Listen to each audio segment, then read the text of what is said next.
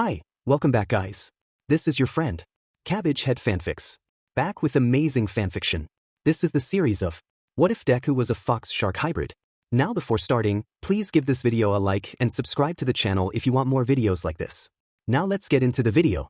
Ikumi Midoriya was about 4 when she really learned that the world is not kind or particularly fair. She had grown up a normal girl, but Ikumi had a very distinctive appearance, with teal and cream fur and a shark-like muzzle. A pair of pointed ears stuck out of a mop of dark green hair, nearly matching her eyes. Tiny white dots were scattered under her eyes and over her muzzle, similar to her father's freckles. It was just another day at the park with the other kids in the neighborhood. Some of the kids had gone off to the woods to try and catch beetles while others went on the swings and play equipment. With his main group of friends following his lead, Kaken grinned up at his best friend. "All right, we're playing tag." She smiled timidly as the other boys cheered, fiddling with the hem of her shirt. "Hey, Kaken." The spiky-haired boy strode forwards confidently, flanked by Tsubasa and Sashi. Ikumi hurried behind them, hunching up when she saw a couple of girls staring at her.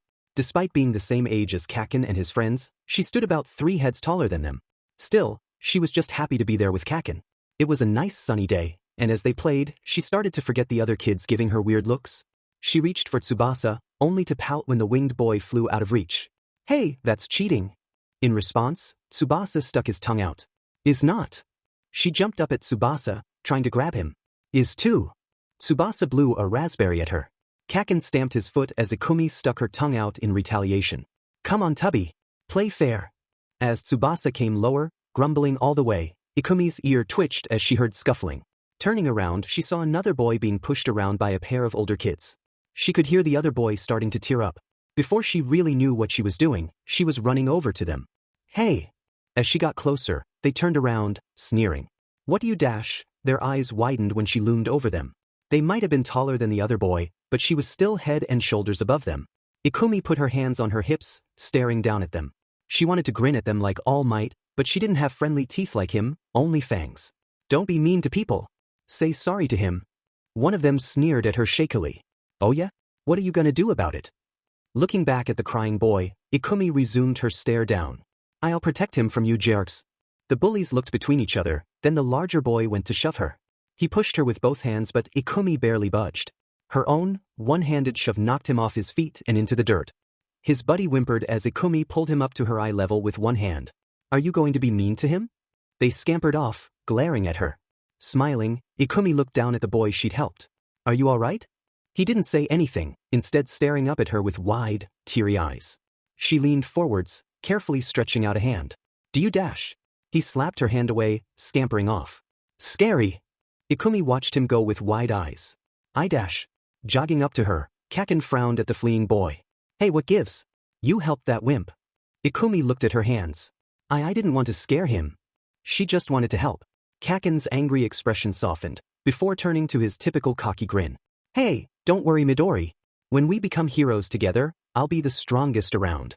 And then all the villains will fear me." It didn't lift Ikumi's mood as much as it should have. Maybe people would be less afraid when they got older? Or maybe she wouldn't grow much taller. She didn't want to be any scarier. Ikumi Midoriya's huge height was even stranger because her parents were anything but tall. Her dad Hisashi always joked that his orange-furred ears were the only thing that let him get on roller coasters. They'd still been concerned when their baby girl had shot up to be so much taller than her classmates and approaching her mother's height. Dr. Tsubasa had taken a blood sample and scheduled a MRI to see if Ikumi was suffering from gigantism. The tests came back negative, indicating that Ikumi's height was just a natural part of her quirk. He had asked for more samples. Ikumi hadn't liked him, her sensitive nose picking up the stench of chemicals and blood. Her parents had agreed, deciding to see a different doctor. He was nicer, and he hadn't smelled as weird as Dr. Tsubasa. It was just as they were going to see the new doctor when Ikumi found that there was more to her quirk than she'd first assumed. She'd been feeling a comforting warmth all over her body, concentrated in her chest. As she'd hopped up to the table, some dust hit her nose.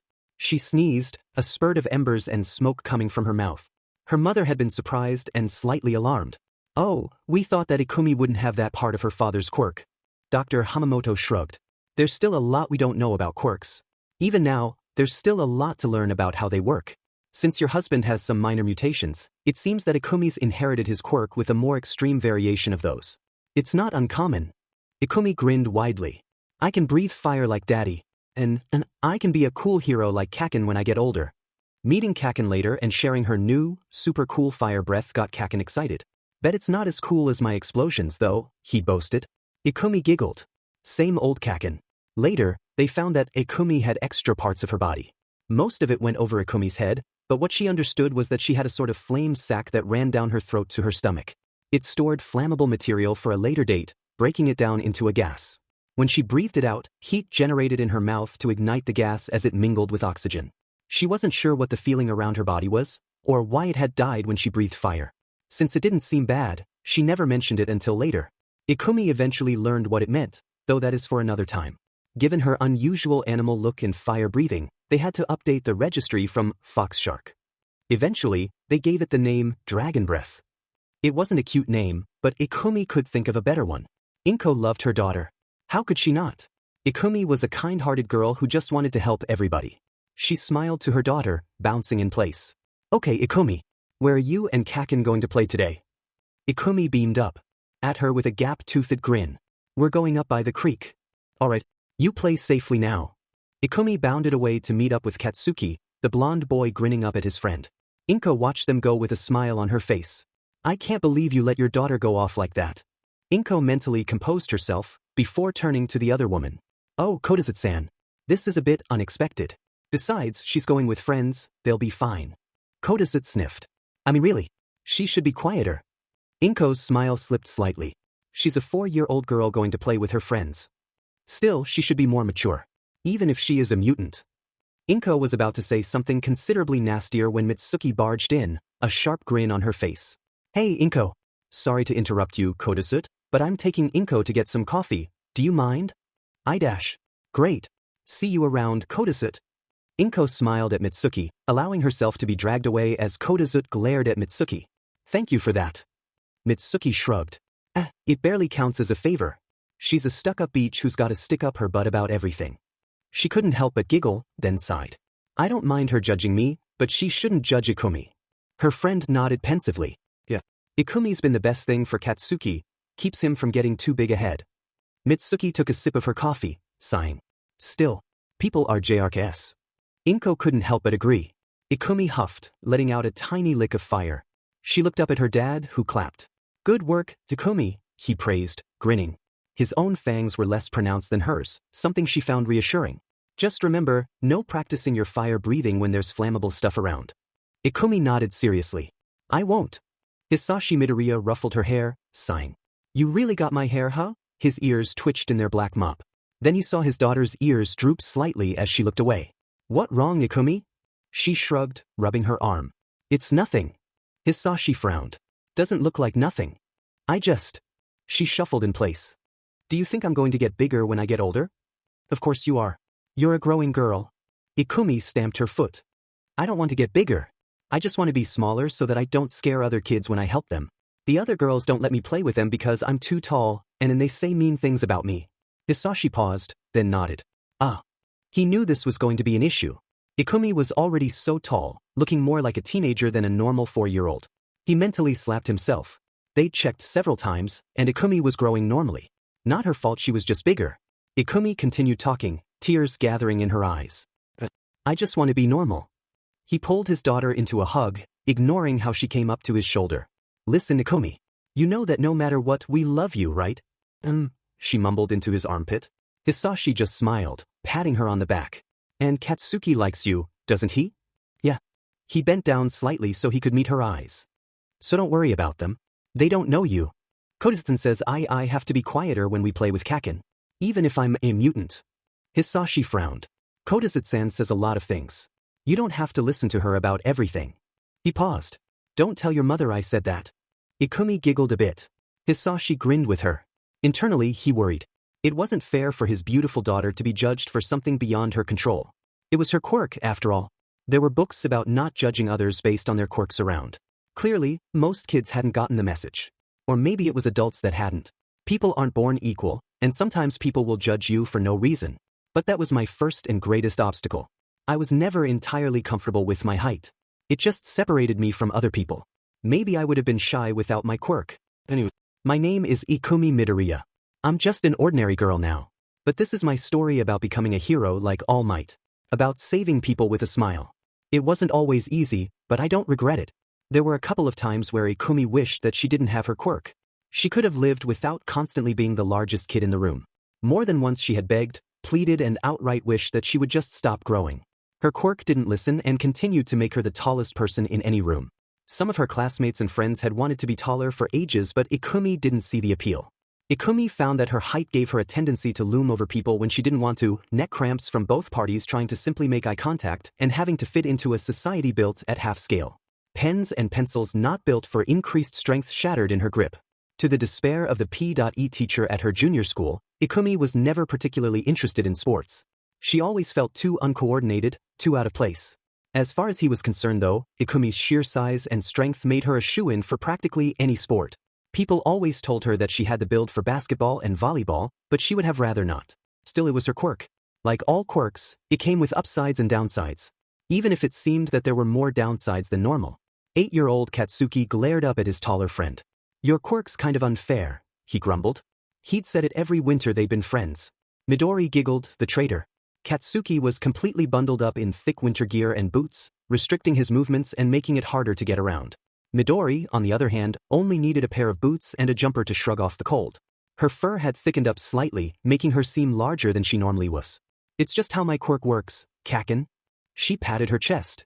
I keep my fire inside my body, and I've got a fur coat of my own." Katsuki scoffed. "Maybe your quirk works better in the winter, but that's just a starting edge. It just takes me longer to warm up, that's all." Midori shrugged, walking through the snow in the park at an impressive pace. Katsuki growled, managing to keep up with his friend. Midori was officially slightly over 2 meters tall now, and still growing. In Katsuki's opinion, that was what made Midori the coolest of his friends. That you could feel the heat emanating off her if you leaned against her. Was a nice touch. Katsuki had everything he could ever want: top grades, a powerful quirk, and a friend who could keep up with and challenge him. About the only thing he didn't have was a hero license, but that had come when he and Midori crushed U.A and became heroes together. Sure, Katsuki knew he was great, pretty much everybody around him said so. And he knew Midori's quirk, even if it wasn't quite as cool as his, was great as well. Not many people thought Midori was great like he was, though. Katsuki didn't give a damn what other people thought. Midori was great and everybody who thought otherwise was a poophead. A bunch of adults had said that Midori was a bad influence, but Katsuki thought that was stupid. Midori didn't start fights, she intervened in them and tried to defend the other guy. As far as he cared, that's what heroes did, they went in and beat up bad guys. Midori didn't do much hitting, so that was up to him. Ikumi grumbled as she ran a comb through her mop of hair in a futile attempt to untangle it, then switched to a different one. "Spring is," she mumbled, combing along her arms and legs and across her torso, excess teal fur being dragged with it. Winter was her favorite time of the year, but springtime was when she started to shed her winter coat. And that meant that until her body decided to stop shedding, there were small piles of teal and white fur getting everywhere. It gathered on clothes, hers and other people's in equal amounts, it stuck on couches. Not to mention that Ikumi felt itchy and uncomfortable, since her winter coat stuck around for a while and the loose hairs irritated her. At least in summer her coat got back to a normal thin layer and she didn't feel itchy all over her body. Once she was satisfied with having removed as much excess fur as was humanly possible, she pulled on the rest of her clothes, resignedly running over them with a lint roller to purge the excess. Ikumi looked at herself in the mirror, doing a little twirl. Gang Orca t-shirt and shorts, and her favorite red sneakers. She winced when she saw that the t-shirt was a little too short, clutching her midriff tightly. But it was the only thing she really had. Beaming, she turned back to her bed and the bag of fur that she'd pulled off her body. It wasn't going to be enough. There was always fur in some stupid, unexplained place that she would miss. But at least most of it was in one place. It was practically routine at this point, to get the bag ready, swipe a lint roller up and down her bed to grab any loose fur that had fallen out when she was sleeping and tie it shut. Then double-check that there's no shed fur on her clothes and run the lint roller over it again when she potted some fur that she'd missed. Ikumi took one last look at herself, then hurried downstairs, collected fur in hand. Dumping it in the bin, she quickly went to the door, trying to ignore how close her ears were getting to the ceiling. "I'm going to hang out with Kaken and the other kids." Her mother popped her head around the corner. "Have fun, dear." Ikumi waved goodbye, heading out into the spring sunshine to meet with Kaken. "Morning." Kaken sighed, walking with her. "How the hell does your fur keep getting everywhere?" He gestured to his black t-shirt for emphasis, where a couple of teal strands had already gathered. Ikumi let out a long-suffering sigh. "Spring S's," she hummed, causing Kaken to laugh. Ikumi swallowed nervously, holding out her wallet. One ticket for All Might vs. Alien, please, she managed to get out, pitching her voice slightly lower than normal. The cashier gave her an odd look as he accepted the money. Ikumi tried to act natural as she stood there in an oversized coat. Tsubasa had grabbed it from an aunt apparently. She fidgeted slightly as the cashier finished up. All right, here you go, he handed her the ticket. Ikumi smiled widely as she got the ticket back. Thank you. Ticket in hand, Ikumi carefully walked into the movie theater, getting a seat in the back. Carefully looking both ways, she opened the coat. Okay Kaken, the coast's clear, she muttered. He hopped out, Tsubasa and Hitosashi following. Ikumi anxiously looked, checking that the theater doors were closed. Good one Midori. Kaken hissed, pulling out a bag of popcorn. Ikumi gulped nervously as the trailer started. It seemed like a good idea at the time to do this. Sure, All Might vs. Alien was a MA-rated film and looked scary, but it had All Might in it. So the four of them had pooled their pocket money to get a ticket. Kaken grinned. This is gonna be great. Ikumi had her doubts. Still, how scary could it be? About 2.5 hours of gore, swearing, and in the climax All Might hitting the aliens so hard it exploded, Ikumi managed to stagger out of the theater, her disguise haphazardly in place. Once out of the theater, Tsubasa cheered. That was awesome. Hitosashi joined him, fingers stretching for emphasis. Yeah, like that bit where that other hero's chest exploded dash. Ikumi managed to get to a trash can before vomiting, tears coming from her eyes. Bokugu awkwardly patted his friend on the shoulder. I didn't think it would be that gory, Midori, he managed. He brightened up a bit. You want to choose the next movie? It was the closest he would come to an apology. Ikumi wordlessly nodded as she managed to recover. Inko couldn't help but worry about her daughter. Ikumi was self-conscious about the way she looked, and had known from preschool that there was something fundamentally different about her. Inko wasn't a tall woman, but it had still been a bit of a shock when Ikumi had grown taller than her when she was only 5 years old, and then her father at 6. Her height had only increased, and with it her difficulty in navigating their apartment. It was an old one from before the dawn of quirks. Ikumi's long ears almost brushed against the ceiling, and she had been ducking through doorways for a while. Probably too long, Inko supposed, if she was so used to it. Inko had asked her parents about inviting Ikumi over, and they had declined. Not because they thought that Ikumi wasn't cute, or because they had anti-heteromorph prejudices like so many people out of the cities did, but because Ikumi wouldn't have been comfortable in their place out in the country. She didn't want her baby girl to have to deal with that. Inko had been looking at some options already. There was a block of flats nearby that had been constructed specifically for heteromorph quirks, so that might be the best place to go. If there was no other option, there were some warehouses that had been retrofitted for habitation. Ikumi, Inko called hesitantly. Ikumi was doing her homework in another room, but could always hear her from anywhere in the house. Ikumi came over, slightly distracted. What's dash? Inko winced when her daughter's snout impacted the doorframe with a thud. Ow! Inko ran over to her daughter as she rubbed her snout. Ikumi, are you okay? Did you want me to get an ice pack dash? Ikumi shook her head. Weiss, I'm fine. I should have been more careful about where I was going dash. Seeing her daughter try and brush it off was what firmed Inko's resolve. Well, Ikumi, we were thinking of moving to a different apartment dash. Ikumi's eyes widened in panic. Why you don't have to? I'm fine dash. Ikumi, that's the 3rd time you've hurt yourself trying to go through a doorway. Inko hugged her daughter, grateful that she could at least wrap her arms around her. I wouldn't ask you to change schools, but I just think you should be able to walk in your own home without banging your head on anything. Ikumi sniffed. But that'll be expensive, and I already eat too much dash. Please don't say that, Ikumi. You're eating the normal amount that a girl your height should. And maybe I won't get any taller. If I drink some coffee dash. Inko nearly teared up. Ikumi, there's nothing I wouldn't do for you, you know that?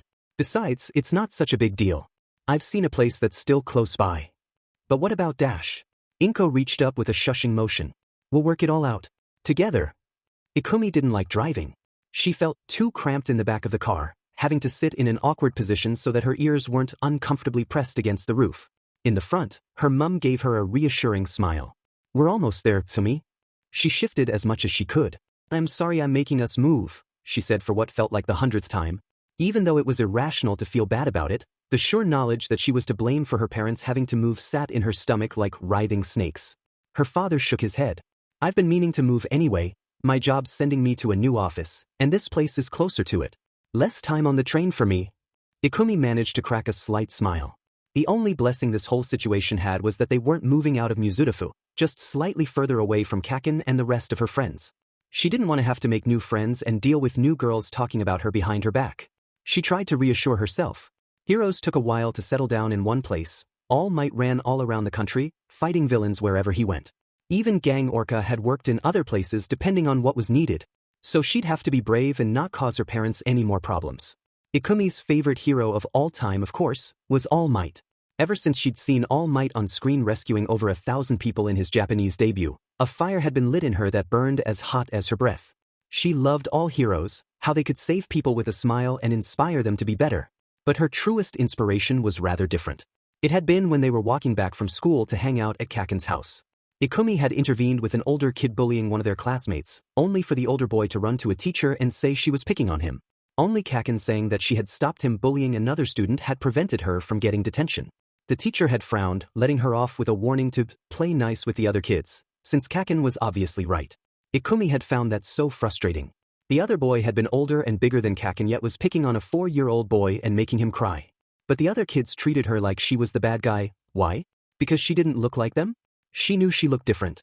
It didn't mean that she didn't want to be normal and do normal girl things. So she and Kaken had gone off after school to the arcade. Kaken had been angry about it as well, since the teacher was obviously stupid if he believed that. A news bulletin had flashed on a TV screen on the way back home. She'd stopped, Kaken looking over. What is it? A new villain attack or something? A cruise ship had been attacked by villains, a gaping hole torn into its side. The passengers were terrified, running from villains dressed in diving suits. Ikumi's heart wrenched when she saw the hulking villain on the ship's bow, a massive shark laughing as he held a terrified woman in his hands. Even if her classmates didn't watch it, their parents would watch it and then they'd look at her like she would do something like that, and it wasn't fair. Kaken had watched her with a concerned look on his face, then gasped as something happened on screen. Midori, look. Ikumi shook herself when she saw what looked like a jet of white water head to the sinking ship. It had to be a hero. It didn't look like All Might, but who dash? The hero jumped out of the water, and Ikumi gasped when they landed, because it was a hero like her. On deck, the villains and civilians backed up a step as he unfolded to his full height. He stood head and shoulders above the villains, wearing a crisp white suit and a pink tie that looked like a tongue. Red eyes glared at the villains disapprovingly, a black cape fluttering limply in the wind. The resulting fight was pretty one-sided. Ikumi cheered when the orca-themed hero knocked the shark man down effortlessly, saving the hostage. Even when they tried to overwhelm him with their superior numbers, a burst of sound and they were helpless, unable to move as he locked them in HNDCFFS. Incredible! A new hero has made his debut here at Okuto Island. He looks a bit scary to be honest, but there's no denying his heroism. Ikumi teared up as she watched the hero coordinate with the police to get everybody on board to safety. Kaken cheered as well, giving Ikumi a huge grin. Go Orca guy! On the scene, a reporter came up while he was hauling somebody away. Next to the hero he looked like a child playing with a toy microphone. Sir, that was amazing. Can you give a name for the press? He paused. The name's Gang Orca. He turned to the camera briefly, a serious expression on his face. I would love to talk more, but there's still injured passengers to rescue. Please excuse me. Ikumi stared rapturously at the scene. He's like me, she breathed. It was one thing to know more than anything else that you wanted to be a hero. It was another thing to see somebody like you who managed to achieve it. Kaken gave her a shove. I told you that the other kids are poop heads. We're gonna be heroes together, Midori. She grinned at him, flashing a full set of fangs. And when the other kids had laughed at her wanting to be a hero because she was too scary looking, a tiny part of herself said, they're wrong. Despite a long argument with their previous landlord, they hadn't been able to get their initial deposit back. He had sniffed, saying that Ikumi's fur was still in nooks and crannies despite the professional cleaning they had done. Not wanting to drag the process out any longer than she had to, Inko had dropped the matter. Now that she was there in person, Inko gave their new apartment building an admiring look. The Jukai apartment complex had been built by a size-shifting mutant who had despaired of never having a place that was the right size for him. He had wanted a place where people of practically any size could feel comfortable. The Jukai apartments enclosed a large courtyard, towering trees and greenery shrouding the gravel paths. Ikumi unfolded from the car, stretching. Looking at the apartment building, her eyes widened. The door's taller than me. Inko patted her daughter on the arm, looking at the door in question with a smile. The door into the apartment was truly massive, nearly twice as tall as Ikumi herself. It is rather big, isn't it? And that sense of scale applied to the rest of the apartments. The wing they were in, despite being the same height as a typical apartment block, only had half as many balconies. The windows and balconies themselves adjusted to a larger scale. After so many rental agents had told her to just buy a warehouse or be grateful for prices about 3 times higher than her current rental, Inko was happy to find an apartment like this. Ikumi broke out into a huge grin, teeth flashing. Then she seemed to remember herself and hurriedly closed her lips. Inko frowned when she saw her daughter clamp down on her body language like that. She wanted to talk to Ikumi about that, but decided to talk about it later. For the first time she could really remember, Ikumi had to look up at somebody. It was a new experience. The landlord must have had an Oni mutation, Ikumi thought, as he seemed to fill the space. His deep red skin and huge muscles looked kind of funny in his white shirt and black pants. He smiled at the family, bearing an impressive set of fangs. Her parents didn't even blink at the sight, and his smile seemed to get a smidgen more genuine. You must be the Midoriyas. He politely bowed. Lovely to meet you. My name is Kojiro Mochizuki. Inko bowed politely as well, going through the formalities. Ikumi couldn't help but look around the building in wonder, before her gaze returned to Mochizuki. When they came to the door of their apartment, Ikumi frowned. Why is the door small? It looked like a regular door, maybe wider than normal but still the same height. Mochizuki nodded simply. It's to keep you in the habit of ducking under door frames when you're to hear. Ikumi nodded seriously. That did make sense. As Mum opened the door, she ducked under. Standing up, she stared at the rest of the apartment, eyes wide open. The landlord chuckled upon seeing her face. The first time anybody comes here they're like that. The apartment itself seemed almost oversized. It felt like there was so much space. Ikumi hesitantly reached up, to see if she could touch the ceiling, reaching up further and further. Her mother looked at her when she strained. Ikumi! I can't touch it, Ikumi almost whispered. Then louder, I can't touch the ceiling. Tears built in the corners of her eyes. Mochizuki gave her an encouraging smile. Everybody likes to try that. When we say we can house anybody, we mean it. Hisashi chuckled as he saw his daughter run around, happily helping with the unpacking. The DLVOI men had offered to help, but Ikumi was on a roll. She practically bounced in place as he stepped up, ready to act the part of a strong dad. He gave Ikumi a smile. Okay, Ikumi. Now, I'm pretty sure I could take the couch in by myself, but would you mind giving me a hand? Ikumi gave him a wide grin, carefully not showing any teeth. Not a problem, Dad. Hisashi braced himself under the couch, Ikumi taking a similar position. With a grunt of effort, he managed to lift his end. Ikumi pulled her end up with one hand, the DLVOI men boggling at the sight. Hisashi carefully staggered back. Careful. Ikumi carefully ducked under, careful not to hit her head. It was a short stagger to the elevator and they were able to lean it against the wall. Hisashi smiled up at his daughter. Phew. It's pretty heavy, isn't it? She shrugged, looking down at the couch. Not really, Dad. Hisashi flexed, a confident look on his face. What can I say? I'm taking the lion's share of the weight. As Ikumi giggled, he braced himself to lift it again. The rest of the journey was a tough one, but it was much easier to get the couch through this door than it had been getting it out of their original apartment. Phew. Barely broke a sweat. Ikumi gave him a disbelieving look.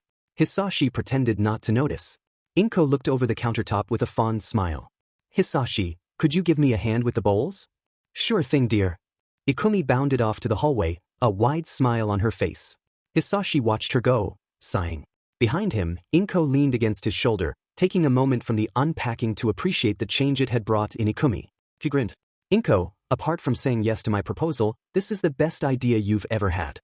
Inko playfully shoved his arm. Surely I've had better. They chuckled, watching as Ikumi ran up to the truck. Hisashi blinked. I should probably go help her if she means to move the fridge. His help, it turned out, was unneeded. But it was the thought that counted. Mitsuki whistled, looking around the apartment. Hot damn, Inko. You really got lucky, huh? The scale of the apartment was pretty interesting. The Midoriya's normal table was sat in a space that dwarfed it. Everything else reminded Mitsuki of when she'd been a little girl running around the house. Inko had thought ahead and installed some footstools at the stove and oven so that she could actually use them. The landlord was apparently trying to track down something to plug in so that Inko didn't have to do that, which Mitsuki thought was surprisingly nice for such a grumpy fellow. Next to her, Katsuki beamed. It's Midori-sized. Awesome. Ikumi just grinned, fangs flashing. Mitsuki was happy to see the normally shy and reserved girl so expressive in her new home. It had seemed like her smiling full force had happened less and less as she grew up. Yeah. I was worried that even if we moved here it would be too small, but it's not. Mitsuki smiled warmly, before her face turned to a mock frown. Ikumi, you're not still wearing those t-shirts, are you? For a girl who had Inko as a mum and Mitsuki for an aunt, Ikumi's fashion sense was awful. She hugged the plain white t-shirt to herself, the inscription reading, T-shirt. I like them. They're funny. Katsuki cackled, the annoying brat. Mitsuki sighed, somewhat fondly. That's fine, Ikumi. Just remember to hit me up if you want a nice dress to wear. I will, Auntie Mitzi. Katsuki grabbed his friend's arm. Hey, you said there's a park nearby, right? Let's go. Mitsuki gave her son a glare. Don't blow up anything that doesn't belong to you, Katsuki. Yeah. Ikumi looked over to Inko, who smiled gently. Make sure you're back for lunch, Ikumi, Katsuki. She beamed, bouncing in place slightly. Let's go, Kaken. You can meet my friends here. Mitsuki smiled as they ran off, Ikumi half ducking before straightening up. Behind her, Inko set some coffee and sweets on the table. Nice to see she's got somewhere she fits in. Katsuki stared at the other kids Midori had brought him to meet. She grinned, waving him over. Guys, this is Kaken. He's my best friend ever. The first one looked pretty cool, some kind of bug guy with a shock of green hair. He glared at Katsuki, and Katsuki met his glare back. Name's Kamakiri. He's got a really cool quirk, Kaken. It's called Sharp Edge and he can make knives come out of his arms. Katsuki snorted. Trust Midori to swoon over any vaguely cool quirk. Next to him was a girl with a rabbit mutation, brown-furred and built a bit like Tubby. And she was also head and shoulders taller than Katsuki. She grinned, flexing an arm. Iku's talked a lot about ya. My name's Hiroko Usajiyama, so ya better remember it. Katsuki grinned at her. Kind of liked her already. Okay, Long Ears. Long Ears shook her head. Usajiyama was too hard for ya to remember? It's not too hard. I just don't want to say it. Kaken definitely likes you. He actually gave you a nickname rather than call you an extra, Midori whispered to Long Ears. Katsuki scowled up at Midori. Well, she's like a friend of yours. Course I'm gonna respect her. More than some of our poophead classmates, that's for sure. The bug guy blinked, then turned to Katsuki. You gonna nickname me or something? Bugface. Bugface? Bugface glared at him, a short blade coming from his arm. Katsuki grinned, explosions popping in his hands. Then Midori stepped between them, towering over them both. Kaken, that wasn't a nice nickname. You could call him something else, maybe? He crossed his arms. He thought it was an okay nickname. Midori huffed, looking down. He doesn't like it. So maybe something different. Bugface glared at him, then Midori. Look, if you just let me dash. He sighed. Okay, Stabby. Stabby blinked. Stabby? Since Midori's asking. Katsuki wasn't big on apologizing, even to his mum. But Midori was willing to fight on this sheet, so he was at least going to try and get along with her new friends. Stabby glared at him, then the blade went back. The rest of the afternoon was spent exploring. After dealing with his sheet, Stabby was alright. Even if Katsuki thought he was a bit of an arrogant JRK.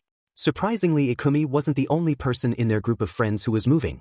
She looked over to Tsubasa curiously, bento in hand. You're going away, Tsubasa?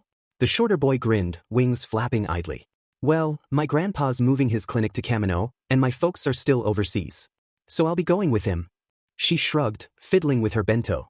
Ikumi still didn't like how his grandpa smelled. She couldn't put a finger on it, but he just smelled wrong.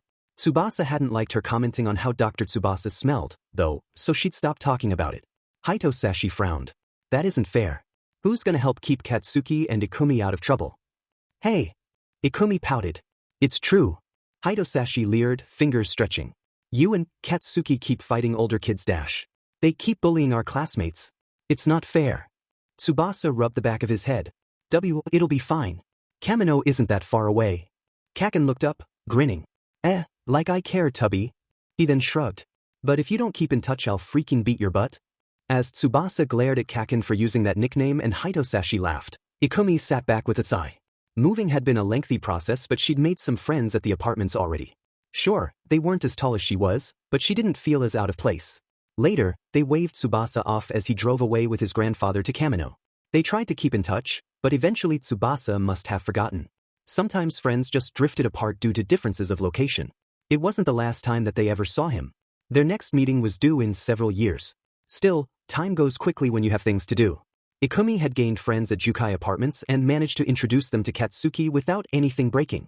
For a couple of years she was pretty happy there, with Kaken coming over and helping deal with bullies. And of course she practiced her fire breathing with him, since they knew they wanted, more than anything else, to be heroes.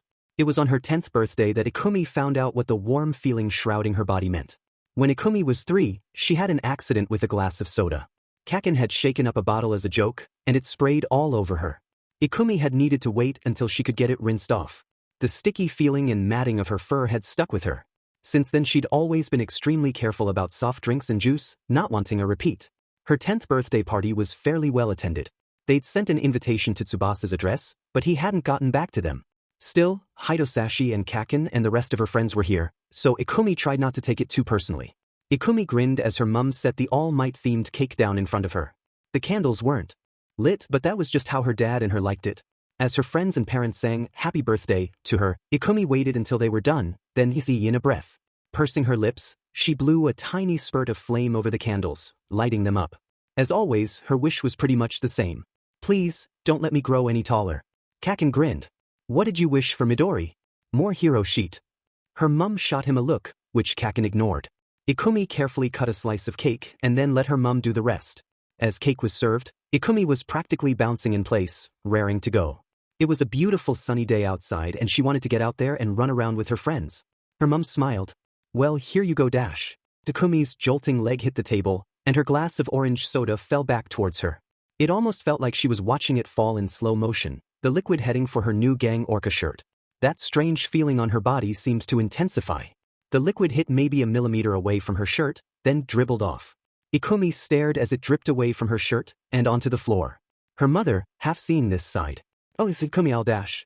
She stopped, seeing that her daughter was dry and not in need of a towel. Ikumi stared at her dry shirt. How did that happen? It wasn't as if she had some sort of moisture-repelling quirk. She had been caught in the rain and she'd gotten wet then. Maybe it was some sort of really specific quirk that only repelled soft drinks?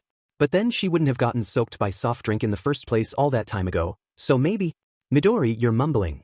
Kaken glared at her. "Also, why did you hide that part of your quirk?"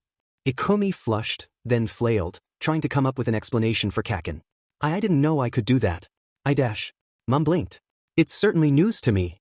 It would have been nice to know you had a quirk that could help repel all those dirt and mud stains you pick up." Kaken glared up at her mum. "Dirt stains? Auntie, Midori gets way less muddy than we do." Ikumi's mind whirled while her friends concurred. Had she seriously not noticed this? Sure, she liked looking at other people's quirks, but she hadn't seriously looked at her own one. Not like she did with other people. "Ikumi? Sweetie? Are you okay?" her mum said, worried. Ikumi suddenly sat up. "I have a second part to my quirk that I only just noticed. How could I not be okay?" Inko had always described her quirk as an extension of her arms, like she was casting a line out to a smaller object and attaching onto it. When she latched onto something, it steadily retracted back to her body, dragging whatever small item she had focused on with it. The purple-skinned quirk counselor, looking at her quirk and Ikumi's, concluded that Ikumi had picked up a stronger version of Inko's own quirk. "It almost sounds like a telekinetic field that is focused solely on your arms," he explained, tapping Inko's hands for emphasis. "A way of tethering what you can do to safe limits." He then pointed to Ikumi. "Your daughter's field is spread all over her body, perhaps the quirk creating a redundancy for her much larger frame. But why hasn't she activated it consciously before?" He shrugged. "If I had to guess, she may have activated it unconsciously." "Now, you said that this feeling goes when you breathe fire." Ikumi nodded, excited. "It feels like it goes whoosh, and then it goes into the fire, and then it comes back later." He jotted down a note. "We would need to test this, but from my initial assessment, it sounds like her fire-breathing and telekinetic shell are connected." "Oh, it's like Mummy's telekinesis. 'Cause she reaches out with her stuff and then she grabs it. But my telekinesis goes into my fire and then it goes and my body makes more of my field. Or maybe it comes back to me." "Sounds like you've got a good idea of how it works, young lady," he chuckled. Inko smiled, patting Ikumi on the back. She likes looking at hero quirks. Why, Ikumi has practically filled out 3 notebooks with notes on them. Don't tell him that. With new information about Ikumi's quirk, they had to update the name, which took a while. Ultimately, Hisashi was the one to make a name. Dragon Frame. Since her body has a telekinetic shell, like a framework around her body. And it's a pun in English. Inko sighed. "It's not completely accurate. We just referred to it as Dragon Breath because Ikumi doesn't look like any one animal." "Well, the alternative would be clunky. Half telekinetic shell, half fire breath? Doesn't roll off the tongue." Ikumi giggled. "No, it doesn't. Dragon Frame to us." Inko could only hope that there were no more surprises coming from Ikumi. PBR2I. That time in young life where, just when you thought you had a handle on everything, it all changes. Hair starts growing in unusual places, your sweat starts smelling really bad, you start having funny dreams about your opposite SEC classmates, or same SEC. Not to mention your voice flip-flopping between outrageously high and low. Ikumi had thought that a second part to her quirk was the most change that would happen to her life, but that had been a foolish hope. A couple of months before her 10th birthday, Ikumi's chest started to feel tender. Her gangly frame started to fill her clothes in accordance with basic biological laws. She found herself wanting to eat even more than she normally did, like there was a black hole in her stomach. And to her profound mortification, Ikumi had a growth spurt. The saleswoman blinked, staring up at the gigantic customer who had come in awkwardly. A woman with the same hair and eye color stood next to her, holding her arm in a reassuring way. Then she mentally shook herself, looking at the shorter woman. So how can I help you? She smiled slightly shakily, looking up at her much taller daughter. Well, I'm here to help my daughter Ikumi get a bra. Women in my family tend to develop early. She was anxious about buying one, so that seemed odd to her. Shouldn't she know how to get one already? I mean, she's a grown woman. 10, the tall girl squeaked, ducking her head. Her mother patted her on her forearm. Looking at her, she squinted, seeing her in a new light, seeing how her jeans were hiking up over her ankles, indicating that this young girl was having a growth spurt. Her hand flew to her mouth as the taller girl squirmed in embarrassment. Oh, I am so sorry. Here, I'll get you measured. A couple of other women in the shop stared at the awkward young lady as she hurried to get the stepladder. Apologizing again, she got to work on measuring her latest customer. Okay, so, a measuring tape spooled around her hands, running around Ikumi's chest. Has your mother done any measuring? Her mother nodded, slightly awkwardly. A friend of ours did. All around, Ikumi is about 117 centimeters. Such proportions were rare, but not unmanageable, ever since the dawn of quirk standardization had gone out of the window. So, a band size 28 or 30 should be the right size. The customer's ears drooped as she measured, noting down her size. It wasn't much effort to find a training bra in her size, and she handed it over with a smile. This should be a good fit. Thank you, the young woman stuttered, taking the bra and trying not to die with embarrassment. She smiled. You're welcome. Again, I am so sorry for mistaking you for an older girl. Ikumi looked down. Don't worry about it. It happens. That small statement made her feel even more awkward. Still, at least the girl had a functional training bra. Katsuki looked up at Midori as she pulled out her huge bento with All Might's face on it. In her hands it looked normal, but in his hand it could have held his own bento 3 times over.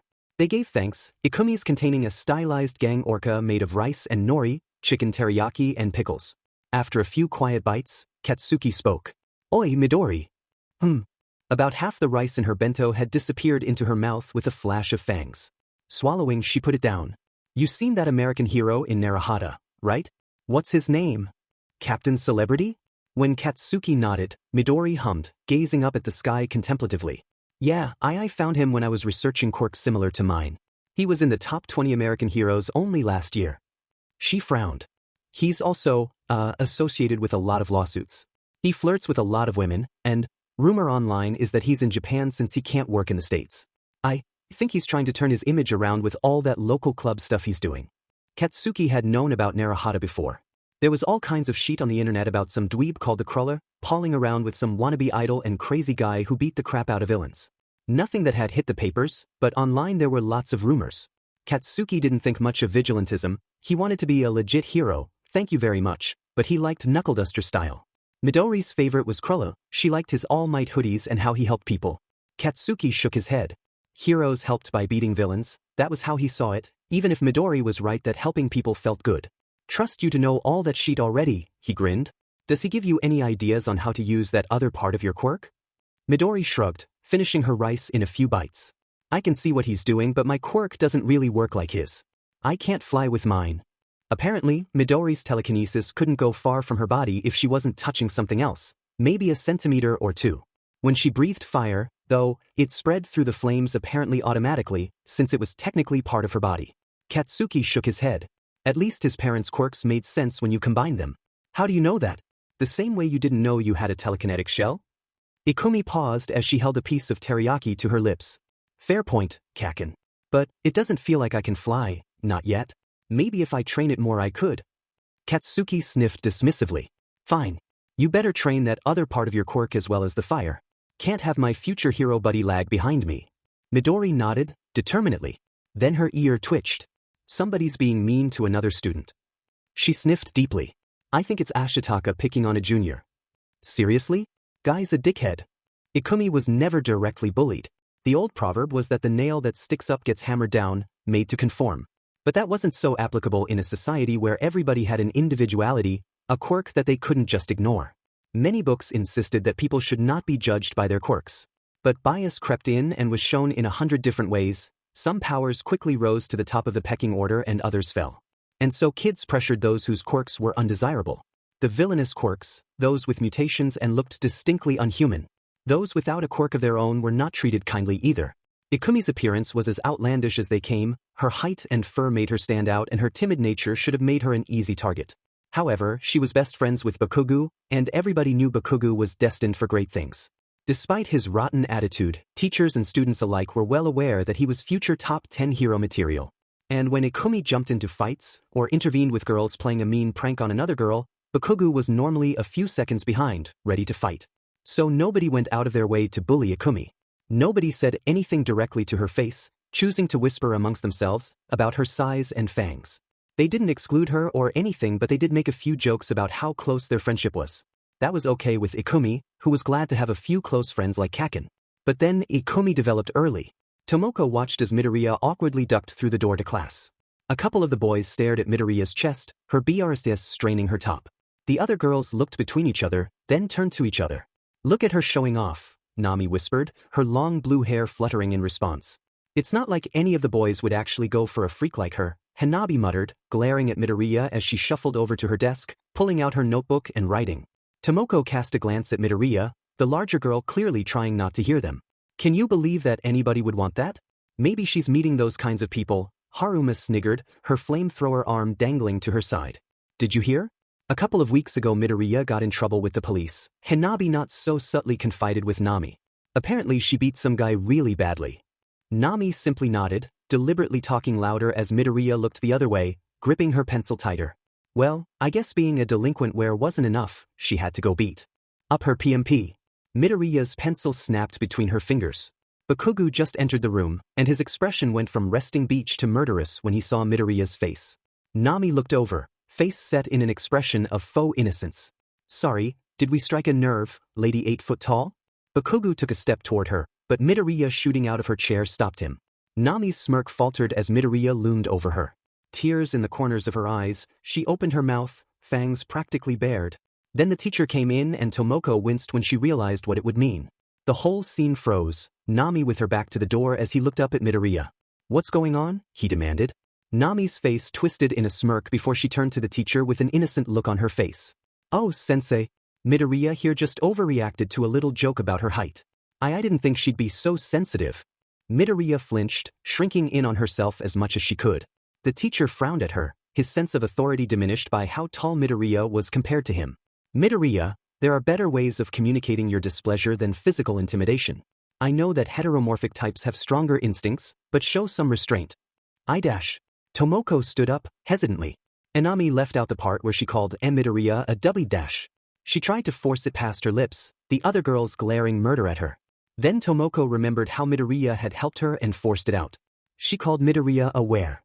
Bakugo's eyes widened, and he glared at Nami. "Oh, that a fact," he growled. The teacher shook his head. "Don't do anything reckless, Bakugo. Midoriya, is what Okabu said true?" Midoriya's eyes widened. "Why's?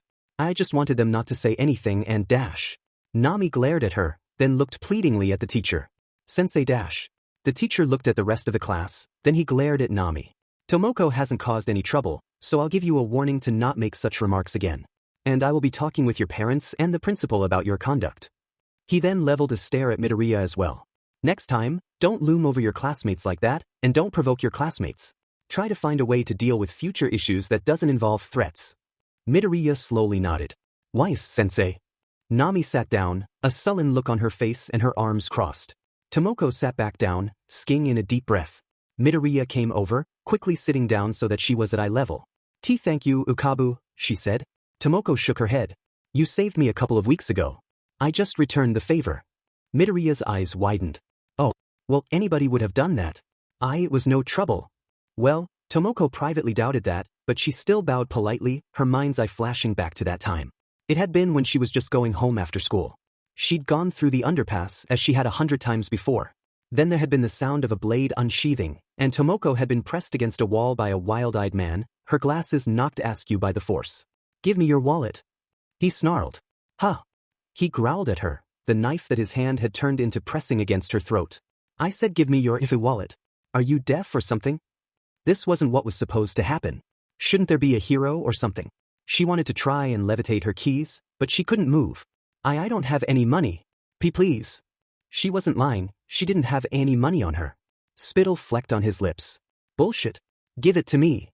He reached to grab her. A shadow loomed overhead. The guy turned to look and his eyes bulged before a massive fist connected with his side, sending him flying. She collapsed on the ground like a puppet whose strings were cut. Tomoko looked over, eyes wide as Midoriya stood over him, fist raised. Huge green eyes turned to Tomoko, and she reached a massive hand out. Hey, are you okay? Tears in her eyes, Tomoko let herself be pulled up. Midoriya called a police officer and stayed with her until they got to the underpass. The police officer had glared at Midoriya as he handcuffed the suspect. A grown woman should know that vigilantism is not acceptable. I know that mutants sometimes have a hard time keeping their composure. I am nearly 11. Here's my student card. She proffered it, the policeman looking at it with a skeptical expression. Is this a joke? And no, Tomoko managed to breathe. She's in my class. It's real. He shoved it back into her hands. Very well. Since you are a minor, I'll leave it as a warning. Leave stuff like this to the police or heroes. Yes. Sorry. It had been terrifying, yet ultimately she'd seen Midoriya's kind nature firsthand. Tomoko shrugged. Still, thank you. Midoriya hesitantly beamed at Tomoko. You're welcome, Ukabu. Next to her, Bakugu gave her a flat stare. They give you trouble, Midori, and I'll kick their butt. The other girls didn't react to that, but Tomoko shrugged. I'll be fine. Later, Tomoko found herself sitting with Midoriya. Midoriya didn't say much, but quietly pulled out her notebook, writing something down. Hanging out with Midoriya was definitely more of her style, but Tomoko was modestly surprised to find that she was Midoriya's second female friend, the first being a rabbit girl who was tall, but not Midoriya tall. And so the years went by. Life went on and soon. Ikumi was in her final year of middle school. It was a bright sunny day outside. Ikumi was walking in the park with nobody else around. It seemed like nothing was happening. And then she realized that she was growing larger and larger. And no, stop, she cried, trying to get her body to listen. It didn't, and she whimpered when her clothes burst from her body. Passers-by who hadn't been there before stared at her and she tried to cover herself, but her body didn't seem to listen as she shot up and away. She kept growing and growing, towering over trees, houses. Soon, Ikumi was the size of a skyscraper. Cars and trucks gathered on the roads, and she had to pull herself close, blushing furiously.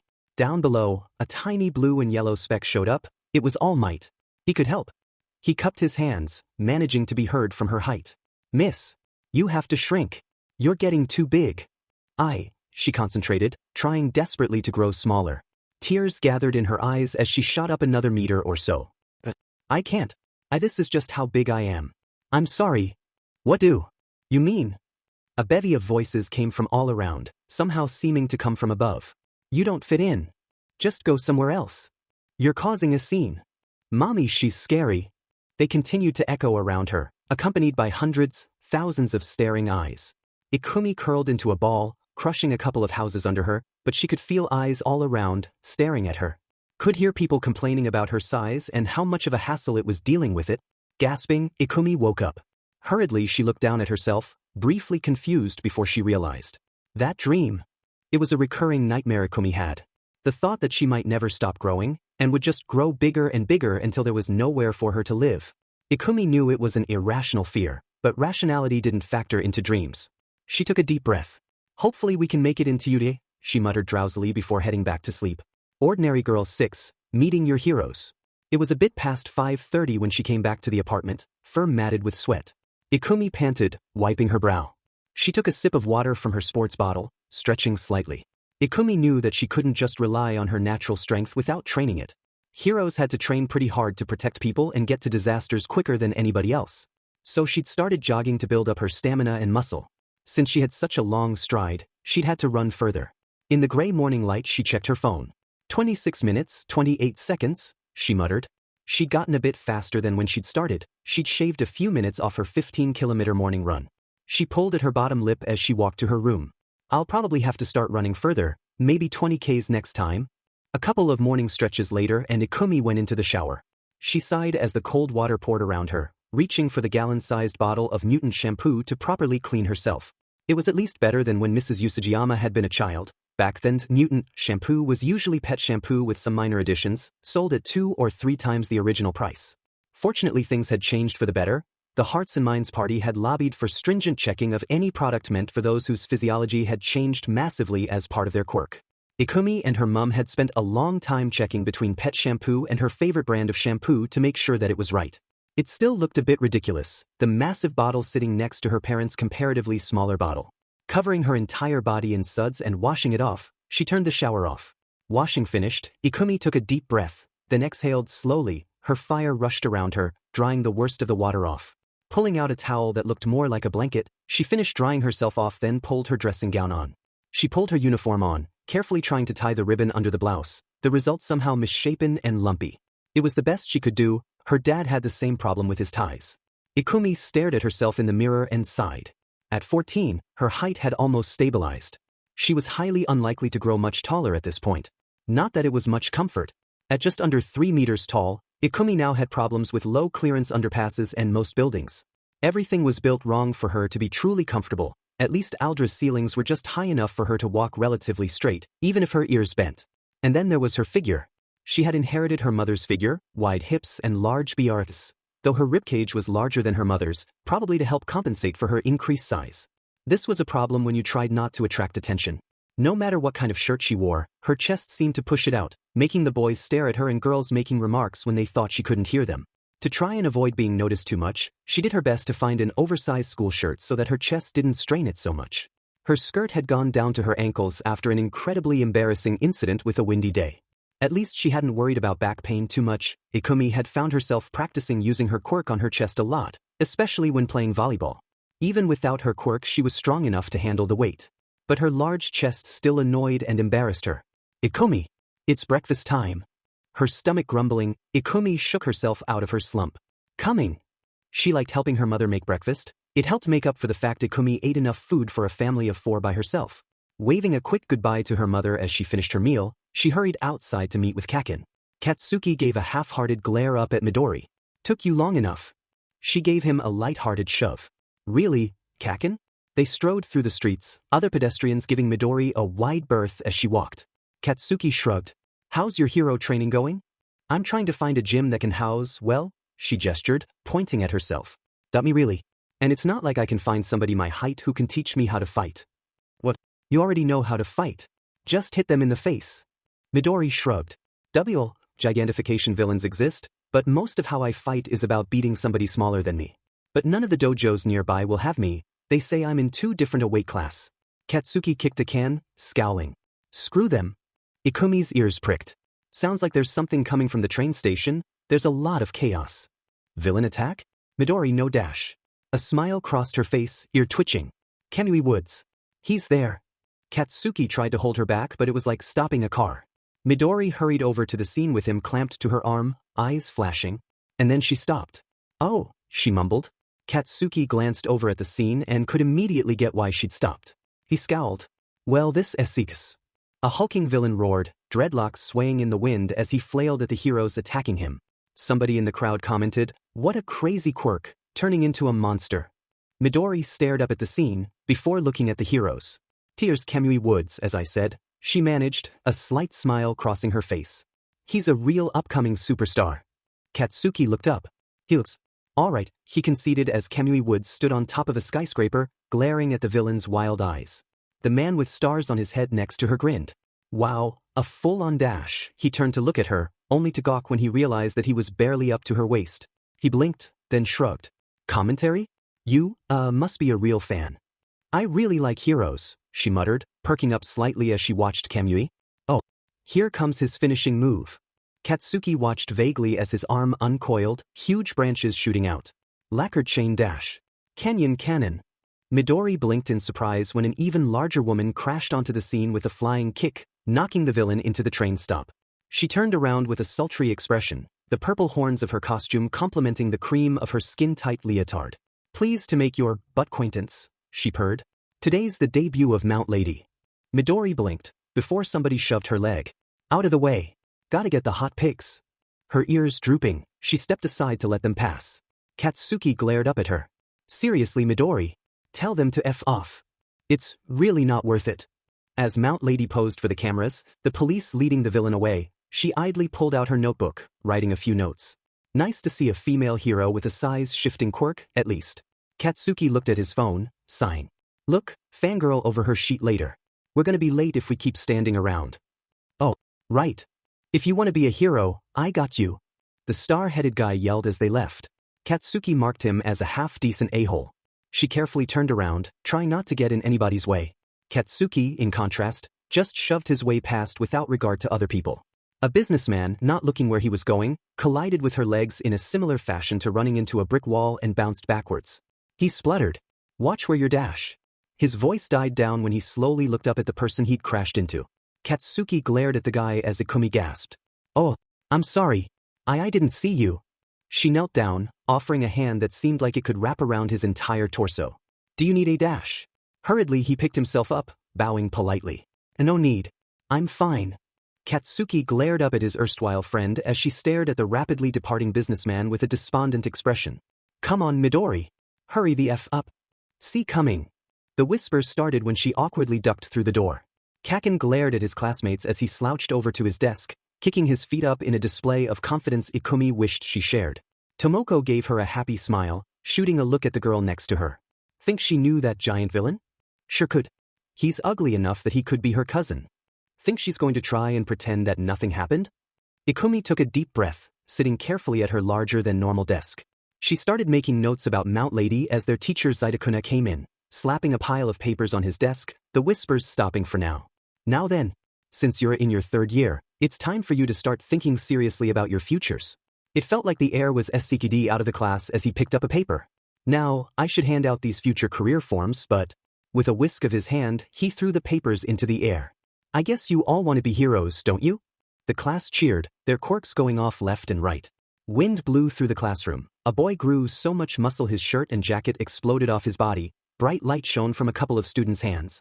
The only ones who didn't use their quirk in some form were Ikumi and Kaken, Ikumi trying to keep her head down and Kaken leaning back with a smirk on his face.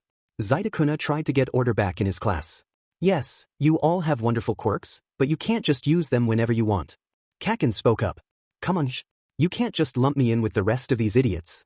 Ikumi shook her head fondly when the rest of the class collectively glared at Kaken. Get over yourself, was their response to that, Kaken just laughing in their faces. Zaidakuna spoke admiringly about Kaken's application to U.A and Ikumi privately hoped it would be enough. Maybe she could get through this lesson without being brought up. Then he looked over her application with a disinterested look. Oh yes, Midoriya, you're aiming to get into U.A as well, aren't you? The class went practically silent. Kaken glared at their classmates. Nobody spoke aloud, but it didn't matter when she could hear them whispering to each other. Really? Midoriya in U.A? She's got a flashy quirk, but would they even want somebody like her? She kind of looks like a villain already. Bet she's just going so she can drag Bakuga down with her when she fails. She raised her head slightly. It's not like I'm the only mutant who wants to go in. And I think I've got the power for it. The class tittered. I don't think that people with a police caution on record can get into U.A, Kawa sniggered. Ikumi tried to glare her down, the other girl matching her stare. Kaken glared at them. Oh, the lot of ya. Like any of you've got quirks half as awesome as Midori's. Zaidakuna tried to get order back, but not before shooting her a look like it was her fault. Kaken was antagonizing the class. Ikumi tried to shrink in on herself more. Hopefully the day would end soon. Hidoro panted, skiing in breaths as he flowed through the sewers. He grit his teeth, feeling the bills that were still suspended in his mass. Why, of all things, was All Might here? Shouldn't he be in Tokyo or something? Well, Hidoro wasn't going to be caught. He slithered through the pipes, straining to find somebody. Somebody anybody would do. Any kind of invisibility cloak he could quietly kill and wear around. The sound of footsteps came from overhead, along with muffled conversation. His eyes narrowed. Then he slithered along, careful to keep an ear out. Once one of them went away, he would strike. Katsuki glared up at Midori as they walked home. The events of the morning replayed in his mind, along with a couple of other incidents. I still say you should stand up for yourself more, Midori. Sighing, Midori shook her head. You know what happened the last time I tried to do that, she mumbled. Some extras had gotten pissy when she tried to talk to them and the teacher had made her stand outside, even when he tried to talk. Sense into him. Katsuki wasn't going to back down on this point. We're gonna be heroes, Midori. Can't care what other people think when we're kicking butt. Being a hero isn't just about beating up villains, Kaken. Heroes also have to do rescue work as well, she chided gently. Yeah, but my quirk was made for kicking butt. Ikumi shook her head. It's a great quirk, Kaken, but you could definitely save people with it. When he grunted in annoyance, she gave him a determined look. It's true. You could use controlled detonations to knock down walls in burning buildings, get rid of rubble dash. Heroes beat villains. And they save people, Kaken dash. He growled. I guess you wouldn't be up for a fight anyway after how you acted in class. Midori stopped. What? Katsuki snarled. Seriously, you're so goddamn timid. You're taller than everybody yet you just let them walk all over you. Midori glared back at him. That's easy for you to say. You don't get in trouble just for trying to move around. She ducked under a store sign, other people in the street giving her a wide berth. So? Actually take some pride and tell them to go hang. It's not that easy dash. Katsuki glared at her, about a decade's worth of anger at how Midori just rolled over boiling up. It is. They treat you like crap and you don't even get angry about it. Why the hell don't you get mad at them more? Her eyes flashed and she whirled on him, small licks of flame coming from her mouth. I can't get angry because people treat me like I'm the villain. Midori glared back at him, fists balled. A couple of extras stared at her, some muttering to themselves. And like that, Midori deflated, shrinking back in on herself. See? Katsuki hated that. Just when you grow a spine dash. As they passed the underpass, her nose wrinkled. Ikumi had always had a great sense of smell. This had made growing up with a class that was mostly sweaty teenage boys difficult. Right now, something smelled bad. Like an open sewer. What is that? Kaken glared at her. We're not done dash. A mass of slime shot from the darkness, knocking Ikumi back. Kaken's eyes widened as it wrapped around him, foul teeth chomping down on him. Gotta say, kid, a slimy voice chuckled, a veiny yellow eye bubbling to the surface. You're a real godsend. Just the right size disguise and a good quirk to boot. Ikumi's eyes went wide when it chuckled, forcing Kaken's mouth open. Now I'm just gonna have to crawl inside you and wear you like a good meat puppet, how about that? For a second she hesitated, then she shot up, dashing to reach Kaken. Get off him. Oh, playing hero are you? A grown woman who dresses like a schoolgirl? Kaken's arm was whipped around, her friend struggling to force it back.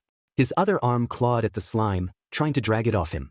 Ikumi barely managed to get out of the way as Kaken's hand sparked against his will, the explosion lighting the alleyway up. She tried to throw a punch but the villain pushed Kaken's body in the way. Ikumi had to pull her punch and got rewarded with an explosion that knocked her back.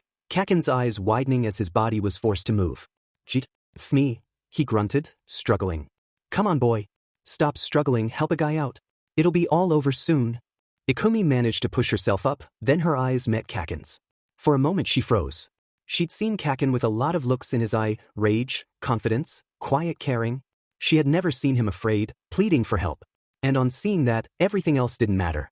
Her legs moving without conscious thought, Ikumi darted forwards, reaching to grab Kaken. The villain tried to hit her with one of Kaken's explosions but she ducked, focusing on the other side of her quirk. Fire breath would only hurt Kaken but maybe. Ikumi had experimented with Dragon Frame before. Ever since she'd found out about it, she'd managed to train her control of it. Dragon Frame flowed around her hands, and she grimaced at the slimy feeling of the villain's body, pushing him away from her. It's just like mud. Push it away. Her hands reached deeper, managing to grab Kaken's face. He gasped, Ikumi straining as a tiny gap, maybe a couple of centimeters thick, formed around his mouth and nose. You beach. Ikumi barely managed to throw Kaken clear as the sludge villain turned on her as she braced. He glared at her, eyes darting back to Kaken. You wanna die so bad? Ikumi's eyes narrowed. Skiing in a deep breath, she breathed fire, forcing the villain away. Kaken pushed himself up, hacking up a lungful of slime. Snarling, the villain lunged forwards and Ikumi focused. Straining harder with Dragon Frame than she ever had, she focused on the villain's body as it impacted her hands. He lunged, lashing out at her but she stood firm. Pulling on reserves she didn't know she had, Ikumi held the sludge villain in place, tendrils of sludge leaking but his eyes and mouth held in place. His panicked flailing went harder as she held him. Sweat poured from her face as she held him in her grasp, both hands straining to hold him, Dragon Frame covering his body in a trembling area. Kaken stared, then slammed his fist into his palm with a small bang. Good one, Midori. I can't really hold him, Ikumi muttered, gritting her teeth as he thrashed. Desperately she looked around. She had never held something as big as this with Dragon Frame before, much less something that was actively thrashing around. See call the hero's dash. The manhole cover exploded, and her control wavered. The villain popped a few tendrils of slime free, his foul grin widening as he tried to wrap them around her neck. A familiar figure burst out, clad in a t-shirt and jeans. Ikumi's heart leapt into her mouth on seeing him. Fear not, kids. I am here. When he took in the scene, All Might was slightly perplexed. All Might knew he was taller than the vast majority of people. There were those who had greater height, but they were pretty rare, and they usually were adults. For the first time in a while, All Might looked up. The girl in front of him, a teal fox by the look of her, though the smooth snout looked a bit awkward, had held the sludge villain in place, maybe a liquid manipulation quirk? But he had no time to think about that. All Might grinned at the villain as he panicked, then he brought his fist back. Texas? Smash! The villain splattered with the force of the shockwave, pieces dripping around the alleyway. All Might shook his head slightly, then turned to focus on the students in front of him. They wore matching uniforms, so they must have been walking home from school when they got caught up in his mess. All Might? Oh gosh. The girl squeaked, eyes wide. All Might internally shook his head. He knew how to deal with fans, at least. Next to her, the spiky blonde kid shoved her leg. Course it's All Might, he coughed, trying to affect a cool demeanor. All Might could see the look in his eyes though. Seems that the tall girl wasn't his only fan. Indeed. He looked up to the young girl who had held the villain in place. In a flash, he gathered up the groaning villain's body, pouring him into a couple of handy soft drink bottles. I must apologize for getting the pair of you mixed up in my villain hunt. It's no problem. She gasped. Oh no, I accidentally used my quirk illegally and dash. Like All Might's gonna give a DM in about that, Midori? Her friend shoved her roughly, before looking over at him intensely. It's not a problem, right? All Might nodded. Since you were using your quirk in self-defense, young lady, we'll just leave it at that. Just an unofficial warning. She nodded frantically, then paused. Shyly, she pulled out a notebook from her backpack, extending it out hesitantly. Autograph? All Might let out his signature laugh. Not a problem. With a blur of his pen, he signed it before handing it back to her. She squeaked in joy, then looked at her friend. And one for Kaken as well. Looking away, Kaken pulled out his own notebook. You don't have to or anything dash. Another signature scrawled into his book. There you go, young man. He took his book back, face warring between showing he was happy and trying to seem cool and composed. All Might smiled, then his face froze slightly when he felt blood come into his mouth. Well then, I must be off to secure this villain. Take care. The young woman blinked, then smiled. Okay, we're always going to cheer for you. Go kick some villain but All Might. With a final smile, All Might ran around the corner. After checking that the villain was unconscious, he sighed, unflexing one for all. On the edge of hearing, he watched the pair of them leave. When the hell could you do that, Midori? I thought about how Captain Celebrity held up the sky egg, and then, she gestured helplessly, it just happened. She clenched her hand. I couldn't hold him. He kicked a can. You saved my butt though. But I gotta say, why the F did you run in like that? Why not call for the heroes? She looked down. It's silly, but it felt like my legs just moved on their own, you know? That you're too nice for your own good, you know that? She sighed. I wasn't able to do it by myself. You got to get better with my quirk. Her friend smiled, then punched her playfully on the arm. And you're gonna start standing up for yourself more, Midori. Show those extras who's got the second best quirk ever. Not like your quirk was able to get him off, Kaken, she teased, eliciting an angry yell from her friend. All Might smiled gently as they walked off, the boy strongly insisting that he had the villain right where he wanted him. Maybe in another time, she could have been his successor. Still, it was reassuring to know that there were still fools like him out there who would move to save others without thinking. Inko stared at Ikumi in shock. You did what? Ikumi chuckled nervously. I fought off a villain that was trying to attack me and Kaken on our way home, and sort of used my quirk to do that. Oh my god. Inko rushed over to her daughter, looking over frantically for injuries. Were either of you hurt? Did you need to go to the hospital, or the police, or dash? Mum, it's okay. All Might saved us and dash. That surprised Inko. All Might? In Yuzudafu? But why dash? Ikumi rubbed the back of her head awkwardly. I didn't have a chance to ask him that, and I thought it would be a good idea to be quiet about it. Inko frowned. I'm glad to hear that neither of you were hurt, but you used your quirk in public? When Ikumi looked away awkwardly, Inko went closer to her daughter. Please, don't use your quirk like that until you're a hero. Even if it was self-defense, you could still be in trouble for using it. He was trying to kill Kaken and I couldn't just do nothing. I just tried to hold the villain off, that's all. Besides, All Might already warned me not to do something like that again. That took a weight off Inko's mind, but she still gave her daughter a stern look. Well, alright, but we are going to have a serious talk about this with your father. Ikumi awkwardly nodded, downcast, and Inko managed a smile. And Ikumi? Yes. Inko pulled her daughter into a hug. Just know that we've always got your back, okay? Sighing, she continued. I'm just happy that neither of you was hurt. Ikumi blinked, then her eyes teared up. Red-eyed, she returned the hug. Hisashi had much the same opinion when he came in. Neither of you got hurt? Ikumi shook her head. No. Kaken was able to recover after the villain tried to dash. She fell silent, awkwardly twisting her hands. Hisashi exchanged a look with Inko, then patted his daughter on the arm. What matters is that you're both safe. He paused. Also, I want a full play-by-play. Inko lightly smacked him on the arm. Hisashi ignored it. Ikumi looked between her and Hisashi, before taking a breath. Okay. So, we were walking back. As she listened, Inko fretted slightly. She knew it was going to get worse when Ikumi actually became a hero, and she felt bad when a small part of her wanted Ikumi to do something else that didn't put her life in danger. But seeing Ikumi so confident after surviving a villain attack was something she couldn't help but light up for. Katsuki had known for a while that Midori was physically stronger than he was. It was practically a fact of life at their point.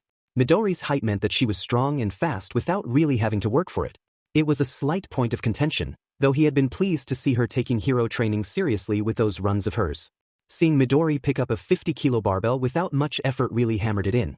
After the sludge villain, Katsuki had known that he had to get stronger himself. So he had signed up for a local gym and managed to get Midori to sign up with him. The wolf-headed trainer coughed into his furry fist, looking at Midori. Her head was quite close to the ceiling, towering over him. That is an impressive baseline. I must apologize, but I do not believe that we can help you achieve your goals here. Blushing, Midori put it down. Sorry. Nothing to be sorry about, he managed to laugh. Well, I can give you some help on finding a good strength and endurance plan, but you might do better at this venue. He scribbled an address down, passing it over to her. It is a fault of our gym that we cannot support your physique. Why the hell don't you have good enough equipment for her? Katsuki politely asked. The trainer shook his head. Not enough demand. Even now, it takes a while to make weights for people over a certain size. Our gym simply doesn't have the space for it. Katsuki wanted to yell at him, but he managed to hold it back. The guy wasn't being a dickhead about it, and he was actually a professional. Midori gave him a polite bow. Thank you for the recommendation. And, you mentioned something about a training plan? Katsuki glared up at her. Don't let them give you shit at the place, Midori. I won't. And Katsuki believed her. Ever since the sludge villain, Midori had been different. She carried herself with a bit more confidence, and didn't shrink away from what the extras in their class thought. He had changed as well, he knew that. Katsuki was well aware that he wasn't close to being the number one now, after seeing him handle that sludge villain so effortlessly. Nearly dying really gave you a change of perspective. He wasn't the number one right now, but that was gonna change. As the trainer gave him a set of reps and Midori went to this other gym, Katsuki grit his teeth. The gap between him and All Might seemed huge, but he was going to pass it. And Midori was going to be right behind him. Kaken stared at the place she'd found. So this is your new training area? He asked. Ikumi nodded, determinedly. Ikumi had wanted to build muscle mass for a while, but was held back due to her sheer size. Her body's bones and muscles were structured slightly differently from a normal person's to hold her increased weight, and the sheer length of her limbs meant that her muscles could take a lot more stress before tearing. The gym she had gone to had been in a warehouse. Other oversized heteromorphs had been there, some shorter than her, some taller. It had helped, but Ikumi wanted more than working out her body, she wanted to seriously try flexing her quirk.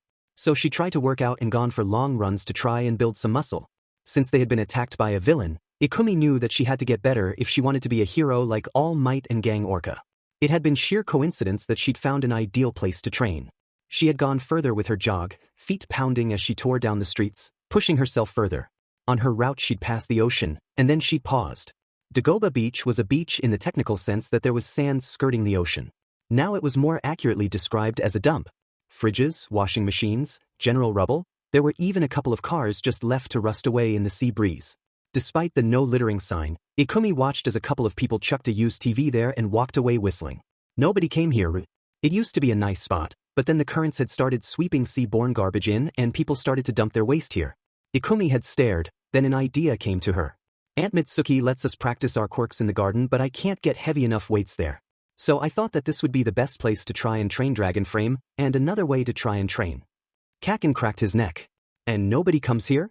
For answer, Ikumi gestured to the mountains of trash. Kaken glanced at it, then nodded. Let's get to it. Ikumi nodded, reaching for a fridge. Closing her eyes, she willed Dragon Frame to swell around her. Her fur briefly ruffled, then it settled. She flexed Dragon Frame, feeling it cover her body in a comforting warmth. It was almost like a dial in her mind, a second skin that slipped over her. After she had found the second aspect of her quirk, she had hit the switch then tried again and again to use it consciously. Then she'd had no idea how to turn it back on, like a centipede having to think about its dozens of little legs, or being told to not imagine a pink elephant. She had never really looked at her quirk that much before, it just felt a bit awkward looking at your own quirk like that. Kaken had suggested looking at her quirk like she did with hero quirks, put your DMN nerd brain to use, had been his exact phrasing. It had helped, and she'd felt silly for not thinking of that as a possibility. With the newest revelation of her quirk spreading to hold a villain in place, she had poured more time into finding out how her quirk worked. Dragon Frame had two parts, fire breath and a slight telekinetic field that covered her body. It couldn't travel far from her body normally, unless it was something that was in contact with her body already like her clothes or when she breathed fire. Ikumi tried to concentrate on that feeling she'd had, letting her field out into the washing machine. She tried to coat it, thinking of it as an extension of her field, her body. Her previous practice had been with much smaller things than the sludge villain, marbles, pens, drink bottles. She tried to get her field around it, Dragon Frame slipping and sliding but not catching. Ikumi grunted in frustration. She could have just picked the fridge up without any issues, but Dragon Frame wasn't cooperating. Kaken started limbering up. You managed it yet, Midori? It's harder than I thought, Ikumi managed, her grip slipping once again. He paused, staring at her. How the hell is that harder to grab than the sludge yesterday? It's not even moving. Well, I just did it without thinking, Kaken. It must be a similar sensation to my fire breath but dash. Get better. I can't be number one if you aren't giving it your all. He stomped off, palms popping with explosions. Ikumi shook her head. Same old Kaken. Turning back to the fridge, she tried one more time to layer her quirk over it before turning Dragon Frame off.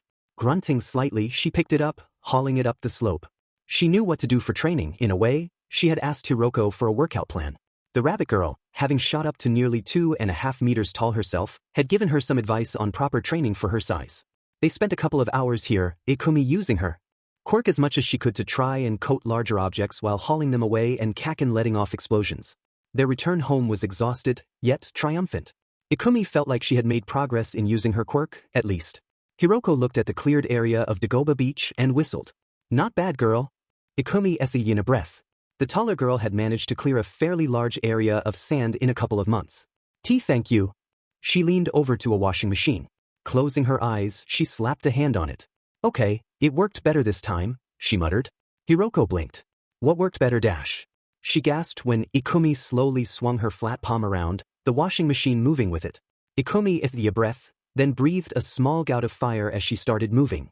However, this time the washing machine didn't budge. Ikumi sighed. I thought I had it this time. What are you trying to do? She sat down on the washing machine.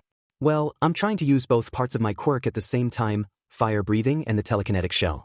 It should be possible, but when I breathe fire it all just goes out my mouth. So I'm trying to put Dragon Frame in two places. Hiroko shook her head. Well, I have to admit that was pretty freaking impressive. She paused. Sort of on that note, are you following the workout plan? Ikumi nodded. Yeah, it's pretty good.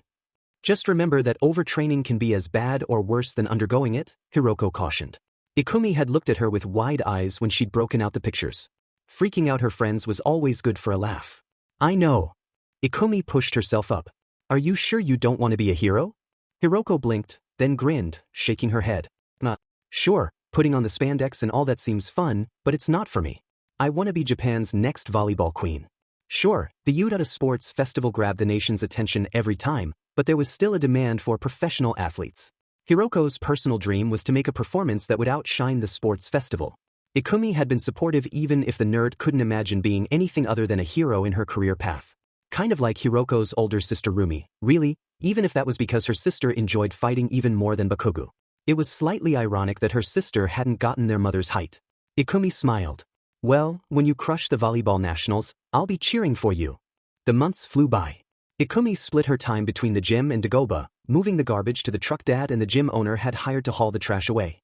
It seemed that with each piece of junk it got easier and easier to coat large objects with her field.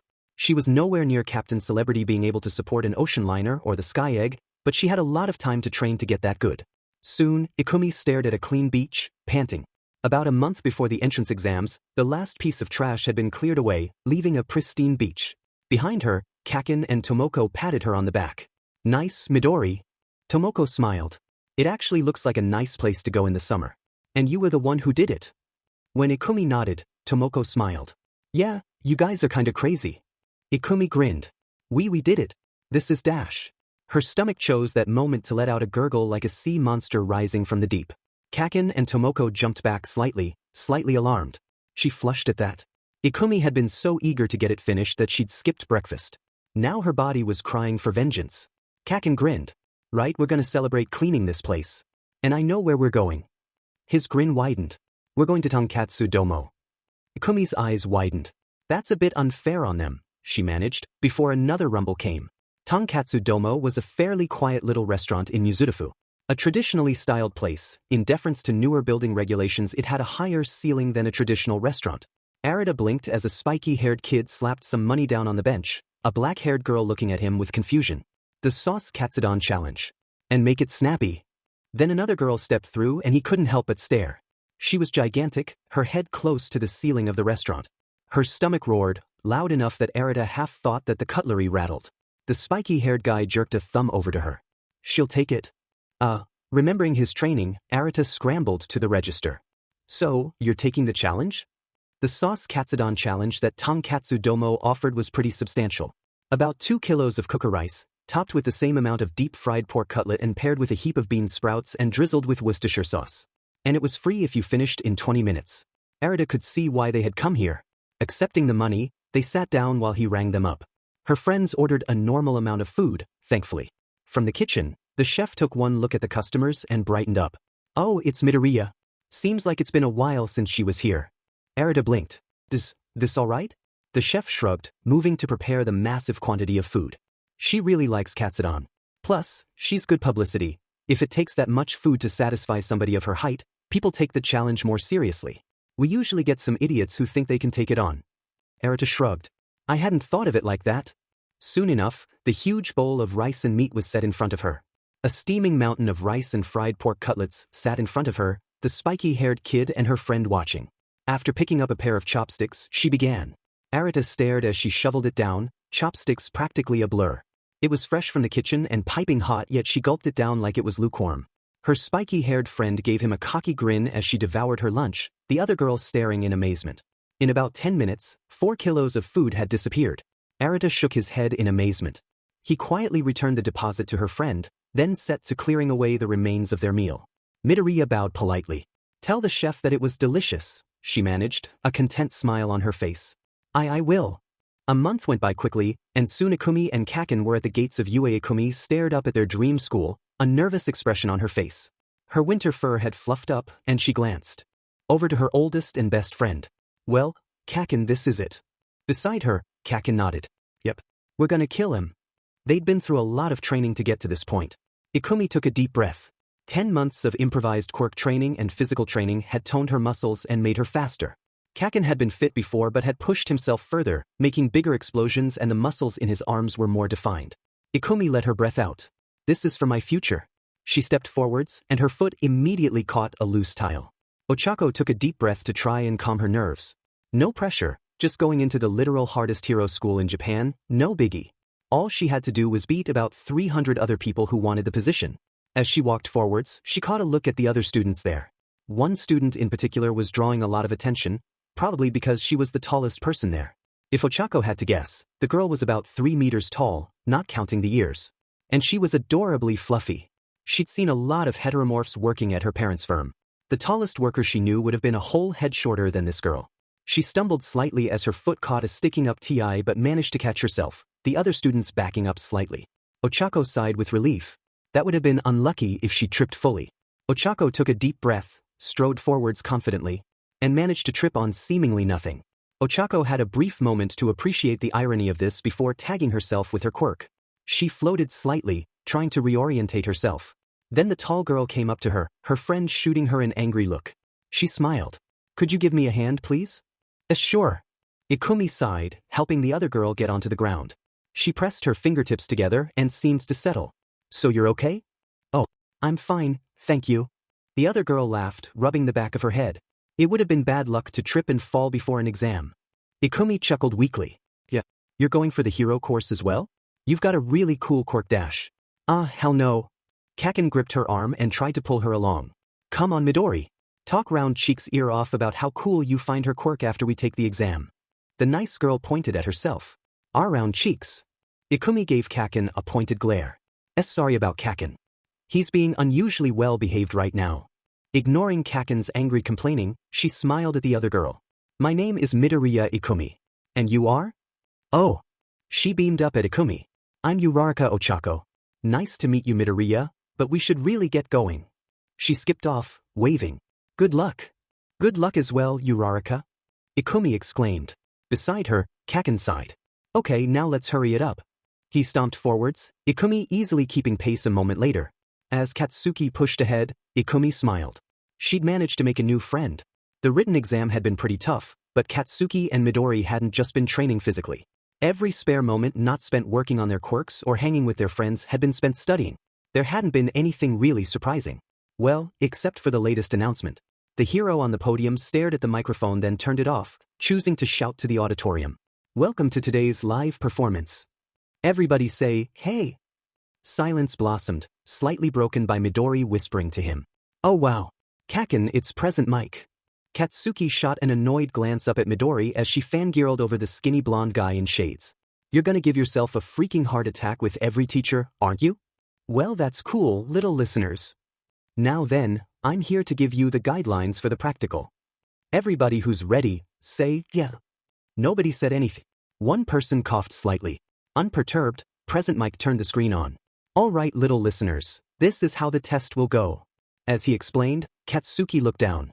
So they're splitting us up so that people from the same school can't work together, he figured. Made sense. If he and Midori teamed up, they would be unstoppable. Midori nodded. Well, we thought it would be like that anyway. She paused. Good luck, Kaken. Tisich, Katsuki scowled. Like he needed luck. If you don't make it in, I'm gonna kill you. Excuse me? May I ask a question? Katsuki blinked as a hybrid of a jock and nerd stood up, pointing at the handout. You mentioned that there were 3 villains to fight, yet this handout shows 4. If this is an error, then it is highly unbecoming of Japan's top hero school. After all, we are here to be molded into heroes. Katsuki could practically see the stick shoved up his butt. He then turned to look disapprovingly at Midori, who flinched. You've been muttering to a friend this entire time. The pair of you are distracting other students and being incredibly disrespectful to this great institution. The hell no. Shut the F up, glasses. Katsuki glared back at him. You really so prissy that us talking throws you off your game? The nerd jock recoiled. Es so rude. Ikumi looked the JRK in the eye. I think present Mike was about to explain it, she managed, pointing to the hero. Present Mike nodded. Let's settle down. Examinee 7111. Yes, there is an extra villain, but that one provides no points. Think of it as a huge obstacle that'll rampage in close quarters. Nerd jock bowed, apparently satisfied. I see. Sorry for the interruption. Katsuki bit back several choice words. Okay, listeners. That's pretty much everything, so I'll give you one last thing. Present Mike spread his arms wide. Napoleon Bonaparte, Emperor of France, once said, true heroism consists of being superior to the ills of life. Midori leaned forward, a look of wonder on her face. Katsuki found a smile splitting his face. So in that spirit, go plus ultra, kids. Mizo looked up at the tallest person on the bus, who had carefully maneuvered herself into a seat. Like everybody else, she had changed into a dark red tracksuit with purple lining. It wasn't every day that he met somebody who seemed so like him. I wasn't expecting to meet somebody taller than me today. She twisted her hands, looking away. Oh, sorry. You don't have to apologize. Mizo stuck a hand out, which she shyly accepted. Shoji Mizo. And Midoriya Ikumi. She looked over his arms curiously. So what is your quirk? If that's not rude, we're technically competing dash. Mizo simply nodded, letting another arm form from his tentacles. My quirk is called dupli arms. Basically, I can replicate my eyes and ears to improve my senses or make extra arms, and I'm a lot stronger than I should be. Midoriya hummed, starting to scribble in a notebook. That's really cool. Can you alter the properties of your arms beyond extrasensory organs? Is there a limit to how many extra limbs you can make, or can you make as many as you like dash? I think we're at the testing area, Mizo interrupted as the bus stopped outside what looked like a small city. The other examinees looked around, awestruck. He paused when he saw her put the notebook away, her face slightly downcast. Nobody's really asked me questions about my quirk like that before. Usually they said dash. No matter what, we will never accept cursed blood like yours. That they weren't very interested in it. Every quirk is unique, so why wouldn't Midoriya stepped off the bus, the vehicle briefly tilting as she left. She flinched slightly as some of the other examinees stared at her. Her face brightened as she spotted another girl, apparently trying to calm herself. Oh, Ochako's here as well. She started to walk over only to be interrupted by the dark-haired boy from earlier. Excuse me, miss. That girl is clearly trying to concentrate. Are you trying to interfere? Midoriya shook her head. No, I just helped her earlier at the gate and I wanted to talk to her, that's all. I see. Still, this isn't the time for idle chit-chat. He shook his head disapprovingly. Midoriya looked away awkwardly, but nodded. The other competitors tittered at the display. Mizo gave her a quiet thumbs up, shooting a disapproving look at the other boy. Present Mike grinned at the group, then a buzzer sounded. Begin. Ikumi blinked with the rest of the examinees. Present Mike grinned at them. What are you waiting for? Real life doesn't have a countdown. With that, everybody shot forwards. Ikumi pushed off, sprinting ahead of practically every other contestant. The glasses guy outsped her, legs pumping as the engines let out orange-scented smoke. Ikumi headed in a different direction, a cluster of one-point villains charging over to her. Sking in a deep breath, she felt dragon frame surge within her BRST. She had trained her fire ever since she discovered she could do it. It had progressed from mere embers to a powerful blast of fire. But after training the telekinesis aspect of her quirk, whoosh, she exhaled, a blast of fire hitting the cluster with a dramatic explosion. Ikumi quickly counted about 4. A 2-pointer nearby fired on her and she darted to the side, then kicked it hard enough to smash its metallic exterior. Out of the corner of her eye, she saw a 3-pointer bearing down on a student who had tripped, and she reacted, kicking a hole in the tank-esque robot and destroying it. Are you okay? Shakily, the other student nodded, managing to pick himself up and dart after a 2-pointer. Ikumi ran over to another group of 1-pointers, breathing more fire at them. As they broke down, she quickly took stock of her surroundings, looking for more robots. The rest of the area was filled with chaos. Pieces of 1- and 2-pointers littered the streets, with a few 3-pointers being attacked. Ikumi managed to pick up another 1-pointer for use as a flail, hitting a 3-pointer hard enough to crack the pavement beneath it. Her ear twitched when she heard a 3-pointer trundling in a nearby area. Sprinting after it, she kicked its face in, earning an angry yell from another examinee. Hey! No kill stealing! Sorry! Ikumi yelled back. The other student turned to throw some ice at another bot, a disgruntled expression on his face. Grimacing, she leapt on another 3-pointer, breathing fire directly into its face. Only 2 minutes into the exam and Ikumi felt like she would be able to manage at this pace. 20, Uraraka huffed, running forward. She gave Ikumi a brief smile as she ran over to another bot to tag it with her quirk, several already floating in the air. Ikumi smiled back, before turning her focus back to the matter at hand. She darted around, finding a few more foe villains to break as she did. Out of the corner of her eye, she spotted Shoji on the rooftops, extra eyes and ears extruding from his arms, searching for villains. Ikumi craned around, looking for more villains. Midnight grinned. Oh, I like her, she purred, watching as the teal-furred girl ran forwards once more, smashing robots with fists and flame. Eraserhead watched with a sigh. Another brawler getting by in a test tailor-made for her strengths. All Might nodded absently. He had only caught a nickname, Midori, but he couldn't forget a quirk as distinct as that. It was good to see her at UA, taking those natural heroic instincts to greater heights. And she seemed a far cry from the timid girl who had barely been able to make eye contact. Still, he had thought she had a liquid manipulating quirk. Maybe she had some other aspect to her quirk beyond liquid manipulation? He knew that Endeavor's youngest child Shoto had a quirk that allowed him to create fire and ice, so it wasn't impossible. If he hadn't been in Chiba and seen a fine example of heroism, then she could very well have had one for all. He was shaken from his thoughts by Nedzu. A promising crop so far, no? The ambiguous mammal's face turned vicious. Let's test their mettle. All Might watched slightly apprehensively as Eraserhead flipped open the switch case for the 0-pointers. He knew that the other girl and his successor would be alright, they had proven themselves to be tough enough. But All Might was still worried all the same. Katsuki smashed through another 2-pointer. 54. He grinned, eyes stitching themselves to his next target. The other extras at the exam were giving him a wide berth, but that just meant more robots for him to break. There was one guy who stayed close to him though. Some guy with sharp teeth and a bad haircut who smashed the robots with fists that turned hard and craggy. What few robots didn't get turned to scrap by Katsuki got finished off by shitty hair. Guy had ball, at least, staying so close to his explosions. Katsuki would give him that. A huge crashing sound came from across the road. Katsuki briefly stared at the hulking 0-point robot, then charged forwards while extras ran away. These robots were attracted to loud noises, and he could see a cluster of abandoned villains just waiting to be killed. As he charged, another three-pointer came around the corner. Hasta la vista, meatbags, it rumbled, readying its missiles. Katsuki smirked, ready to smash it dash. Behind him, he heard Shitty Hair trip over a piece of robot. Dim it. Unfortunately, he was just in the path of a salvo of missiles. Katsuki had a brief moment to appreciate the other guy's eyes going wide before he moved, shoving Shitty Hair out of the way. The missiles hit the patch of concrete where he was lying just a couple of seconds earlier, the explosion barely phasing Katsuki as he glared at the machine. Then he smashed the three-pointer's faceplate in. Die, you F-Roomba. Shitty Hair stared up at him. Katsuki glared down at him. You alright, Shitty Hair? Yes. Katsuki nodded sharply. Get the F up. I ain't gonna help you again.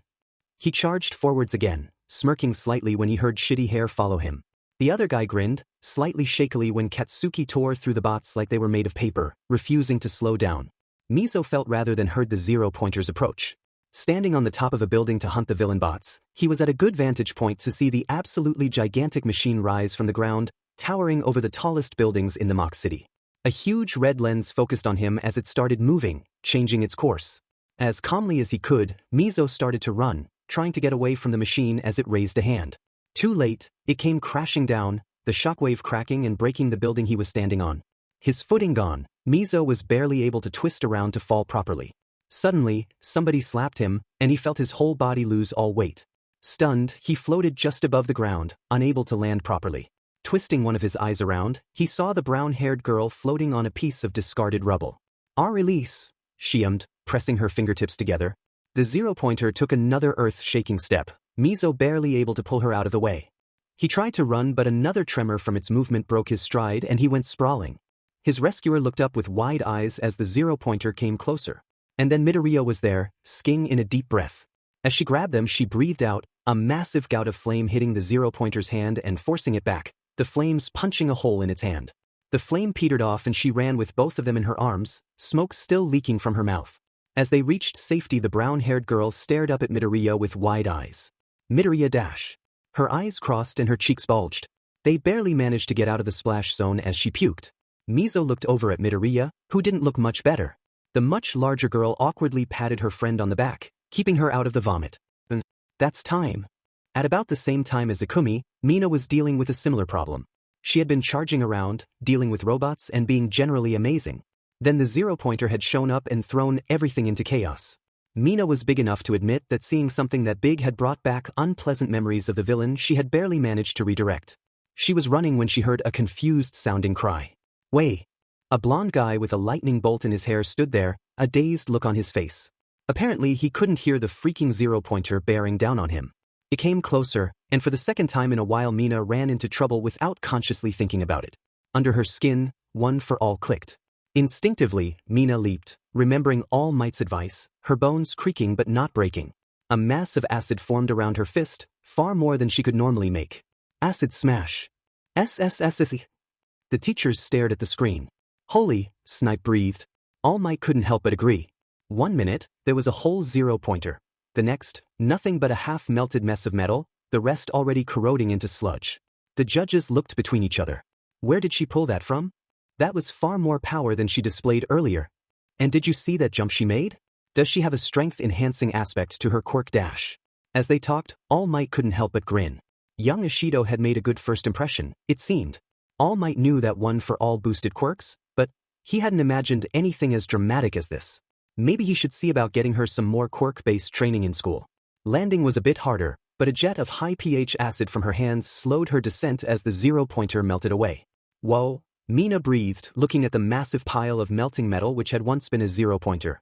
One for All was seriously crazy. Then she looked over at the blonde guy who was staring vacantly around. Are you okay? Yay, he gave a thumbs up. Mina flopped backwards in relief. Ah, that's good. And that's time. Mina gasped. Damn it. The points she'd grabbed would have to be enough. Ikumi's throat and mouth burned. Maybe if this was a comic book she could have kept breathing fire endlessly, but most quirks didn't work like that. Dragon Frame gave her body in general and her mouth and throat in particular incredible heat resistance, but constantly using her quirk had been approaching that limit before that last attack. She had never let off a blast that big before. Shoji looked over to her with a concerned look in his eyes. Are you all right, Midoriya?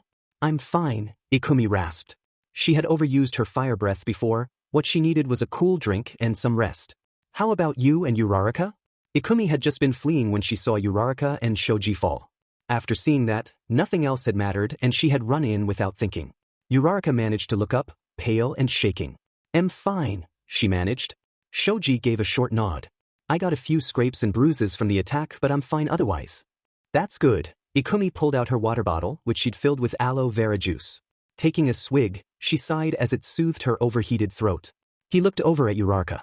"Do you need to go to the nurse's office?" "Uraraka," the other girl responded. She shook her head.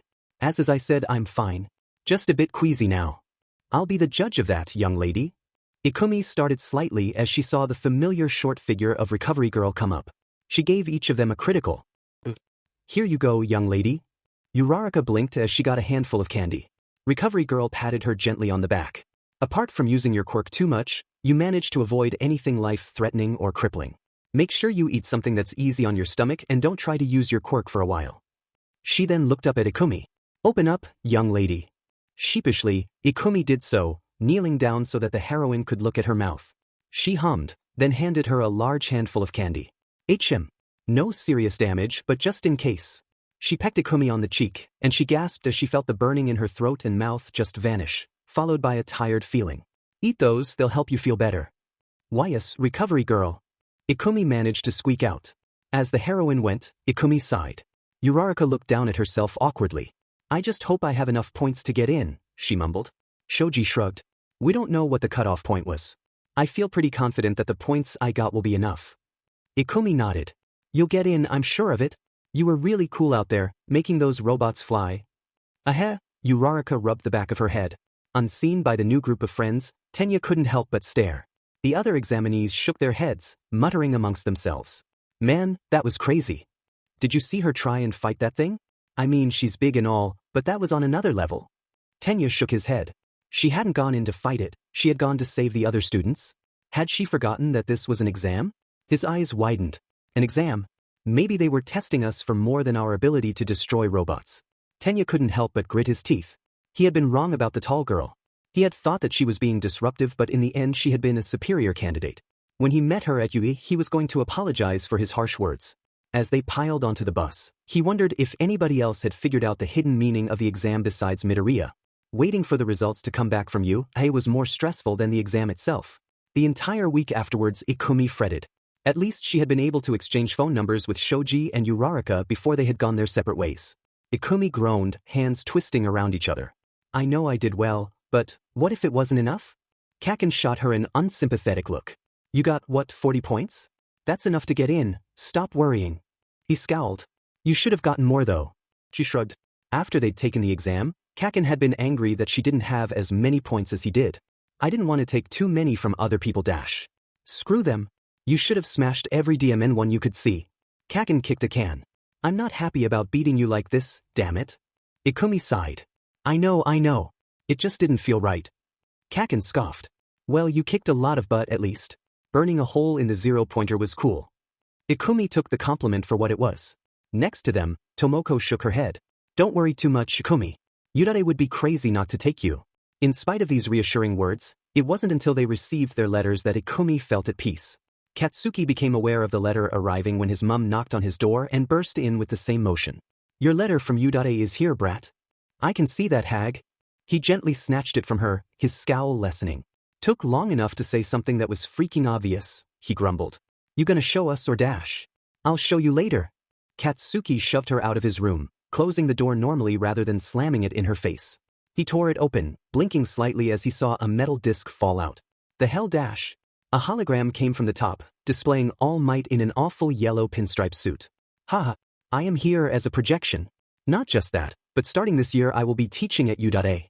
Katsuki's customary snarl was replaced with a look of wonder. All Might continued. "Now then, young Katsuki, first of all, your written exam was almost perfect. You scored in the top 5% of all applicants, no mean feat when UA accepts thousands every year." He smirked at that. All Might gestured over to another screen. "Moving on to the practical exam, you scored an impressive 77 points. By itself you would have passed. But we weren't just looking for villain points." Katsuki blinked. The screen flickered, displaying Katsuki as he helped Shitty Hair up, cutting to them working together on beating up robots. Katsuki blinked. What kind of hero school would penalize you for doing the right thing? If you think we do it just for the cameras, then think again. Putting your life on the line for others, that's what being a hero is about. All Might gave him a thumbs up. Our panel of judges deliberated, and we gave you 24 hero points, for a total of 101 points overall. Congratulations, young Bakugo. His smile, somehow, became even more blinding. You are one of the few students who has ever come here to earn over 100 points, a list that includes myself and Endeavor among others. Katsuki sat back on his bed, aware that he was trembling. It's rare for more than one student to make it to 100 in 1 year, and I have nothing but great expectations for all of you. You placed second in the exam after your friend. Be proud, Pugu, for this is your hero academia. It flickered off, Katsuki staring at it for a second before the reality of it sunk in. Grinning, Katsuki flung the door open. I got over 100 F points. I'm in. The hag glared at him. Stop yelling. And that's great, Katsuki. Now get your butt over here and tell US about it. At the table, his dad smiled widely. Congratulations, Katsuki. We never doubted you could do it, but it sounds like you got even more points than you thought. Katsuki huffed, letting himself calm down. Yeah, he sighed. His phone buzzed and he answered it. Midori had sent him a picture, her eyes brimming with tears. The display behind her was plain as day. Ikumi Midoriya, 40 villain points, 80 hero points, 120 points total. A text came below. I got in. 120 points. Katsuki stared at the picture, then he sighed. He could accept being second if it was to Midori, it just meant that he had to try harder next time. Didn't mean that he couldn't have a little fun. Congrats, Midori. Guess I gotta one-up you another time. Still got more villains than you. Really, Kaken? Still beat you. In villain points. Looking over his shoulder, the hag grinned. Got second place to Ikumi? Shut it, Katsuki grumbled. Then he saw her eyes mist up. What? Nothing, I'm just proud of the both of you. She gave him a smirk. Plus, if you hadn't made it in, I would have kicked your butt. Like you could, hag. As they started arguing with each other, Dad gave the pair of them a fond smile. I reckon that this calls for a celebration. Not every day that you get accepted into UA after all. Yeah, we need to celebrate. Katsuki yelled. Midori only beat me because of those rescue points, but next time I'm gonna blow her score out of the water. Mapo tofu? His mom guessed. Katsuki nodded, that was one of his favorite dishes. Alright, I'm gonna make it so hot you're gonna be breathing fire. Katsuki grinned. Bring it, hag. For the first time, Katsuki wanted to go to school earlier. Aldra was honestly a shithole and the sooner they were out the better. Toguro grinned up at Ikumi as they waited at the train stop. Shame that we're not in the same class, but that just means you'll have to deal with Bakugo. Ikumi nodded anxiously. Why yeah? She smiled. It's honestly crazy to think about. Bakugo stomped up, a frown on his face. Morning, Stabby. He looked him over. How many did you kill in the exam? Toguro glared right back, a smirk on his face. 50 points worth. He had also earned about 8 rescue points for helping up a competitor. Seeing his name just beneath some guy called Tokoyami had been a bit infuriating, but at least he'd gotten into the top 10. Ikumi and Bakugo were kind of insane, as was that Ashido girl. Ikumi shook her head while Bakugo cackled. You beat Midori in killing robots. Told you killing robots was important. We both made it in. No need to keep on about it. Ikumi carefully ducked into the train, hunching over to avoid knocking her head on the ceiling. A couple of people stared at her as she tried to shift in position, one hand on her skirt to hold it down. Bakugo glared at the carriage, everybody finding something else to do with their time. Buncha extras, he grumbled. Toguro glared at his other rival. How many did you get? 77 villains, 24 rescue points. Bakugo smirked while Toguro groaned. He glared at the smug blonde. Rescue points are bullshit. The JRK had the audacity to mock gasp. Finally, we agree on something. Ikumi shook her head. It's a hero exam, you know that they would have to test for rescues. Toguro sighed. DMN Ikumi and her being reasonable. Yeah. Should have told us though. You know why they wouldn't, Toguro? It wouldn't be real heroism if you hadn't known beforehand. Bakugo glared at him, then the train stopped. Looks like we're here. As they left, Toguro glared at the pair of them. Guess I'll have to wait on kicking your butt, Bakugo. Bakugo smirked. Bring it, Stabby. With that, they parted ways. A small part of Toguro didn't believe that he'd made it in. Even though his classmates had said his quirk was more like a villain's, he'd beaten them all and was in the hero course. Maybe he wasn't in the same class as Ikumi, but they had both made it in. As he stepped through the gates, he wondered what the other person who had broken 100 points was like. Maybe they were like Ikumi. Mina grinned as she saw a familiar face under unfamiliar hair. Hey Kiri. Digging the new too. You got yourself horns like me. Kirishima whirled around, anxiously. SSH. She laughed. Relax, I ain't gonna out you. Going for a high school debut kinda thing. He sighed. Yeah. It's a declaration. I'm not the lame Kirishima I used to be. Mina looked over to Kirishima, remembering when she had first really met him, when he had bowed to her and her friends and apologized for not running in against Gigantomachia. That day really hit you hard, didn't it? He briefly paused. Yeah. With a smile on her face, Mina jabbed him a bunch of times. You're still a bundle of nerves, aren't ya? Instinctively he used his quirk. Ow, I mean it doesn't hurt, but what the heck are you dash? Shaking her hand slightly, Mina shook her head. You've still got that gloomy look on your face? Let me know when you're gonna grow out of that, or I'm gonna tell our classmates about your old haircut. Kirishima stared at her with wide eyes, before a smile split his face. Thanks, Ashido. They continued walking for a while, then Kirishima paused. So, how'd you do? Got 50 hero and villain points, Mina replied, chuckling. Apparently I got beaten out by 2 others. He stopped. Whoa, what did you do? Mina awkwardly chuckled. I fought the 0-pointer to get somebody out of the way. Kirishima stared. Holy, you fought that thing? When Mina nodded he clenched a fist. That's so manly. Mina grinned. Thanks. She paused, looking at him. So. He gave her a questioning look. What? Race you to class. Ready, set to. Laughing, Mina ran up to the huge gates of UA. Kirishima managed to get in gear a second later. What do I? Mina grinned as he ran after her. One for all hummed within her, the quirk seeming to respond to her good vibes. She had never thought that anything would happen after leaping in front of her classmates and directing that giant guy away. Back then, her legs had just moved on their own and flung her in front of him, and she'd babbled out an excuse. All Might appeared later, having fought off the brute. He had seen her move when he had been unable to, with the only thought in her head being, protect my classmates. Mina had heard the tale of how All Might was down a stomach and a lung and could only be a hero with the bile rising in her mouth. Then he had asked her if she wanted his quirk. After accepting, she had gone through 10 months of strength training. Sure, Mina was athletic, but All Might had wanted to be sure that she could handle the immense strain of One for All. And having felt how her muscles ached after using it for the first time, Mina could totally get why. Running into their class with a huge grin, Kirishima just behind her, Mina knew that this was the place to be. Today, she was taking the first step on the journey to become a hero. And hopefully live up to the massive legacy All Might gave her. Tsuyu had to admit, she hadn't expected the large boy with glasses Ida Tenya, as he had stiffly introduced himself, to be in her class. His hand chopped aggressively at a blonde boy who was lounging back, feet on desk. Remove your feet from the desk this instant.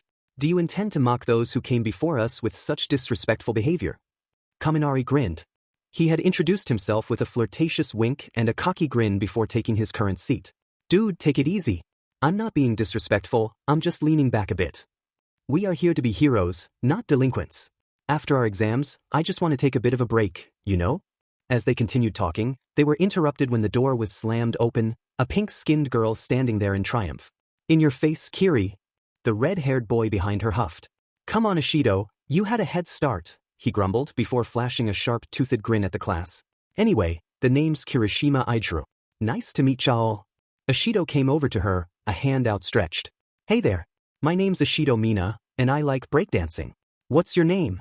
Tsuyu shook her outstretched hand with a slight smile. Ajuitsu. Nice to meet you, Ashido. The pink-skinned girl grinned. Nice. Wow, you have a firm grip, Ajui. Please call me Tsuyu. She barely blinked. Alright Tsuyu, you've got a really firm grip, I like it. Call me Mina if you want, it's alright. Tsuyu blinked, then smiled a bit wider. That would be nice, Mina. Hey, you're the pink girl who saved me in the exam. Kaminari got out of his seat, ignoring Ida's outburst about being respectful. He grinned. The name's Kaminari. Thanks for the save. I don't really remember anything about it, but dash. No worries. Mina grinned. Glad to see you made it into U.2. I was a bit worried you wouldn't. Kaminari grinned. Yeah, of course I did. Though I have to say, this place is crazier than I expected. Tsuyu looked over. How so, Karo? To answer, he pointed at the door, which must have been about 4 meters tall. The door? I mean it's freaking huge. Mina hummed. You've got a point there. Not to mention the desk. Kind of wonder who that's meant for. Tsuyu nodded, looking at a desk and chair that was about twice the size of the ones around it sitting near the back. Must be a student who can't control their size shifting or is just that tall, Karo. Yude is committed to making sure that everybody can study at their campus. Kaminari tilted his head. Seems logical. Still, it's hard to imagine who would need a door or desk like that. Ikumi took a deep breath. This was it. After a week of anxiety, she was here. After getting her Yude uniform and being happy about its ankle length, Ikumi was ready to face the world. The train ride with Kaken and Taguru had been pretty quiet, but now she was here. She felt a nervous energy building up. Next to her, Kaken snorted. That had been a pleasant surprise. They were both in the same class, same as their junior and middle school days. All right, Midori. This is it. Ikumi looked over at her friend, his face set in a cocky smirk. Her eyes widened. Kaken dash. He slammed the door open and strode through. Ikumi sighed, walking through. A couple of conversations briefly stopped as everybody looked up at Kaken, then further up at her. A short student with purple ball for hair dropped his pencil, staring at her. Then they turned back to whoever was talking. Glasses came up, a serious look on his face. Hello. My name is Ida Tenya, from Somei. Ikumi internally sighed. Was he about to start something on the first day? Hello? I'm Midoriya Ikumi dash. He bowed. I must apologize for my harsh words at the exam. Ikumi blinked. Huh. You divined the true purpose of the practical exam, while I did not. His hands chopped through the air robotically. Truly, you were the superior candidate. Kaken stared at him as well, shock on his face. Then his smirk returned. You're apologizing for existing already, huh? Kaken. Nudging her friend harshly, Ikumi smiled awkwardly. I didn't really do anything dash. No need to be modest. Ikumi glanced around, her eyes widening as she spotted a familiar face. Oh, Shoji. Shoji blinked, then one of his arms morphed into a grinning mouth. Probably a good omen that we're in the same class. Katsuki grunted, looking Shoji up and down before apparently approving. Good talk, Octopus. Shoji raised an eyebrow. Ikumi sighed. Don't take it personally. Kaken's, like that with everybody. I've been called worse. Ikumi wanted to ask more, but then a girl with large hands and a frog-like face came up. Well, I guess we know whose desk that is. She stretched a hand out. My name's Azui Tsuyu, Karo. Oh, and nice to meet you, Azui. Ikumi took Tsuyu's hand with her own massive paw, shaking it carefully. If it isn't rude, what's your quirk? I'm guessing it's a frog quirk, but I have been wrong before dash. That's my quirk, Karo. Frog. Azui gave her a flat stare. And please call me Tsuyu. It's a bit early for that dash. Katsuki flopped into a chair next to her oversized desk, kicking his feet up. Ida ran over, hands chopping in the air. He ignored Ida yelling at him about disrespecting the craftsmen and past students, leaning back in his chair. God, Midori, just call her whatever she wants. It's easier that way. Ikumi rolled her eyes, then the door slid open. Uraraka came in, her eyes lighting up as she saw Ikumi. Wow, good to see you guys. Uraraka, how are you holding up? Shoji's mouth arms stretched around the group. Uraraka barely blinked, having seen Shoji in action. They chatted a bit after the exam, mostly Ikumi talking about various quirks while Uraraka worked on her nausea. When Ikumi heard that Uraraka was coming to Yude as well, Ikumi was really happy to be learning to be a hero with her new friends. Nice to see you as well, Uraraka. Ikumi smiled while Ida and Kaken argued. It's pretty lucky we all made it into the same class.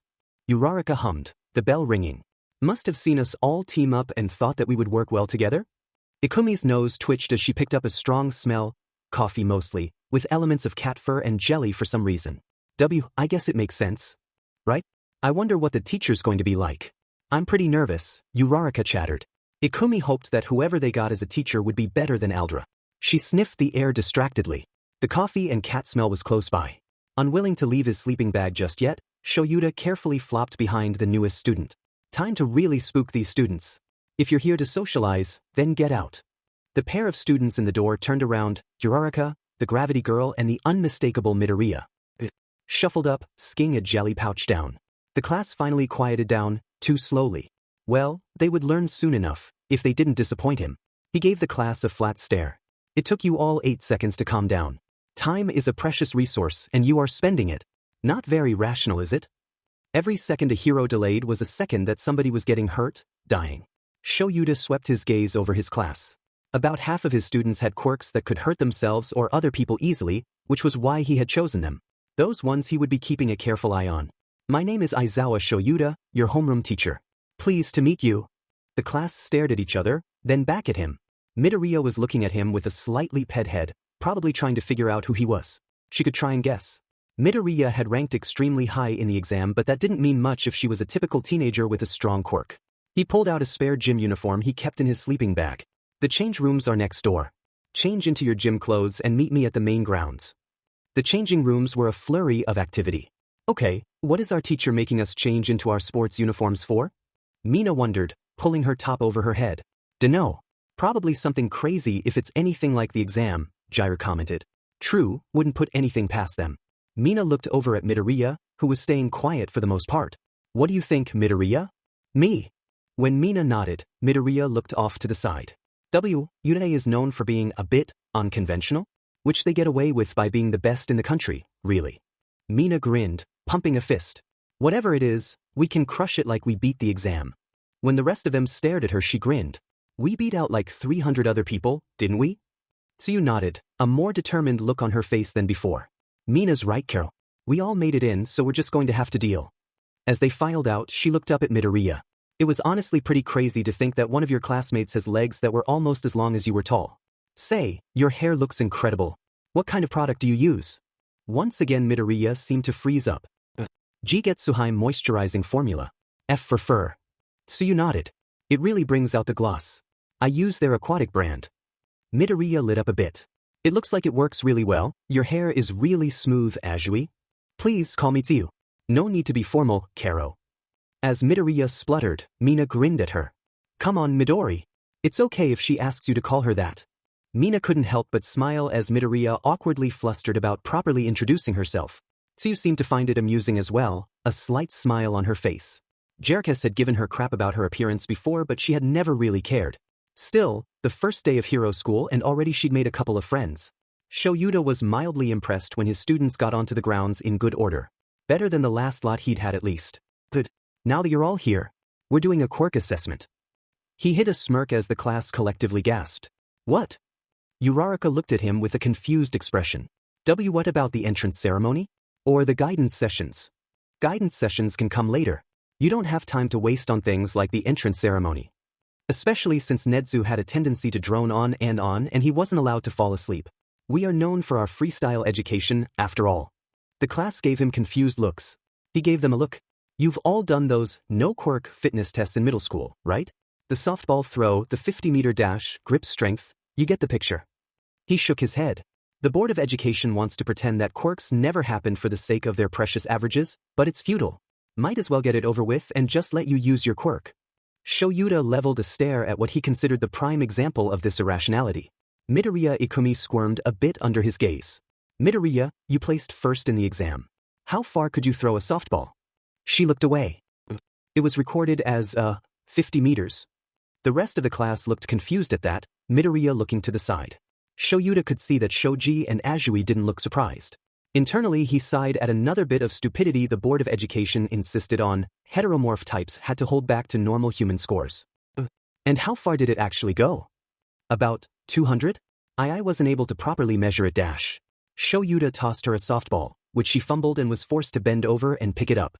In her massive furry hand it looked more like a small apple. Throw the ball as hard as you can, using your quirk in whatever way you see fit. Don't leave the circle to do so. Midoriya hesitated. Shouldn't I have bigger ball? It wouldn't be fair dash. Shoyuta gave her a flat stare, but internally gave her a point for caring about such things. Life isn't fair. In this case, it's unfair in your favor. Throw the demon thing already, Midori. Bakugu yelled. Shoyuta shot him a glare, which the teenager ignored. Yaoyorozu raised her hand. Sensei? If you would approve it, I could make her a larger ball if you show me the schematics. These kids were shaping up to be good.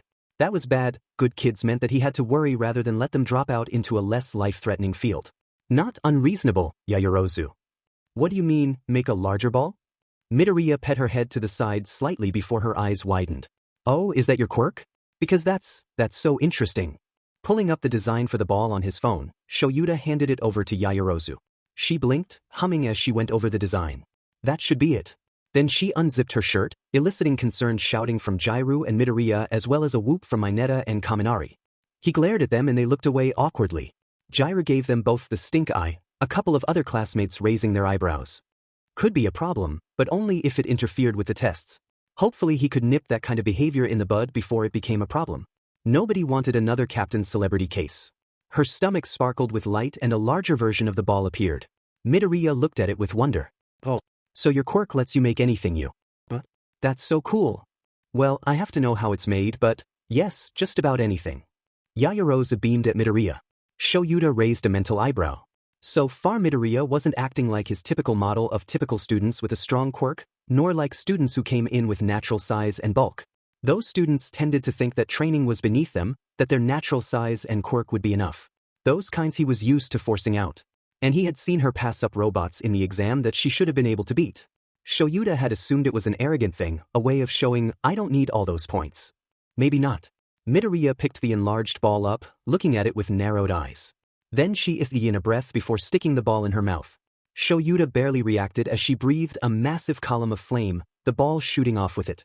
Reasonably creative, at least. More than most of the larger students I've dealt with at least. Shoyuta held up his phone, displaying the score, 749 meters. Good. Now we have a better idea of your limits, we're a step closer to figuring out what kind of hero you will be. Midoriya blinked, an awestruck look on her face. The rest of the class seemed to be in a similar mood. Kaminari grinned at a neighbor. We can use our quirks however we feel like? Awesome. As the students started to talk amongst themselves, Shoyuta sighed. Time to see what they were made of. Ikumi shivered when she saw Aizawa's stare lock onto Kaminari. A dark aura seemed to come off the quiet teacher. Oh, awesome? His glare swept over the whole class. You think your 3 years here will be all fun and games? Then here's a game. The person who gets the lowest score on these tests will get expelled. For a moment, everybody stood still. Then they reacted. Hold on. Uraraka shouted. That's not fair dash. Life isn't fair. Anybody who tells you otherwise is selling something, Aizawa shot back. He sighed, running a hand through his hair. Villain attacks, natural disasters. Those aren't fair either. When you're a hero, your job will be correcting that unfairness. Ikumi frowned at him. She was well aware that life wasn't fair. Even so, it's our first day. Were you expecting U.A to be easy? We're going to put you through the ringer. Aizawa smiled, or more accurately bared his teeth. That's plus ultra for you, do whatever you have to do to overcome it. Ikumi swallowed anxiously. Katsuki shoved Midori in the side as they got ready for the 50-meter dash. While he disliked the hobo teacher, that challenge he'd issued had lit a fire in him. Katsuki wanted to get the first to end all firsts and rub it in the guy's face. Get ready to lose, Midori, he growled. Midori gave him a curt nod, trying to brace properly against the tiny footsteps. Katsuki paused as they got ready. An idea for how to ace this thing came to mind and he smirked. When they were given the go-ahead, he activated his quirk in both hands, flinging himself forwards with the force. 4.13 seconds, the robot intoned. Midori came just behind. 5.01 seconds. He raised an eyebrow. Eat sheet Midori. I beat you. I could have beaten you back in Aldra if they let me, she shot back. Katsuki snarled at that. Aldra had told Midori to walk it, since she would have otherwise gotten it. Midori had tried to run properly one time and had gotten a verbal reprimand to not use your quirk in school. Hobo teacher was right about being able to use your quirk for school, at least. Mizo looked over at Ikumi as she got ready for the grip strength test. How do you feel about using your quirk like this? Ikumi paused, picking up the grip strength machine, conveniently upsized for her by Yaoyorozu. Honestly, he done some training at the gym, but it feels, I don't know, different when you're doing it for an official school event. He wrapped his hands around the grip strength machine and squeezed it shut. What kind of training? Strength and endurance, and a bit of flexibility, I want to be able to fit in most buildings. Ikumi looked at it consideringly, then placed the machine in her mouth, biting down hard. The metal beneath her jaw creaked under the force. In spite of himself, he blinked. Then he shrugged. Animal heteromorphs tended to have stronger bites. His own strength test read 580 kilograms, over 10 times what he had gotten in middle school. It made sense, he had been training each arm at the gym as well as using them together. Siro looked at him admiringly. Whoa, 580 kilos. Hot DMN, are you a gorilla or an octopus? Octopus, that's pretty CC, Mineta mumbled. Mizo was a bit thrown by that. He hadn't really heard anybody from his hometown call him that before. A lot of other things, but never CC. Yaoyorozu's eyes widened as Ikumi pulled her grip strength tester out, pausing as she screwed a vise shut on her own. And 900 kilograms? The rest of the class stared at it, causing Ikumi to shrink back. Mizo had to agree with the general shock the class felt. Having a bite almost equal to a ton was scarily impressive. Ikumi blushed, taking it out of her mouth. I knew I had a strong bite, but I didn't know it was that strong. I didn't even use the other part of my quirk for it. Next to her, Bakugu seethed. Don't think that means you're better than me. I think it does, Kaken. In this event at least. Mizo gave her a thumbs up. That's close to a shark's bite, Kumi. Nice work. Mina whistled. Hot dim girl. She gripped her tester, concentrating. Pink sparks traveled up her arm as she squeezed before it settled. 200 kilograms and change. Ikumi looked over at the pink-skinned girl with a curious look on her face. I thought your quirk was to do with acid, but super strength and electricity as well? Mina looked up. A dash. She looked over excitedly.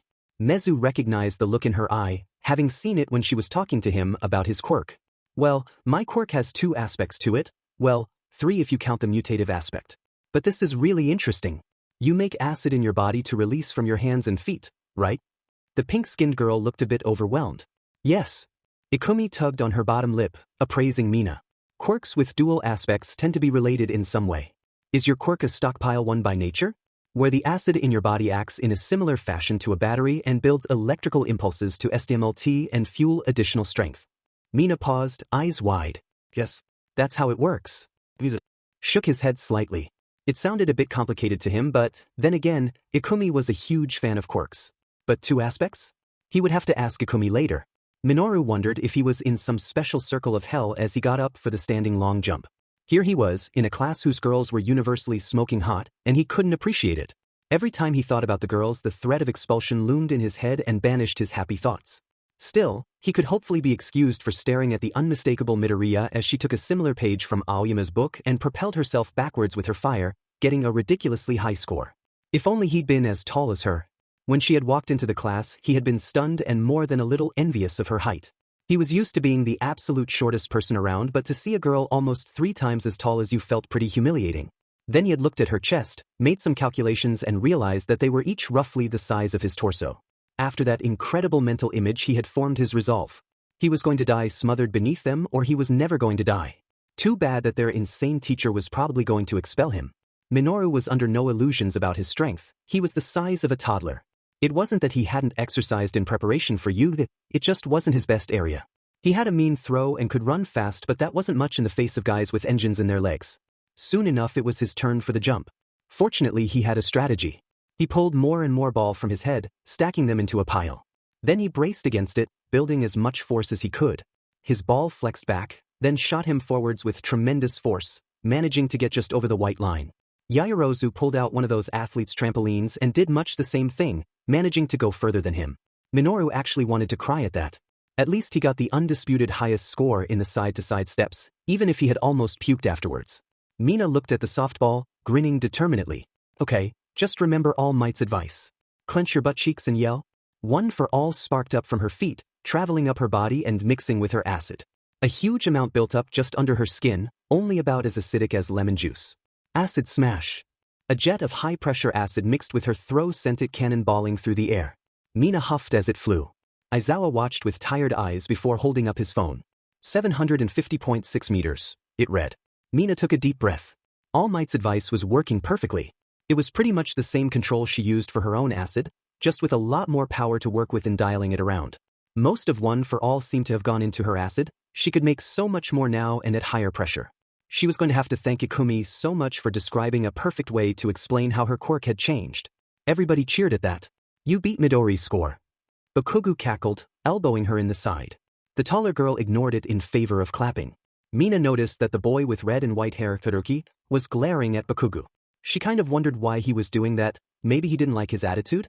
Bakugo seemed to be an a-hole, but Ikumi wasn't pushing him away or anything. Then she got distracted when Uraraka blew everybody's scores for the softball throw out of the water. Aizawa barely blinked as he held out a phone displaying infinity, while everybody else lost their minds. Bakugo's own efforts managed to eclipse hers, managing an impressive 750.7 meters. Mina rolled her eyes as he smirked at the pair of them, Ikumi just shaking her head. He's pretty competitive. Mina gave Bakugo a challenging grin. No way she was going to back down to him easily. Aizawa swept his gaze over his current class. They panted, some looking more confident than others. Mineta in particular looked like he was on the verge of a breakdown. Alright, time for the results.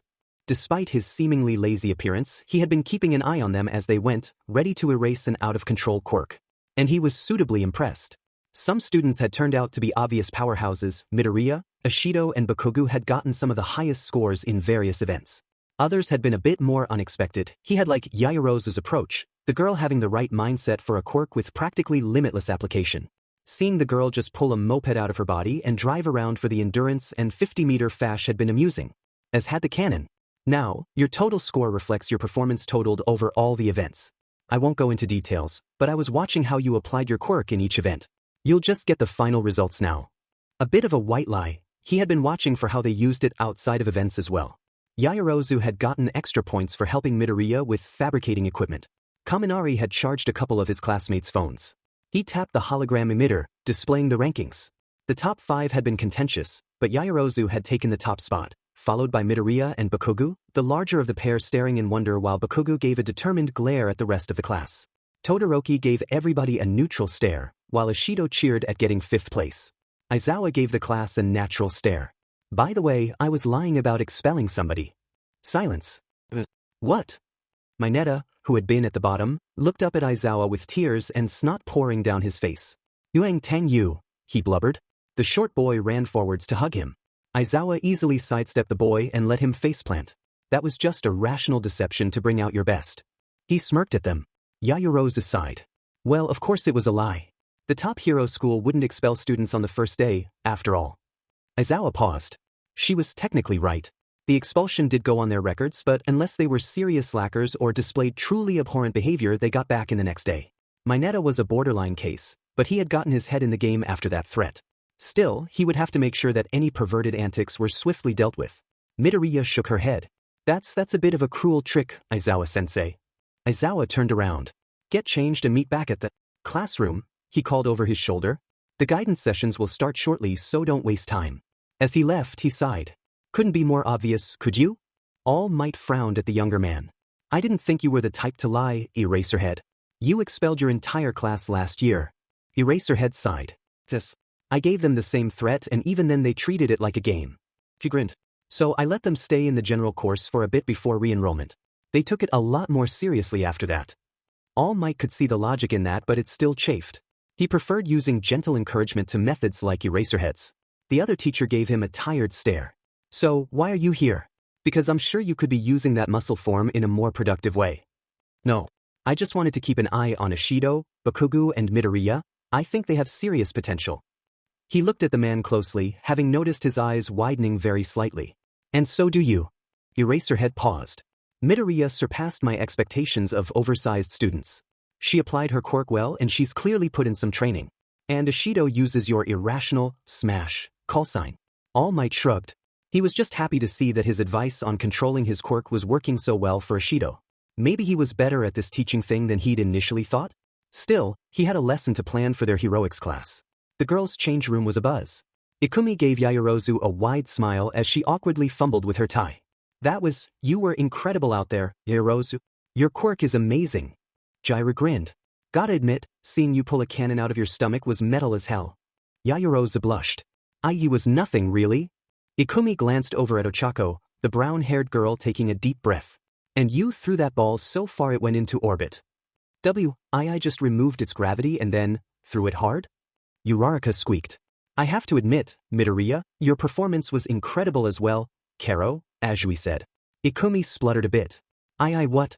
She wasn't really used to hearing things like that being said about her. Kaken tended to be more confrontational, seeing it as more of a rivalry than anything else. It was pretty nice. Hagakure bounced over. Yeah. You were like, fush, and crunch. And you just acted really cool. Jaira grinned. Girl power for the top 2 in the assessment test. Ikumi and Yaoyorozu flushed simultaneously as the others cheered. Girl power. Katsuki was just pulling on his shirt when he heard shitty hair come up behind him. Gotta say, that was manly as hell out there. He shook his head. I mean, overcoming an obstacle like that expulsion threat? Yurei is awesome. Nerdjock chopped the air aggressively. I must disagree about the expulsion threat being manly. Our own teacher threatened to expel us only to reveal it was a ruse? How can we trust him in the future? He snorted. Hobo-sensei had meant it when he said that he'd expel a student. BSRD had changed his mind for some reason. Great Beach sighed. I'm glad he didn't. I was terrified that I'd miss out on seeing the smoking hot babes here. Birdhead shook his head. Truly your heart is mired in darkness. Katsuki glared at the grape hard. Off with that sheet, Great Beach.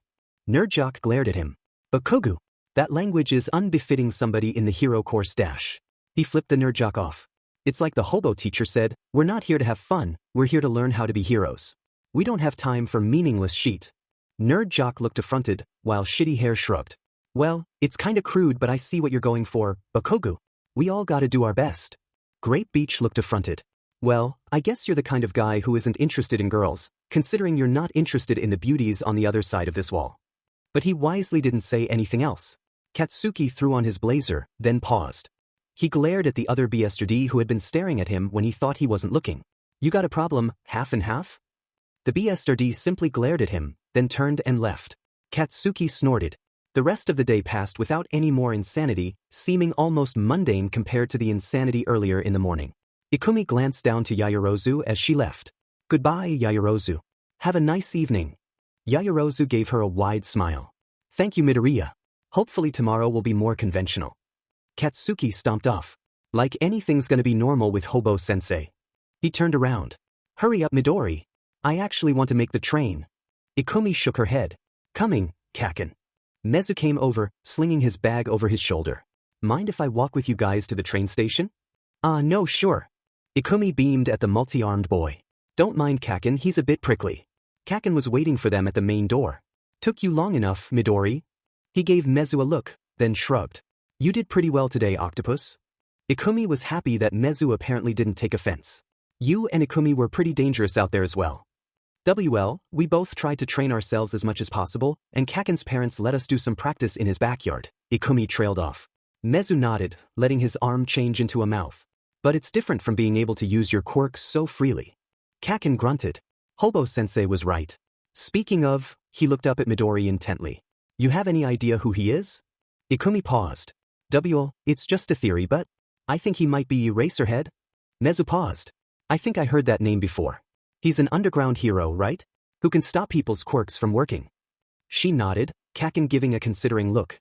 He wasn't a hero I recognized immediately, and he would have to be good at being a hero if Fude wanted to hire him, so I thought he had to be an underground hero. I looked through some old posts and I came across a description of Eraserhead that matched Aizawa. Kaken barked out a laugh. Good sheet, Midori. You actually put your nerd brain to good use. As they walked home, Ikumi couldn't help but feel confident. Meeting up with friends and making some new ones, it was almost more than she could have hoped for. Inko looked up at Ikumi as she dished up another serving of rice. How was your first day, Ikumi? Ikumi smiled. It was pretty crazy if I'm being honest. Oh. Ikumi carefully dished up a mound of vegetables. Well, we had to do this quirk assessment test as the first thing all day. Our teacher, Aizawa, said that we could use our quirks to do it dash. Way more interesting than what we did in school, Hisashi commented. He grinned up at her. So, how'd you do in this test? She managed a bright grin. Oh, I got second in the class. Hisashi and Inko both smiled at that, her husband grinning inappropriately. Did you beat Katsuki then? When Ikumi nodded, he cackled. It's good for him to lose sometimes. Then her face fell slightly. But then, Aizawa-sensei said that whoever got last place was going to get expelled dash. Inko nearly dropped her chopsticks. Don't worry. Nobody got expelled. Eiichi said it was a logical ruse to make us do our best. Inko shook her head. Our teachers certainly didn't do anything like that when we were in high school, she murmured. Still, she would have to hope that he knew what he was doing. Hisashi shook his head. Yuta really is crazy if they send you a hologram emitter and then threaten to kick you out on the first day, he muttered. Then he smiled. Sounds like Yuta-is more interesting than Aldra at least. Inko gave him a light nudge. Honestly, she sighed. Then she gave Ikumi a proud smile. Well, you're going to have to keep going. So after this quirk assessment, what did you do next? Ikumi thought back on it. Well, after the near expulsion threat that was the quirk assessment, 1A had gone into their next class with a feeling of foreboding and trepidation. Present Mike had grinned at them cheerfully as they came through the door. Welcome, little listeners. Come on in, sit down, and we're going to go into the exciting world of English. Kaminari raised his hand. Are you going to expel any of us if we don't get it right? Present Mike slapped a hand to his face. Minute Shoyuta. You just had to ruin my opening with your logical ruse. He gave Kaminari and the class a gentle smile. Nah, no logical ruses here, except for homophones. As one, the class breathed a sigh of relief. Present Mike grinned as they sat down. Now then, I'm sure you're wondering why you're learning English at a hero course. That's for a couple of reasons. Present Mike pulled out a piece of chalk and started scribbling on the board behind him. Now, the first reason is that as heroes, you might be the first person a tourist on the street comes to if they have a problem. As heroes, you might have to get intel about a crime that happened to them or just give them directions to a landmark or hotel. They should just have a map on their phones or something, Kaken grumbled. Ikumi shushed him. The second reason? Present Mike grinned. Being able to speak a second language is awesome. Plus it means that you can look like a cool dude or dudette in front of other people. So we're gonna learn how to flex on people with English. Who's up for it? The class cheered, even Bakugo lightening up a bit. He gave them all a proud smile. Great! Now, today's just a light lesson, so we're going to go over the basics of English and get an idea of where everybody is in the class. Ikumi had to admit that it was a lot more interesting than Aldra's English lessons. Present Mike was enthusiastic and energetic, always giving the class encouragement and urging them to practice their English. Plus, it was Present Mike teaching. Hisashi had to admit that Ikumi's day sounded pretty amazing when put like that, as she talked about her teachers more energetically than she ever had before. So all of your classes are taught by heroes? Ikumi nodded, beaming. Why yeah. Present Mike Yamatins teaches English and ectoplasm, while Yakuta teaches mathematics. She looked down a bit awkwardly. It, well, still feels a bit weird calling them by their civilian names if I'm being honest. I kind of wish I'd been taught by heroes when I was in school, Hisashi grinned. So were they all in costume or were they in suits? Oh, in costume. Ikumi grinned. It was just so cool, seeing them up close. A thought struck him. He leaned over to grab a piece of pork. Say, Midnight is apparently a teacher there. Did you see her? No, not today. I think she teaches modern art history? I think we have her tomorrow. Great. Hisashi looked at Ikumi with a conspiratorial air. Say, do you think she teaches in costume as well? Inko gave him a look which he pretended to ignore as Ikumi spluttered. A bright red flush crept through her fur. What? Hisashi's grin grew wider. Just saying, the boys in your class would have a real hard time focusing on her lesson plan if she taught them wearing her gear dash. Ikumi gave a pained groan, slumping down. Dad! He held his hands up, laughing. Okay, no more embarrassing remarks. Even though it's part of my job as your father to embarrass you. Ikumi sighed. It is her hero costume, and it's visually striking, but there's a reason she's referred to as the R-rated heroine, Dad. It might be a bit inappropriate for her to show up in costume. I know. Hisashi paused, giving his daughter a smile. Still, this is great. You made it in, and tomorrow you're going to have a heroics class. Ikumi's eyes went wide. Oh my god, I forgot that was tomorrow. She anxiously pulled on her bottom lip. I really hope that they got my costume dash. Inko put a calming hand on her upper arm. Don't worry so much, Ikumi. They definitely have it, we submitted it specially. Make sure you go to sleep, Ikumi, Hisashi joked. You've got a big day ahead of you. I know. Ikumi waved her hands around. It just feels like a dream, you know? As they started moving everything to the dishwasher, Hisashi paused as he looked up at Ikumi. I'm really proud of you for getting in, you know? I know. You're officially my favorite daughter. Ikumi shook her head, a grin forming on her face. More like your only daughter. Hisashi huffed, a tiny tongue of flame passing his lips. That just makes it doubly true then. He gave her a light shove. Knock him dead in hero training tomorrow, Ikumi. Katsuki grinned up at Midori as they got off the train. We're finally doing hero sheet at Yuta Midori. Midori sighed. It's not like we weren't doing anything like that yesterday, Kaken, she mumbled, carefully stepping around some other pedestrians. He shoulder-checked his way through. We did one thing that could be hero stuff yesterday, and that was being threatened by Hobo-sensei in a gym test. Kaken! She gasped. You can't call him a hobo. What? Katsuki shoulder-checked somebody who tried to get in his way. Guy showed up to teach and be a hero in his goddamn pajamas. It's sloppy. The hag certainly had a long list of expletives regarding people who showed up to a fashion show in similar attire. Even his dad had only told her not to swear in front of Katsuki. Like he hadn't heard all those words already. Midori opened her mouth, then closed it. I think he may have slept in his clothes, she mumbled. Katsuki barked with laughter as they came up to the door. Shoving the door open, he was rewarded with Nerd Jock's disapproving glare. Hurry to your seats. You ever gonna take that stick out your butt, Glasses? Katsuki flopped into his chair. Glasses followed him, hands chopping the air robotically. I simply seek to act in a manner befitting this great institution dash. Katsuki tuned out Glasses' attitude as he got his desk ready for the day. Eventually he got the point and went back to his seat, huffing disapprovingly. Then a certain JRK walked down the aisle. Half and Half briefly stopped in front of Katsuki, his face showing absolutely no emotion. Then the BSRD went to his chair, ignoring everybody else. Midori looked at the guy, then at him. What did you do to him? She whispered. Katsuki shrugged as Hobo-sensei walked in. Haven't done shit to him. Guy's just an a-hole. He scowled. Him. As Hobo-sensei started doing roll, Katsuki kept his eyes firmly locked on the front of the room. Whatever the hero class was going to be about, he was ready to kill it. Minoru couldn't help but grin when he saw Midnight come into their class in full hero attire. Yep, this is officially the best school on the planet. Next to him, Midoriya looked a bit shocked. And Midnight's our teacher? In full hero costume. Midnight grinned. We're all technically on duty as heroes, so we can wear our costumes as necessary. Besides, it's surprisingly comfortable. She gasped, then started frantically babbling. I wasn't, disapproving or anything. I mean, I don't think I could pull off a look like that and dash. Minoru shook his head frantically. Miss out on this? No way. It's all right, Midoriya. No harm done.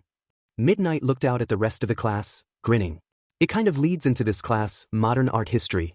Her face grew more serious as she came over to the blackboard. Now, I'm sure you're all wondering what relevance art history has for the hero course. Bakugo slouched in his chair. Yep. Midnight shook her head slightly. That's because of the largest modern phenomena in the past century, heroes. A hologram projector turned on, and she flicked through scenes. As the cultural phenomenon of heroes swept the world, so heroes have influenced the art scene as well. From the very first vigilantes that came from the chaos of quirks emerging, a photograph of a group of men wearing leather and masks fighting a man holding a torn-out safe, to the establishment of the current hero system according to the New York regulations, it switched to a photo of a smiling hero with an America-themed cape shaking hands with a politician. Her face grew more solemn. And the tragedies that came from certain groups. The projector briefly showed a painting Minoru recognized, a depiction of the Jita Purge, the stylized black robes of the CRC standing starkly amongst the forest background. It was almost idyllic, until you saw the figures hanging from the trees and the blood on the ground. Minoru shuddered. Next to him, Midoriya took a deep breath, then her face set in a more determined look. Everybody in class seemed to be shaken at seeing a reminder of such an event, even Todoroki seemed a bit on edge. Midnight turned the projector off, a stoic look on her face. Art isn't always pleasant. The men and women we will be learning about through their works came from very different times, current standards weren't always the norm, regrettably. For the first time in a while Minoru wasn't trying to look at Midnight's chest. Midnight grinned at them. Plus, we'll be going over a bit of hero costume design. Bertolt Brecht once said, art is not a mirror to reflect reality, but a hammer with which to shape it. A hero's costume is a piece of art by itself, and you may decide to change your costume to something more accurate to the hero you want to be. As the class started properly and they went through the material, Minoru grinned. His costume already declared what kind of hero he wanted to be in the future. A super cool one who women would actually like. When the bell rang for lunch, Minoru felt disappointed to be leaving the lesson. And not just because he wasn't able to see Midnight's costume anymore. Mina carefully held out her lunch card to Lunch Rush, grinning. The big curry rice please. Lunch Rush gave a thumbs up. Sure thing. Any accompaniments? Natto.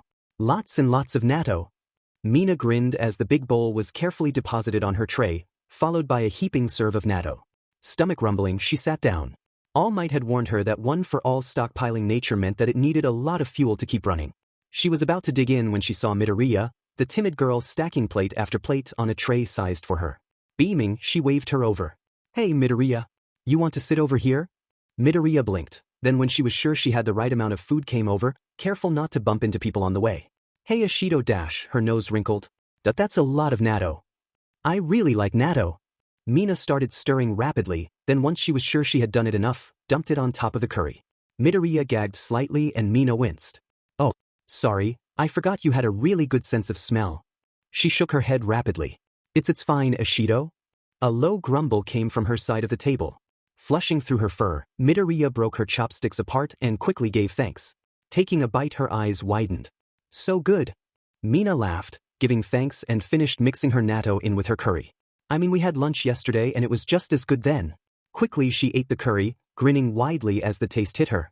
Lunch Rush was 2DMN good at his job. There you are, Bakugo stomped up, his own obnoxiously spicy dish in hand. Mina could swear there was a visible heat haze coming off the thing. He glared up at Midoriya as he sat down. Don't if you run off without me, Midori.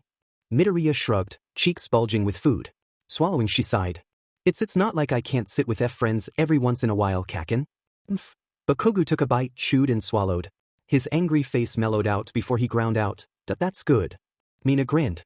Not even Bakugo could stay grumpy in the face of lunch rush's food. She swallowed another bite of natto curry and he stared at her. "Duffy hell, you an alien or something, Pinky?" She sighed at that. "What's wrong with natto? It's disgusting is what it is." Bakugo swallowed another mouthful of potentially nuclear curry. "Is this seat taken?" Mina grinned upon hearing the familiar voice. "Nah, it's available dash." She looked over to Yaoyorozu and her jaw dropped. Yaoyorozu stood there slightly sheepishly, her tray piled high with food. "Thank you." She bowed graciously, taking a seat and putting it down. Bakugo stared at it. "DMN, ponytail. Do you have enough food there?" Mina shot him a small glare which he summarily ignored. Yaoyorozu gave him a polite smile. "Well, creation is a calorie and lipid-intensive quirk, so I'm eating as much as I can to fuel it for this afternoon." Mina nodded in acknowledgement. "Same. I need a fair amount of fuel for acid to make enough." Midoriya looked up, eyes sparkling. "So that's how your creation quirk is fueled. I guess that it had to be something internal since you made things come from your body rather than them appearing next to you. So you said it came from lipids and calories, yes? Is your quirk a stockpile that focuses on existing fat cells, or is it all in the plus alpha? Or is it not a stockpile quirk, but a metabolic facet that breaks down lipids in the process to fuel your body's stamina, similar to Lampert's proposal?" Mina paused, chopsticks to her mouth. Yaoyorozu was in a similar position. A dash. She blinked, then covered her mouth. Sorry. I know that it's awkward. Sometimes I get a bit excited about quirks, and yours is a really interesting one dash." Yaoyorozu shook her head. "No, it's fine. Regarding your question, my quirk stockpiles excess energy in my fat cells, rather than the plus alpha. Though in a way it is similar to Lampert's analysis of various quirks." Mina shook her head, confused. "Wait, who's Lampert dash?" Bakugo reached over and roughly patted Mina on the shoulder. "Some old quirk nerd. Don't get them started or we'll be here all day." Midoriya blushed. "I'm not that bad. But Kaken's probably right. We're going to be busy this afternoon, so we should probably get started." "Here, here." Mina picked up her chopsticks and twisted the natto in her bowl again. "Let's get to it." On a different table, Denki was well aware that he was staring at Yaoyorozu as she ate lunch. At least he wasn't alone. Next to him, Jiraiya was looking at her as well. "Where is it all going?" he muttered as the dark-haired girl daintily finished the bowl of pork belly and rice, reaching for a bowl of noodles. Yaoyorozu ate quickly yet politely, and about half the food was gone already. Was there a black hole in her stomach or something? Midoriya eating a lot of food he could understand. She was the tallest person in class and had a fire quirk, and those guys usually needed more food. And Mina, well, she had super strength and acid, that probably needed a lot of food to use. He hadn't expected the nice, polite Yaoyorozu to eat enough for 3 people. "I can't look away," Jiraiya muttered, distractedly eating her own meal. She tried to harangue him for staring only to join him when Yaoyorozu kept eating. "It's rude to stare." Despite his words, his eyes didn't budge. Mineta shook his head. "Really? She's not even eating in an RDC way." "That's gross, Mineta," Tsuyu bluntly stated.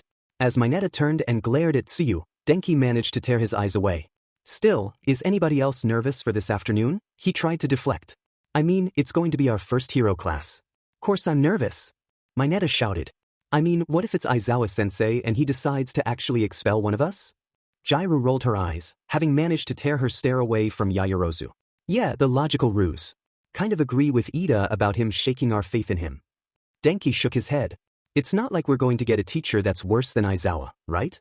"That's hard to imagine," Tsuyu flatly said. Ikumi fidgeted slightly in her chair, nervous energy pouring off her. The rest of the class wasn't much better, the anticipation building. This was what they had come here for, the opportunity to learn how to be heroes and save others. She wondered who the teacher was going to be. Maybe it was going to be Snipe. She knew that he was a hero here, but wasn't sure what subject he taught. All Might was a possibility, but it would have made more sense for him to teach the third years rather than them. "I am." Ikumi's eyes went wide. "No way. Coming through the door like a normal person." "All Might," the All Might shouted, walking into the classroom in a way that was anything but normal. Immediately everybody in the class cheered, Ikumi cheering with them. "All Might's really here, teaching us." Kaminari almost screamed. Ikumi gasped slightly. "That's his Silver Age costume. Worn back when Sir Night Eye was his sidekick." All Might stood in front of the lectern, his signature smile lighting up the room. "Now then kids, I'm going to be teaching hero basics. This class will put you through all kinds of training to help mold you into the best heroes you can be." He turned around, flashing a card that read, "Battle Training. No time like the present, so let's not dawdle." Kaken grinned like a jack-o'-lantern. "Battle Training," he growled. Ikumi wasn't the biggest fan of fighting, but if it was called for. Yay! All Might clicked a tiny remote. And for hero training, you'll need these. Slots on the walls hissed open, a set of 20 briefcases popping out. According to your quirk registry and the special requests you made beforehand, Yudata presents your costumes.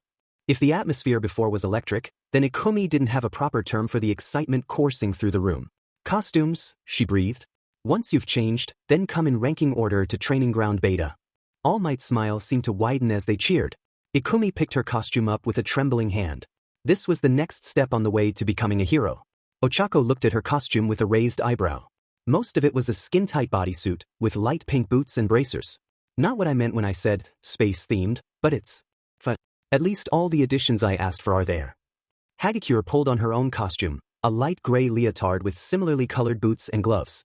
With the press of a switch on her wrist, the entire ensemble turned invisible. I thought I was going to have to run around naked. Jairu turned from looking at her black leather jacket and blinked. Whoa, Midoriya. Nice one.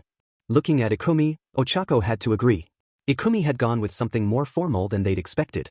She wore a dark purple three-piece suit, the legs baggy to give her plenty of room to move. The sleeves of her black shirt were short, exposing her furry arms. A red bow tie was fastened neatly in place, complementing the red boots she wore over any other shoes. She looked more like a businesswoman than a hero, but it admittedly complemented her figure well. Once aware that everybody was staring at her, Ikumi squirmed a bit. I asked some friends of my parents to make it. And I wanted a costume to pay homage to one of my favorite H-heroes. Ochako gave her a thumbs up. It looks really good on you. I should have really been more specific with mine. I wanted it to be a homage to 13. Ikumi hummed. But 13's costume is more to contain the side effects of her Q-quirk. It wouldn't have really been practical from a combat standpoint. Just since H-heroes usually do a lot of fighting. So you nodded. She's right, Carol. 13's costume is pretty bulky. I guess. Ochako finished pulling her costume on. Would have been nice if it wasn't so skin-tight. I understand.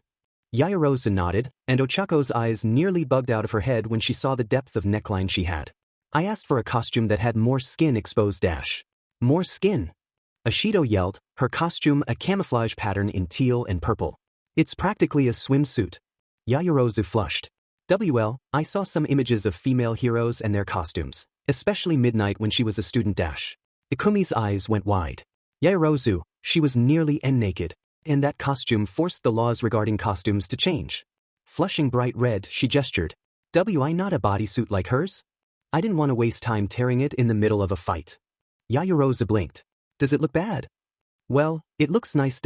Jar suddenly shook her head, blushing. And maybe we should get to Training Ground Beta. Before it's too late, she coughed out. As they filed out, Ochako grinned up at Ikumi. Well, this is it, isn't it? Ikumi strode forwards, a more confident expression on her face. Yeah. This is it. Katsuki glanced up at Midori as they left for the training ground, stepping out into the sun.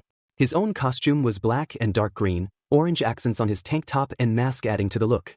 The hag did all right with the suit, he grunted. Midori nodded, eyes sparkling. Yeah, I know she said she could make a suit that I could fight in, but this is she rolled her shoulders, the fabric not bunching or catching. Katsuki grunted. Yeah, she's pretty good at designing clothes. And she has your measurements. Ever since Midori's growth spurt, the hag had kept dragging her off to model clothes. In exchange for a fair chunk of extra pocket money, she'd been put into a wide variety of outfits the hag was working on, helping Midori get proper measurements for her clothing and also getting a leg up on the competition. She had also seen it as a way to try and get Midori to wear something that wasn't hero merch or those t-shirts that said, shirt, to limited success. Though some of their classmates had frankly shit taste when it came to costumes. He glared at two of the biggest offenders, Thick Lips and Grape Beach. Thick Lips' costume was boring as hell and a frankly hideous mustard yellow, and the Grape wore what looked like a diaper. If his parents saw them, then the pair of them would be stuck in their studio for a week while they got a fashion overhaul. But their classmates' terrible taste couldn't take away that they were going to have actual hero training today. Katsuki's lips peeled back in a savage grin. All Might took a deep breath as the students came through. He only had a small amount of experience teaching young Ashido, but she had managed to master one for all pretty easily, hadn't she?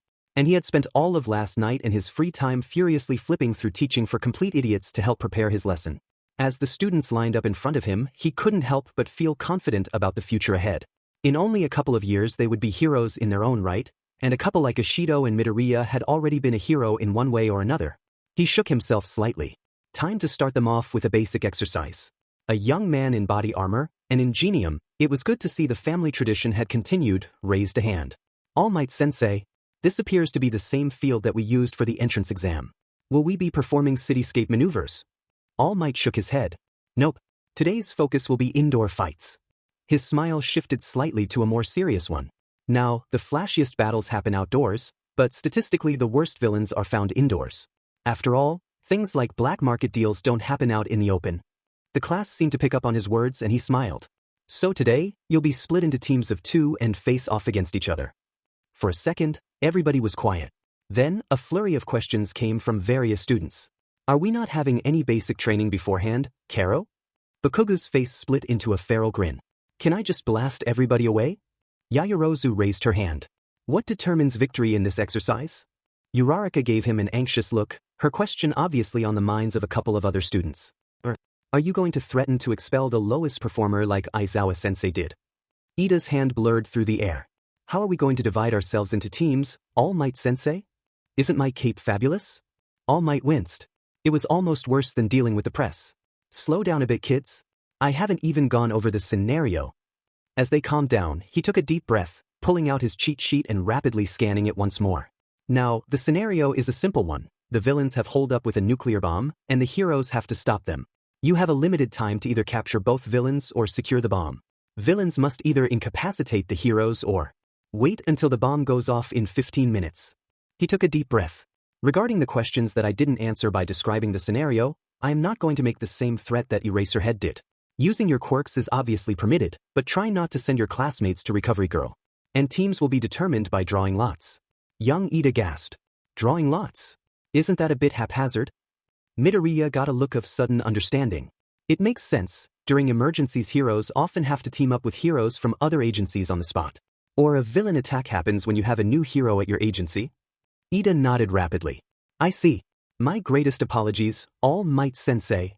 No harm done, young man. Let's get to it. Soon enough, everybody had their teams. I, Midoriya Ikumi and Shoji Mizo. B, Kaminari Denki and Uraraka Ochako. C, Mineta Minoru and Yaoyorozu Momo. D, Bakugu Katsuki and Todoroki Shudo. E, Ashido Mina and Ida Tenya. F, Aoyama Yuga and Koda Koji. G, Azuitiu and Satoru Kido. H, Jair Kyoka and Tokoyami Fumikichi. I, Tora Hagakure and Kirishima Aijuru. J, Hanta Siro and Ojiro Mashireo. All Might swept a careful eye over them, then plunged his hands into each box. The class leaned in slightly, eager to get started. Now then, the first matchup is. He pulled out the ball dramatically. Team A as the villains, and Team C as the heroes. The villain team goes in first and gets 5 minutes of prep time. His gaze swept over Midoriya and Shoji, who seemed a bit downcast at being cast as a villain.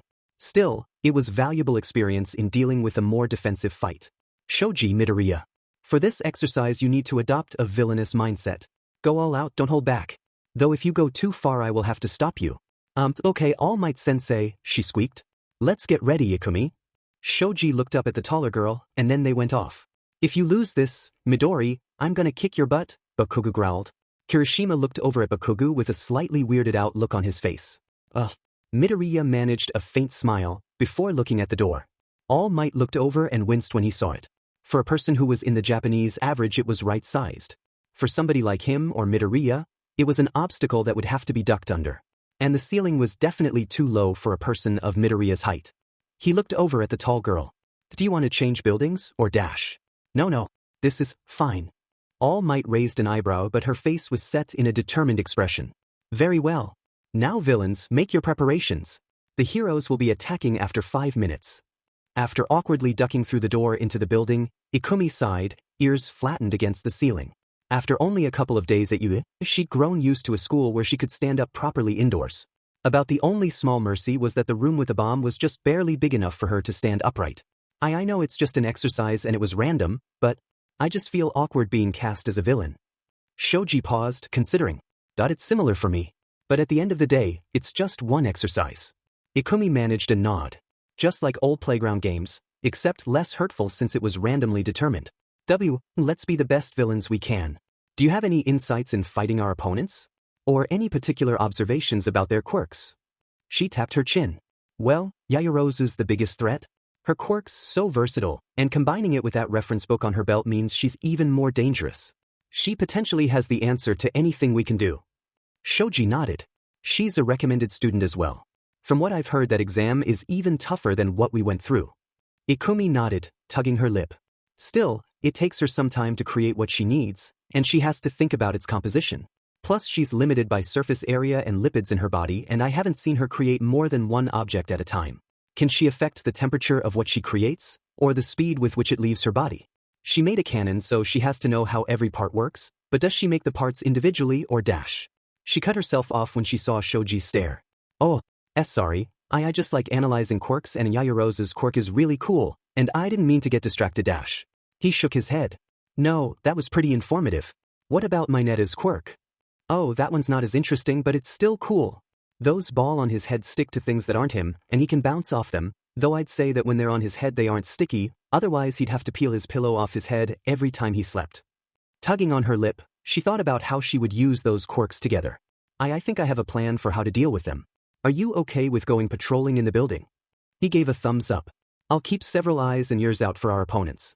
Given how much you've figured out from their quirks after seeing them a couple of times, it seems like you've got a good plan. Ikumi nodded. Well, if they were supposed to act as villains, I do a MWA. It felt right for some odd reason. Okay, here's the plan.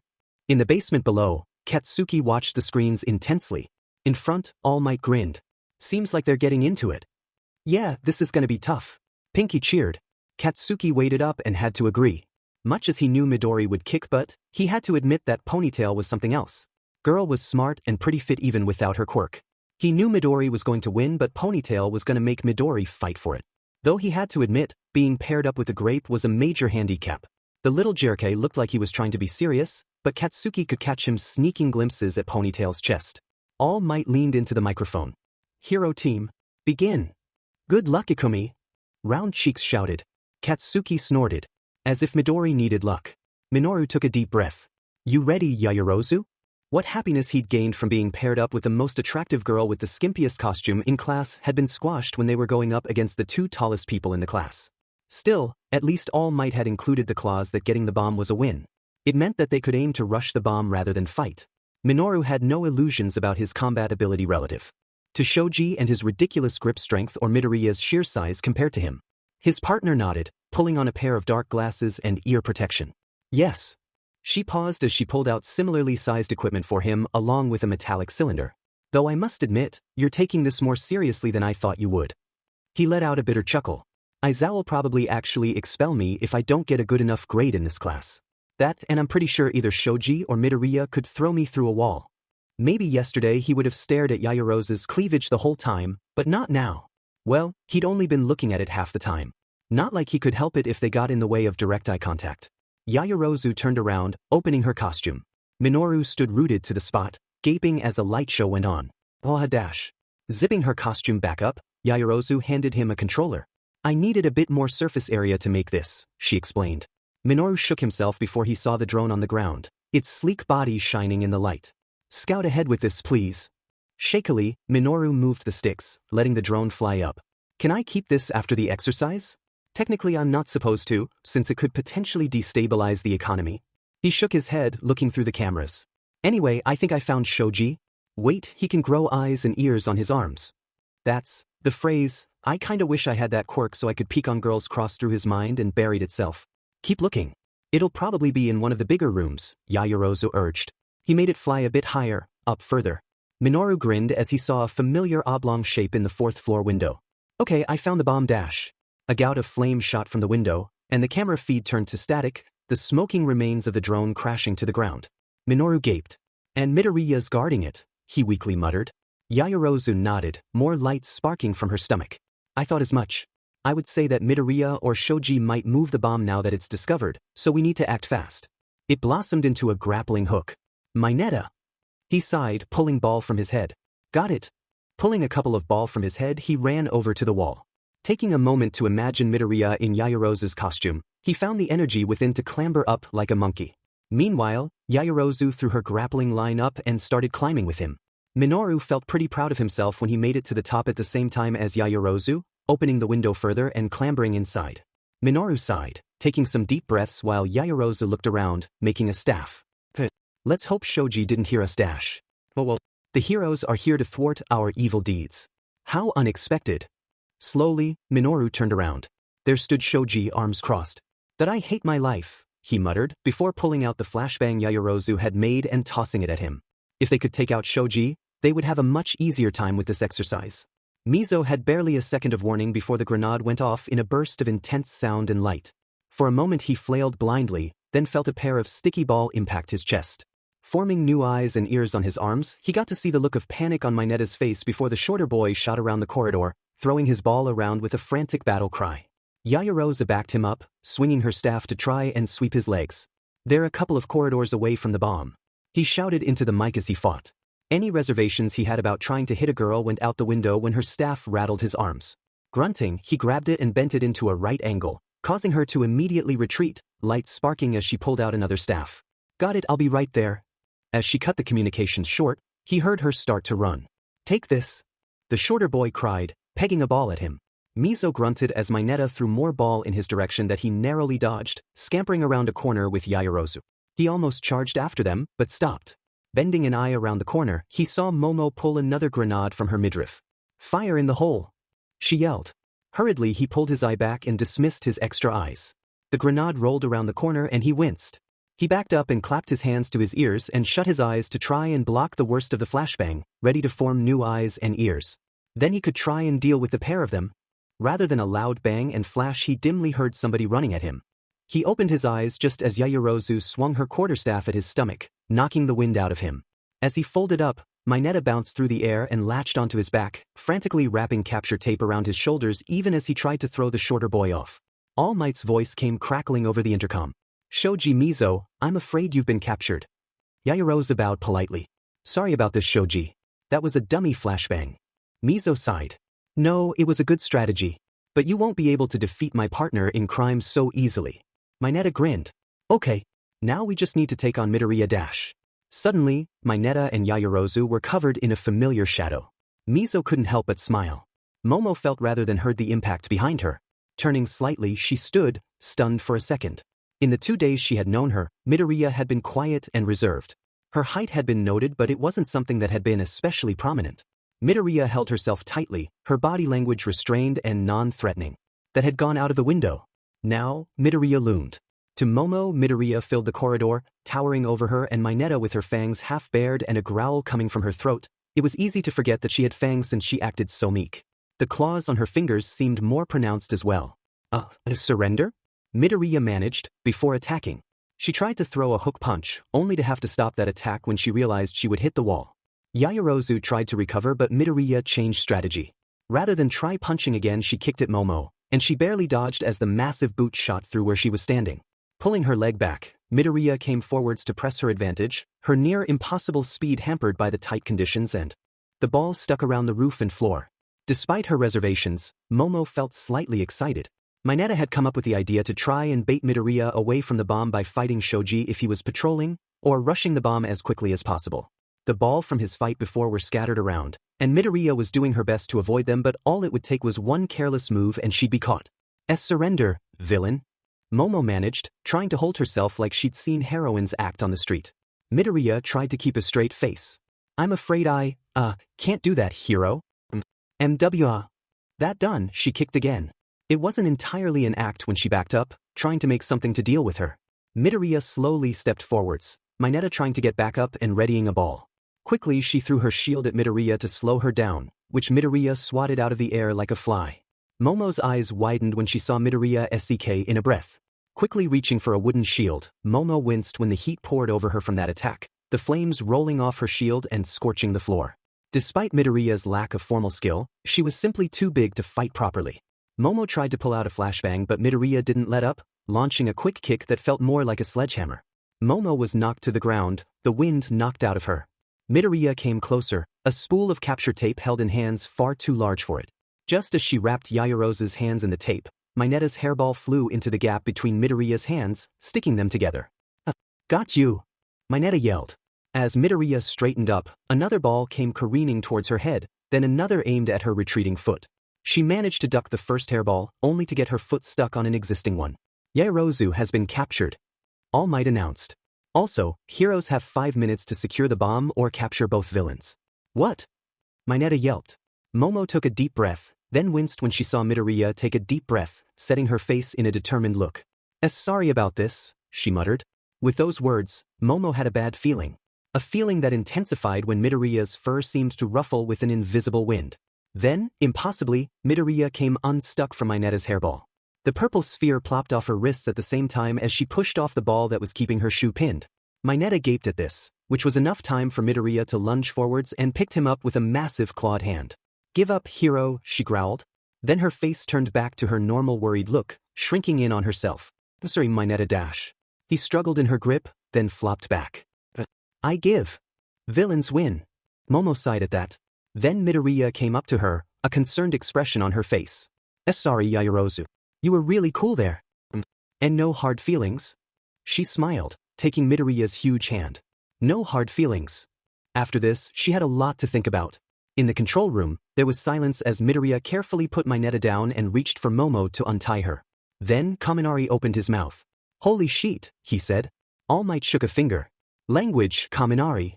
That had been an exciting first match. Both hero and villain teams had acted in great fashions. Acting like a villain was a good way to try and get into their head, an act that was encouraged by some of the more underground heroes he associated with. Yaoyorozu and Mineta shuffled back in, looking bruised but otherwise alright, Shoji bringing up the rear. Midoriya was last, coming in with her head bowed low and body language more restrained than ever. Ashido came over to her, grinning excitedly.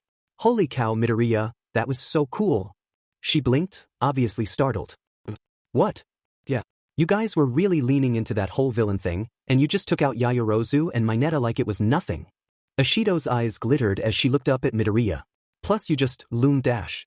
She winced when Midoriya seemed to tighten her posture. Sorry, Midoriya. Still cool though. That I don't really like doing it though, Midoriya muttered.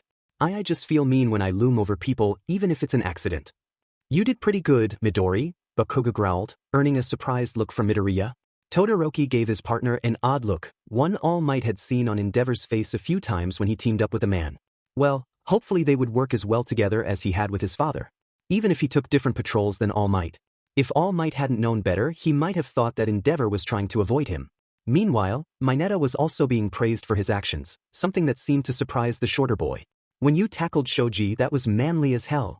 Kirishima crowed, slapping Mineta on the back. He winced when it nearly knocked the shorter boy down. Whoops. Fine, Mineta managed. I have to say, you're a surprisingly fast climber, Azui noted. Mineta flushed at the praise. All Might coughed into his fist, the class turning back to him. Well, you can congratulate your classmates later. For now, it's time to judge who was the MVP of this round. He grinned at the class. So, who do you feel made the greatest contribution to their team? The class muttered between each other and his smile widened. It was a close thing, but being honest he had a choice already made. Yaoyorozu spoke up. Reflecting on my performance and the villains, I feel that it comes down to Midoriya. Midoriya spluttered. What? No way, that should be you. Your team was more coordinated and you stayed together rather than split like we did. Not to mention you took the time to scout ahead and found an ideal entry point. Yaoyorozu shook her head. While we did that, our approach wasn't as flexible as yours. When you went on the offensive, we weren't able to respond in a meaningful way. That was just what I figured out about your quirk.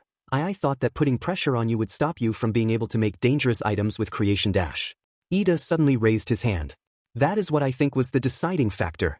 Midoriya, you had a better idea of how your opponent's quirks worked, based on your plan.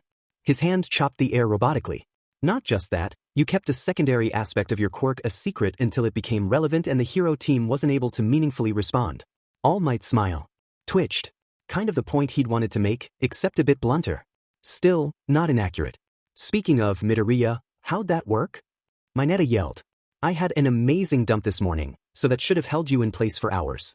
Or you should have torn your sleeves getting that ball off. Too much information, Karo. Azui shook her head at the shorter boy. Midoriya squirmed a bit. I kind of have both my parents' quirks? A mutated version of my mother's and a stronger version of my dad's, technically. The other students stared at her, wide-eyed. Todoroki in particular had a curiously intense look on his face. Wait, you've got two quirks? Uraraka yelled. Midoriya shook her head. Yes, but actually no. They're two different parts of the same thing. I got my fire breath and my, she waved her hands around her vaguely, appearance from my dad, and my mother's quirk changed a bit. I have a telekinetic force field around my body almost constantly. It goes into my fire and makes it hotter, and I used it to stop the ball from hitting my fur. Yairozu's hand flew to her mouth. That's right. You briefly mentioned having two parts to your quirk in the assessment but didn't go into detail. She looked down sheepishly. I just assumed it was your height you were referring to. All Might grinned. Indeed. Being able to figure out your opponent's quirk on the fly is a valuable skill to cultivate. Know your enemy and you come one step closer to beating them. Ultimately it's a close call, but I have to give Midoriya the MVP role since she was able to adapt the best to her plan going awry. I have to agree. Ida boomed. Mineta, while you worked with Yairozu well, there were a couple of times where you froze up rather than acted, especially when Midoriya freed herself from your quirk. Shoji performed well and detected the heroes early but made an understandable tactical error in dismissing his extra eyes and ears before the fake flashbang. As future heroes we have to be careful to preserve our own well-being, but keeping temporary eyes and ears up would have prevented you from being attacked like that. Shoji nodded stoically. I would also like to point out that Midoriya was the one who came up with our plan while I felt I didn't contribute much. All Might smiled. Don't put yourself down too much, Shoji. You asked questions and made suggestions to the plan that improved it. Sometimes it helps to have a second opinion. He smiled. A good first match like this set the benchmark for the other students to aspire to. That being said, let's determine the next matchup. Ikumi clasped her hands anxiously as All Might reached for the next set of ball. With a flourish he pulled them out. Team E are the villains, while Team B are the heroes. Ida looked similarly uncomfortable with the idea of being a villain as Ikumi had. At least she wasn't the only one. Ashido cheered, grabbing Ida by the arm and dragging him off like he weighed nothing. Heck yeah, Ida. We're gonna be the best villains ever. She's pretty energetic, Karo. Ikumi sighed as she watched them leave. Really wish I had that level of confidence, she muttered. Kirishima simply nodded, a distant look on his face. Yeah, I feel that. When she looked over he blinked, before pasting a cocky grin on his face. But confidence is just a habit that we gotta work on. Kaken snorted. See Midori? Even hair for brains gets it. She shook her head, watching the villain team on screen. Did I look like that when we were up there? Ikumi wondered, looking at a downcast Ida. Yep, Kaken snorted. Mina shook her head as Ida continued to mope. Come on Ida, it's just a fun exercise. I suppose. Still, I must admit I was hoping to fight on the side of justice. Ida suddenly struck a pose. But if we are to be the best heroes we can be, then for this exercise I must mire my heart in darkness. For a second she stared at Ida, then her smile returned. Bit of an odd attitude but okay. One for all crackled under her skin. While Mina couldn't handle its full strength, she reckoned she was getting maybe 3 or 4% of it consistently, which was still a lot. She turned to her partner. So what's our plan beyond kickbutt? MWI? Oh yes, the plan. Ida's hand chopped in the air robotically. Uraraka's quirk lets her remove the gravity from whatever she touches, so I believe that they will float up to a better vantage point.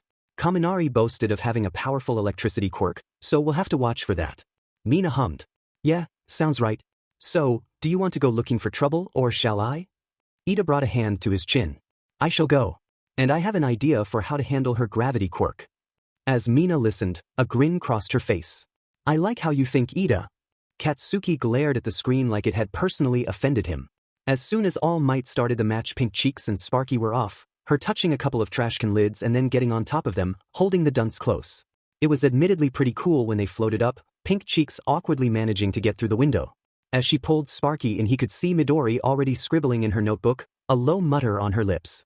Removal of gravity mostly counteracted by existing gravity, she did mention that removing her own gravity felt worse since it messes with her inner ear.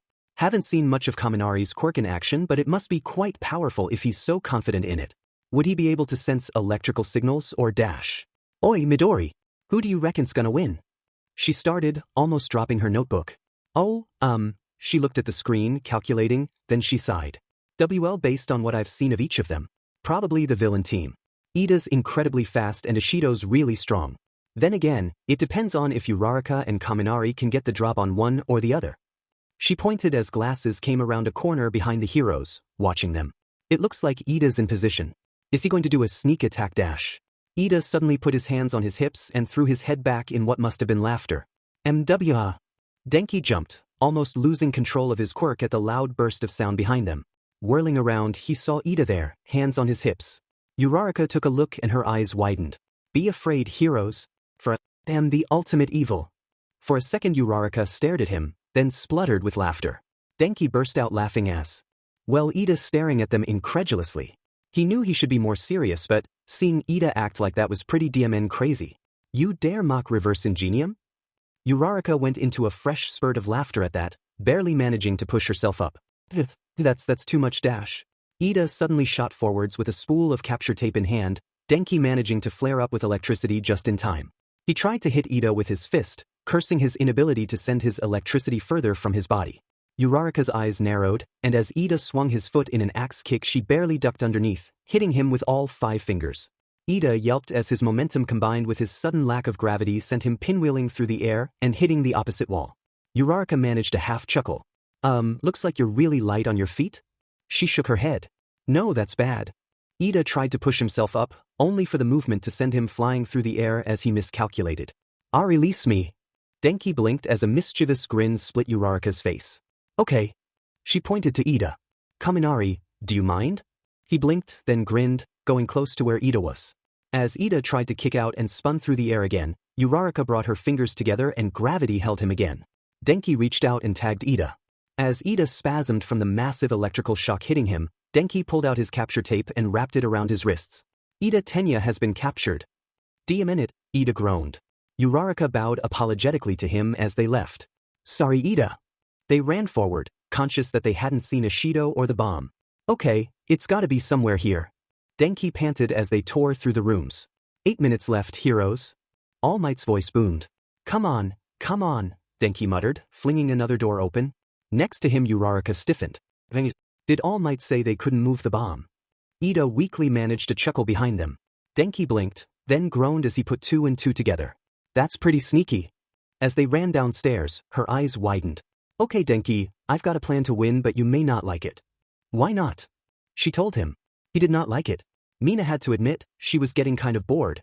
Sure, Ida had the right idea in moving the bomb here, but then he'd gotten involved in a fight while patrolling the higher level. She half groaned, just wanting to get some action. Then Kaminari appeared, obviously nervous. Surrender, villain? He squeaked, managing a hesitant step forward. She grinned. Hey Kaminari. Face the wrath of the alien queen. Ha. Did you both practice evil laughs or dash? Mina grinned, one for all sparks coating her body. Yeah, maybe. She shot forward, Kaminari squeaking and ducking under her fist.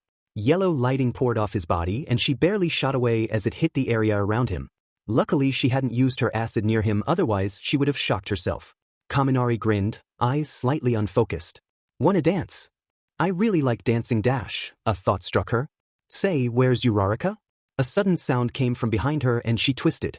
Uraraka was on the ceiling and leaped down as Kaminari reached out to try and hit her with his quirk. Panicking, Mina pulled on one for all, legs pumping as she shot up. Uraraka's hands clasped around the bomb just as Mina collided with her, knocking bomb and Uraraka to the ground. Mina stared as the buzzer sounded, pushing herself up. Heroes have secured the bomb. The heroes won. Mina stared at Uraraka as she panted in victory, then snapped her fingers in frustration. I forgot to look up, huh? Why yeah, Uraraka panted, looking slightly nauseous. Mina slapped herself, stretching a hand out to her. Well, if we do this again, I'm not gonna fall for that. All Might looked at the students. An exceptional match, all 4 of you. Now, who would you say was the MVP of this match? Yaoyorozu's hand shot up. Ida Tenya, obviously. While Uraraka formed a solid strategy to clinch victory, both the heroes lost focus and precious time reacting to the villains laughing.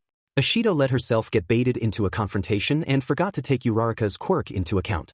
However, Ida had a clear idea of how to conduct the engagement and planned around his opponent's quirks as best he could.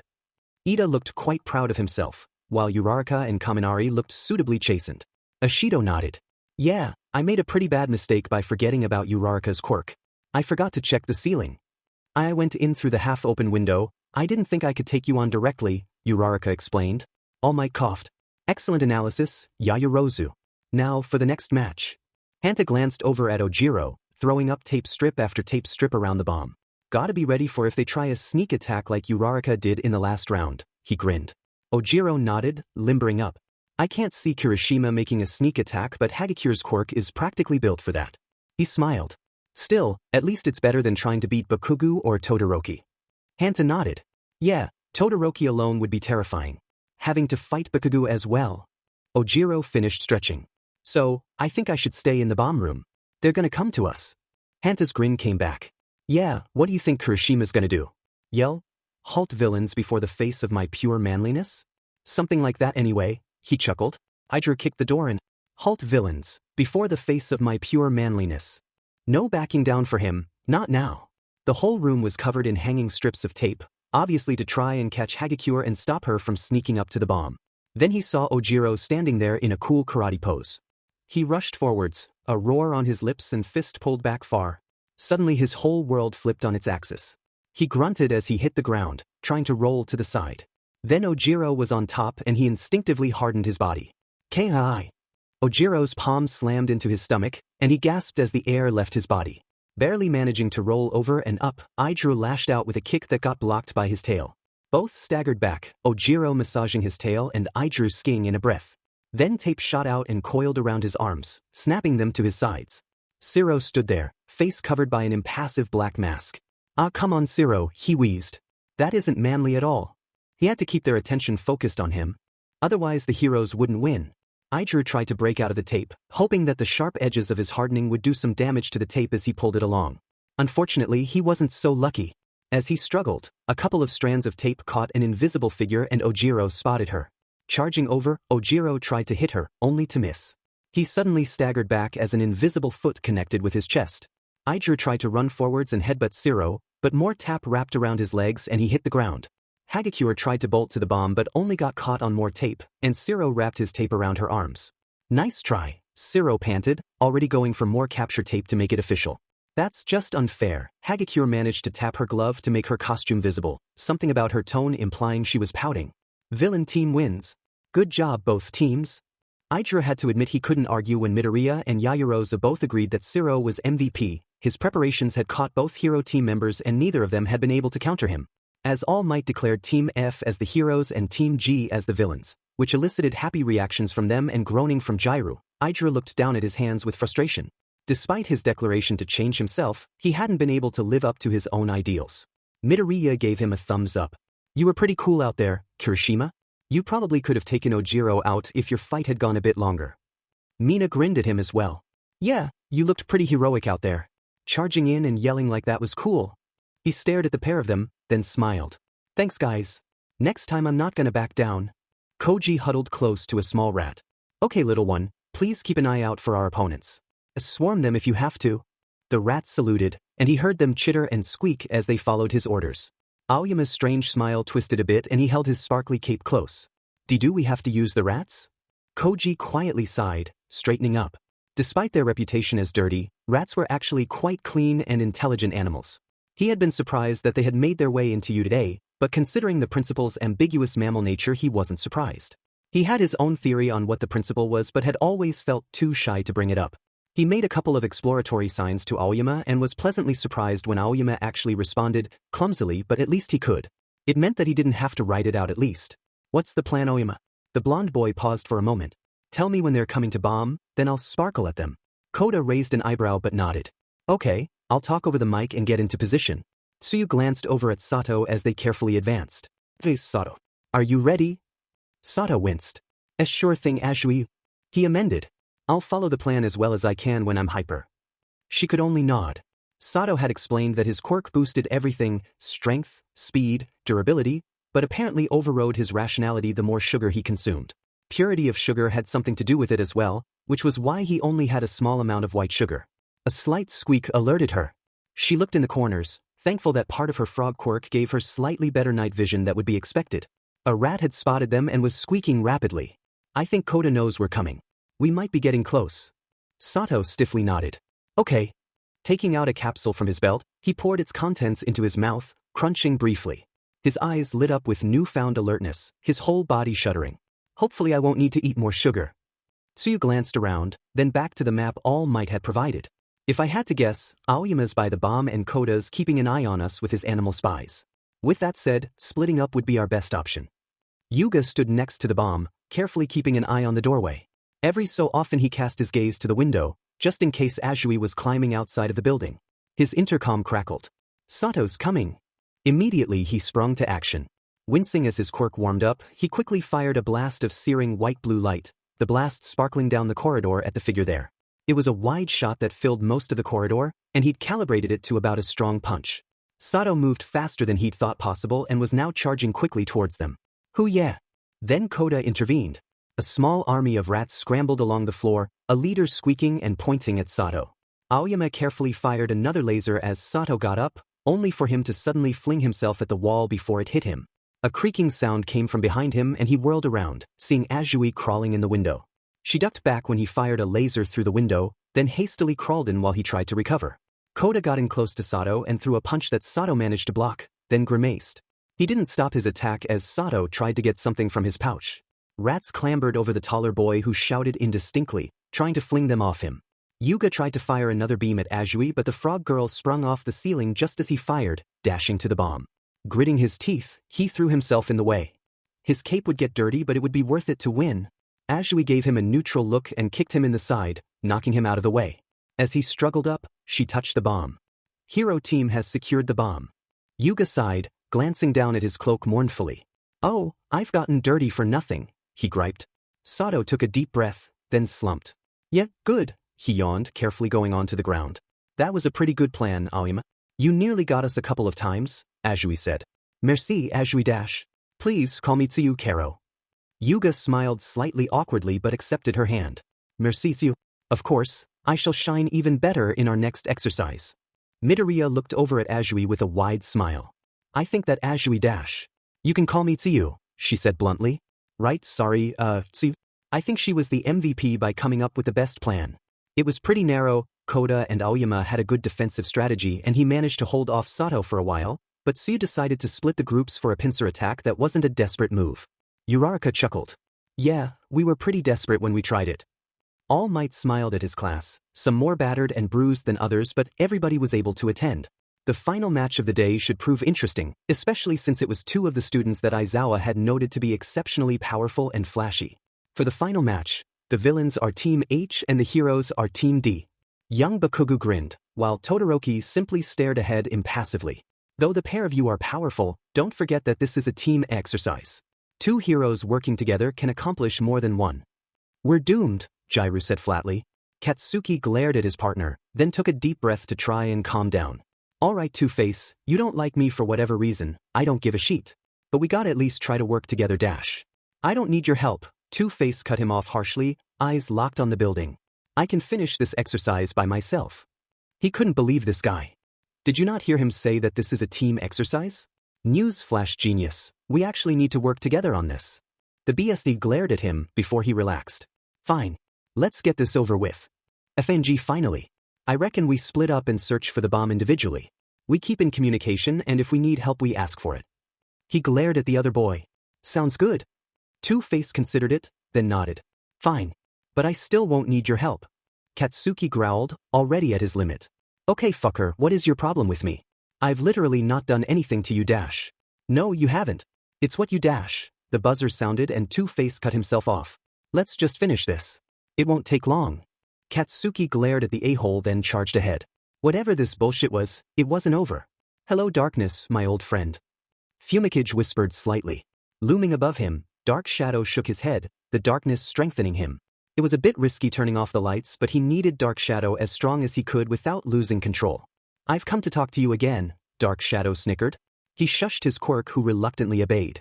Bakugu's quirk was unfortunately a natural counter to Dark Shadow, so finding him was top priority. If he could take Bakugu out then the rest of the exercise would go much smoother. Fumikage crept around, checking his earpiece. Any sign of them? Jaira was staying by the bomb, having plugged her earphone jacks into the wall to try and track their movements. Bakugu's charging in. They're splitting up, Todoroki's coming my way, and Bakugu's coming closer to you. Fumikage nodded. Do you want me to back you up? Honestly, you saw the size of that ice thing he threw out in the assessment, right? Not to mention that he's one of the recommended students in our class. Got it. I'll be there. Kyoka kept a careful eye and ear out even as she heard Tokoyami start running to her position. Despite his wild attitude, Bakugu was methodical and patient as he searched every room. Her earphone jacks crept towards her directional speakers, a bead of sweat pouring down her neck as Todoroki came closer. Todoroki came into the room and she barely had a second to jam her earphone jacks into her boots before a wave of ice crashed towards her. Her heartbeat poured from her speakers, slamming into the ice and smashing it to pieces, throwing them around the room. Todoroki's eyes bored into hers, one gray the other a menacing red under his ice half-helmet. You would be wise to surrender, he stated flatly. Kyoka grimaced. Nah, don't feel like it. Todoroki frowned, then another wave of ice poured towards her, only to be hit with another blast of sound that cracked and shattered it. What's the matter? She taunted. Only got one trick up your sleeve? He grit his teeth, throwing an arm forward. Then Tokoyami was there. His eyes widened and he twisted, throwing a blast of ice that got smashed by Dark Shadow. Here's Johnny. The quirk laughed. You're using that reference incorrectly, Dark Shadow. Tokoyami yelled. Todoroki tried to get up but she was not going to let him. Jamming her earphone jacks into her boots once more, she slammed him with a debilitating wall of sound, knocking him flat. Dark Shadow lashed out and she had to gawk as Todoroki rolled out of the way. That move had sent robots reeling yet he just shrugged it off like it was nothing. Was Todoroki even human? With a manic look in his eye Todoroki threw a sloppier blast of ice at Tokoyami, and she winced when she heard frost cracking on Todoroki's skin. Seemed he was starting to hit his limit. But his last attack wasn't enough to stop Dark Shadow. Laughing, Dark Shadow pinned Todoroki to the ground. Ice, to see you, pretty boy. Todoroki grunted as Dark Shadow slammed him with his fist. Tokoyami loomed over him, his reel of capture tape in hand. Kyoka couldn't help but smile as he went to restrain Todoroki. Pounding boots came closer and her heart sank. What the F, Scarface? I told you to call for help.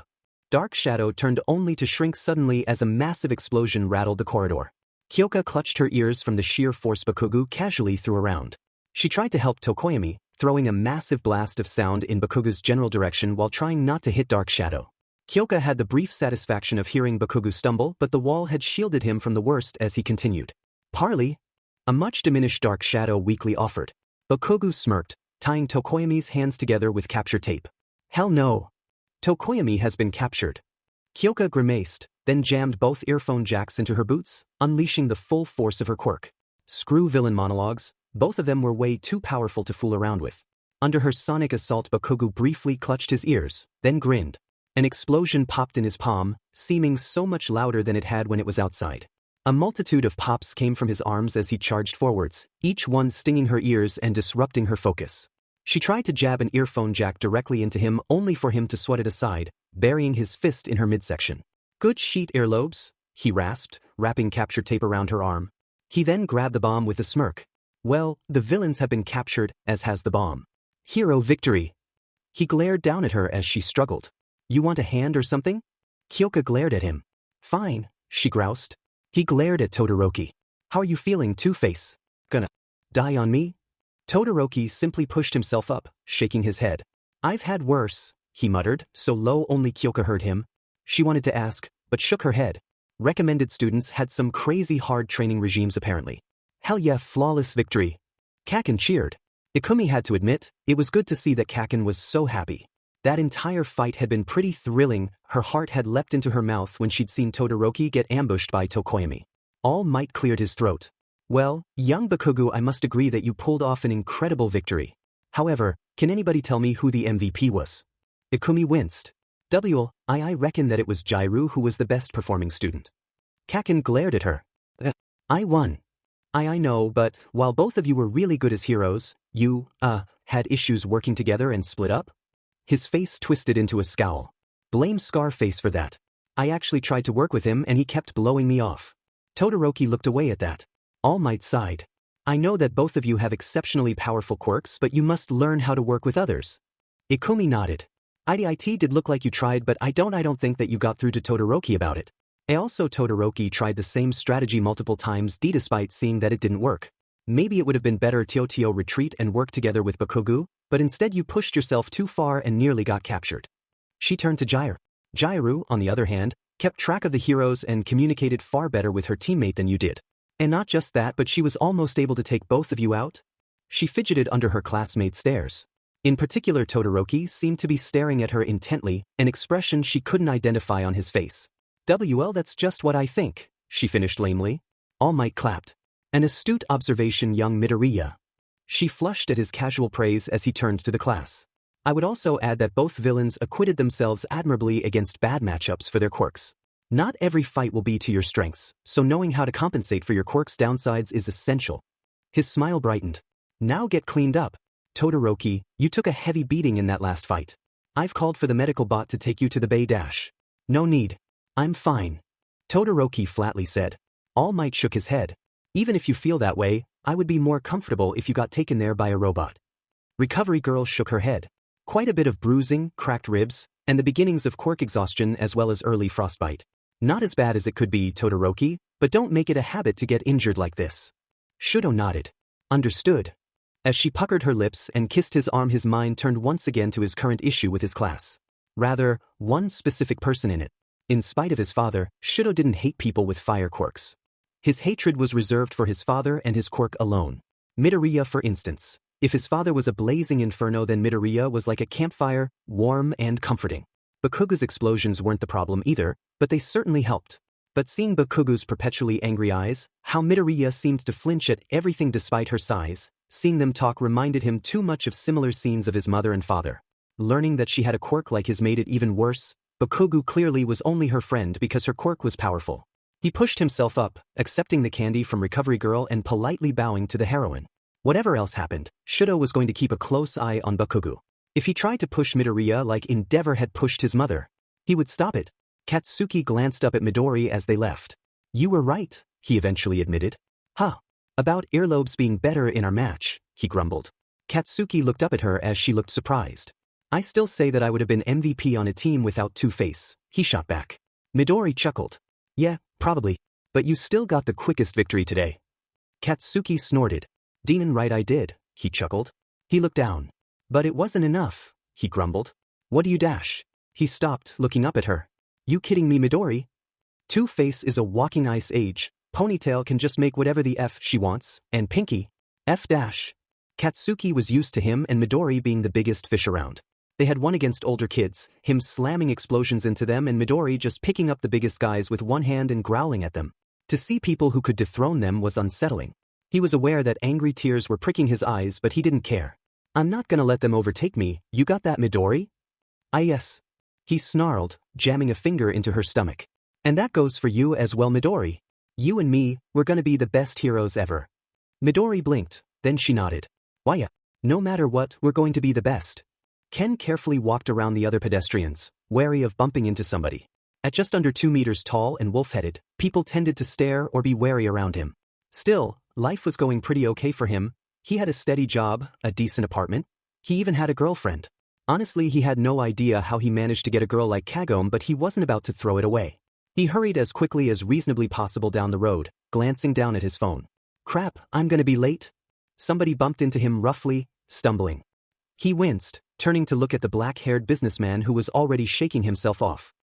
Sorry about that, dash. The other guy was already walking off smartly, rounding the corner. Ken stared after him, then turned back. His arm kind of hurt. That guy must have really hit him pretty hard. As he took a couple more steps, he frowned. Pretty rude of the guy to just run off after colliding with him like that. A spike of pain came from his arm suddenly. Then it started all over his body, an itching pins and needles sensation that pushed inside his skin and out through his fur. He staggered, aware that everybody around him seemed to be backing up. The world went red. Half an hour later, the businessman watched from the sidelines as the creature was captured. With the help of the local heroes, it was pinned in place as they tried to get it into the police car, pedestrians staring. Its eyes were blank and bloodshot, and it howled and snapped at the officers restraining it. The sheep were horrified, taking in the bodies that had been thrown through windows and doors, the claw marks in the concrete where he had swiped at heroes and civilians. He sighed internally as they managed to drive off, the vehicle shaking as it strained against its chains. The creature was supposed to have killed more people in this rampage, maybe eaten somebody. Still, that was what happened when you tried to get a beast to do anything. Ikumi couldn't help but smile with Kaken as they walked up to U's gates. It still feels unreal when you think about it, she commented. I mean, we were taught by All Might yesterday. Kaken shrugged, smirking. Yeah, that was pretty cool. Translated from Kaken, she knew just how excited he was that All Might was there. Do you think we're going to have another heroics lesson today? Probably not. Rest of the class needs time to recover from all that exercise, Kaken grunted. At least you're not calling them extras. Her ear twitched at the faint sound of a crowd, just in her hearing range. Because dash. Yeah, I know. Only one person out of 300 managed to pass the exam, so they all have yada yada. Kaken kicked a pebble that was in his path, stomping forwards. As they came up to you, Ikumi winced. The source of the sound made itself apparent. Oh! A crowd of reporters had gathered outside of U.A's gates, clamoring for an interview. A couple of their classmates were already being harangued by reporters.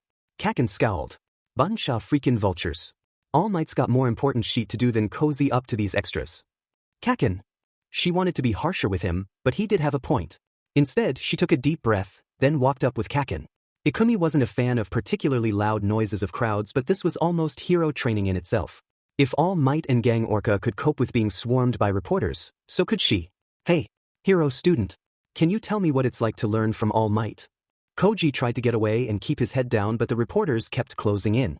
There were too many people around and they kept getting into his personal space. He tried to sign for them to back off, but he kept getting hounded.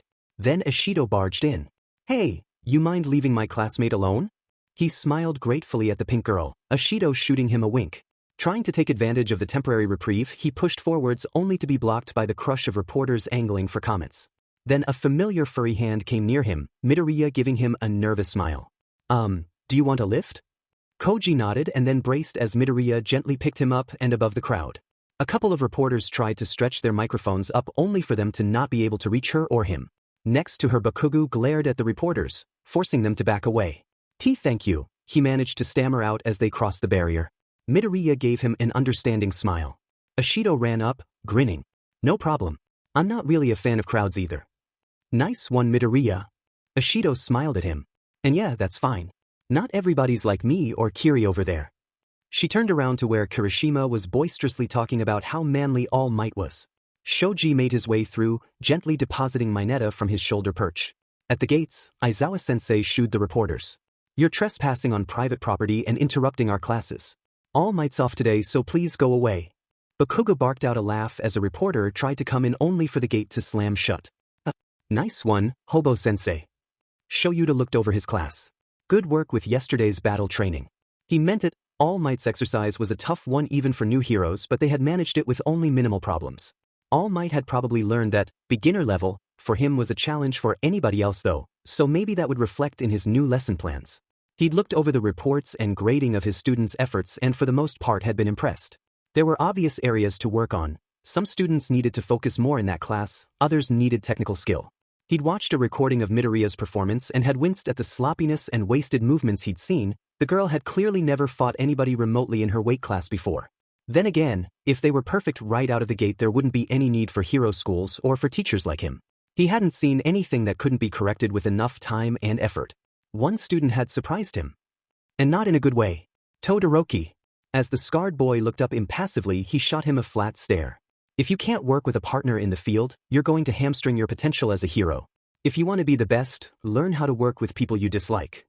Somehow Todoroki's face closed off even more. Understood, sensei. He looked over his class. This was your first lesson in heroics, and it won't be your last. That being said, on to homeroom business. Shoyuta carefully kept his face flat. Sorry for the sudden announcement, but today. His class leaned in, hanging on his every word. Shoyuta took a moment to let the tension build, then introduced his topic. You'll pick a class president. For a second the atmosphere was still tense, then his students started shouting and throwing their hands in the air. Probably to be expected, given that it seemed like a bigger deal in a hero school. In any other school the role of class president was fairly nominal, mostly focusing on allocation of school clubs and organizing sports festivals, and that wasn't any different here. At UA, though, heroes and spotters typically saw it as a sign of leadership potential despite how irrational that was. There were related skills, but ultimately founding and leading an agency was a different thing from leading a classroom. But try telling these kids and talent agents that. I want to do it, Jairu politely said, one of the few who actually had. Kirishima grinned. Hell yeah, I'm gonna be the manliest class pres ever. We're gonna do weight training every day. In my administration girls will have to show at least 30 centimeters of thigh dash. Bakugo audibly growled at Mineta and the shorter boy shrank down in fear. I mean if they want to? Snorting, Bakugo turned back. You get to live. He then sneered at the rest of the class. Anyway, vote for me. I'll lead you obey. End of discussion. Enough. Shoyuta raised an eyebrow as Ida stood up suddenly. While we all want to be the class president, it is a heavy burden. If this is to be a democracy, then I say that we hold an election. Is that okay, sensei? Sure. Just get it done quickly. Shoyuta pulled his sleeping bag on, carefully watching his students. As far as he was concerned, choosing a class president was another test. Azui gave Ida a flat look. We haven't really had enough time to build trust. Yeah, everybody's just gonna vote for themselves, Kirishima bluntly stated. That didn't deter Ida. Exactly. That just means that anybody who manages to garner multiple votes will be the most suited for the role. Everybody murmured between each other, then everybody nodded. Shoyuta kept an eye on the proceedings as Ida fastidiously handed out pieces of paper and a hat to tally the votes. Ida was a very different person from Tensei, all serious where his brother was lighthearted. Not a bad thing, but if he couldn't be more flexible in the field then he would be in trouble. Eventually, the votes were tallied. Shoyuta slumped in his sleeping bag as the proceedings dragged on and on. Hopefully the kid who got chosen for the top position would be up for it. Ikumi stared at the votes on the board. When she had cast her vote she had been focused on Ida. After all, he seemed like the person who would be the most suited to being class president. That didn't explain what she was seeing. Midoriya Ikumi, 5 votes. Yaoyorozu Momo, 3 votes. Ida slumped in his chair. Only 1 vote. Truly this is the harsh reality of this sacred office. You were the one who insisted on voting Ida, Sata said with a confused look on his face. Ida stiffened but didn't say anything else. Aizawa-sensei looked out with a dull eye. Alright, so it looks like Midoriya is your president and your vice president is Yaoyorozu. The other girl bowed politely, Ikumi feeling too anxious to make any definite statements. Pretty much every other name on the board had received at least 1 vote, which just made it all the more confusing. Who voted for me? Kaken snorted. Honestly Midori, you made a gigantic FING impression at battle training and the quirk assessment and you're asking stupid shit like that. She looked down at her hands. He'd never been class president before. Mostly because she had never really had an interest in the position. But All Might had apparently been class president for his 3 years at U, so she had decided to not say she didn't want the position, thought she had voted for Ida. Kaken had no sympathy. Then learned dipshit. Honestly, not like it'll be hard. Just get your nerd brain in gear. Ikumi had her doubts about that. Kaken had never been elected class president either despite him having the strongest quirk in their middle school. Then again, he'd never really applied seriously and was always angry. I'll do my best? Everybody clapped politely as she made her way back to her desk. Kaken grinned. Good chic Midori. At lunch, Ikumi sighed, looking down at her food. She had spent the intervening PR days in a daze, still unable to believe that she had gotten the position. I know it's a silly thing to worry about, but I'm just worried if I can even be a good class president. I'm guessing this means you didn't vote for yourself? Yaoyorozu asked. Ikumi nodded. Who'd you vote for? Bakugu? Ashido interjected. 'Cause if you did dash. Ikumi shook her head. What?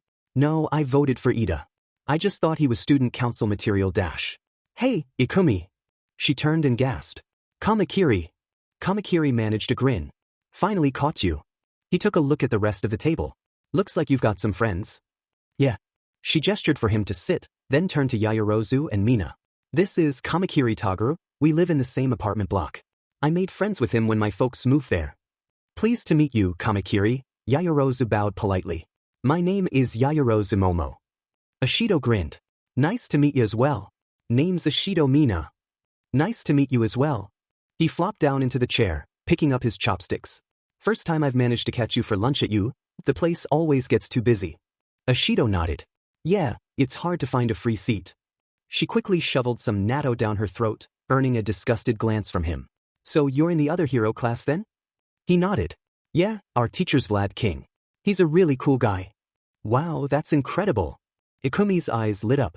Vlad King's a really flashy frontline hero and is also a major blood donor to various hospitals. Not just that, he really knows his stuff on teaching. I think I've actually learned some stuff and had fun for the first time in ages. Even my classmates are cool. He paused before a smirk crossed his face. Though there is an annoying blonde in my class who might be related to Bakug, he's certainly got the ego for it. I can hear you, Stabby. Kaken shot back from the next table, only for Kirishima to take the opportunity to steal some food from his plate. While Kaken raged, Kamakiri turned back to them. But yeah, U.A's been everything I thought it would be and more. How are you holding up, Ikumi? Ikumi grinned. I got elected class president. Wow, congrats dash. An alarm sounded. Security level 3 breach. All students, please evacuate in a calm and orderly fashion. For maybe a second there was calm, then there was a general panic. Every student started shoving, trying to make their way to the exits. Panicked shouting and grunts of pain came from the doors, lunch rush running to the doors to try and organize the students to little success. Mina glanced around. What's going on? An older student briefly turned as he hurried to the main door. It means somebody has infiltrated the main building. This hasn't happened in the 3 years I've been here, but we should hurry up and get out of here. Kamakiri winced. For real? She grinned. Wonder if we can fight them. Yaoyorozu shook her head. Mina knew she needed a shorter name for the prim and proper girl. That's hardly the best course of action, Kamakiri. Let's try to evacuate in a safe and sensible fashion. The pressure from everybody moving started to sweep them along, only Midoriya able to really weather it. Please stop shoving dash. Mina tried to stay upright, seriously contemplating pulling on one for all to push through. Everybody kept pushing, trying to get out first. Midoriya, can you see anybody who could have infiltrated? Yaoyorozu half yelled. Trying to move quickly, Midoriya looked out the window. Her eyes widened. It's the press. They must have gotten in somehow. Mina managed to get closer to her oversized friend. Really? We should try clearing it up. Everybody. It's just the press. She tried to say, but her voice was drowned out by the crowd. Yaoyorozu tried to stay upright, trying to avoid tripping. Mina looked up at Midoriya. Maybe a bit louder? I don't think they heard you. Ayadash. Get loud. You'll be fine. Midoriya squirmed, but she essayed in a deep breath that seemed to take from the rest of the room. Cupping her hands to her mouth, she let it out in a veritable roar. Everybody. It's all right. Mina winced a bit. Yeah, Midoriya could be loud when she wanted to be. It carried over the crowd, causing everybody to stare at her. Midoriya seemed to freeze with everybody's eyes on her, awkwardly standing there. Mina gently nudged Midoriya, trying to get her to say something. Midoriya took another deep breath then continued, quieter this time. It's just the press? We shouldn't panic about it. From the depths of the crowd, Ida's voice suddenly boomed. I think she's right. We must act in a way that is becoming of this great institution. With that, the tension and panic left the room as they recovered. As everybody filed out in a much calmer fashion, Mina grinned up at Midoriya. Nice work, class prez. Midoriya slumped down, groaning. I froze up stupidly though. Neither of us were able to do anything about the situation, though. Yaoyorozu nodded. She then frowned. Although, maybe I should have made a megaphone or a riot shield. None of that. Mina shook her head. No point in worrying about what you could have done, just do better next time. Yaoyorozu smiled. I suppose that's true enough. Yeah, that's a good point. See? Mina gave the much taller girl a slap on the back. I mean, nobody's gonna expect you to be a champ at public speaking on the first day. Just keep at it, girl. Midoriya flushed but her small smile stayed. Outside, the press continued to demand All Might's attention, the faculty having to keep an eye on them and looking increasingly exasperated. As everything started to get back to normal, watching President Mike cheer as police led the reporters away, Yaoyorozu frowned. What's the matter, Yaoyorozu? Mina asked. I'm just wondering how the press could have gotten past the barrier, she pondered. Midoriya frowned as well. That's true. U.A's security is only surpassed by HPSC security and Tartarus. Principal Nedzu designed most of the security so a large group getting past. I find it a bit weird as well. Mina hummed. Yeah, that does sound strange. But maybe there's nothing else to it. Sidling through the corridors with his head down, a lanky man grinned. While the annoying NPCs were holding up the heroes, he'd managed to find what he was looking for. Get me back, Kurogiri, he rasped, carefully sidling out of campus. As the police arrived to drag the reporters away, he was already out of there, carefully disappearing down the same dark alleyway he had appeared in.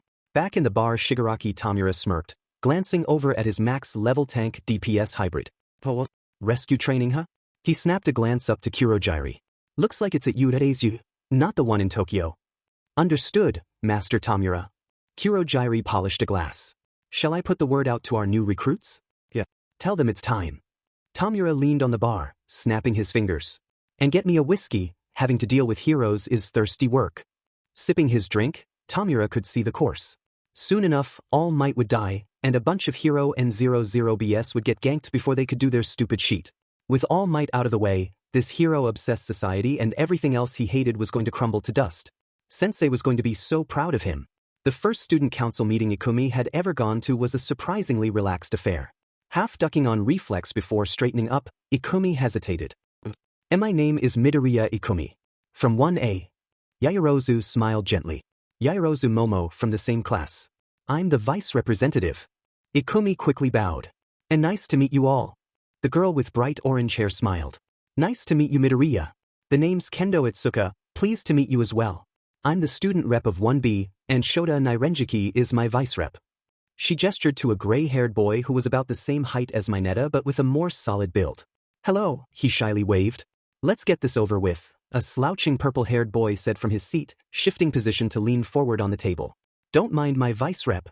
A boy with a pronounced lantern jaw said, giving him the side-eye. The name's Agoemoto Tsutsaka from 1D, and the definitely ecstatic guy there is Shinso Hitoshi. Shinso sat back up with a sigh. I still don't know why I'm even here. You got more votes than the rest of the class and we wouldn't let you switch, Agoemoto reminded him. Shinso rolled his eyes at that. A chubby boy with beehive hair coughed. Do we have everybody dash? With that, a girl with long blue hair and a cheerful smile came in, a boy wearing a high-tech helmet and gloves coming close behind. Sorry I'm late, I had to stop Hatsum from leveling the support lab again. Ikumi traded a glance with Yayorozu. What did she mean again? She bowed deeply. My name's Kitagawa Nomi, class rep of 1H. Hidaka Junetsu, and the same. He paused. Mostly because nobody else wanted the position. Maybe so, but you have still been chosen above your peers for this position. The beehive-haired student turned to face the rest of the room. My name is Moriyama Tetsujin of 1J, and I hope to be working with you in future. The rest of the meeting was surprisingly mundane, all things considered.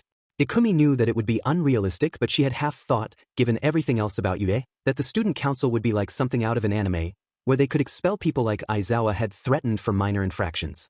Instead, the main discussion was about small things like clubs, other representatives for student council roles. Ikumi recommended Ida for the role of health and safety representative since it struck her as something he would throw his whole being into, and the school's festivals.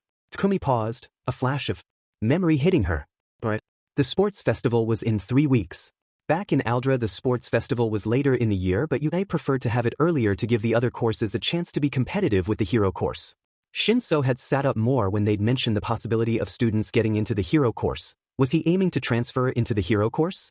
Moriyama shuffled through the stack. Anyway, where we come in for the sports festival is organizing the games for students between the second and third rounds. They need to keep the interest of the crowd and help students who didn't pass the second round.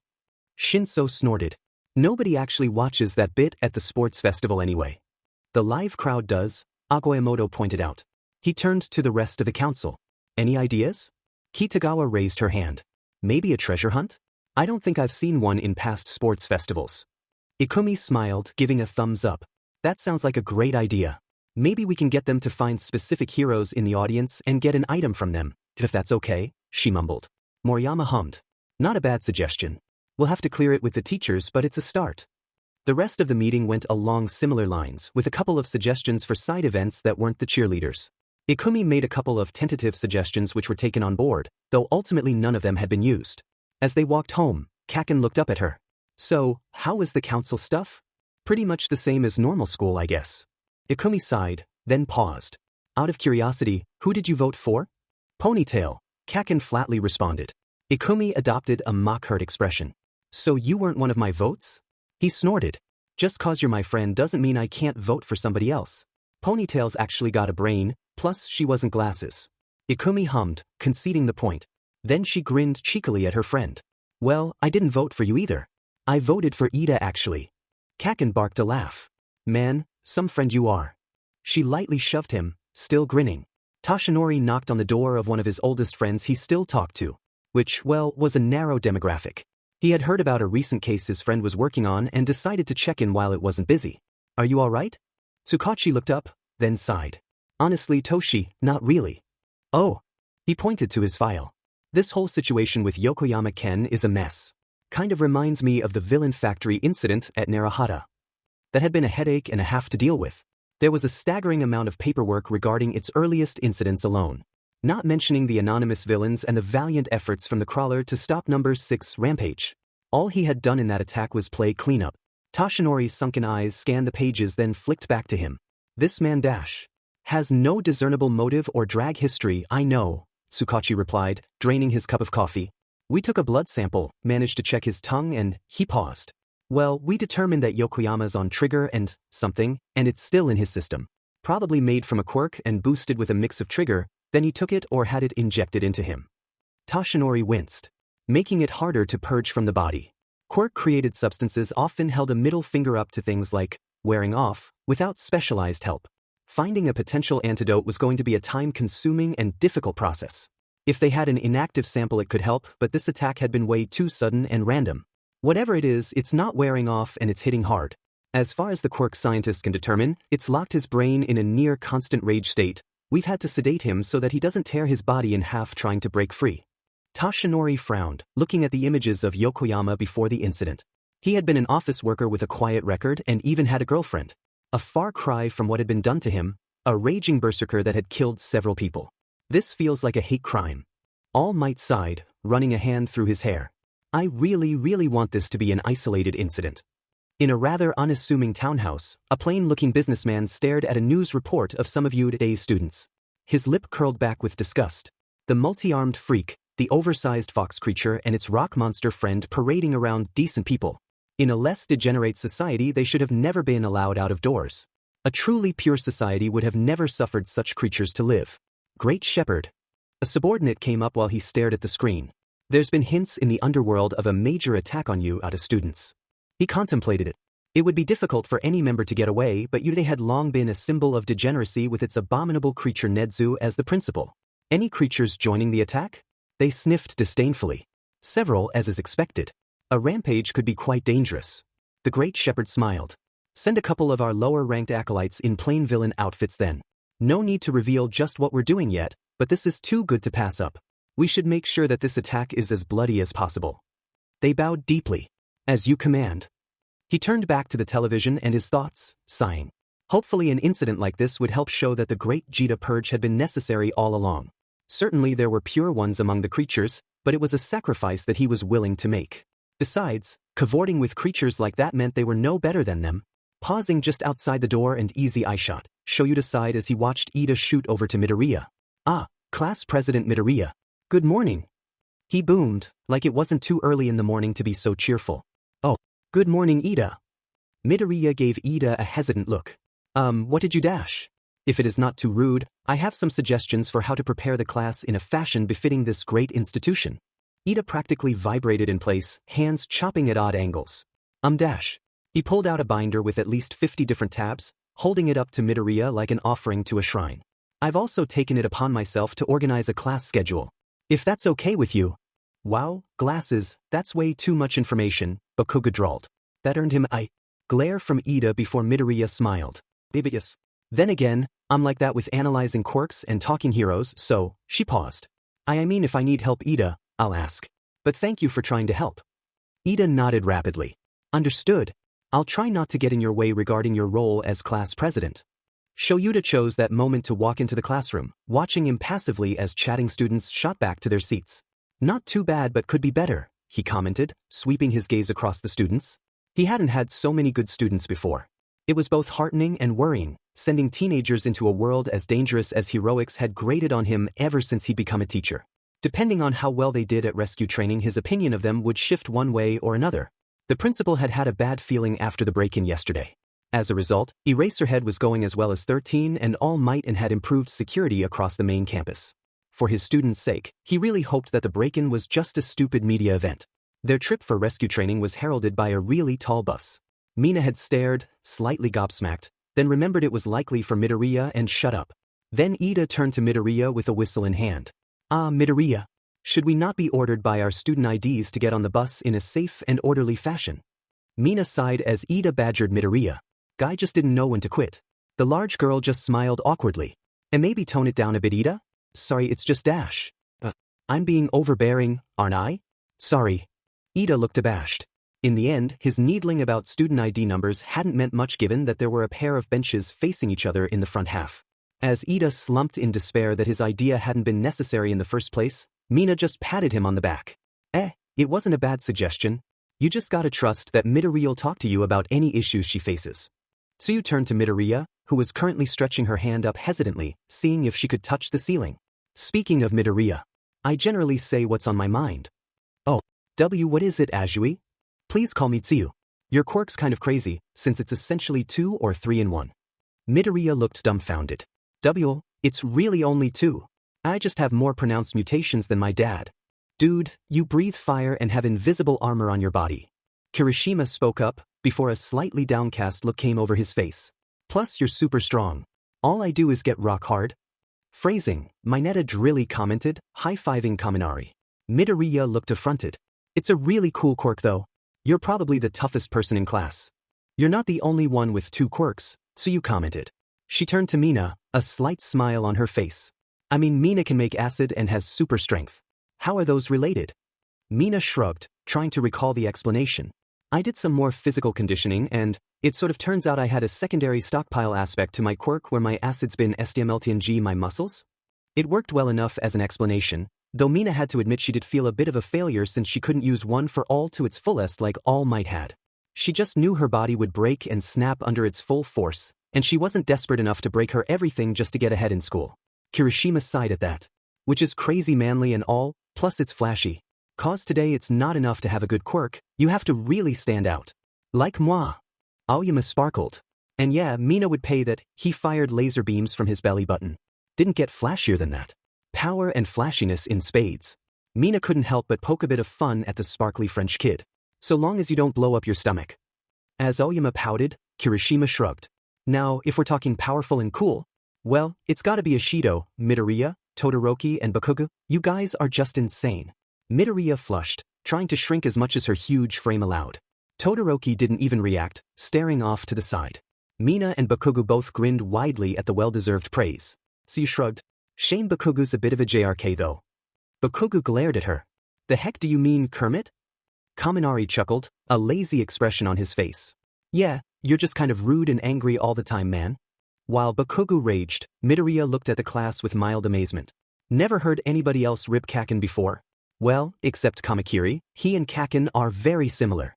His head snapped over to Midoriya, Todoroki watching him with a frown. What? I'm nothing like Stabby. The bus came to a halt then and Mina hopped out. She honestly couldn't wait to get this rescue training started. Whoa, this place is manly. Is this Universal Studios or something? Shoyuta sighed as his students boggled at their latest training grounds. No matter how many times he'd taken students here, the first time always got them. No, but demon close. This facility is designed to simulate any natural disaster imaginable. Whether it's flooding, landslides, earthquakes, wildfire or storm conditions, you name it, it's here. 13 popped in front of them, spreading their arms wide. This is the unforeseen simulation joint. Midoriya perked up. Oh, it's the space hero, 13. She's a rescue hero known for her charming attitude. Oh, I love her. Uraraka squeaked, almost loud enough to pierce Shuta's ears. Fanboys and fangirls were always the same. While the students were chattering and milling around, Shoyuta came up to 13. Where's All Might? 13 spared a glance at his class, in particular Jairu and Midoriya. The two students with enhanced hearing had already glanced over their way, mildly curious. Oh, he had to resolve the paperwork for 3 incidents at his office. He should be here at the end.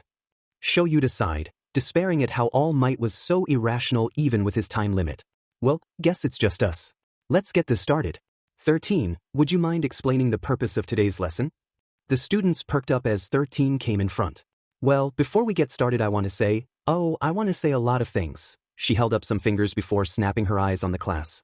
As I'm sure you know, my quirk is called Black Hole. Like its namesake, it can SCK in and destroy anything.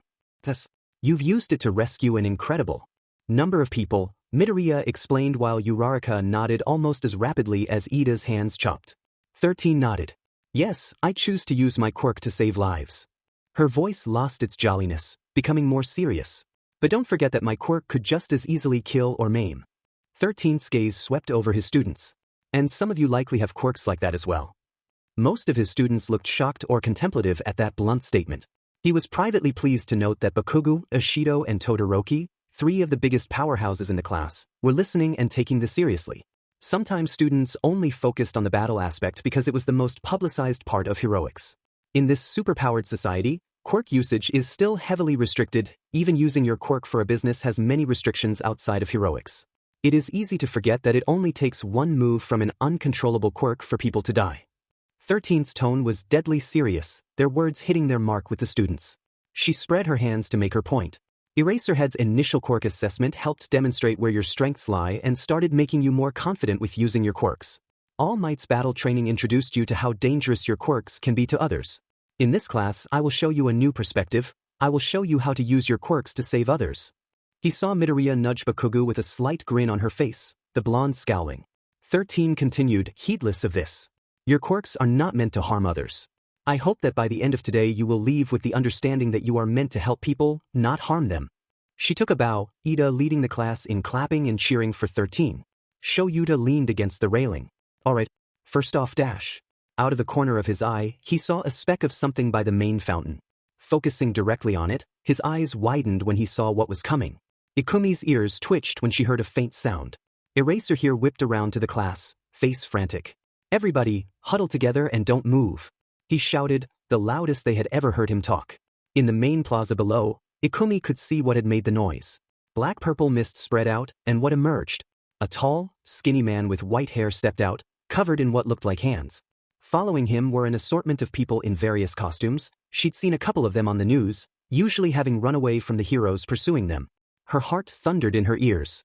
Then the monster stepped out. Almost a foot taller than All Might, with black, angrily scarred skin and an exposed brain. It vacantly stared at them, its beaked mouth filled with teeth. A slight breeze came from the plaza behind the group, carrying up to them. And Ikumi couldn't help but be nauseous. Ikumi's sense of smell was incredible. She had been banned from hide and seek when she was 4 because she could find her playmates wherever they went. Only about a week with her classmates and she could already tell them apart just from how they smelled. Every person was unique. There was a whole host of smells for the various people there, but 2 stuck out. The monstrous figure and the man with hands clutching his body stank of blood and decay ostensibly, but she would have to classify that scent as nothing less than death. She stared, wide-eyed. Kirishima peered at the group, unsure what to think. Are they robots like in the exam or dash? Their teacher pulled his goggles on. Stay behind 13 and don't move. Those are villains. A man who seemed to be made of the same mist that had brought the villains here materialized, yellow eyes studying their group. Only 13 and Eraserhead. According to the staff schedule I received yesterday, All Might is supposed to be here. Did he have a change of heart? Ikumi's eyes widened. The reporters yesterday. That had been their doing. What? The man covered in hands rasped, looking at them. We went to all this trouble to get our raid group together, and the symbol of peace doesn't even show up. He stood there, distractedly. Well, if he's not here, killing these kids'll be a good consolation prize. Ironically, it happened in what was supposed to be rescue training. When we were supposed to be learning how to save and help others, we were the ones who most needed those teaching applied to us. We were thrown into the deep end, confronted by dark forces that had lurked in the shadows for their chance. To make matters worse, unknown to us, another group was making its moves as well.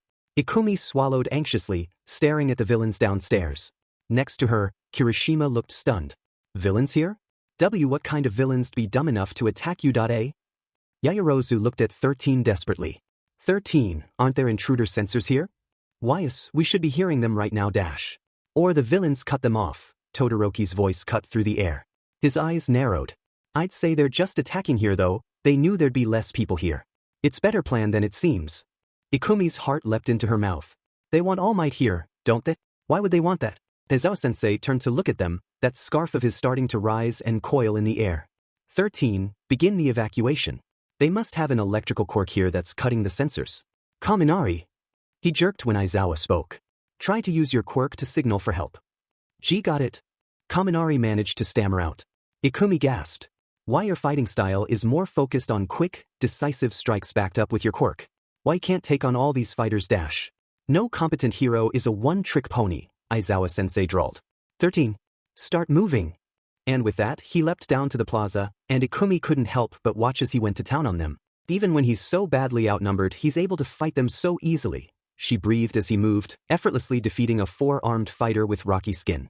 The villains in the main plaza hung back, none of them wanting to engage in close-quarters combat with Eraserhead, the pro-hero lashing out at any villain that so much as moved towards the class. Midoriya. This is no time for analysis. Ida shouted and she shook herself. Right, she couldn't afford to watch. Come on, students. 13 ushered them away, Ikumi quickly charging forwards. Ikumi just had to hope that Eraserhead could hold out long enough to get. She cast a look over at where Eraserhead was fighting. Her eyes widened in fear at what she saw, or rather what she didn't. Where had the mist man gone? I am afraid I cannot let you escape, students. The black and purple mist surrounded them, blocking their escape. Good day, students, he stated in an echoing, pleasant tone. We are the League of Villains. Please forgive our audacity, but we have come here today to kill All Might, the symbol of peace. Her breath caught in her throat. And looking at her classmates, she wasn't the only one. Mina's eyes were wide. If she hadn't known about All Might's condition, then she might have been able to shrug it off. But since she knew about his injury and that he didn't have much time at full power, whatever scheme they had could work. Apparently unaware or uncaring of the fear they were feeling, the mist villain continued talking. We expected All Might to be here, but it seems he isn't. Did he change his schedule? After a second, he shook his head, 13 opening a finger on her glove. It doesn't change my role dash. Pink lightning arcing around her, Mina charged in with Bakugo and Kirishima. Each sheet. Bakugo yelled, a mighty boom emphasizing his point. Kirishima and her struck at the same time, her fist surrounded by an acidic coating that protected her hand from the heat of Bakugo's explosion. Kirishima grinned, Mina joining him. Didn't expect that, did he a dash? Her grin faded when his misty head came back into view. Gee, that was close. You children are a cut above the rest, aren't you? Black-purple mist sprung around her classmates. Barely thinking, Mina leapt back to try and run out of his mist or protect a classmate. Writhe in torment until you breathe your very last, students. Try not to die when you're in my quirk. I don't particularly want to clean up the mess, the villain hissed. Panicked shouts sprung up from the rest of the class. 13 quickly slammed the finger of her glove shut, and the rest of the class stood there, frozen. Midoriya gestured at Ida frantically. Try and run for it, Ida dash. Mina tried to jump back again, but it was too late. Blackness consumed her and, when she could see clearly again, she was surrounded by flames. A villain loomed over her, grinning. Then Ojiro spun nearby and slammed his tail into his midsection. Nice move, Ojiro. She gave him a thumbs up, before One for All sparked once again. She shot a jet of high-pressure acid into a villain charging at him. As the villain shrieked at getting what was basically a fire hose's worth of acid smashing into him, she gestured to Ojiro. Let's get out of here. She hoped the rest of her class was okay. Particularly Kirishima, hopefully he was with Bakugo since they seemed to have hit it off. Katsuki briefly stumbled, then regained his footing. Next to him, shitty hair braced, teeth grit. Damn it. I thought we had him. He snorted, watching the villains around them. Tisich, guess we gotta try harder next time. A villain, apparently emboldened, decided to charge only for Katsuki to bash him with his gauntlet arm. Anyway, gotta fight now. Got it. Shitty hair's rock-hard fist slammed into another villain's jaw, knocking them down with a single hit. Katsuki grinned, readying himself as villains charged in. A tiny part of him expressed concern for Midori, but he pushed it down. After all, she was his friend. No way these 2-bit villains could threaten her. Tsuyu was briefly stunned for a second when she hit the water. Then the reality of the situation hit her and she shot through the water. If she had been warped here by that villain, other students might have been brought here as well. Used to the aquatic conditions, she spotted Mineta flailing in the water, a stream of bubbles pouring from his mouth as he tried to swim up. Shooting over, she grabbed him, looking for other students. A huge splash behind her and she twisted, seeing Midoriya plummet through the water. She quickly started to swim over to Midoriya, but the larger girl had managed to recover and was starting to swim back to the surface. A shark villain grinned at Midoriya. Say goodbye, Kid Dash. Tsuyu nodded with satisfaction as Midoriya lashed out with a punch that sent the villain spiraling backwards, leaving Midoriya free to make it to the surface. Trying to keep an eye behind her, Tsuyu rocketed back to the surface, heading for the ship. Midoriya surfaced later, gasping as she grabbed the ladder. Need a hand, Midoriya? Yes, thank you, Azui.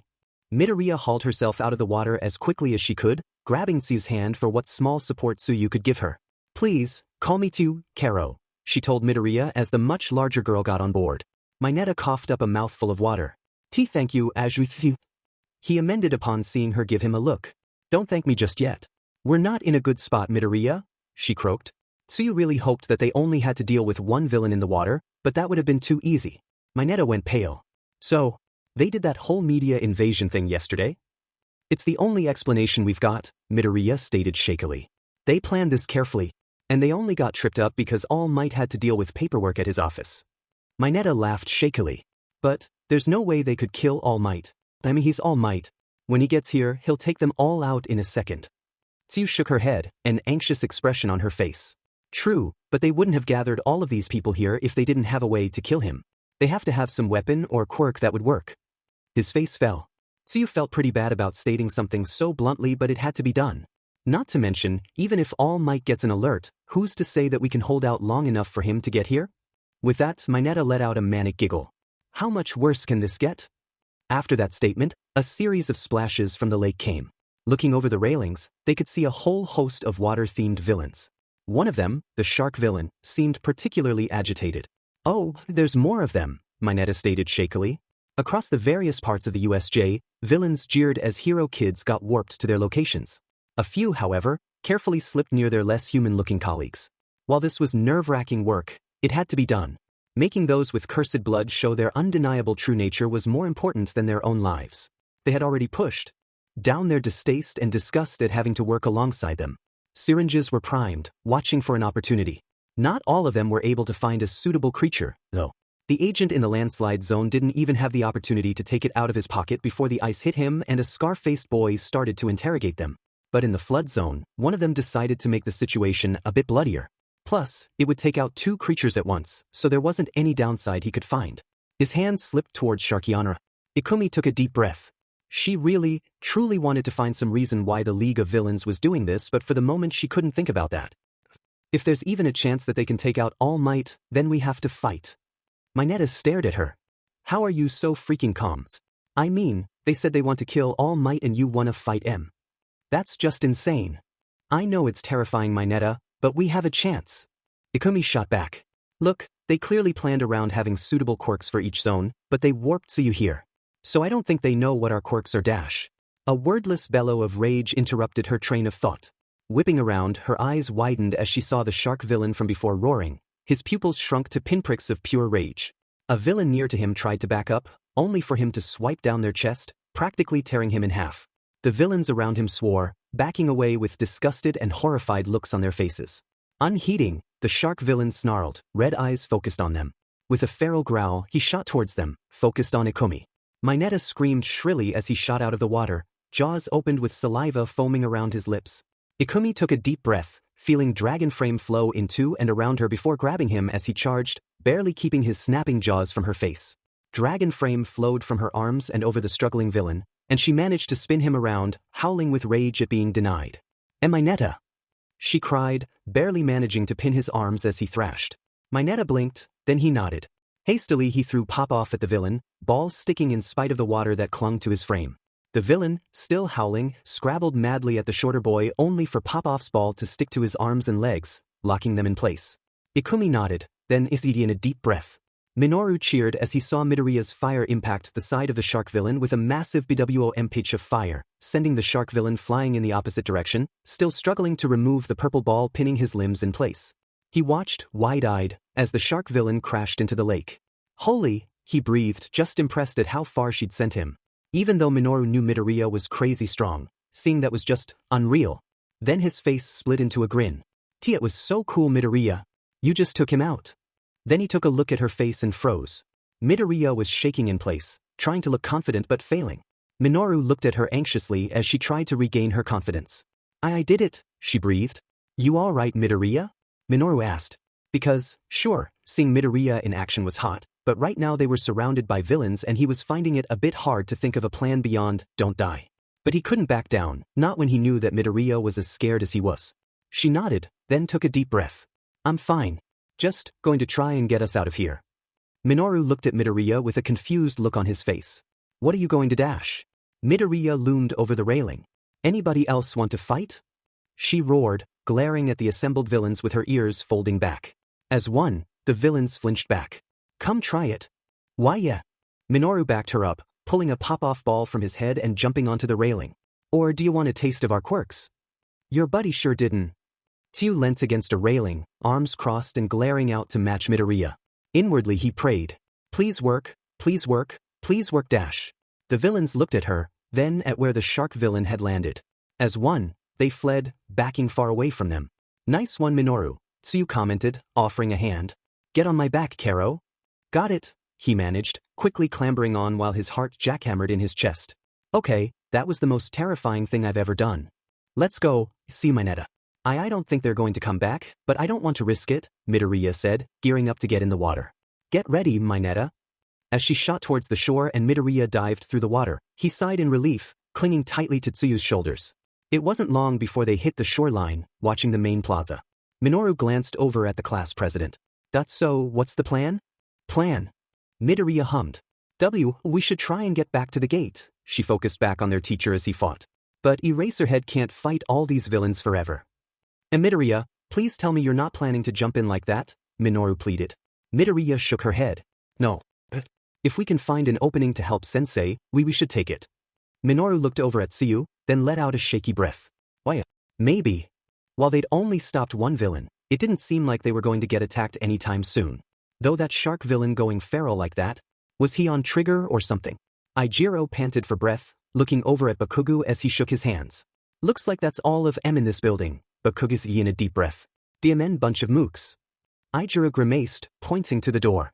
Alright, we gotta go help the others. If we're here, then they've gotta be in the USJ as well. A ferocious scream interrupted that thought. Ijiro looked outside and his eyes widened upon seeing some guy with a dinosaur quirk fighting a couple of villains. Blood stained his hands, a couple of villains trying to back away with huge claw wounds over their arms and torsos. Wait, they're fighting each other? Could be Trigger or some sheet, Bakugo glared. Like in Kamino a few years ago. Ijiro hummed, then winced when the villains trying to fight back got injured. The dinosaur villain flung one of them through a building, his victim trying to get back up then falling back. Guy looks worse than that. Looks like he's even more set off than those guys in Kamino. Bakugo looked down, then shook his head. Look, let's get out of here and take out that missed guy.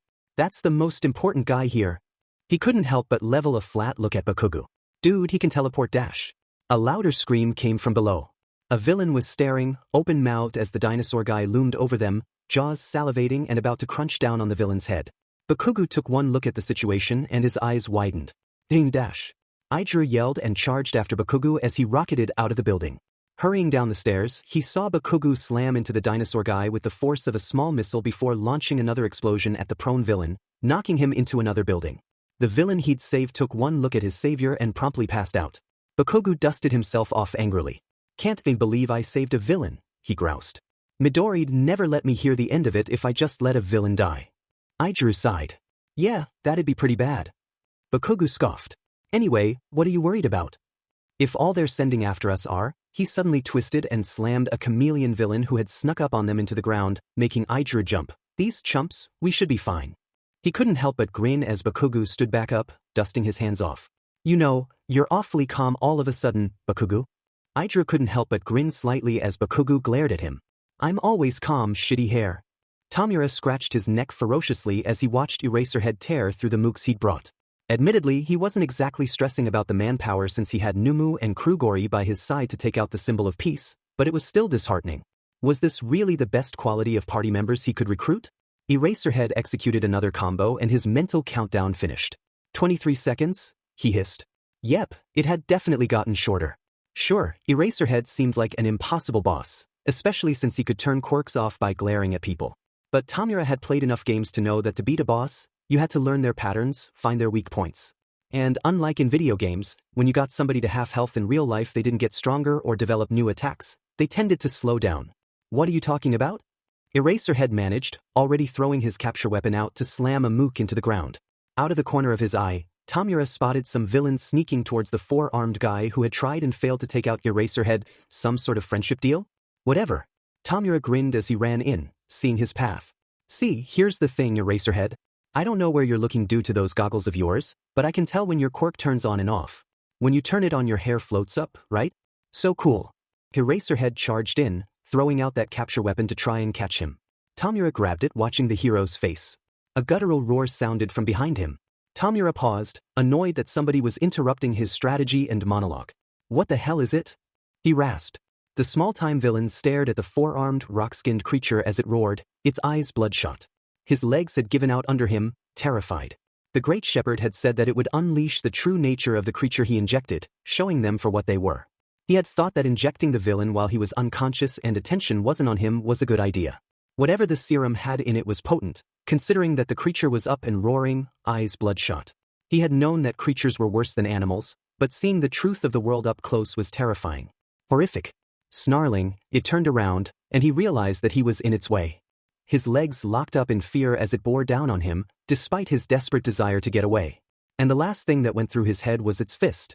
Tamura stared as his four-armed mook, who he had thought was knocked out by Eraserhead ages ago, punched another mook in the head, smashing his skull open like an egg. His other villains screamed in horror, but Tamura had seen worse, done worse. What the hell was that? Why are you team killing? The rocky guy with four arms roared, his fist covered in blood. He then turned to the other villains, snarling like a rabid dog.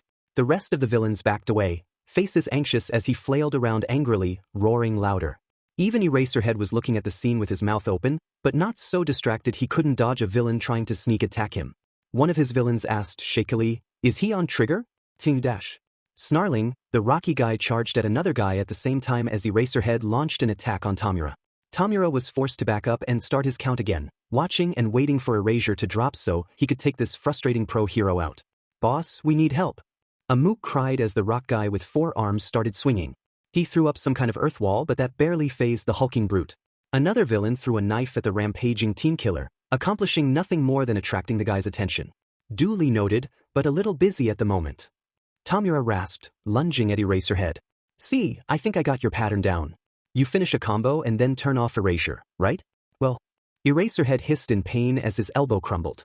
Looks like your interval's been getting shorter and shorter. The hero punched him in the gut to force him away and his elbow stopped disappearing. But Tamura was pretty happy with the results. What did you think was gonna happen, huh? I mean, you're a rogue with lots of burst damage. Why go and fight a huge group dash? More screams sounded from his men, and Tamura sighed. Well, he couldn't have this team-killing fucktard kill more of his team members and distracting him from Eraserhead. Whatever the sheet was, he was not having it interfere with his plan to kill All Might and these worthless hero students. Excuse me, Eraserhead. He snapped his fingers, pointing at the rampaging villain. Numu, deal with him. Numu stared at him dully, then it moved. Eraserhead nearly swore when he saw that brute Numu by the side of the main villain attack. 1 second it was standing, eyes vacant. The next, its hand was on the rampaging villain's head. It stared at the villain dully, as he roared and flailed in Numu's grip. Eraserhead had a horrible feeling about what it would do. Just before he looked away and slammed his hands on his ears, he saw Numu's hand twitch. Crunch. The hand covered villain sighed as his large minion threw the headless body away, blood and bits of bone on its hand. I really wanted to keep him in reserve longer. But then that villain had to start killing my men for no reason. Eraserhead stared at this newest villain, already firing up Erasure. He knew he was at his limit already, and the only thing he could hope for was that he could hold out until help arrived. But in the face of a villain like this, he didn't have much hope. The hand-covered villain's grin widened. Eraserhead? Meet Numu, the actual boss.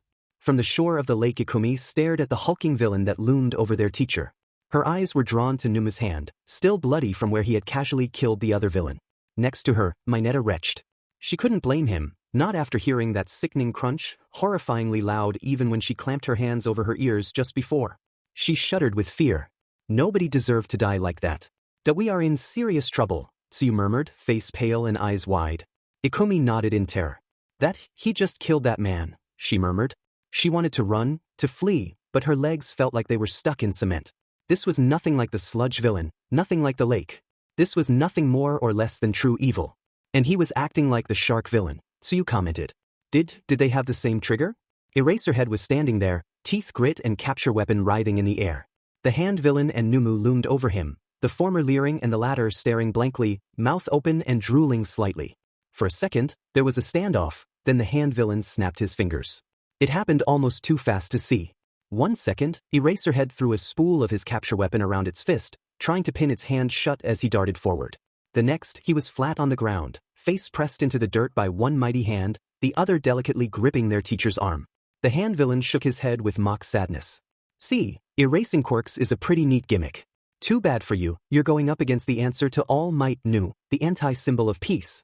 Against his bioengineered strength, you might as well have no quirk at all. In the midst of the horror, Ikumi's mind latched onto that idea. Bioengineered? Eraserhead tried to push himself up, glaring at Numu to try and nullify his quirk. The hand villain tooted. Numu. Sausage thick fingers squeezed. Ikumi winced when she saw Eraserhead's arms snap like a dry twig, their teacher barely able to stop screaming in pain. As the hand villain sneered down at Eraserhead, Numu gripping their teacher's head with a hand still sticky with blood, Ikumi braced against the bank. What are you doing? Metre hissed. They haven't noticed us yet, I don't think. And I can't just dash. Just before Eraserhead's head was smashed into the ground, a swirl of black-purple mist appeared near the hand villain, followed by yellow eyes and an elegant waistcoat. Shigaraki, I have urgent news to report. What is it, Kurojiri? Shigaraki rasped. Can't you see I'm taking out this mid-boss? I hope you at least managed to take out 13. 13 is in no condition to fight. However, there are 2 things I wish to report.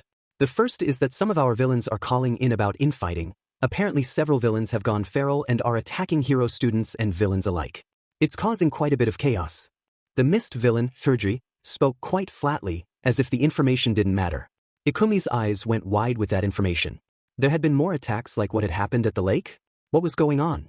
Momo and Jairu were not in the best place. When she had been dropped in the mountain zone with Jairu and Kaminari, The situation had been dire.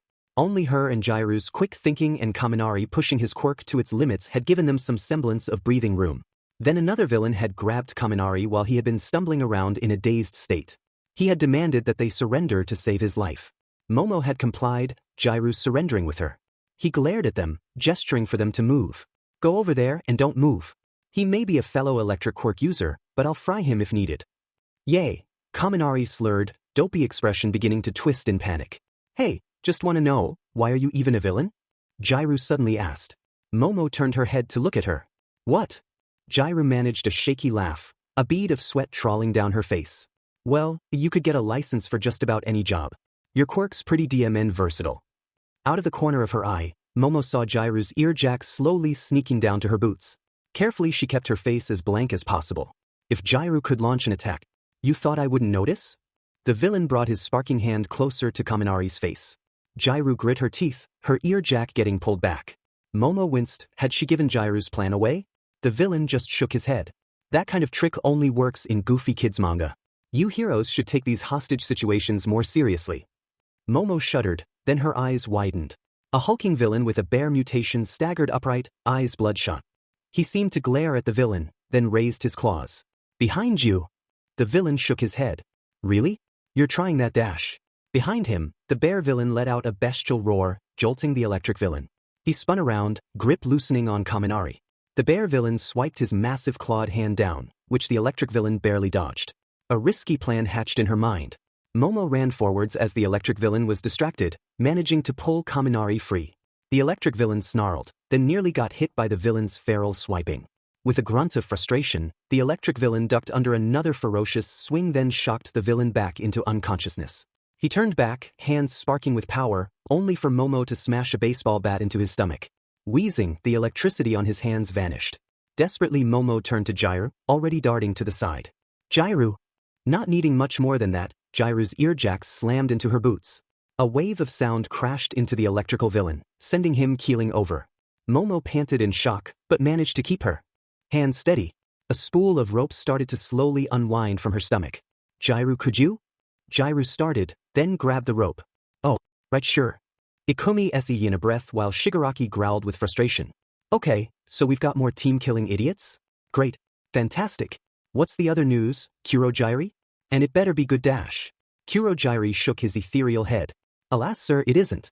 I was unable to prevent one of the students from escaping. The other students stopped me from reaching him before he sped away. I surmise that we will have unwanted visitors within half an hour at most.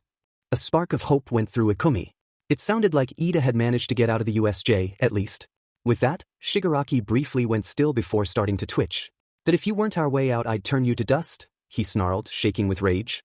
This whole raid has gone wrong. First All Might isn't here, then there's some team-killing assholes, and now a kid's escaped. With a powerful speed quirk. I estimate that we only have half an hour at most before the faculty is alerted.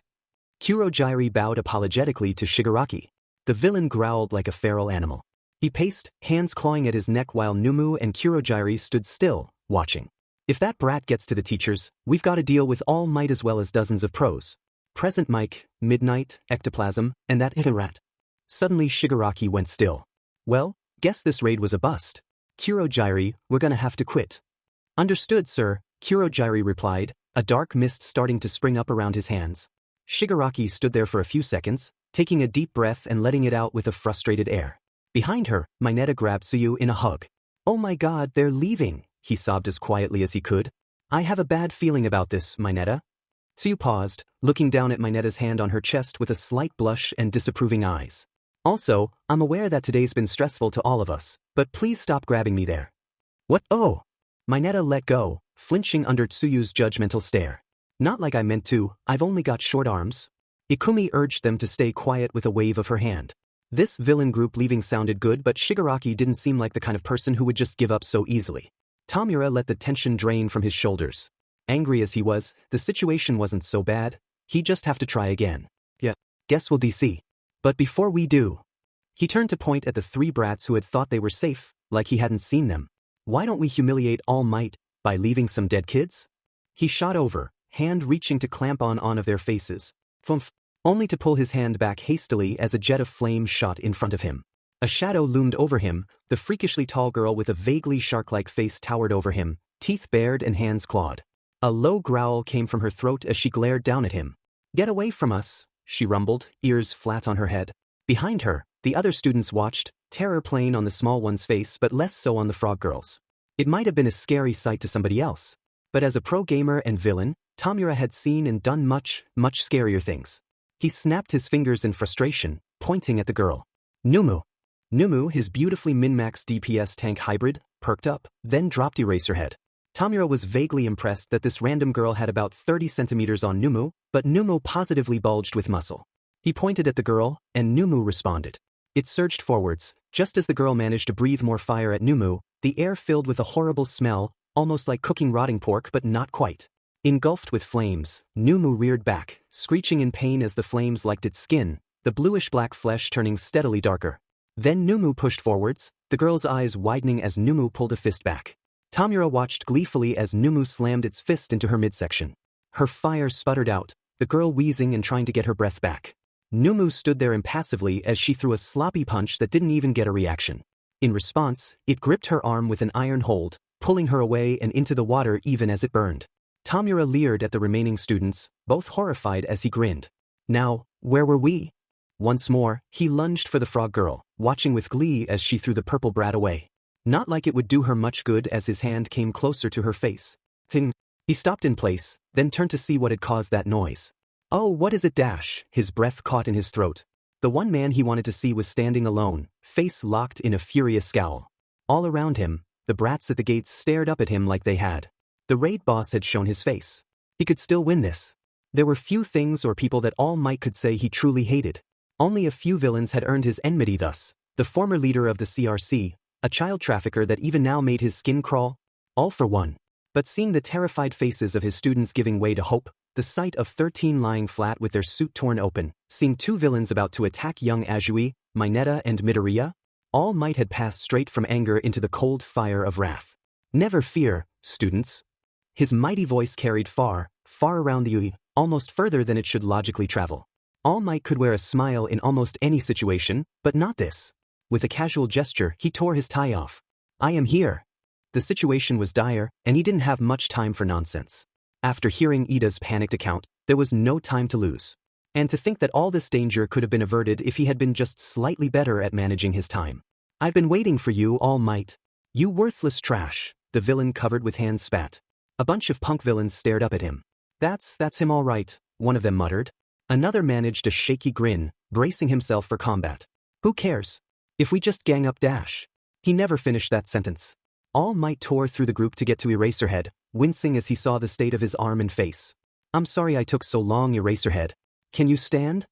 Eraserhead managed a tight nod, the remains of his capture weapon snapping around his shattered arm. That huge brute he calls Numu, he's on the same level as you. Physically. He's got some kind of regeneration quirk. He's barely affected by that fire Midoriya hit him with. Deal with him quickly. All Might glanced over at Midoriya and the other students. The larger girl had tears in her eyes, trying to tear her arm out of the burning villain's grip. She looked up at him with eyes filled with desperate hope. His eyes narrowed. He turned fully to face the students and villains, and then he moved. The world seemed to be in slow motion as he darted around the still smoking bruiser, grabbing Azui and Metre in one arm and Midoriya in the other. He knocked the hand on the villain's face off as he sped around, which he privately considered a small price to pay. In safety, the students stared, trying to figure out what happened. Huh? Metre asked weakly. How'd we? All Might waved at them to go, eyes fixed on the villains. Go to the entrance, students. Your safety is our #1 priority. The hand villain grabbed his dropped hand off the ground. Sorry I dropped you, father. Still, now we see the violence inherent in the system, he rasped, snapping the hand back. And you're way too fast for us to see. His face split into a ghastly rictus, cracked lips stretching over his face. Too bad you're not as fast as you used to be. All Might was immediately on guard. Not many villains had the knowledge or insight to pick up on that fact. Eraserhead managed to weakly push himself up, gesturing to his students. Hurry! Still shaken, Midoriya and the others started to move. Eraserhead and All Might traded a brief glance. Then Eraserhead nodded, moving closer to the children to herd them away. I think Numu has some sort of impact-reducing aspect to his quirk. Midoriya managed to gasp, clutching her stomach in pain. I hit him as hard as I could and it didn't dash. Hey! Stop helping All Might. The hand villain complained, glaring at her. All Might mentally filed that information away, masking his feelings with a smile. Never fear, kids. He charged forwards, arms crossed. Carolina. Smash. Both arms chopped into Numu, hitting the bruiser right in the middle of his ugly mug. All Might quickly ducked as Numu barely reacted to his full force hit, instead going for a crude bear hug. That's a rather annoying ability, regeneration and shock absorption together? In spite of his light tone, All Might was seriously worried. The nature of this villain. A horrible thought wormed into his mind at that revelation. Exactly. You'd need to try slowly tearing him to pieces, but that won't be enough. Numu won't let up even for a second. The villain cackled with malicious glee. All Might shook his head as he spun around Numu. For all his boasting, Numu had the fighting skill of a complete amateur. I won't give him that opportunity. With that, he pulled Numu back, ready to pile-drive him into the concrete to at least slow his movements down. In spite of himself, Eraserhead stopped as he saw All Might slam Numu into the concrete, a huge cloud of dust emerging. Even if All Might was a rookie of a teacher, his skill as the symbol of peace was undeniable. Next to him, Azui looked at the scene impassively, a slight smile on her face. I guess they underestimated All Might, Karo. Azui's comment was fairly polite and restrained. Kick him in the junk, All Might. Mineta's was decidedly not. For a moment, he couldn't blame them for staring at the scene with wide eyes, seeing a man so far above them in terms of speed and strength. Then Eraserhead's anxiety flared. Be that as it may, you need to get to the entrance and away from here. This is no place for students. This was a battlefield, after all. He was not about to see his students die. Not like Oboro. Eraserhead watched with a worry that didn't reach his face, trying to find an opening to help All Might. Unfortunately, he couldn't risk using erasure at this distance with all the dust from that explosion in the way. If he got All Might, then the number one would die at the hands of Numu, simple as that. Not just that, but All Might had practically insisted he get the kids out. The rescue was the most important part of heroics, after all. All Might didn't have much time left today, maybe a few minutes. He had to make it quick. Suddenly the impossible happened. All Might grunted with pain. And as the smoke cleared, Eraserhead felt dread settling in his stomach. Mina couldn't help but stare, eyes wide. Just as her and Ojiro had left the burning zone littered with groaning villains and had headed to the main plaza, they caught the explosion. She had hurried over with Ojiro to try and see what had happened. But she hadn't anticipated this. The hand villain giggled, looking at All Might, bent over backwards to try and suplex the huge villain. Trying to immobilize Numu? Not a bad move at all. Too bad Numu's got the same insane strength score you do. Mina's heart skipped a beat when she saw All Might hack up a mouthful of blood as Numu's fingers dug into his side. The black mist of the gate sprung up in two places, leaving All Might in an unfortunate position. Tamura grinned maliciously. Good timing, Kurogyri. The warp villain, Kyuriri, appeared next to All Might. Thank you, Shigaraki. Now, I do despise having somebody dying in the middle of my warp gate, it makes such a mess. But for you, I shall make an exception. Numu started to slowly pull All Might through the portal. And as soon as Mina saw that, she felt the same manic urge that drove her in front of that hulking villain take over. She turned to Ojiro, a slightly shaky smile on her face. Ojiro, I'm gonna do something incredibly stupid. Wait, what dash? Pink lightning arced around her body as One for All flared up. High-pressure acid shot from behind her, rocketing her towards All Might. Out of the corner of her eye, she saw Midoriya suddenly break away from Eraserhead. Midoriya! Ashido! Their teacher yelled.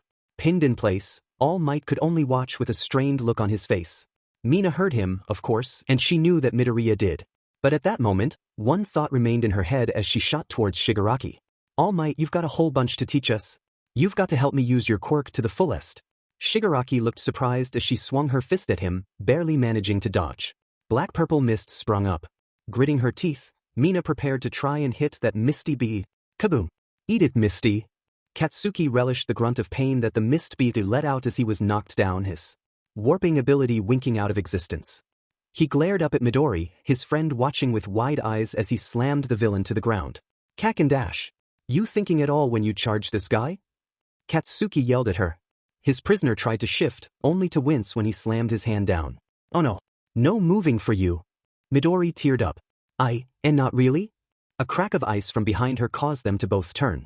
The hulking beaky with All Might in his grip was suddenly half frozen, and the ice Jerke was there. I heard you people were here to kill All Might, the Jerke said dully.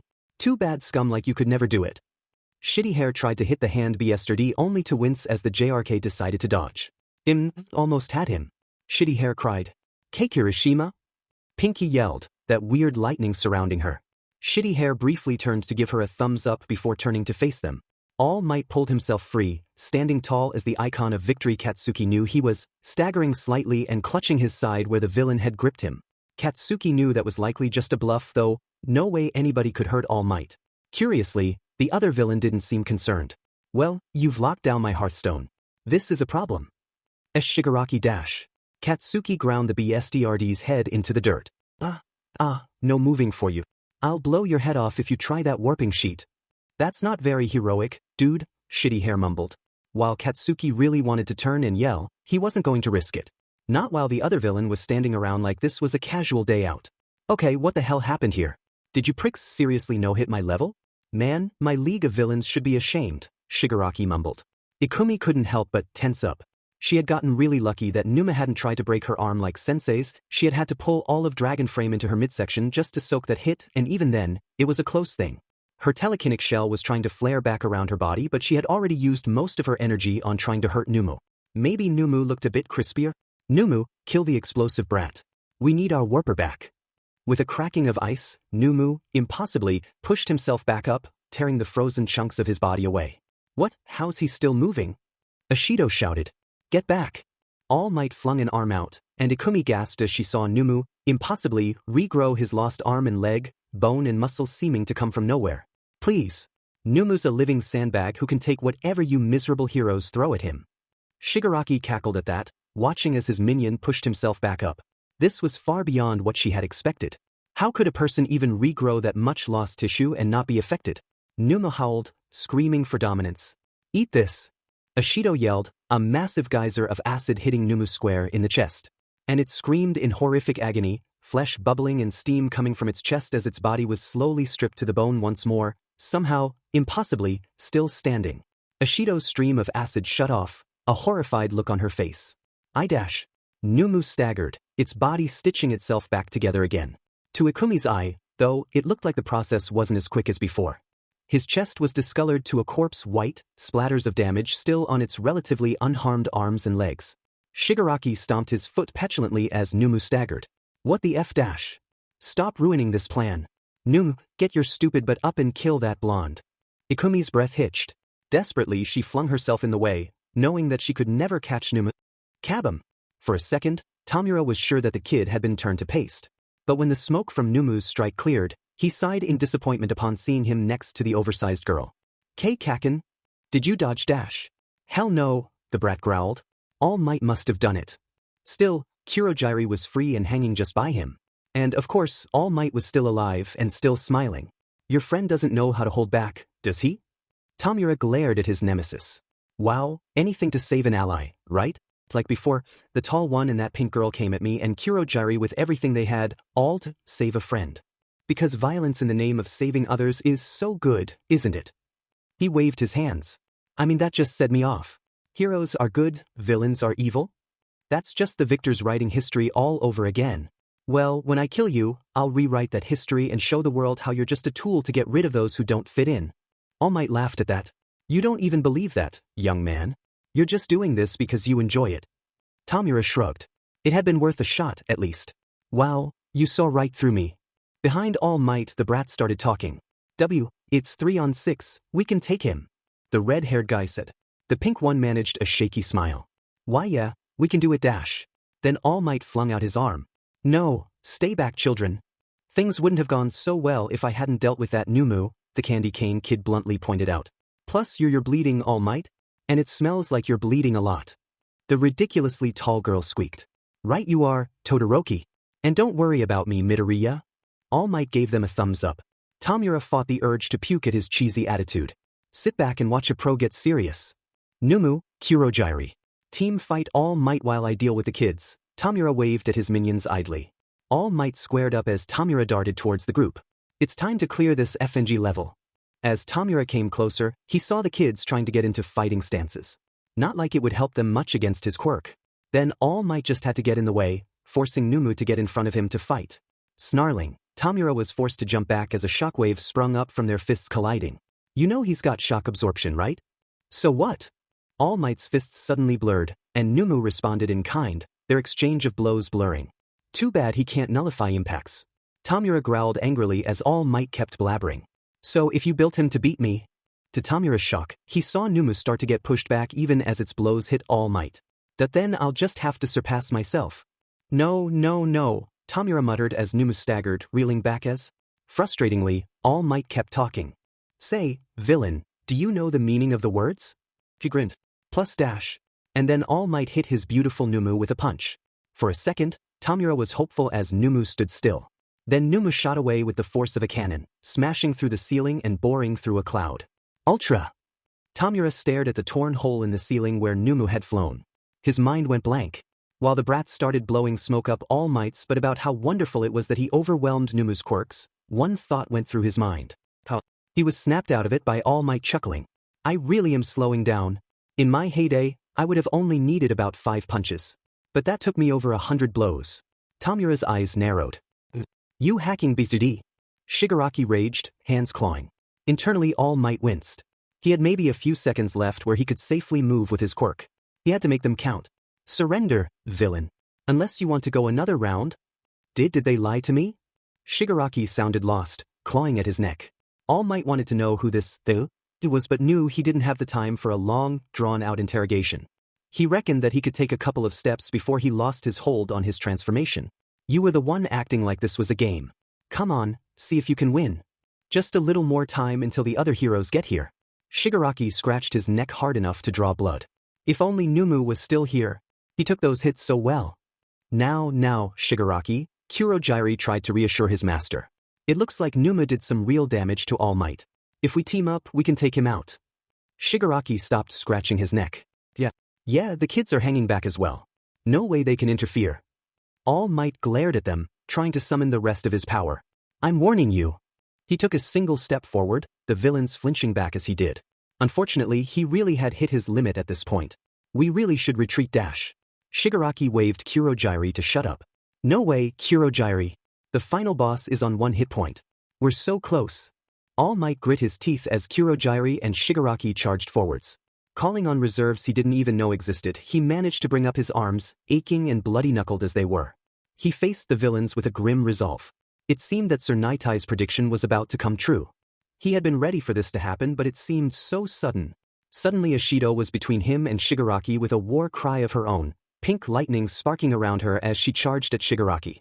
His heart leapt into his mouth when he saw a gate open above Ashido's head, Shigaraki reaching a hand through with a disinterested expression on his face. Then Midoriya leaped in front of Ashido, teeth bared and one fist pulled back. Shigaraki leered. Well, I wanted the pink one, but you'll do. All Might watched helplessly as Shigaraki reached out to grab Midoriya dash. His fingers stopped a centimeter away from her. The villain stared, open-mouthed. What dash? Midoriya's fist lashed forwards. I'm very used to holding back. Everything's too small, too delicate for me to easily handle, but I manage. After so many broken pens and pencils, I can finally hold ones that aren't designed for my hands without breaking them. Other parents and kids were worried that I'd accidentally hurt other kids if I played.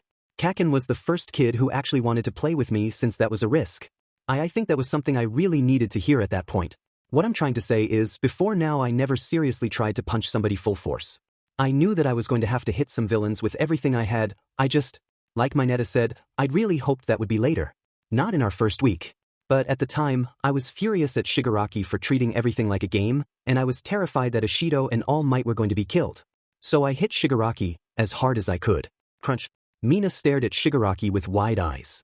Sure, she knew that Midoriya was strong, she kind of had to be given how tall she was.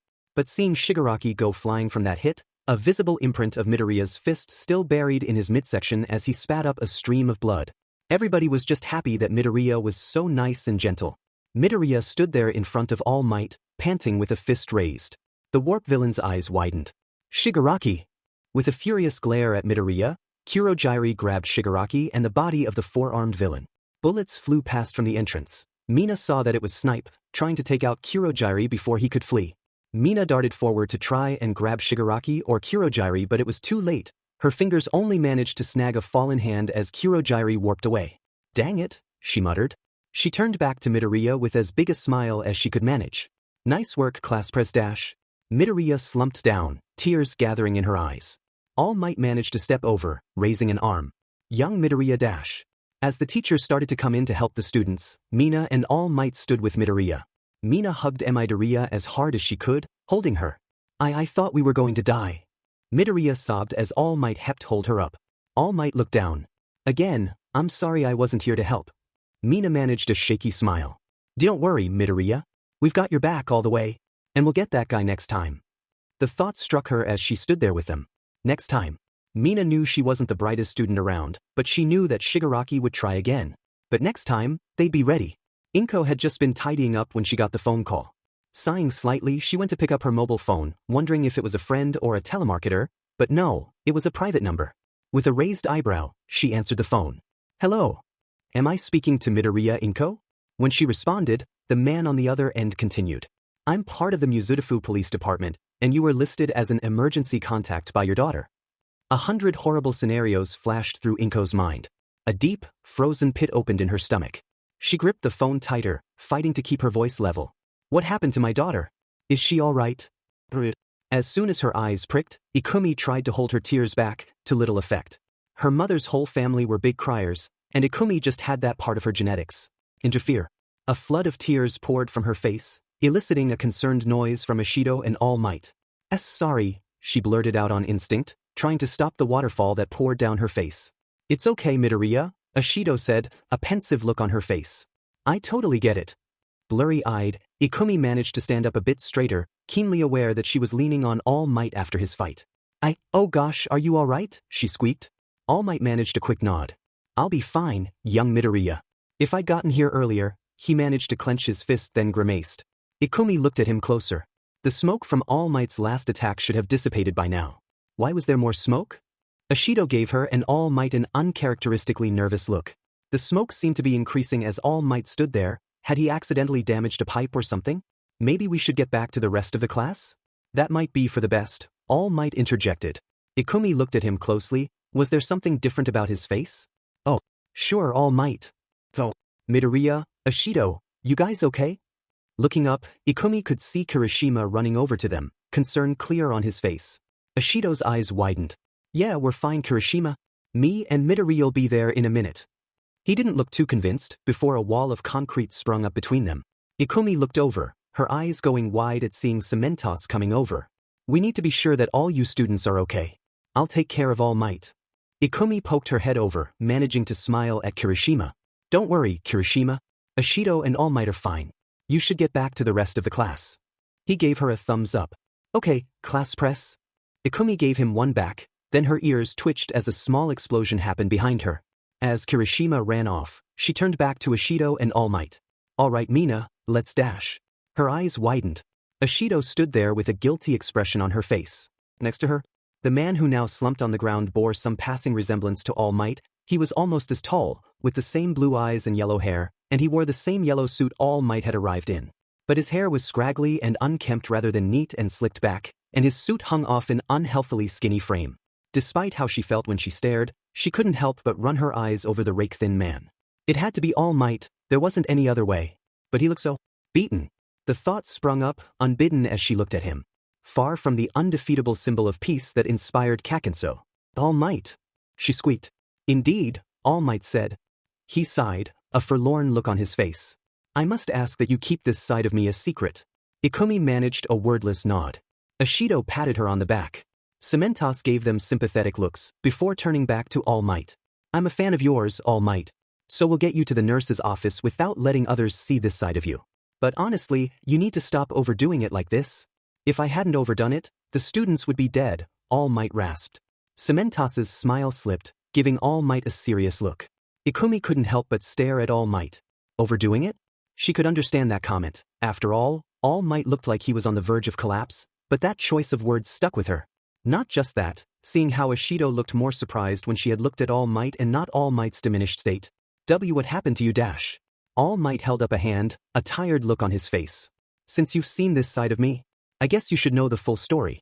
But not right now, you students need to get back to the main campus.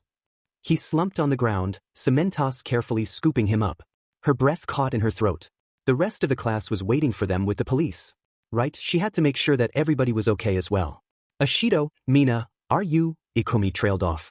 Mina shakily nodded, dusting herself off and patting Ikumi on the forearm. I'm fine. She then managed a smile. Thanks to you getting in the way of Shigaraki. Naomasa carefully looked over the students. 18, 19, he nodded. Looks like all the students made it back in one piece. Under the watchful eyes of the police and heroes, the students had gathered at the gate, anxious, tired looks on their faces.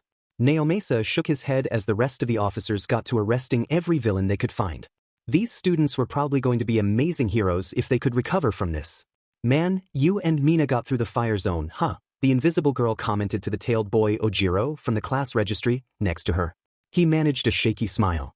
Yeah, we managed to get out by the skin of our teeth. Then she shot off to try and fight that Numu thing. He paused. Where were you, Hagakure? The landslide zone. She rubbed her hands on her arms. Man, Todoroki's crazy strong. At that, Todoroki looked down briefly. Having seen the landslide zone for himself, Naomasa could guess he was thinking about how he had nearly hit her. Say, where do you think I was? Aoyama pointed at his classmates dramatically. The other students just shrugged, talking about where they had been attacked.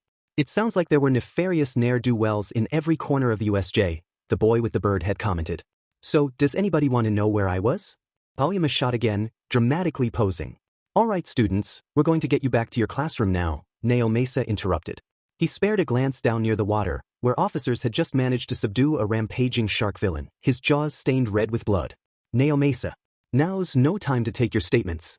Detective, are our teachers going to be okay? Azui asked, an anxious look on her face. Next to her, the purple-haired boy nodded, a similar expression on his face. Naomasa paused, before managing a nod. From what I hear, 13's injuries were the most severe, her quirks torn lacerations in her back and arms, but she should be able to recover. As for Eraserhead, his arms have been reduced to splinters. The purple-haired boy looked like he was about to pass out while Azui took a shaky breath. The rest of the class were similarly distressed, some looked like they were ready to be sick, others just staring at him almost uncomprehendingly. He paused. And regarding All Might, this Numu wasn't able to inflict life-threatening injuries, but it was close. He's gone to the nurse's office to recover. Azui's worried frown cleared up slightly. The rest of the class let out a collective sigh of relief upon hearing that. Naomasa looked over at Sansa. I'll leave the rest to you. I have to check in with All Might and get his statement of events. Understood. Sir. Officer Onizuka came up, saluting. We've apprehended what seems to be a villain about half a kilometer away. He frowned. He didn't even try to resist arrest, he could be mute. Naomasa digested this information, then tipped his hat to the principal. Principal Nedzu, I'd like to go over this school with a fine-toothed comb, if you don't mind. It was unlikely they had other infiltrators, but they had to be sure. Please do so. Nedzu's voice was chipper and polite, but Naomasa could tell that Nedzu was on edge. Investigations are your jurisdiction, so please do what you feel is necessary. Naomasa managed a curt nod, looking back over to the still struggling villain. Looking back at Sansa, his meaning was clear. As Sansa started escorting the kids back to the bus, he stared at the villain with a worried frown. First it was just a heteromorph pedestrian who had suddenly attacked. Now, only villains who were heteromorphs displayed the same set of symptoms as that previous attack. Naomasa watched as the officers finally managed to get these villains locked into the prison transports, a frown on his face. Either the villain factory had resumed its operations, or this was something else entirely. Going back on the bus was almost as bad as the USJ. Mina and the rest of the class had been checked over by the police and were given Hound Dog's number with the other therapists on staff to deal with the event. They had gone through the departure in a dazed state, as if they were half asleep. It wasn't until they got back on the bus and it trundled off without Aizawa-sensei in the front that it hit them. We were nearly killed today. The bus was so quiet you could hear a pin drop. Mina slumped in her seat, looking at the rest of her classmates. Even knowing that their teachers were going to be okay, everybody was shaken. It was going to be a while before she could smile. Next to her, Ojiro looked down at his clasped hands with a frustrated and stressed expression. Satu, Siro and Kaminari were nodding in their seats, jerking back to consciousness every now and then before trying to get back to sleep. Koda sat next to Tokoyami, dark shadow wrapping its arms around them both. Shoji and Todoroki looked calm on the outside, but Todoroki gripped the guardrail in front of him tightly and Shoji's arms stretched up every now and then, an eye or ear manifesting to check on the bus. Yaoyorozu sat prim and proper but was fiddling with a matryoshka doll that hadn't been there before. Next to her, Jair had stuck her ear jack into her phone, distractedly flicking through songs to try and distract herself. Midoriya sat pretty much where she had been before, Aoyama sitting next to her with a tight look on his face. Opposite her, Ida sat hunched up, a guilty look on his face while Uraraka tried to comfort him. You got there as quick as you could, Ida, she said, managing a brief smile. I should have been faster, Ida insisted. I can't believe I just ran and left you to fend for yourselves. Nah, you told All Might to come quick, Mineta mumbled from where he clutched on Tetsuyo's arm. The frog girl didn't make any comment, only nodding quietly. Plus we had the class president with us. I mean, Midoriya sent that Shigaraki guy flying, Kirishima said, a small grin on his face. Midoriya flinched at that, causing Kirishima to frown. Are you okay? Midoriya looked up with an anxious expression on her face. She twisted and tangled her fingers together. Yetist, he never hit anybody that hard before. And I just ran in without thinking. Bakugo shook his head, his face neutral, almost calm compared to his typical cocky, angry demeanor. None of that crap, Midori. You saved Pinky's life with that stunt. Mina winced, the memory settling in. Right, she had almost been killed. Even though it wasn't the first time she had stared death in the face, a hulking giant with teeth like jagged cliffs loomed over her classmates, metal and concrete crushed beneath his fingers like it wasn't even there, his voice increasingly impatient as he demanded they tell him where the police station was. It wasn't any less terrifying. Midoriya managed a tight little nod. Why yeah, but it was still reckless. Kirishima nodded. Sorry, It's fine, Kirishima, Midoriya said reassuringly. She hunched back up. Mina looked up at her large friend. A guilty feeling rose in her stomach. If she hadn't been in danger, All Might wouldn't have had his secret revealed. If there had to be anybody in the class to learn about this, though, she was kind of glad it was Midoriya. When they got back to school, she was going to take Midoriya to see All Might and clear this up. Beneath her skin, One for All's faint pulse reassured her slightly. Even if it had been a close thing with Shigaraki, she would have to get better next time. Toshinori managed to sit up when he heard Midoriya and Ishido walk in. Midoriya looked at the ground awkwardly as he looked up at her. Hello, Midoriya. A cough built up in his throat, thankfully without any blood. These students had gone through enough today without seeing the number 1 bleed. Hey, she shuffled her feet. Sorry for . For what? Seeing me like this? Toshinori shook his head. If I had been there from the start, you students wouldn't have gone through everything. Still, there is no time for talking about what should have happened. Midoriya looked between them. Ishido, you knew about All Might's, condition? Ishido nodded, a subdued look on her face. I saw All Might before the school year started. She nodded. I thought that was the case, I just wanted to be sure. Midoriya sighed in a deep breath. What happened? Toshinori sighed, then pulled up his shirt. She whimpered upon seeing the mass of scar tissue that stretched over his left side. 8 years ago, a villain did this to me. He let his shirt flop down, sighing. I lost a lung and part of my digestive system. Midoriya gasped. A villain? Did Toxic Chainsaw do that to you? Despite the seriousness of the situation, Toshinori almost laughed at that. You're remarkably well informed, but that lowlife? No, it was All for One's crimson eyes bored into his as he screamed, a tentacle that seemed to be made of drill bits and teeth tearing through his side. My word, your master was pathetic if you're the best she could do, he sneered, just before All Might managed to pull himself in closer. A different villain, he said. Toshinori shuddered. You wouldn't have heard of him, every record concerning that man has been removed. He sighed, looking down at himself. Thanks to my injuries, I can only be a hero for 3 hours a day. And even that may not last much longer. After that last stretch of effort, it might drop to 2 or even 1. But if he told Midoriya that, then she might feel even worse about the situation. Midoriya stared at the ground for a few seconds longer. Ishido nudged her friend in the side. Midoriya, this is nobody's fault except the villain's. And besides, that villain got beaten. Right, All Might? He managed to smile. Right. Midoriya looked torn. I should really tell Kaken about this . Toshinori held a hand up, shaking his head. Don't tell anybody who doesn't have to know. Please. She looked stunned. Kaken's my best friend. He wouldn't tell anybody . If somebody knows about my condition, it may make them targets for the League of Villains. Toshinori interrupted. When she jolted at that, he looked up at her tiredly. I do not doubt that he is trustworthy. But the knowledge of my physical condition is a heavy burden to bear. You and your friend already have enough to worry about without this on top of it. Ishido reluctantly nodded. I wanted to tell a friend as well, Midoriya. But if I can keep this secret, she trailed off, giving Midoriya a knowing look. Midoriya looked between them, then she reluctantly nodded. I won't tell him. A wave of tiredness came over him. Toshinori sagged back onto his bed. All right, young Midoriya. Katsuki glanced up at Midori as they waited in the classroom, everybody having changed back into their school uniforms. What kept you with All Might and Pinky? He asked. Midori hunched up. I was just making sure that Ishido was okay, she said quietly. He looked at her oddly. Didn't you say you were both fine or something? He asked. She nodded awkwardly. Katsuki glared up at her. Then what was the FING holdup? Why'd you go with her just now? I can't really tell you, Kaken. She fiddled with her hands, looking away. Katsuki's eyes widened. He snarled at her. The F is the matter with you, Midori? Why can't you tell me? I just can't, Midori said, raising her voice a little. When he glared at her, she twisted her hands together, but her eyes were firm. He took a long, hard look at her, then sighed. Midori didn't keep secrets unless there was a good reason. While she might be a bad liar, if she didn't want to tell him something, then she wasn't saying anything no matter how much he yelled. He paused. Fine, I won't ask. But if you need somebody's butt-kicking dash. She managed to smile. I know, Kaken. I'll ask you to help then. Naomasa quietly knocked on the door to Recovery Girl's office, then opened the door. Pardon me, he tipped his hat to the elderly heroine. The pink girl, Ashido, jolted when he entered. Is this okay dash? Toshinori just laughed. Don't worry, Ashido. This is my favorite detective on the force, Detective Tsukachi. He's known about this side of me for ages. Naomasa couldn't help but sigh.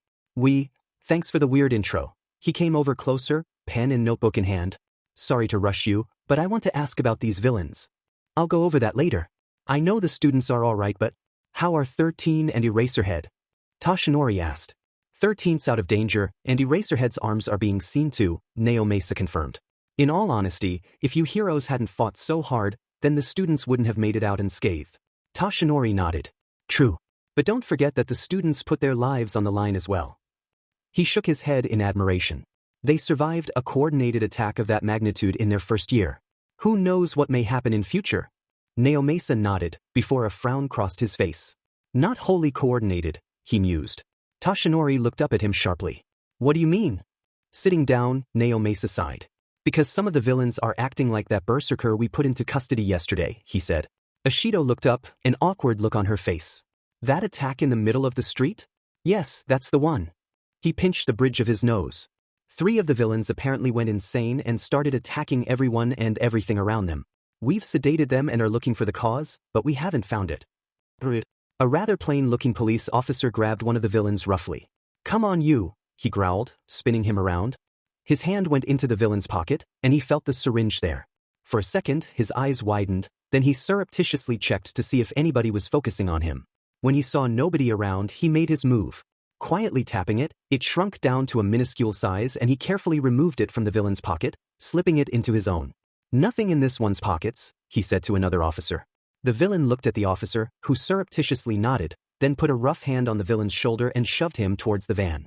Their holy war against the corrupt couldn't be interrupted with such things. The so-called heroes wouldn't understand that what they were doing was right. As the day drew to a close, Mezu kept looking around the room at his classmates, eyes sprouting along his arms. Even though his arms shook with the effort, he couldn't just stop keeping an eye on his classmates. Next to him, Ida had a similar look on his face. He barely blinked as Midoriya came up to him, giving him a worried smile. How are you feeling, Shoji? Mezu paused. Tired and stressed, he said. Sighing, he looked around the class again. Midoriya did so as well, a slight frown on her face. You want to keep an eye on everybody after Kurojairi took them. It wasn't a question. Mezu nodded. It was a foolish thing, but everybody was right there. And then, he stopped, unable to find the words. It hurt that he hadn't been able to keep more than a couple of his classmates in one place, and only because Kurojairi had been too distracted. She looked him in the eye, the same exhaustion that Shoji felt shining in them. I get it. I'm the class president, I'm the one who's responsible for us. And they were just gone before I could help. Even so, class president, Ida said, having gotten back some of his flair, even if his hand chopping was far more restrained than it had been that morning, we all did the only thing we could to survive such an attack. Though I am ashamed of running away from my classmates, there wasn't any other way to tell the heroes to come with our phones out of commission. Mezu nodded seriously. It still hurts that the only thing I could do was keep an eye and ear out. Midoriya looked at Ida with a soft smile, then a spark entered her eyes. Phones, she breathed. Class president? Ida looked up. She pulled out her phone, then stepped to the front of the class. The rest of the class turned to look at her. Midoriya shrank back, then steeled herself. How do people feel about a class group chat? And, sharing contact numbers? Just in case. Mezu could have slapped himself for not thinking of that. It seemed so obvious, yet he hadn't thought of something so simple to try and keep in touch. Admittedly, he wasn't the most social person either, but neither was Midoriya. The class looked between each other, then Bakugu spoke up. That's okay with me, Midori, With that, the quiet broke. Small smiles came over people's faces as they pulled out their phones. Numbers were exchanged, even Todoroki pulling out his phone to connect. A couple of cute dog and cat pictures were shared in the meantime. Kaminari, now freshly recovered from frying his brains, helped set up the chat. And Meza looked at the new phone numbers added to his phone with a smile on his face as their parents finally came. It wasn't perfect, but it would be good enough.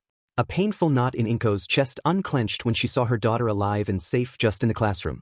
Not particularly caring about how she looked, she ran over to Ikumi, grabbing her in a hug. Ikumi, you're okay? Clutching her back like she was about to disappear, Ikumi sniffed, lifting Inko clean off the ground. It's okay, Mum, I'm safe. We all are. Oh, Ikumi, Inko sniffed, feeling her eyes start to water. I was so worried. Get to high ground, Grape, Katsuki called to a shorter student. Why dash? A flood of tears poured from her eyes, and Ikumi joined in as they clutched each other, sobbing. With a flat expression on his face, Katsuki grabbed the short boy and lifted him onto the desk. The rest of Ikumi's class managed to hold their ground as their tears soaked the classroom before a couple of drains opened on the floor, skiing the water away. Normally Inko would have been embarrassed about crying so hard in public, but she didn't care. Not after a frantic 20 minutes where she had almost broken several road laws driving to UK with Mitsuki and Masu. From the looks of several other parents gathered around the door, she wasn't the only one. Everybody there looked like they were about to collapse in exhaustion and relief. The tears finally dried up and Inko was gently lowered to the ground. Ikumi managed to smile. See? I'm fine. None of us got seriously hurt, we're all in one piece. Inko looked over at her daughter once more and saw how tightly she was holding herself. Did you get hurt? Ikumi hesitated, then she nodded slightly. I'm just bruised. It's fine. Inko looked at her daughter in horror. She had known in the back of her mind that her daughter was going to get hurt as a hero, whether it was from villains or natural disasters. But for it to happen so soon, you got hurt. Are you sure you're okay? Ikumi nodded, a determined glint in her eye. Yeah, we all are, especially now we've shared phone numbers. You even got Katsuki to join? Mitsuki managed, before shakily smiling at her son. Nice to see him listening to you. Katsuki didn't respond to that, simply getting ready to leave. A red and white-haired boy, that must have been Todoroki, watched Katsuki and his mother with an expression Inko couldn't place, before leaving with a young, white-haired woman with similar red streaks in her hair. Inko didn't pay too much attention, simply smiling up at Ikumi. Well, if you're keeping in contact, that's good. It is, yeah. Ikumi took a deep breath. I know you want me to come home, but can I just stay and make sure that everybody's okay? Inko looked up at her daughter's face, saw how she looked around at her classmates, before nodding. If it'll make you feel better. Midnight saw the last of Shuta's students go with their parents, smiling and waving them away with Yamada.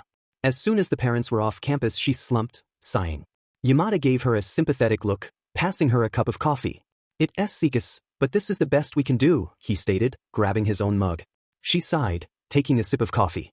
I know, but, God, these kids are too young for something like this. Namuri took her mask off, pinching the bridge of her nose as she took another sip. The only consolation they had was that they had captured that Numa villain, a host of D and C-list villains, and there had been no fatalities, and even that was only because of All Might. They were supposed to be safe here dash. And they will be, Nedzu chirped from behind them. Namuri stiffened upon hearing Nedzu's voice. To the uninformed ear, Nedzu sounded happy. But there was just a slightly brittle edge to his voice that promised murder. He continued talking, almost sounding cheerful. As I said to the police, no, I've gotten complacent during this long PRD of peace. We will improve our security. In fact, I have some ideas for Power Loader. This League of Villains won't be free for long. Hizashi looked at him seriously. Really? Nedzu's smile slipped for a second. He bared his teeth, fur bristling. They have tried to kill children in my care. And that was that. Despite his seemingly laissez-faire attitude to what teachers did in their classes, Nedzu took his role as an educator and principal seriously. If there was something he took even more seriously than educating students, it was protecting children, as the rather unscrupulous characters Nedzu had put away with extreme prejudice could attest to. Even though his wrath wasn't directed at her, Namuri still shivered. Then Nedzu's pleasant mask was back in place. Well, in any case, we have much to do, including preparing for the sports festival in a few weeks. Namuri started. So soon? I mean, don't get me wrong, Nedzu, I love the festival for its youthful enthusiasm, but UA's just been. Attack dash. Nedzu simply nodded. While I'm not entirely happy with this plan, I feel that delaying or canceling the sports festival this year would only please the League of Villains and their benefactor. We will have more security, The police have promised 5 times the security for the festival, to say nothing of increased hero presence. Hisashi shook his head slightly. That shouldn't we delay it? The principal folded his arms behind his back. And appear weak to other villains?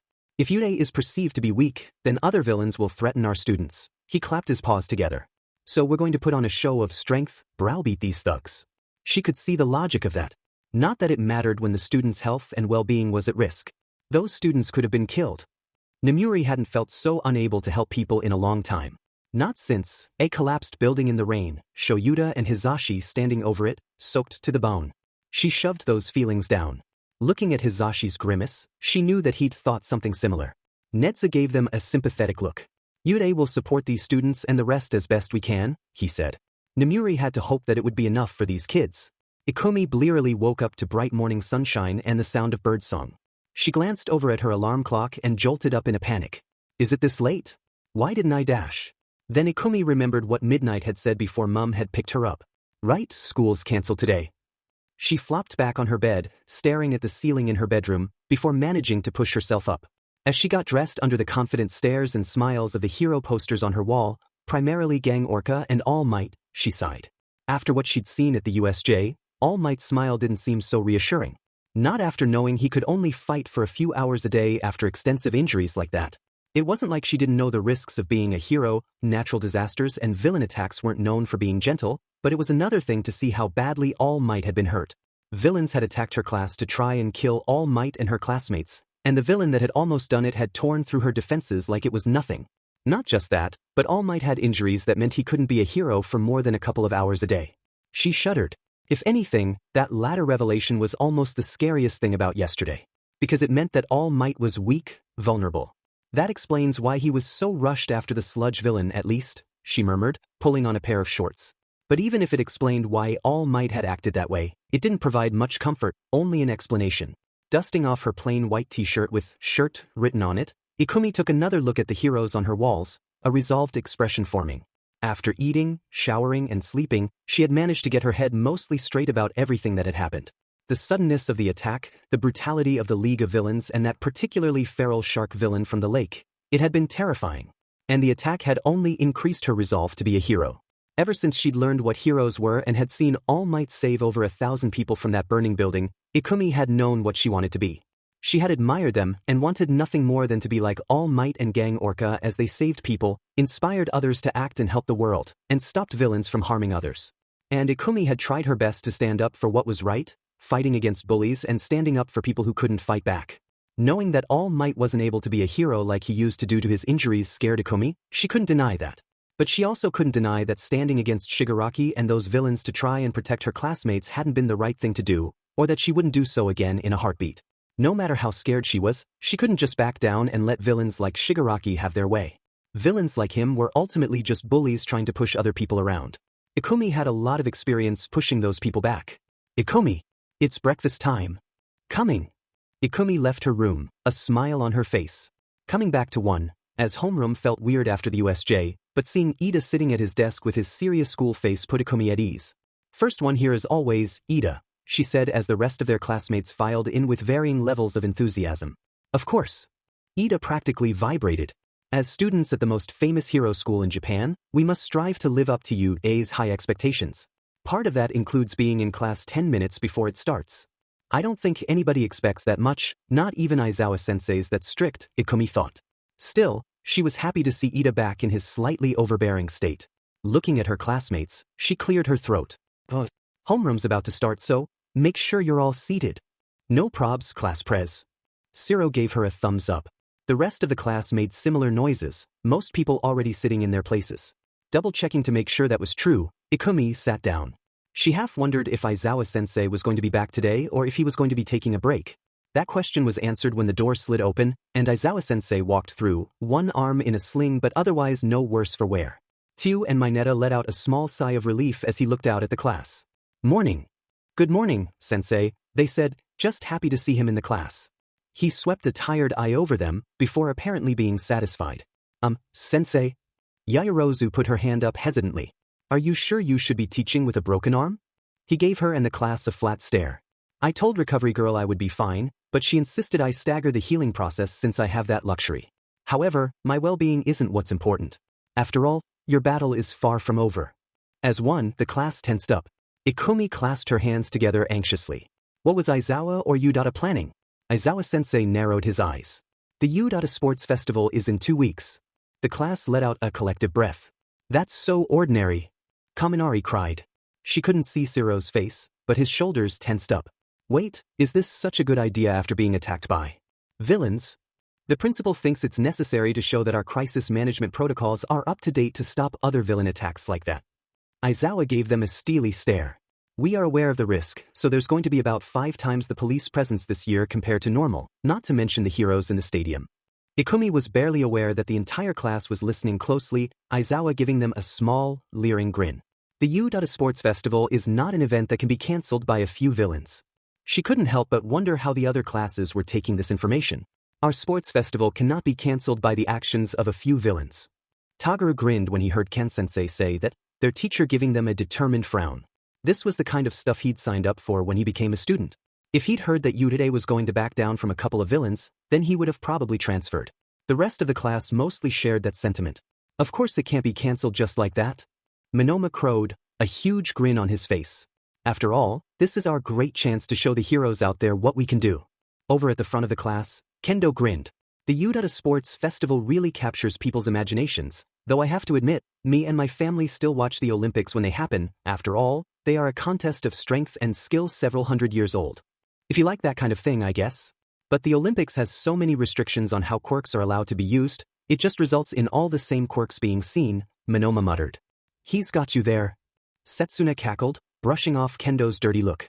Seriously, the Olympics have so many restrictions that you only see enhancer quirks, maybe a heteromorph if you're lucky. Barely any variety. Tagaru snorted as he remembered that. He'd watched the Olympics ages ago, and he had to admit he couldn't really see the appeal. Some countries still held the Olympics in high regard, at least Greece did. He remembered that much from one of Ikumi's mumble storms. Ken just shook his head. Getting back to the sports festival itself, this is a huge opportunity for you to sell yourselves to heroes. Depending on how well you do, you may be picked up for an internship by a big-name hero. Just remember, you only have 3 chances to make an impression. Use them wisely. The class went so quiet you could hear a pin drop. Then Tetsu threw a fist in the air, a manly grin on his face. Hell yeah.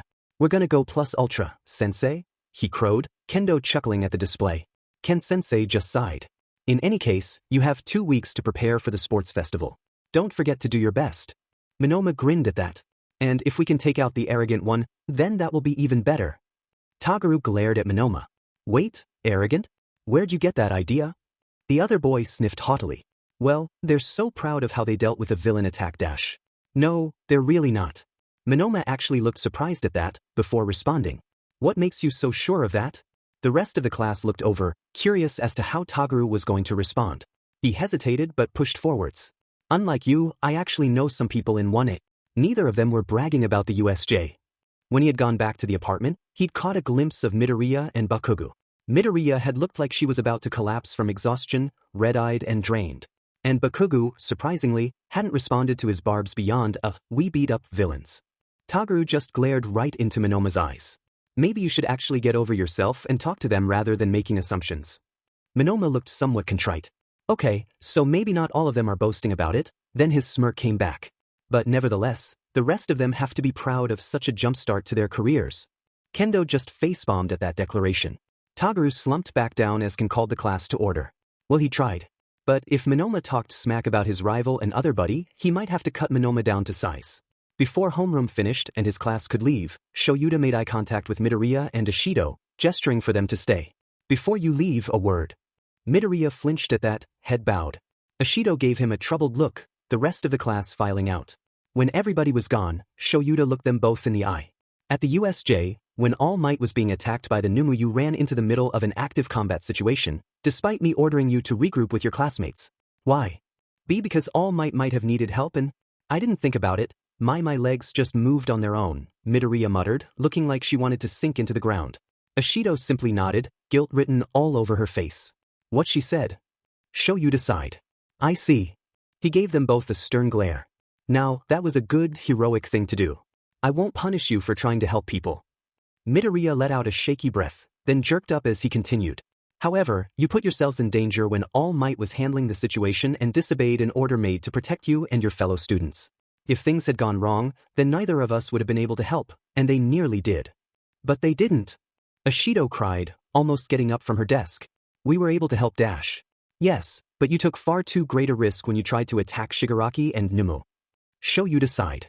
It was a mess of a situation that none of you should have been put through, but mistakes happen, and in future I would prefer if you didn't make that mistake again. Are we getting punished for running in? Midoriya asked softly, almost too quietly to hear. She hunched over as much as she was physically able. Shoyuta shook his head. While you have damaged my trust in you for disobeying an order like that, going through a traumatic situation like this is punishment enough. Midoriya jerked her head up, staring at him with tears in her eyes.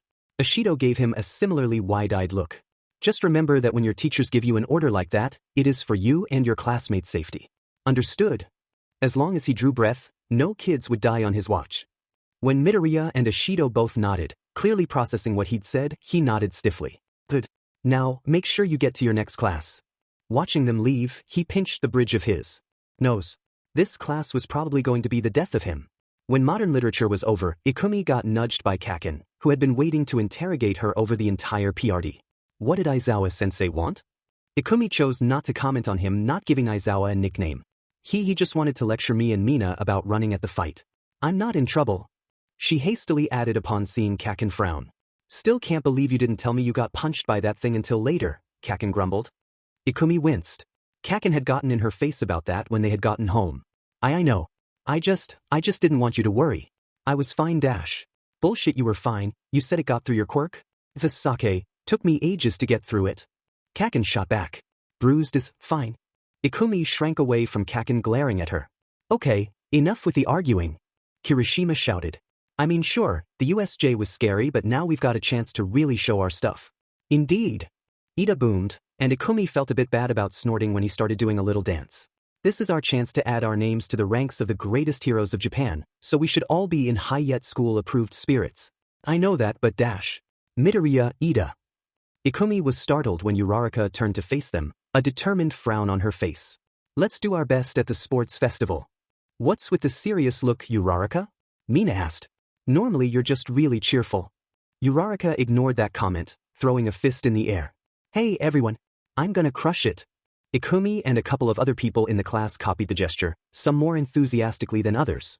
But she had to admit, she completely got why Uraraka was so excited. Ikumi had watched the Udata festival almost every year, starry-eyed at seeing all these future heroes prove themselves. Mina stared at All Might with wide eyes, a dark pit opening in her stomach. When All Might had asked her to have lunch just when she was about to interrogate Uraraka, she hadn't expected bad news quite like this. Wait, you're down to just over an hour a day?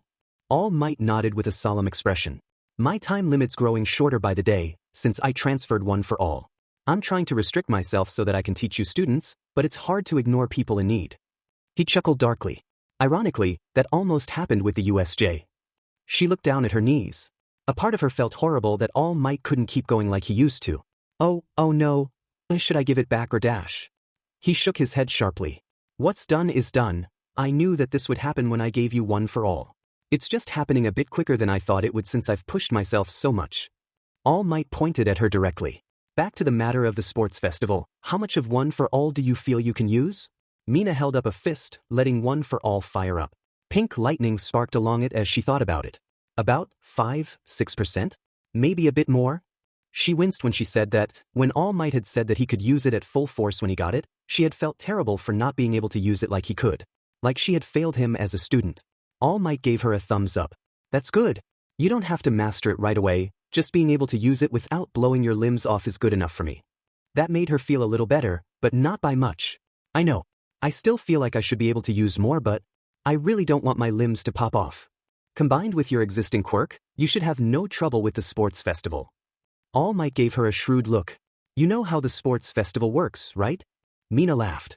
Yeah, totally. We get mashed up with the other courses and then do some preliminary challenges to compete, right? There's more to it than that, but yes, those are the basics. All Might pointed at her dramatically. But back to the matter at hand. Be sure to give it your all. Mina grinned. Of course, All Might Sensei. Wasn't planning on giving anything less. She paused. Though I kinda wonder why when I've already got you for a mentor. All Might coughed up blood as he laughed. Just because I'm your mentor, it doesn't mean you can slack off like that. He gave her a serious look. There's only a tiny difference between those who always aim for the top and those who don't, but once you debut as a hero, that difference will matter. She looked him in the eye, a determined smile on her face. Trust me, All Might. I always give it my all. Maybe not on Bakugo level, but close enough. Round cheeks squeaked when she opened the door to leave. What's going on? Katsuki took a glance out the door, where a bunch of people from other classes had gathered, staring in like they were on TV and blocking pink cheeks and glasses from leaving. Why there's so many people out here? Grape Beach whined. Isn't it obvious? They're scoping out the competition. Katsuki stomped to the front, keeping as nice an expression on his face as he could. We're the class that survived a villain attack. Course they want to check us out before the festival. He glared at them contemptuously. Not that it matters. PSS off, losers. Midori gasped, a hand clasped to her mouth. Kaken. The mass of people in the corridor looked set off.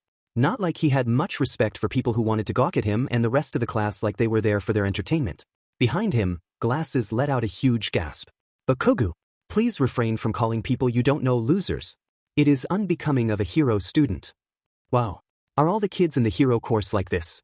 Katsuki felt his temper spike as somebody pushed their way to the front. A tall, skinny guy with messy purple hair and dark bags under his eyes came forwards, a disinterested leer on his face. Hitoshi sized up the guy who had opened the door. Blonde-haired and perpetually angry, this guy, Bakugo, was everything that he really hated. He could see it written all over him. The guy had a powerful quirk that let him breeze through the entire exam. 'Cause I gotta say, he cast a disinterested eye over the people he could see before deliberately locking eyes with him. I'm not impressed if this is the best you can do. Bakugo glared at him. You clearly have something really interesting to say, so say it. He sighed, running a hand through his hair. I do ya. See, those of us who couldn't make it through the hero course get shuffled off to the other courses. There's quite a few of us who weren't able to break robots as well as you guys. It was one thing to know that you didn't make it into the course of your dreams. It was another to hear All Might tell you that you were a failure. Hitoshi's eyes bored into Bakugo's and the other hero students. But if we do well in the sports festival, we could get moved up into the hero course. And as I understand it, the reverse is true as well. Bakugo grinned at that. Is that a challenge, zombie? Hitoshi raised an eyebrow at that. A challenge? Sure, you can see it that way. I see this as a great chance to knock you hero course students off your pedestals. Oh, our pedestals? Midoriya poked her head around the corner, an awkward look on her face. A couple of people in the crowd looked a bit shocked, and if he hadn't already met her, he would have shared their stunned reaction. It wasn't every day you met somebody as tall as Midoriya, even in this increasingly superhuman society. Yep. Hitoshi managed to leer in her general direction. Consider this a declaration of war. Honestly, he didn't have much of an issue with Midoriya. People with complex mutations like her got almost as much flack as people with villainous quirks like his in the cities. Bakugo glanced back at Midoriya. I got this, Midori. She raised an eyebrow, but simply nodded as Bakugo turned back. Nice to see you've got some ball at least. More than the rest of these losers at least. The rest of the crowd gasped, offended. Hitoshi wasn't sure how to take that other than a raised eyebrow. Bakugo leered. You try and topple me at the festival, you zombie-looking fucker dash. What do you mean, we don't have ball? Hitoshi winced when he saw some gray-haired guy with sharp teeth push his way forwards. He glared at Bakugo with an angry snarl on his face. Just because we haven't issued our own manly challenges yet, doesn't mean we don't have ball. Speaking of, I want to ask you guys about that villain attack. Bakugo glared at the guy, but Midoriya stepped forwards. Why do you want to ask us about that? I want to hear more about it, that's why. Spiky-haired guy grinned at her. My name's Tetsu. See, I'm from 1B next door, and I've got my own declaration of war for 1B. But first, I wanted to hear more about how you guys fought those villains. How'd it go? Midoriya winced. I don't think that we really want to talk much about the attack itself. Tetsu frowned. What? But you guys fought villains. Shouldn't you be proud that you did such a cool thing in the first week dash? Midoriya stomped forwards. And Hitoshi suddenly became very, very aware that Midoriya could loom. Kaken backed down as she stomped forwards. She glared Tetsu down, the gray-haired boy shrinking away. It wasn't cool what we did. We barely got out alive thanks to All Might. If he hadn't been there, we could have been killed. He flinched at that. Ikumi pushed forwards, stepping forward. The crowd collectively backed off. Right now isn't a very good time for us to talk about the attack. Just, please understand that. Maybe somebody else wants to talk about it, but I really don't. Tetsu, at a loss for words, looked at the floor. I'm sorry, he muttered, browbeaten into being. That's okay. Just save it for another time and I think we'll be able to talk about it. It's too soon for that. As she wound down, she was aware that everybody was staring at her. Ikumi squirmed as they looked at her. Oh, and she could see now that some of them must have backed away when she walked up. Ikumi glanced back desperately at Kaken, who simply gave her a thumbs up. Shrinking down as much as she could, she gave the group outside a desperate look, her heart pounding in her ears. Please? Can we save this for the festival? The crowd looked at each other, then went away with nervous looks. A small part of Ikumi hated that. It wasn't like she had intentionally intimidated them into leaving. Shinso looked up at her for a moment longer, then sauntered off with the rest of them. As soon as everybody went, she slumped down, sighing in relief. Oh God, that was so stressful, she hummed. With the way clear, the rest of the class started to make their way out. Tsuyu looked at her with a sideways glance and raised eyebrow. You faced off against a bunch of villains in the shipwreck zone. This seems pretty minor in comparison. Kaken shook his head, patting Ikumi on the back. Get up, Midori. Stop giving a shit about them. Kirishima looked at him awkwardly. Dude, you know you probably got us a hate dom with those answers, right? I mean those guys dash. Why do they matter? Ikumi and Kirishima looked up sharply as Kaken said that. Me and Midori are aiming for the top, and the rest of you fought actual villains. Why should we care what they think? With those words, he left. Ikumi couldn't help but stare at her best friend as he left. Behind her, she heard Kirishima sigh dramatically. A minute, but Kugu's so straightforward and manly. He cried, clenching a fist. As the rest of the class agreed with Kirishima, Ikumi looked at Kaken as he turned, glaring at her roughly. Well, you coming? Shaking herself, Ikumi left. Coming. Hopefully the sports festival would help everybody feel better after being attacked by villains. Just after the USJ attack Kamino, Tamura woke up snarling with rage and pain. His whole body ached, centered on his chest and head. But the pain was secondary to the rage he felt at being robbed of a hero kill. Where's that cheating beach? The short doctor yelped, waving at him to lie back down. Tamura, you've just been in surgery, you should still be unconscious dash. From the darkness, Sensei chuckled. My doctor. Never underestimate the power of hatred. With that, Tamura stiffened, managing to calm himself. Sensei, he winced as a spike of pain shot through his body. Kurogyri hovered over him. Are you all right, Tamura? I'm fine, he muttered. Sensei strode forwards, his oxygen mask wheezing as he took a breath. Looking around the room, he could see it was the medical lab where the weird doctor did his health checkups. The headless body of the team killer was draped on the table next to him while the doctor looked him over.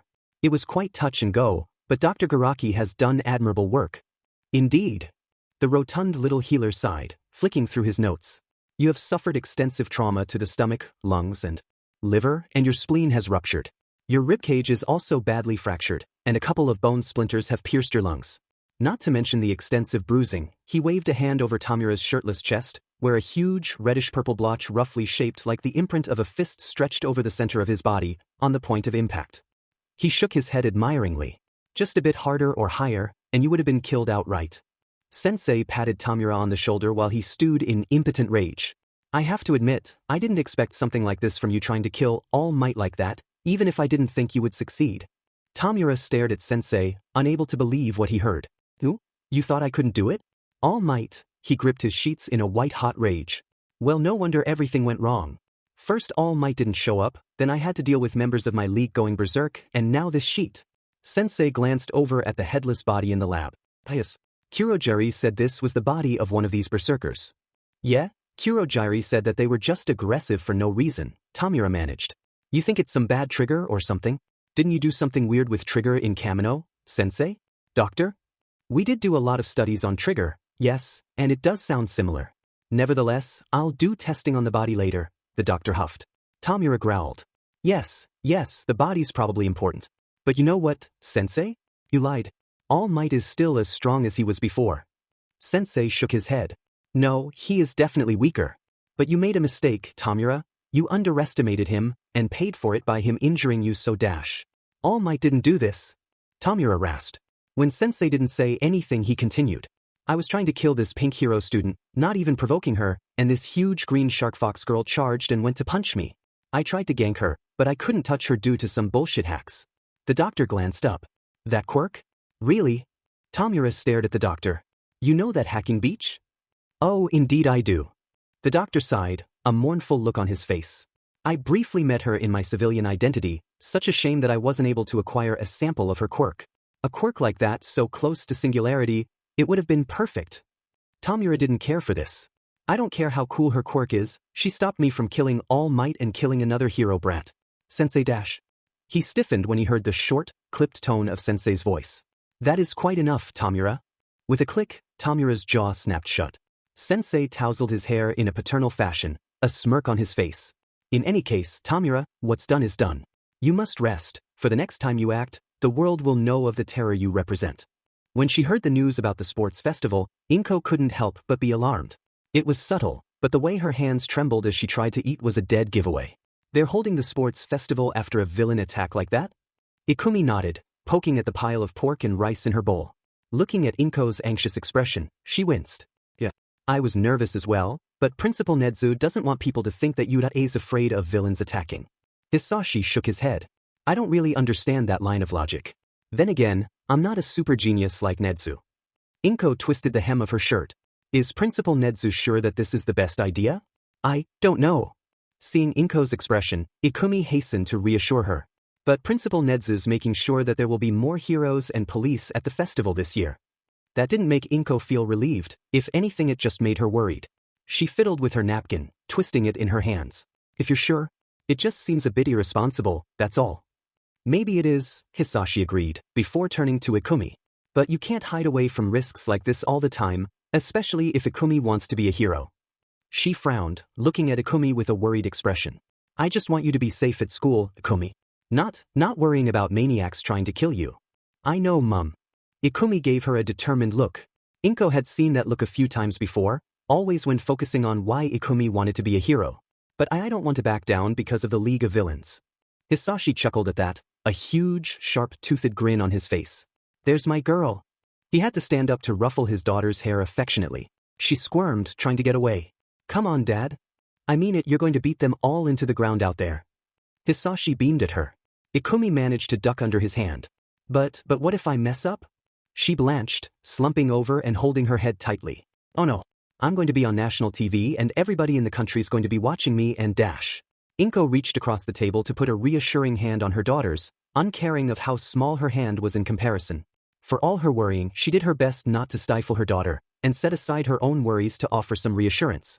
Ikumi, I know I'm stressed about how sudden this festival is, slight understatement on her part, but it's just a sports festival. But it's one of the biggest events in Japan. Ikumi whined. Her breath quickened as well as the tempo of her speech. If I do poorly it's going to affect what internships I get and dash. Inko shook her head, giving her daughter a reassuring smile. Don't worry so much about it. You still have 2 more years at UI to make a big impression on them. Your father is right that you're going to be amazing, just do your best and try to have fun. She emphasized that last piece of advice with a gentle petting of her wrist. Ikumi looked down at her plate, before returning with her own small, hesitant smile. Oi, Mum. I know, sweetie. Now, how about the rest of your day? Inko knew that this wasn't going to be enough. Her daughter's class had been attacked by villains so early in the school year already. She wanted nothing more than to take her out and put her into a course that wasn't going to attract attention from maniacs like the League of Villains. But at the same time, Inko knew that Ikumi had wanted nothing more than to be a hero, not just to help people, but to inspire them. Seeing Ikumi's face light up as she talked about her classmates and meeting with the other class presidents. To discuss the sports festival, Inko knew that Ikumi was where she was always meant to be. Minoru groaned as he walked to the bus stop. Man, the hero class is busting my ball, he grumbled, rubbing his head. Tsuyu barely reacted as they went on their way. We are having to make up for a rescue training trip we never actually did, Tsuyu commented bluntly. Walking home with the girl was different from what he'd expected it to be. Maybe it was because both of them had been threatened by a homicidal maniac who could disintegrate people by touching them. He had half expected some hijinks of some kind to have happened like in anime. Yeah, but we're also having to work hard for the festival on top of heroics. And I mean, I know we gotta work hard for it. The memory of Aizawa with a face serious as the grave, threatening expulsion loomed in his mind, making him shudder. But does it have to be so intense all the time? Tsuyu gave him a flat stare. You know, you could have transferred out of the hero course if it's too much. Minoru briefly paused as his mind wandered back to after the initial attack. In the privacy of his own room, Minoru looked at the paperwork in front of him. All right, Minoru, you got this, he muttered. Yeah, it's just a transfer form to general studies. The official letterhead of UE seemed to taunt him as he stared at it. He giggled. Yep, just gotta fill this out and give it to my dad. so he can send it to U.A. After the USJ, he had been terrified. There was no way he was going back to being a hero student. No way at all. It's just a little thing, he muttered. You can do it. I mean, you're weak, pathetic, uncool, you've fantasized about every girl in class. His pen shook in his grip. The thought of him having to face a villain again gave him a cold, dreadful anxiety that creeped like cobwebs down his spinal column. You look like a baby in spandex in that costume. Just run away. Like you always do. Minoru gripped his pen tighter, the fragile plastic almost threatening to shatter under his grip. I mean, everybody will understand, I'm just not cut out for it. At least Tsuyu and Class Pres Midoriya, they'll understand. I can live with being a coward, right? With that, he made up his mind. He stared at the papers, then in one swift motion, grabbed them and crumpled them into a ball. Oh no, he whimpered as he dropped them into the bin. In the present, Minoru sighed. Alas, unfortunately, I'm too good a person for that. Tsuyu gave him an odd look, which he ignored. But anyway, we've got trains to catch. You're kind of weird, Mineta, she said bluntly. Still, she actually walked with him to the train station. And she wasn't beating him up for looking at her, so that was nice. Later that evening, Minoru felt even more confident when he hoisted that trophy. After giving up his chance of living a normal life where he wasn't at the mercy of crazy villains trying to kill school kids barely into their first week of high school, Minoru wanted nothing more than to grab that opportunity the first chance he could. It was a strange thing to admit, but Mezu had never used his phone very much before going to UA.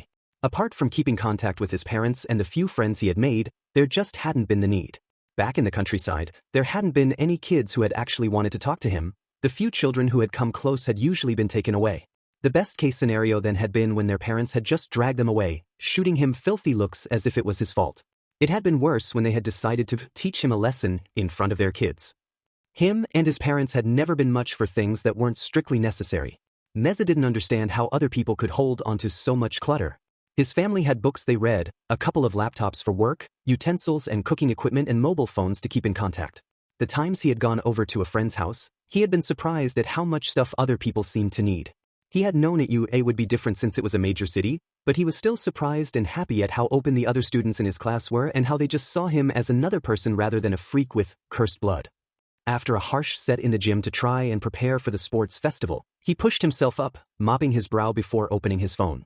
It was an older model, reinforced to handle his increased strength and just new enough to run the group chat Kaminari had chosen. He couldn't help but sigh as he scrolled to the messages. The electric student had been affronted when he had seen how outdated his operating system was. Dude, my man, why, you need to update your phone like 10 times? You don't even have any games on here, man. Why? I never needed my phone to do anything else before, he'd replied. At Kaminari's outraged stare, he'd simply shrugged. It sends texts and can make phone calls as I need to. I've never really wanted to have games on my phone either. Kaminari had stared at him as if he'd grown a second head. But apart from asking Mezu how he could live life if he didn't have games on his phone, he hadn't acted like Mezu was odd for not wanting apps. Just downloading the group chat app seemed like a reasonable measure. That, and it made it easier to communicate with the rest of the class. He had used it a couple of times to ask for help with homework. He opened the app, scrolling through the comments and posts his classmates had made. Crimson Manly, hey Coda, could we get a cute animal pic in here, man?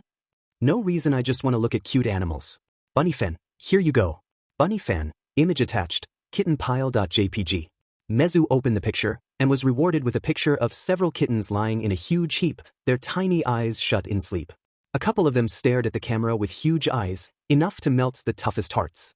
Shadow Darkness 616. The eternal darkness of my soul has been quenched by such overwhelming light. Dance.d so cute. Gangaka fan, I just want to hug them all. Where do you find these, Coda? Humantiser, how many cute animal pics do you even have, man? Humantiser, like you've posted 100 pics or something. Big guns, big hugs. I haven't seen any duplicates. They're very cute. Ingenium fan 1, mod, these are indeed adorable kittens, Coda. Mizo shook his head, turning his phone off. It was definitely a different experience from when he was growing up. Even though middle school had been better than his hometown, people had still looked at him like he was something unusual. Time and again, Udare was proving to be something different. Toshinori had to admit, there was a certain irony to using All Might's tower for a covert meeting with his friend Detective Tsukachi. But, he reasoned, taking a sip of coffee, who would poke around his tower in Tokyo when All Might was currently teaching at Udare? Who would think that All Might was so weak that he looked anything like Toshinori when not using his quirk? So Toshinori could casually meet Detective Tsukachi in the middle of his own agency, hidden in plain sight. Just a pair of office workers talking business, nothing suspicious. He sighed, poking at the tiny slider he had ordered rather than the small mountain of bread and meat he could have eaten in his prime. Have you found anything out about this League of Villains? Tsukachi shook his head. As I said at you, there's nothing on these men. We're doing DNA tests on the blood Shigaraki left behind, but it's still going to take a week or so before we can report anything concrete. Toshinori hadn't gotten his hopes up in that regard. He grunted, switching to the other matter on his mind. And has anything changed with Yokoyama? At that, Tsukachi looked even more tired. The doctors are monitoring him, but he hasn't had any positive change. He pinched the bridge of his nose. But for his safety and ours, anybody displaying the same symptoms has been put into a quirk-induced coma. He shifted uncomfortably. That seems rather severe, Tsukachi. I know, Toshinori. But we don't have a choice. Tsukachi sighed. Otherwise they're going to tear themselves apart trying to attack anybody they can see. It's that bad? Tsukachi nodded grimly. They're still as aggressive as they were the day the League attacked. He frowned. We've checked their systems, flushed their systems clean of trigger or any other psychoactive drag, and they're still in a murderous rage. The MRIs we've done show no sign of brain damage or infection that could explain this rage, which means whatever it is caused by a quirk. Toshinori looked at his friend with concern. So what are you planning to do? For the moment, we're keeping them sedated and monitoring their condition while keeping the press away from them. Tsukachi sighed. And we're going to keep an eye out for any trigger deals that are going down. He took a small bite of his slider, forcing it down. Have you gotten any other leads? Tsukachi shook his head, jabbing a finger at the reports in front of him. The photos in there were mostly focused on the USJ. The biggest common factor these photos had was how much red was in each. No, not yet. We've been interviewing the other C and D grade villains about what happened and their stories are consistent. The affected just started acting aggressively and attacking everybody around them all of a sudden. Toshinori hummed. I can see why they thought it was a reprisal of the villain factory. Still, a thought struck him. Did these villains see anybody get close to those afflicted before they started attacking? The only ones who were willing to talk to us weren't close enough to see if anybody had administered a drag. Anybody close enough was usually the first victim. Tsukachi noted grimly. Still, we'll keep asking questions. We're going to find whoever was responsible for making an innocent like Yokoyama a murderer. Toshinori nodded, glad to hear it. It wasn't perfect, but the law did make provision for a person who had been forced to commit a crime or act of villainy under the influence of another quirk. It had had to adapt like that, ever since villains like Dictator had taken center stage by taking over entire crowds and forcing them to attack others. That and the villain factory incident Tsukachi had helped to resolve had provided key legislation changes. Good luck, Tsukachi. As Tsukachi got up, he paused. So, do you think that it could be him behind the League of Villains? At that, Toshinori stiffened, before slumping. It does make a certain amount of sense, he admitted. Only he would know truly that I was weaker than my prime. He just had to hope that All for One wasn't behind this. Even as his side screamed in agony, remembering the villain's sneering face just before he had retaliated, he had to cling to the hope it wasn't him. Upon seeing Toshinori's face, Tsukachi sighed. Don't worry, Toshinori. We're all behind you for this. That small statement provided little comfort for him. He just had to hope that he had enough strength to deal with whatever horrors came next. Toguro grinned at his friend rival Bakugu at the door to Yudade's gyms. Fancy seeing you here, Bakugu. Bakugu just grunted at him. Stabby, he muttered, glaring at him. Fuff. Yeah, nice to see you too. Anyway, let's see if Yudade's gym deserves the praise. Toguro pushed the door open and stared at the room beyond. Whoa. Next to him, Bakugu had a similar reaction. Scowl wiped off his brow to be replaced with a wide-eyed look. When they said Yudade's facilities were world-class, they weren't kidding. Everything gleamed like it was new. Every piece of equipment seemed to be designed to shift through multiple sizes. As Toguro watched, a student tapped a panel on the wall and it unfolded into a new set of exercise equipment. They stared for a few seconds, before Bakugu shook himself. Right, gotta train now, he grunted, stomping off to the lockers. You can go run on a treadmill or some sheet. Toguro followed, throwing his change of clothes in a locker. He turned around, strapping on his Fitbit. Alright, Bakugu, you go train. I just thought of a way to make training more interesting though. What is it, Stabby? He grinned, pointing at a screen nearby. You're signed in with Yudade's fitness tracker to show how much effort we've made in a session, right? Bakugu raised an eyebrow as he continued. So, whoever has the most points has to buy the other guy a drink from the vending machine. Bakugu scoffed at that. I ain't here for loser sheet like that, Stabby. Oh, why's that? Toguro grinned with faux innocence. Are you not taking the challenge because you know you'll lose? He grinned when he saw his frenemy stiffen. Oh, you wanna go? Bakugu strapped his own Fitbit on, tapping on his phone furiously to access Yudade's server. Smirking, Tagaru stretched and started limbering up. Someone was going to finish the day with a lighter wallet, and Tagaru was sure it wasn't going to be him. To Ikumi's sensitive hearing, the sound of people exercising came from a couple of blocks away. Picking up her gym bag, Ikumi opened the doors. Ducking through the small door, she craned her neck, looking at the other people there. For people who were a normal height, this gym would have been huge. For Ikumi and the others who exercised here, it was a reasonably cozy space. Part of that was due to the oversized equipment, built to withstand the intense pressures of oversized people. The gym had seen better days, and some of the equipment was dingy, but it was a well-loved place. "Hey everybody," she smiled, heading over to the lockers. Here and U.A were the only gyms that she knew of that actually had lockers big enough to hold her stuff. A couple of other people on the machines and mats looked up, returning her greeting before returning to their workouts. "Hey, it's Midoriya. How've you been, kid?" Ikumi looked up at the gym's owner as she put her stuff away. "I've been all right, Hamasaki-sensei." She stretched, adjusting the plain white shirt that displayed exercise shirt proudly. "I'm just here to get some extra training in for the sports festival." The huge tiger man hummed. "Glad to see you back, Midoriya. Though I thought you'd be using U.A's gym?" Hamasaki sighed, briefly daydreaming about the world-class exercise equipment. "I've only seen pictures of what they've got, and I wish I could get more." Ikumi shrugged. "I just feel more comfortable working out here, that's all." It was at this gym that she had really started to push herself to attain her dream of being a hero. Maybe she would go to U.A's gym with Kaken eventually, but this was where she had gotten her start. She grinned. "Atta girl.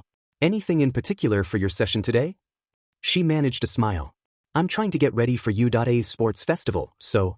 Hamasaki bared his teeth, looking her over.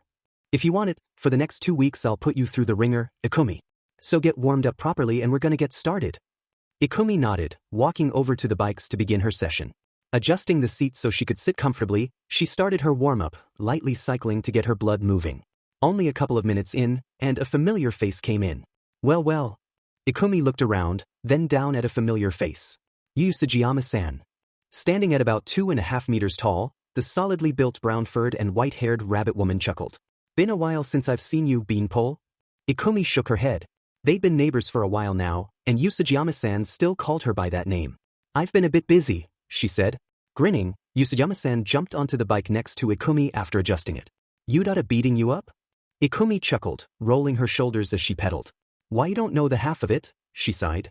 "After the USJ and heroics classes, Ivy barely had the time to keep up with my studies." Sugiyama-san shook her head. "Oh, I've got some idea about what it's like. At least you're not like my oldest daughter, going around and joining fight clubs when you're still in middle school." Ikumi winced, her pace slowing down. Sorry for bringing it up." "Don't be." Sugiyama-san grinned. "Sure, if I didn't already have white hair my little roomie would have made me look like an old maid in my 30s, but she's mostly straightened out." Her face fell slightly as she started pedaling. "Now, if only this," she patted her soft tummy for emphasis, "would get sorted out as easily, I'd be one happy dough." Ikumi chuckled a bit awkwardly, trying to banter back. "And maybe you should stop eating those carrot cakes from Bespin Cakes after your workout?" When Sugiyama gave her an affronted look, Ikumi looked away awkwardly. Sorry, that was really rude." "I'm sorry, Dash." Sugiyama-san burst out laughing at that. "Don't worry about it, Ikumi." Ikumi managed a small smile that slipped away. Even knowing that Sugiyama-san was having a joke, it still felt bad. "Though, I have to admit," Sugiyama stared off into space. "Those carrot cakes are really good." "Hey." Hamasaki gave them a mock scowl from where he was spotting another patron. "If you've got time to talk, Dash. We've got time to work out, I know." Cackling, Sugiyama got back to pedaling. Ikumi kept pedaling in embarrassed silence for a couple more minutes, before she finished her warm-up. As Ikumi walked over to the weights area, Sugiyama-san called out to her. "Do you have any plans for the weekend?" "Yeah, me and some friends from the U.A are going to go to the mall on my day off," Ikumi said, carefully gripping the barbell. "It'll be nice to have a chance to relax and talk with them." She really needed a light-hearted day like that, especially after learning that she was going to be delivering the athlete's oath at the opening ceremony for the sports festival. On a Saturday morning, Ikumi was the first to arrive at Corisanto Mall. A couple of people gave her a wide berth as they hurried into the mall's gleaming white front, hurrying out of the slightly chilly spring air. She looked around, not seeing any of her friends there. Biting her lip, Ikumi sent a text message to her friends. "Ikumi, where you guys at?" "I'm just out the front of the mall by the tree." She craned her neck, looking to see if she could spot any of them coming to meet her. By the looks of things, some other girls from a different school had the same idea they had, laughing and pulling out their phones to take photos, but she still couldn't see her friends. For an instant Ikumi thought that this was just like middle school again, her stomach sinking at the thought. Then she felt her phone ping in her pocket. Sighing with relief, Ikumi pulled it out and flicked through the messages, keeping half an eye out to see if they were coming. Uraraka? Almost here. Overslept and had to get a later bus. Sad face. Yaoyorozu, just on my way now after being dropped off. Tsuyu, I think I can see you, Midoriya. I'll be there in a second. Ikumi sighed in relief. That's good. It was a bit strange that Mina hadn't sent a message though. She would have expected the pink girl to have called or texted by now. It's fine, Mina isn't like that, she thought to herself, craning her neck one more time to see if she could spot one of her friends. Ikumi was getting changed in the locker rooms and thinking about the speech she had to make at the festival when she heard Mina come up behind her. You got anything planned this weekend, girl? Mina cheerfully nudged Ikumi in the side, a grin on her face. Ikumi thought about it. And no, not really. I was just going to relax and study. She paused. Why do you ask? No particular reason. I just thought, since we're all working really hard for the sports festival and I haven't done anything like this in ages, why don't we have a gaff at Corisanto Mall? Try and unwind like that? For a moment, Mina's smile slipped. God knows we could use a break. Really? Ikumi hesitated, then nodded. It's been a while since I've really hung out with any of my friends outside of school, she admitted. Nearby, Yaoyorozu perked up as she overheard them talking. Oh, that's a wonderful idea, Ishido. If you wouldn't mind, I would like to join. She turned to Jairu, beaming. What do you think, Jairu? Next to her, Jairu shook her head. Sorry girls. Some friends from middle school already asked me to go to a concert that Saturday. Yaoyorozu and the others nodded understandingly. My parents are working at home this week to keep an eye on me and my siblings, Tsuyu croaked. I should be free to go out, Karo? Going shopping sounds like a blast. Uraraka beamed. Plus there's a park nearby, so we could have a picnic. Mina grinned, snapping her fingers. I like the way you think, Uraraka. She grinned, turning to Hagakure. What about you, Hagakure? Wanna hit the mall with us? The invisible girl waved her hand. Not that anybody else could see it, they just had to assume it was there. Sorry, Mina. Normally I'd be down, but I'm going to a friend's birthday on Saturday. Guess we'll have to catch up another time, Mina grinned. Hope they have a happy birthday. Ikumi nodded. Don't worry too much, Hagakure, we can go out another time. Don't forget to take a break from training this weekend. Mina groaned. I am so tired. Seriously, my arms feel like they're about to fall off. My eye bags are so big, I feel like they're actually visible. Hagakure slumped down tiredly. The other girls nodded with the same weariness. When Udade said that their motto meant to go beyond, they really meant it. Hey Midoriya. Tsuyu's croaky voice was accompanied by her typical running water and water lily scent, and it caught Ikumi off guard. Ikumi jolted out of her thoughts and whipped around to stare at the much shorter girl, wearing a bright green tank top and dark blue jean shorts. Tsu, she squeaked. Sorry, I was just a bit distracted since I haven't heard from Mina and I don't see Dash. That's an unusual t-shirt, Karo. Tsuyu gave Ikumi's outfit an appraising look. Ideas?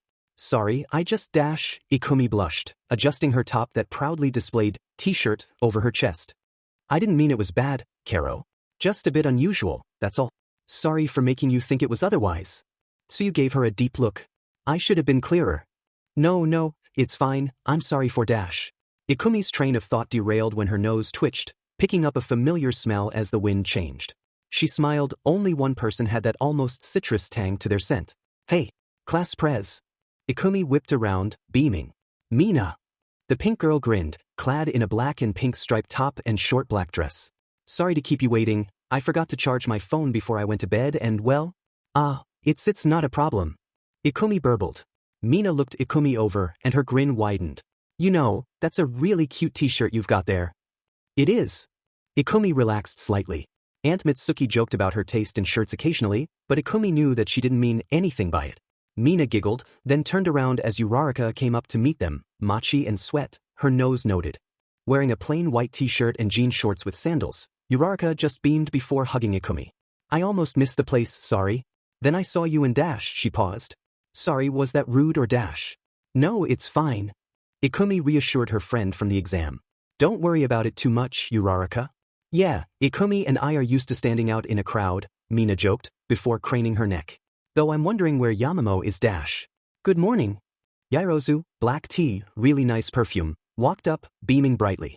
Wearing a neat pink blouse and white skirt with leggings, the dark-haired girl looked at the front of the mall eagerly before trying to compose herself. Sorry it took me so long to get here, My chauffeur had to find a parking spot, and the only one was a few minutes away. Ikumi looked at her with wide eyes. A sidelong glance at the others showed she wasn't alone. Uraraka looked like somebody had just slapped her in the face, and Mina's own eyes looked like they had almost been swallowed by her black scara. Even Tsuyu's stoic face had slipped, eyes widening further. Chauffeur? Yaoyorozu didn't hear, just beaming at Mina widely. So, where are we going first? What's our itinerary? I'd like to hear about our plans as well. I've never gone to the mall as part of a large group, Karo, Tsuyu admitted. Mina took a look at Yaoyorozu's enthusiastic face and grinned back. I don't really know, I just thought we'd go through some shops, maybe buy a bento from some of these really cute shops, go and sing some karaoke? Just, a casual day out. Oh, I see. Yaoyorozu just beamed and waved a hand casually. Sorry, me and my parents usually have a whole itinerary planned for a day out, so this is a bit different from what I'm used to. Ikumi beamed, trying to keep things moving. Not having strict plans sounds great. Mina, where are we going to start? Ochako stared at the pile of clothes Ashido and Yaoyorozu had dumped in front of her. Next to her, Midoriya was looking at a couple of interesting designs sized for her unique proportions. Ochako could have worn one of those shirts as a dress. Hesitantly, she held up a pink and white spotted t-shirt that looked like it would take up all her budget. A dash. Yaoyorozu just beamed. Do you like it? This is one of my favorite brands, and I think you'd look great in this. Ochako tried desperately to find words to express just how expensive this was and how there was no way she could afford it. This seems a bit much dash. Come on, try them on. Ashido pressed. We don't have all day to sit around and stare, we've got lunch and the arcades to go yet. Not wanting to have Ashido's attention focused on her for too long, Ochako went to the change rooms.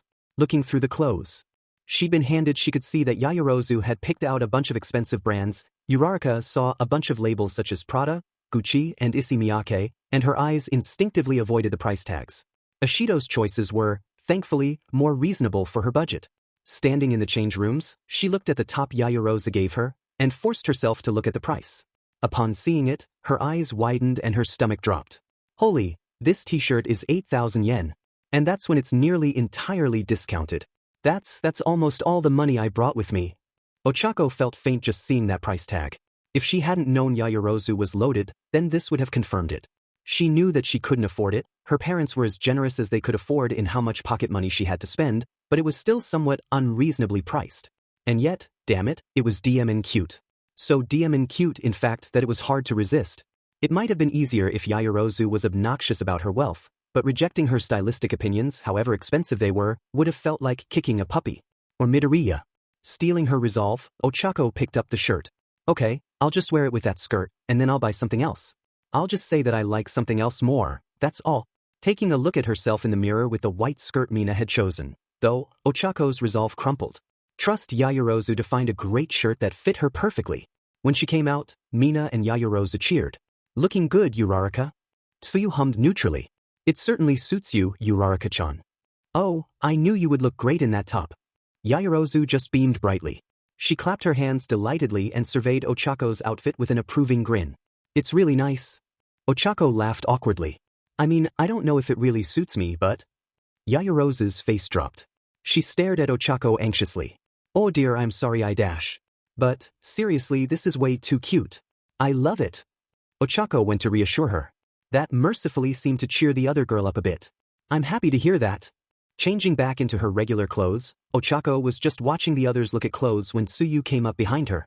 She does have a way of finding very expensive stuff, Karo. She mumbled quietly. Ochako let out a short, surprised chuckle. She glanced anxiously at Yaoyorozu in the front of the shop as she animatedly chatted to Mina. It's not like she means it in a bad way. She's just... like that. Midoriya said softly. Ochako didn't ask how Midoriya could have overheard her, just sighing. Yeah, like that. I don't think she knows just how expensive this is, Ochako murmured. Like I'm pretty sure the clothes she chose cost more than most households earn in a year. Midoriya smiled softly. Don't worry, she'll understand. Ochako wanted to ask what she meant, but then Hurricane Mina zoomed over to Midoriya with a red shirt in hand. Hey, you've got to try this on, Ikumi. Bemused, Ikumi unfolded it, looking at the words. She snorted and shook her head, a small smile on her face. That's pretty bad, Mina. What is it? Ochako asked, peering at the garment. Rather than answer, Midoriya unfolded it, and Ochako barely suppressed a guffaw when she saw "big and tall" written in English across the front. Midoriya heaved a sigh, shaking her head. Meanwhile, Mina still wasn't done suggesting chaotic outfit combinations. Right? Oh, and I think you'd look good in this too. She beamed, holding up a short skirt. Ochako saw Midoriya's eyes widen. No, I don't think that'd work, she mumbled, looking away. Were it not for the thick coat of fur on her face, there would be an impressive red blush covering 3/4 of her face. You sure? I made sure it's your size and everything. Mina pressed a bit more. 'Cause it'd really go well with Dash. It dawned on Mina and Ochako at the same time. Mina looked awkwardly up at Midoriya and winced. Oh right. Midoriya sighed, but nodded. I mean they look really cute and all but I don't want to worry about a kid or somebody like Metre being able to SCMI. She trailed off, the final words out of her mouth barely audible, but the implication remained. Ochako and the others all winced at the thought. He's gotten better about being a pervert but I wouldn't risk it, Karo. Tsuyu said. That's his girl. I just didn't think about it. Mina shook her head sadly. Then the hurricane enthusiasm returned and she brightened up. At least I know now rather than finding out on your birthday or something. But wow, I never even considered what it must be like having to coordinate outfits based on your height. I always thought your biggest problem would be finding things that fit and didn't sit weirdly against your fur. Midoriya nodded wordlessly before holding out a dress to Ochako. Uraraka, how about this one? Mina's smile somehow widened. Nice one, Ikumi. The next hour went in much the same way, outfits being chosen and discarded until the checkout. Everybody had managed to find at least a couple of things they'd liked. That was fine. She had found some other skirts and shirts that were more reasonably priced for her budget. Ochako choked, however, when Yaoyorozu held up that ridiculously expensive t-shirt and bought it like it was an afterthought. Yaoyorozu beamed, pressing the newly bagged shirt into her hands. This is for you, Uraraka. What? Ochako stammered, not sure what was going on. That was way too much for her. Normally rosy cheeks flushing even brighter, Ochako waved her hands frantically, trying to get Yaoyorozu to realize what a mistake she was making. It was bad enough that the girl looked like a supermodel even in her casual clothes. This is way too much. I can't pay you back for this, Dash. The taller girl blinked, puzzled. It's okay, Uraraka. You don't have to, it's a gift. I just like doing nice things for people, and today's meant to be a fun day out for all of us. If you don't want me to buy it, I can always get a refund and we can get you something else. Ochako wanted to cry at just how nice Yaoyorozu was. Sure, thank you. She was totally going to have to pay back Yaoyorozu later. Maybe with a really nice present on her birthday, if she could afford it.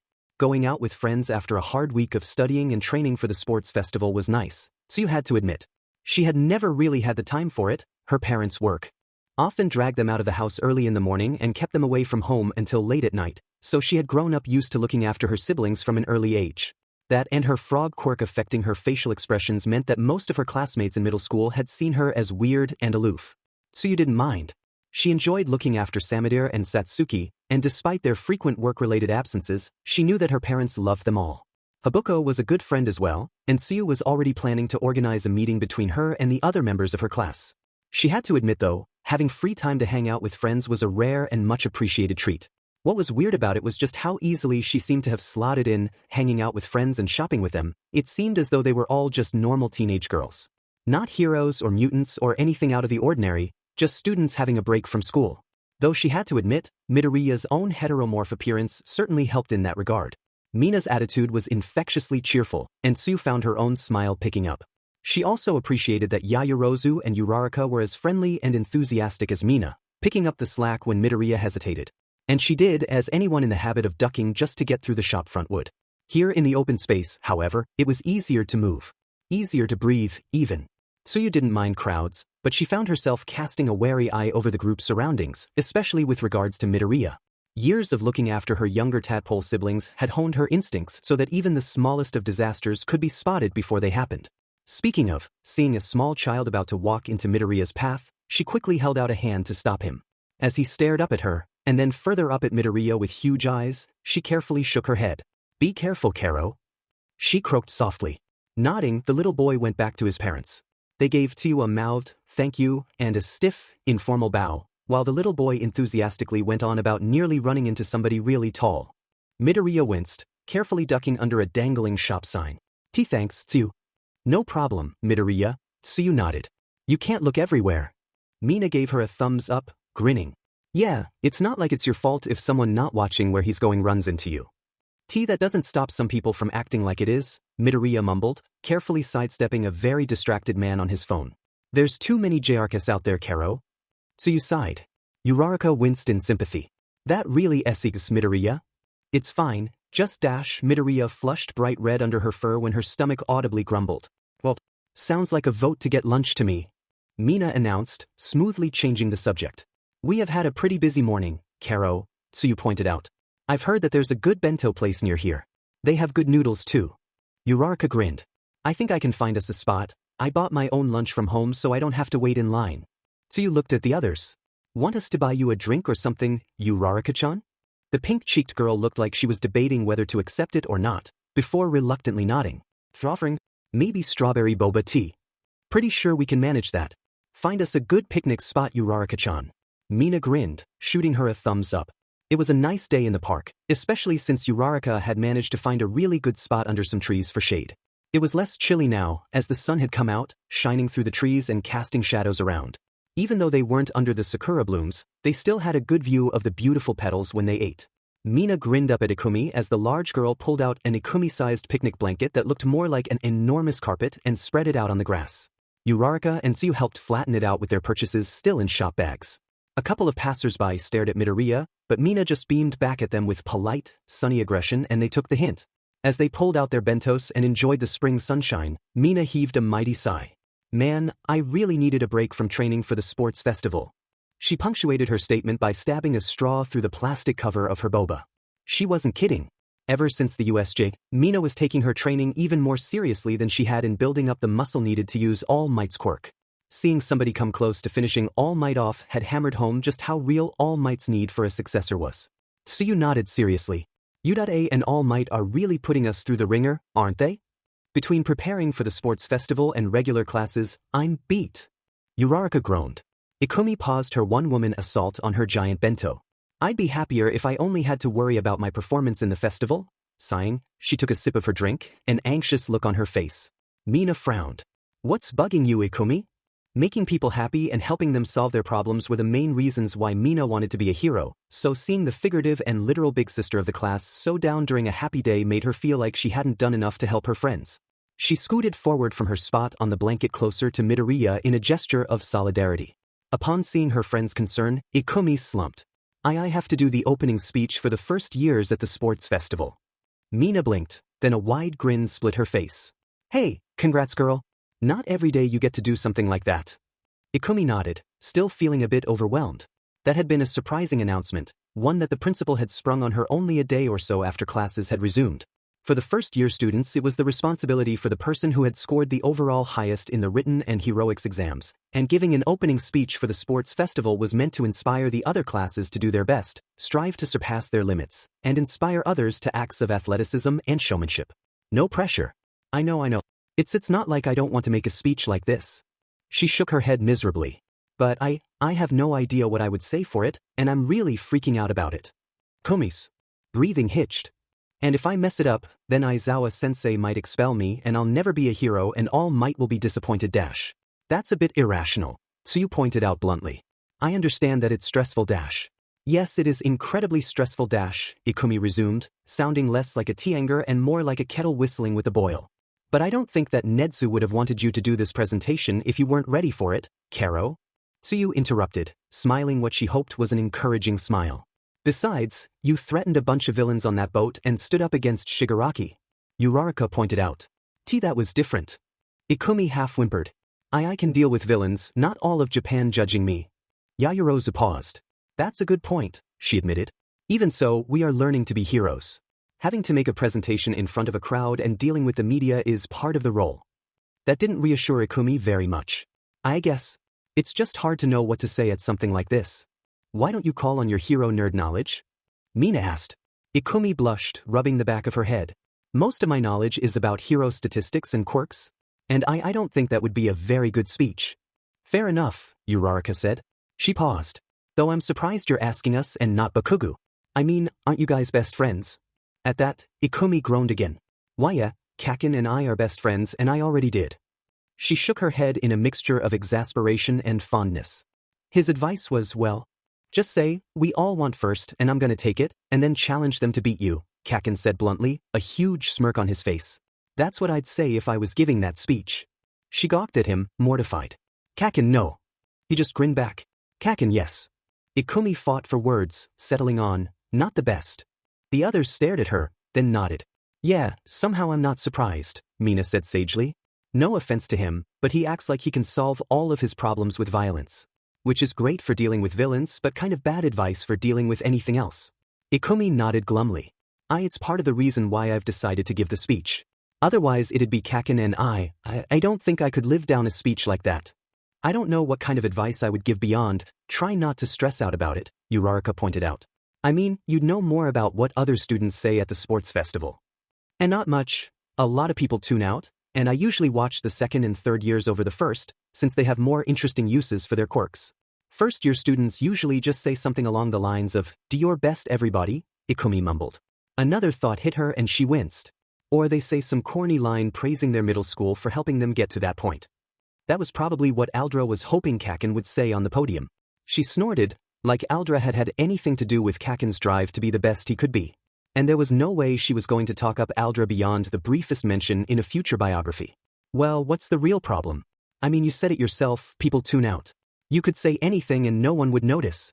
Mina said. Uraraka shook her head in response. Not quite, it's still a good way to get the rest of the classes energized, Uraraka said. Besides, this is a good opportunity for Midoriya. Ikumi nodded. But it's not the most interesting thing about the sports festival. I usually like the second and third year speeches because they sometimes go into detail about why they want to be heroes. A smile spread across her face as her eyes lit up, her love for heroism coming through as she spoke. I mean, some people only go to U.A for the quality of the other courses, but I love hearing about how heroes inspire people to be better, or want to be heroes themselves.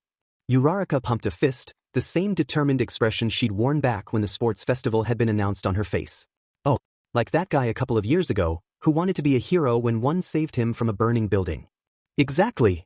Ikumi almost yelled in excitement. Her enthusiasm was ruined when some passersby gave her a dirty look. Though they moved on, mostly because of Mina's cold stare, she subsided. Gang Orca and All Might are my biggest inspirations for being a hero.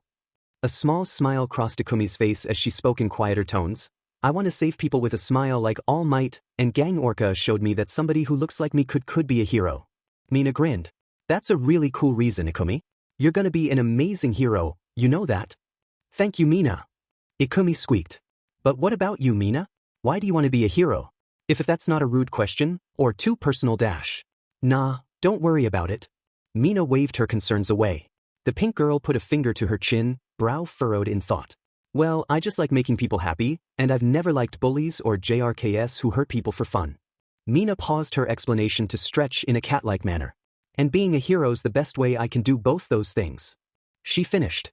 It's a really fun question to ask, Ikumi said, beaming widely at her friends. I thought about asking it in class but it didn't feel right. She turned to the others. How about you, Yaoyorozu? Why do I want to be a hero? Yaoyorozu tapped her chin.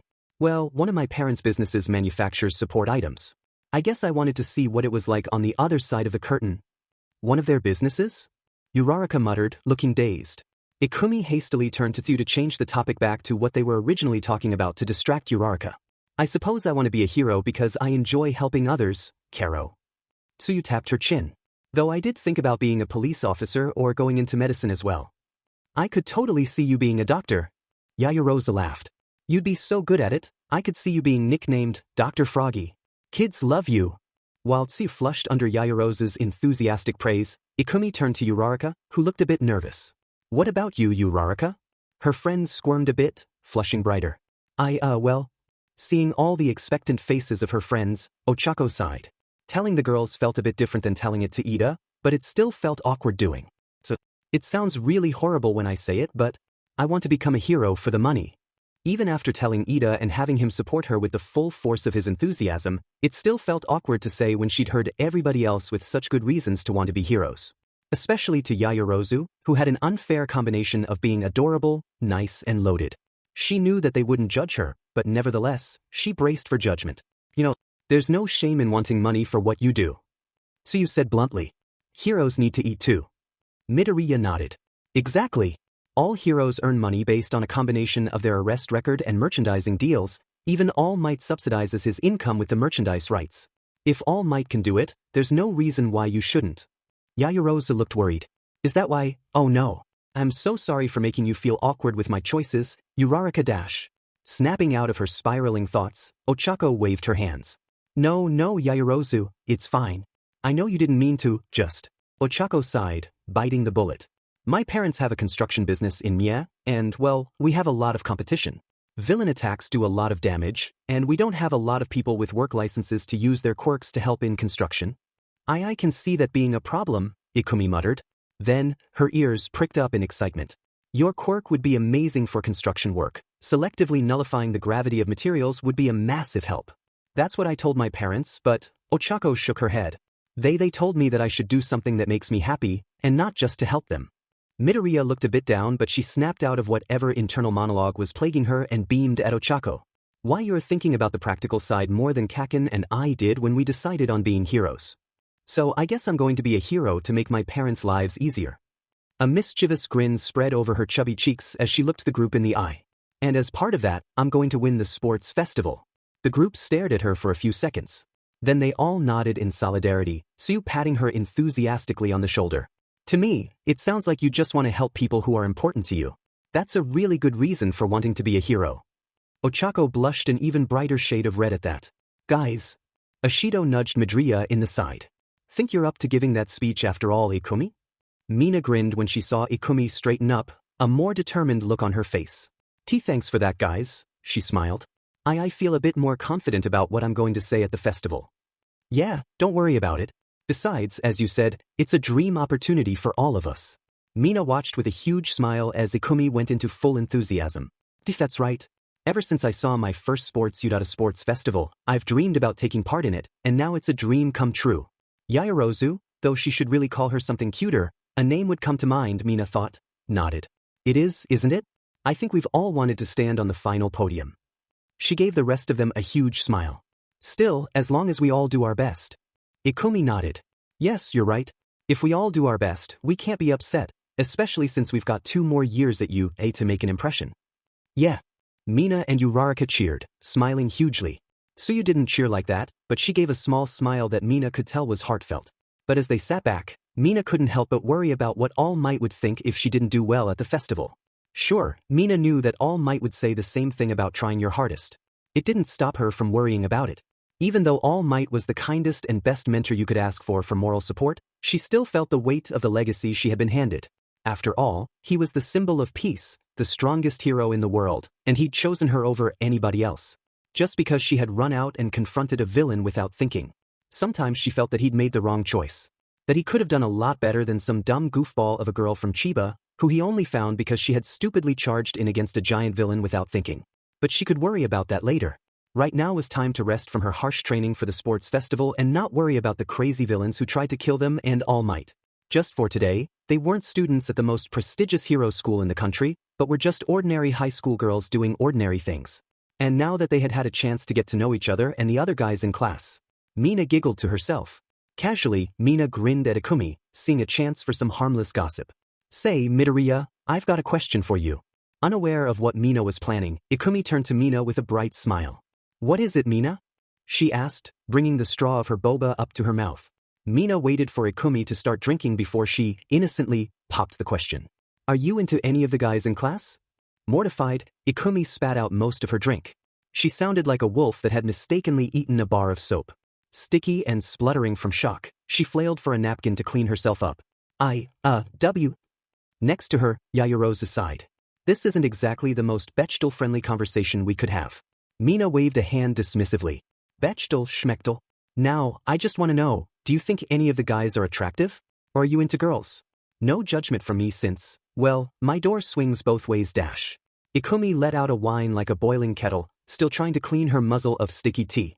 Yaoyorozu had flushed tomato red as well, spluttering awkwardly. That's a bit of a personal question, Mina-chan, Tsuyu said bluntly, voicing Ikumi's thoughts. And I think Midoriya-chan's a bit too embarrassed to answer, Karo. Sorry, Mina apologized. You don't have to answer if it makes you uncomfortable. Then she grinned slyly. But what about you, Tsuyu? Tsuyu paused before looking away. Ida-kun. I like how straightforward and enthusiastic he is. I can't really see myself with an immature guy. Ida. Mina hummed, before grinning. Guess I could see it happening, that is, if he ever pulls that stick out of his butt. In spite of herself, Ikumi snorted a little, and looking at Uraraka, she had much the same expression. Much as she liked Ida, he was a bit overbearing at times. I'm glad you noticed he has a nice butt, Karo, Tsuyu said with a face that seemed even straighter than normal. For the second time, Ikumi had to spit out her drink. Unfortunately, this time Uraraka was caught in the crossfire. Mina howled with laughter while Ikumi scrambled to find a spare napkin to help Uraraka clean. The others flushed bright red, their brains in the same station along the trains of thought. He really does. Mina wheezed, wiping a tear from the corner of her eye. She turned to Uraraka with a grin on her face like a shark. What about you, Uraraka? What's your type? Uraraka hummed nervously, sponging her shirt with a paper napkin. It's a bit awkward, and you absolutely cannot say anything to him, but Todoroki's just really, really handsome, you know? Like, his face has a nice shape and he has really intense eyes. She trailed off at that, not that Ikumi could blame her. True. Guy's got that ice prince charm going for him. Mina nodded sagely. Yaoyorozu hummed. Todoroki is quite pretty, she said neutrally. But I don't know, Ikumi struggled to find words for what she found a bit odd about Todoroki. Kind of aloof? I mean, I haven't seen him talk to anybody when it wasn't part of a class exercise. Ikumi didn't mention that she'd caught Todoroki watching her a couple of times. Not in a creepy way like Mineta sometimes did, but more like he was watching out for her. Ikumi wasn't sure if she should talk to him in private or in a more public way to see if he was alright. If she didn't know better, he seemed to be constantly searching for danger. I don't think he's a very social person naturally, Tsuyu pointed out. It's also probably because he's the son of the number 2 hero, he may have been told he has to avoid getting into scandals. I've seen him at a couple of fundraisers I attended with my parents, Yaoyorozu helpfully said. He was quiet during those as well. Mina took another bite out of her sandwich. Sounds like somebody needs to break him out of his shell. She gave Yaoyorozu a searching look. Are you interested in him, Yamamo? The dark-haired girl was flustered. Oh wait, Wymamo? I like cute nicknames for my friends. I just thought of it. Do you like it? Yaoyorozu smiled. Yes, I love it, Ashido. I'm sorry I haven't come up with one for you, Dash. The pink girl just waved a hand dismissively. Don't sweat it too much. Now, back to my question. Todoroki, would you smooch? That flustered Yaoyorozu all over again. Well. She looked at them, then sighed. He's certainly really pretty, and I do like his hair and broody nature. It's a bit like Jirochan, honestly. He'd be even prettier if he would smile a bit more, though. Tsuyu shook her head. He's a bit too cold for me, Ida's way nicer than him. Mina tilted her head, looking at Yaoyorozu. Whatever she was looking for, she found it, and she leaned back with a cheeky grin on her face. Well, Yamamo, if you want a hand getting with a guy or girl, let Auntie Mina know, alright? Yaoyorozu flushed as red as her costume. Okay. She squeaked, apparently not noticing the girl appended to the end of that statement. Not letting up, Ikumi winced when Mina returned her focus onto her. What about you, Ikumi? Do you have a type of guy you're interested in, or are girls more your style? Ikumi managed to make eye contact with Mina. And no, I'm definitely into boys. I mean, the first time I saw the limited edition Shirtless Hawks cover for his debut I may have tried to buy 100. Her face turned bright red at the memory. Oh, that Shirtless Hawks pic? Mina grinned widely. Yeah, Hawks is absolutely cut. I mean sure, almost every hero out there has abs you could grate cheese on Dash. Yes, I know about his abs, stop talking about them, Ikumi whined, face and ears burning bright red. But he's the kind of guy you're into, right? Mina grinned. Ikumi sighed awkwardly. Yeah. I guess I like guys who are fit, have blonde spiky hair Dash. Like Kaminari? Yaoyorozu suggested. She just shook her head. No Kaminari. I mean he is cute, but not my type. Someone who's smart, kind, confident, determined to be the best at whatever they set their mind to, and has a cute smile. Apart from the kind and cute smile parts, it sounds like you're describing Bakugo, Tsuyu flatly pointed out. Ikumi stared at Tsuyu with wide eyes, reminiscent of a deer caught in headlights, then shook her head. Echa, there's no way I'd be interested in Kaken. That's ridiculous. Well, you could say that your friends were attractive, right? And Kaken definitely was. Despite not having a lot of time for other people, a couple of their classmates had admired him from afar, even giving him Hanmi Chako several times. Though it was a bit weird that he only seemed to care about the Giri Chako she got for him. Nope, not going there, not possible. Ikumi crossed her arms defensively, taking a long sigh as she tried to put it into words. Just because we're childhood friends, it doesn't mean that we're interested in each other like that. We practically grew up together. Yeah, that's true. Uraraka said. Ida's one of my best friends at U today, and he's not really interested in something like that. She shrugged. He's a bit too serious and strict for me anyway. Fair enough, Karo. Mina remained unconvinced, but didn't say anything, instead opting to smirk a smirk that said it all. Besides, I'm pretty sure Kaken's, well, not interested in girls like that. Ikumi huffed. That got Mina's attention. Really? Her smile widened, eyes glimmering almost menacingly. Ikumi suddenly got a feeling Kaken's life was about to get much more interesting. What makes you say that, Ikumi-chan? I mean, I've never seen Kaken so much as look at another girl. Not to mention how close he is with Kirishima and Kamakiri. She laughed awkwardly. Mina hummed, looking off into the middle distance. Well, I have heard Kirishima gush on and on about how manly Bakugo is. And you're right that I've never seen Bakugo really look at another girl like he's interested in them. Up on the Sakoto Peak Trail, in the dappled clear sunshine under the new leaf growth, Katsuki felt a shiver go down his back. Next to him, Shitty Hair shook in the same way. Did I feel like somebody just walked over my grave?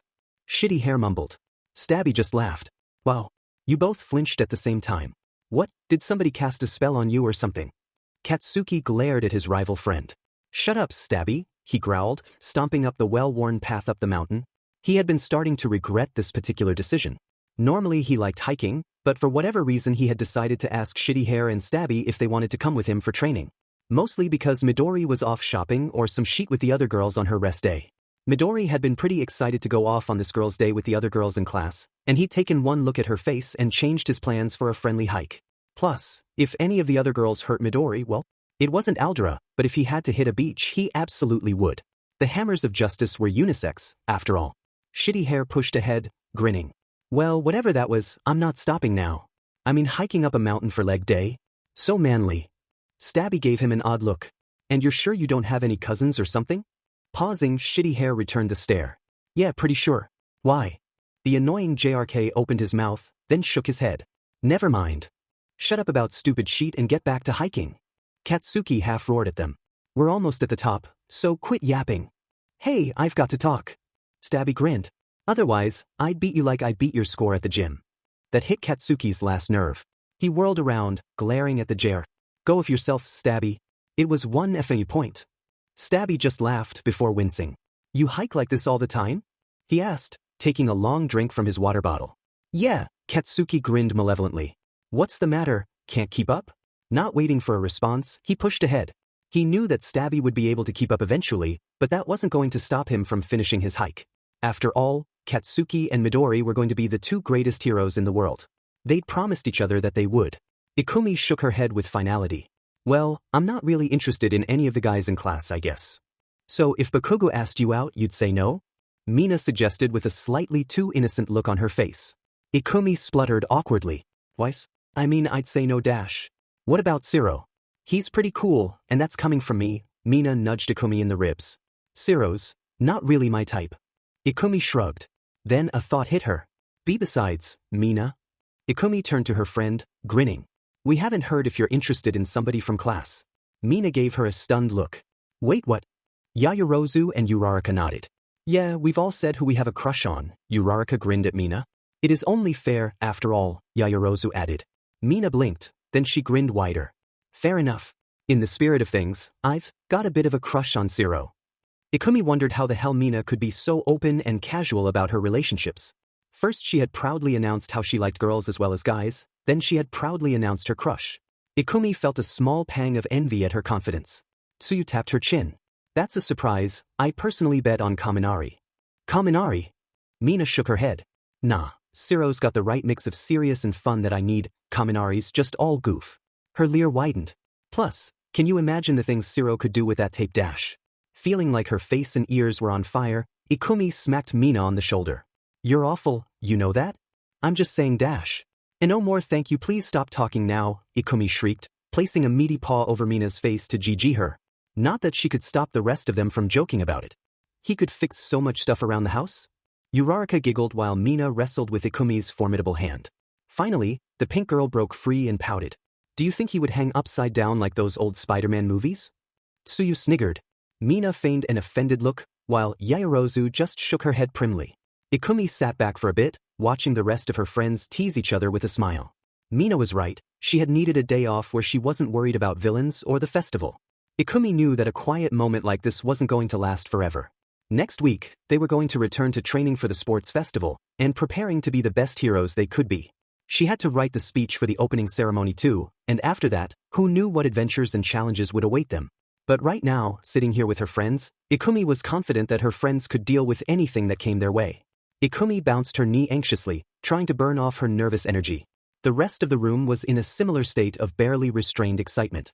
Some people were making small talk like Kaminari and Siro, while others were doing whatever rituals they needed to calm down. She sighed, twisting her hands around each other. Even after 2 weeks of training for the sports festival with Kaken and by herself, Ikumi still didn't feel like she was ready for it. Okay, I just have to make the presentation, she muttered under her breath, trying to psych herself up. Just walk on stage in front of hundreds of heroes and people, and make a speech dash. Kaken looked up at her, then suddenly slapped her on the back hard. Snap outer it, Midori, he growled. Ikumi jolted, shooting him a stunned look. Kaken dash. He glared up at her, a slightly worried frown on his face. You're way too strong to worry about what some extras are gonna think about your speech. Ikumi stared at him for a few seconds, then sighed. Sorry. It's just that I've never done something like this before. I'm worried about it dash. Kaken held up a hand. What they think this is your speech. Don't freak out about it or I'll kill you. She took a deep breath, then nodded, a slight smile on her face upon hearing Kaken's idea of reassuring words. Thanks for that, Kaken. She laughed a bit shakily. Well, I'm feeling a bit better. But get your head in the game, Midori. Kaken smirked. Or I'll beat your butt when we're out there. Can't have my best friend be a wimp. Got it, Kaken. Ikumi shot back, to which he gave her a thumbs up. Looking at the time, she stood up, managing to get her composure back. Okay everybody. The opening ceremony is in 5 minutes, so are you all ready dash? Footsteps came up, and a familiar smoky frozen scent came closer. Ashido. Todoroki. Stood there, giving Mina a neutral stare. Kaken, for his part, turned to look at Todoroki with a mocking grin on his face. And what do you want, candy cane? Ignoring Kaken, Mina blinked, turning to face the frigid boy with a cheerful grin on her face. Oh. What's up, Todoroki? He just stared at her, face as emotionless as a statue. When he spoke, he sounded even colder than normal. In some ways, Mina, I'm stronger than you. More capable. Kaken sneered at him. You're certainly a bigger a-hole, candy cane. The red and white-haired boy didn't react to that statement, and just stared at Mina with a calculating eye. All Might has his eye on you for some reason, doesn't he? Ikumi winced. Endeavor was famously the closest hero to taking the position of number 1 hero currently active. When Mina blinked with a nervous look on her face, he shrugged. I won't pry. But know this, I'm going to beat you as well. Todoroki declaring war on the second strongest person in class. That's pretty scary, Kaminari muttered, an anxious grin on his face. Bro, we're about to go on stage. Why are you picking a fight now? Kirishima tried to reason with Todoroki, only for him to roll his shoulder and shrug the red-haired boy off. I really don't care what you think. I'm not here to make friends. Todoroki bit off a response as cold as an Arctic winter. Mina looked briefly surprised, then a grin came on her face. You know you're a pretty funny guy, Todoroki. Her smile slipped. 'Cause yeah, I get what you're saying.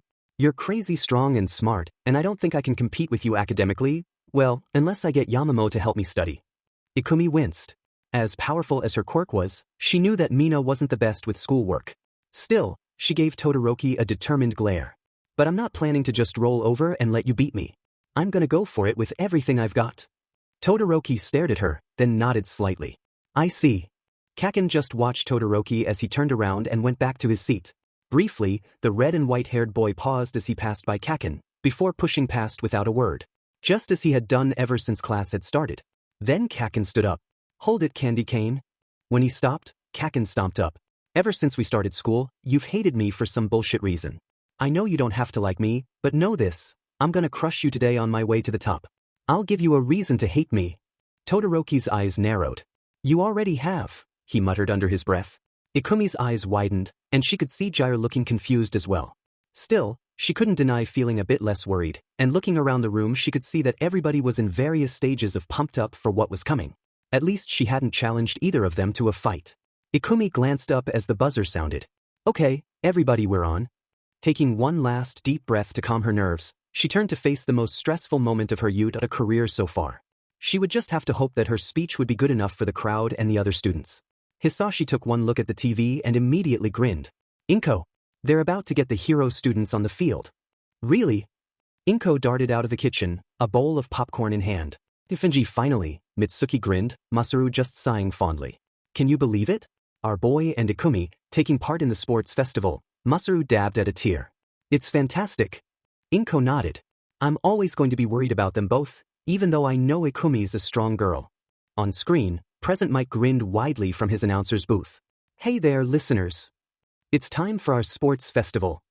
That one time every year where our students show you what they got. Are you ready? Heck yeah, I'm ready. Hisashi cheered. He'd listened to a couple of Present Mix radio shows with Ikumi, and while he wasn't as big of a fan as his daughter, he liked the hero's taste in music. Ikumi's gonna wipe the floor with everybody there. Yeah, if she can get to them before Katsuki does. Mitsuki snarked back. I hope Ikumi isn't too worried, especially since we couldn't get any tickets to attend in person, Inko fretted. She'll be fine, she is your daughter after all.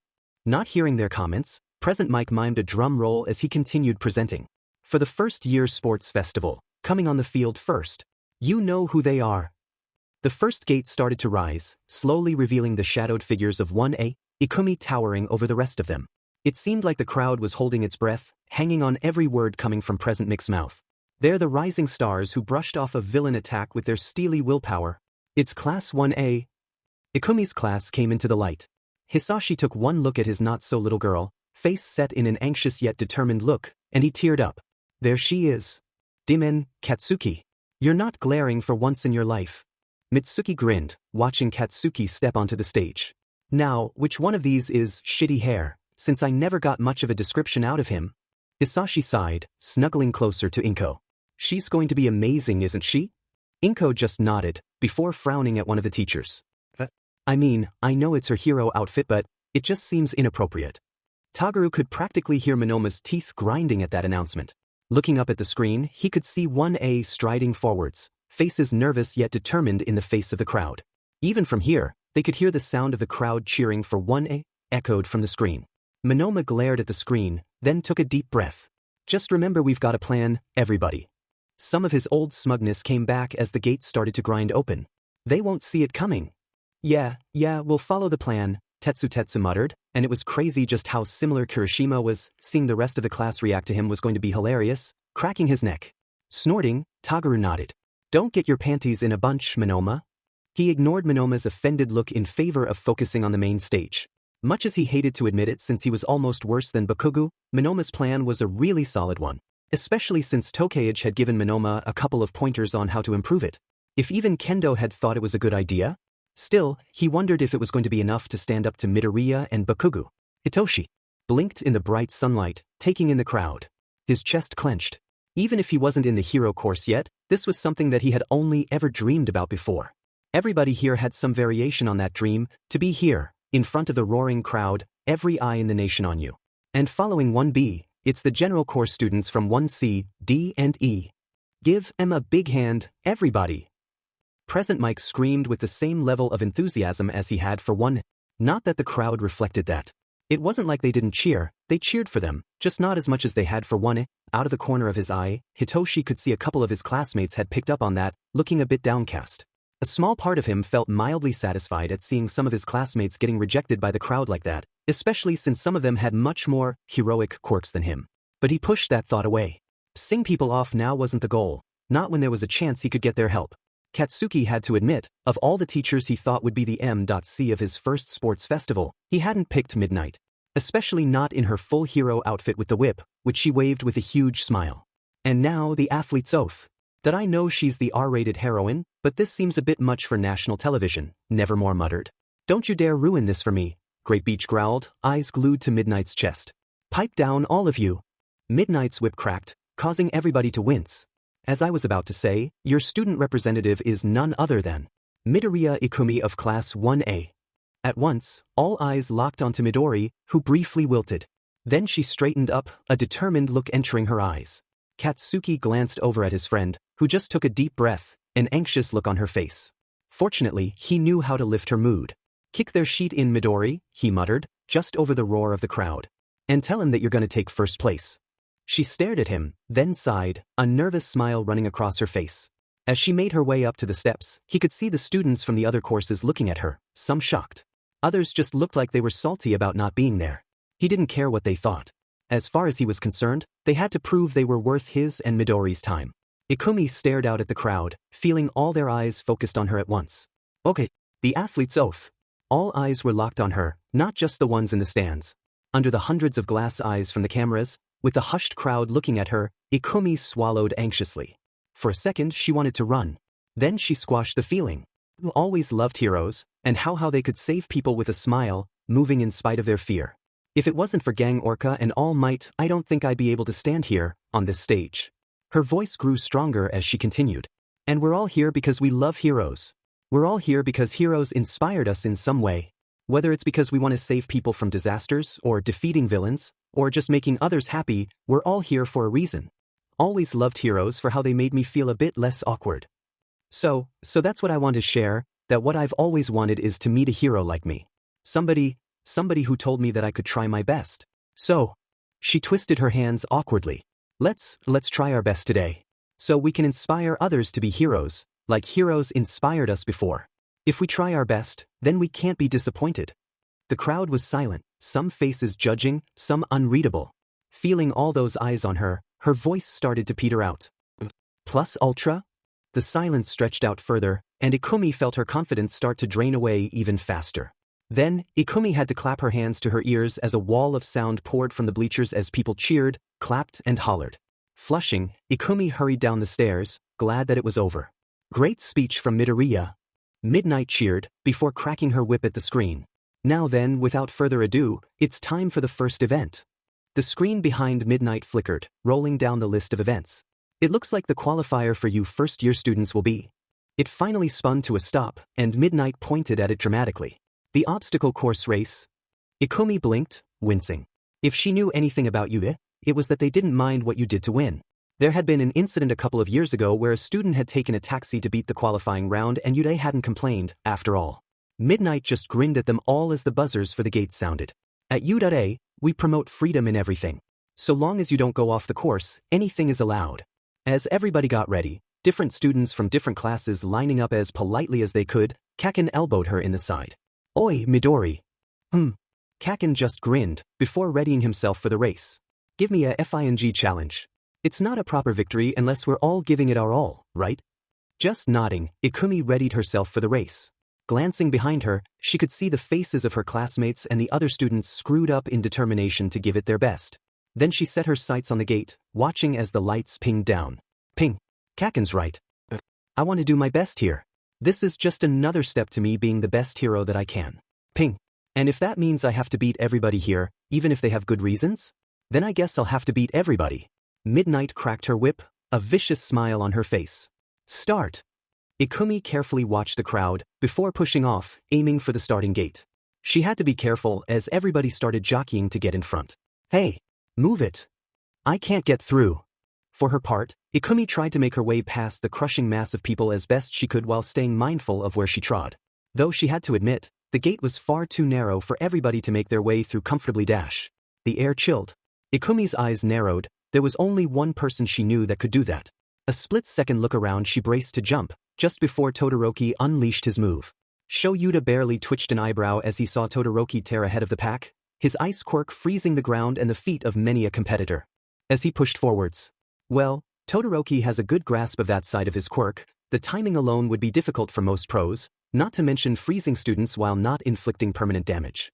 Below, those students unfortunate enough to be near Todoroki when he made his move tried to free themselves. Ouch. I'm frozen. So cold. The complaints of various students got picked up by the cameras and microphones around the arena. Watching the scene unfold, Shoyuda shook his head. Todoroki had excellent instincts with using an attack like that, and his timing was impeccable. It was a shame it wouldn't be enough for the rest of his class. Next to him, Yamada just grinned. Say, ready for our live-action coverage? Not voluntarily. He was interrupted by Kirishima's enthusiastic shout. Too easy, Todoroki. Yamada looked down, stunned. The heck was that? His mouth fell open as he saw what had happened at the first gate. Looking at the tinder of students, 1A had responded the best, vaulting over the thick layer of ice that Todoroki had thrown out in their own unique ways. Some like Uraraka and Ojiro had just jumped and had managed to recover.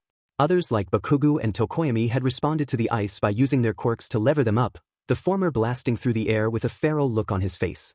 In no way I'm letting you take first, half and half, he roared. Shudo couldn't help but feel a twinge of irritation when he saw that Bakugu hadn't been frozen. Then again, he hadn't expected any of his classmates to be caught with his attack in the first place. Not just that, more students than he had expected had made it past his initial barrier. He could see a purple-haired student with people supporting him and a pink-haired girl with some sort of backpack and fancy boots, laughing maniacally as she charged forwards.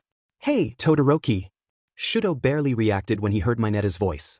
The smaller boy grinned, throwing a couple of balls in front of him and springing forwards. "Nice trick with the ice. Now it's my turn. Great dash." A metal fist collided with Mineta's face, sending him pinwheeling away. Shudo turned back to the front, evaluating this latest threat.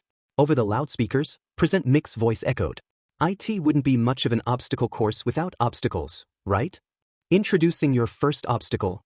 In front of him, dozens of robots stood, the largest robots being about 10 stories tall while smaller robots hurried forwards. As their sensors turned towards him, Shudo couldn't help but sigh.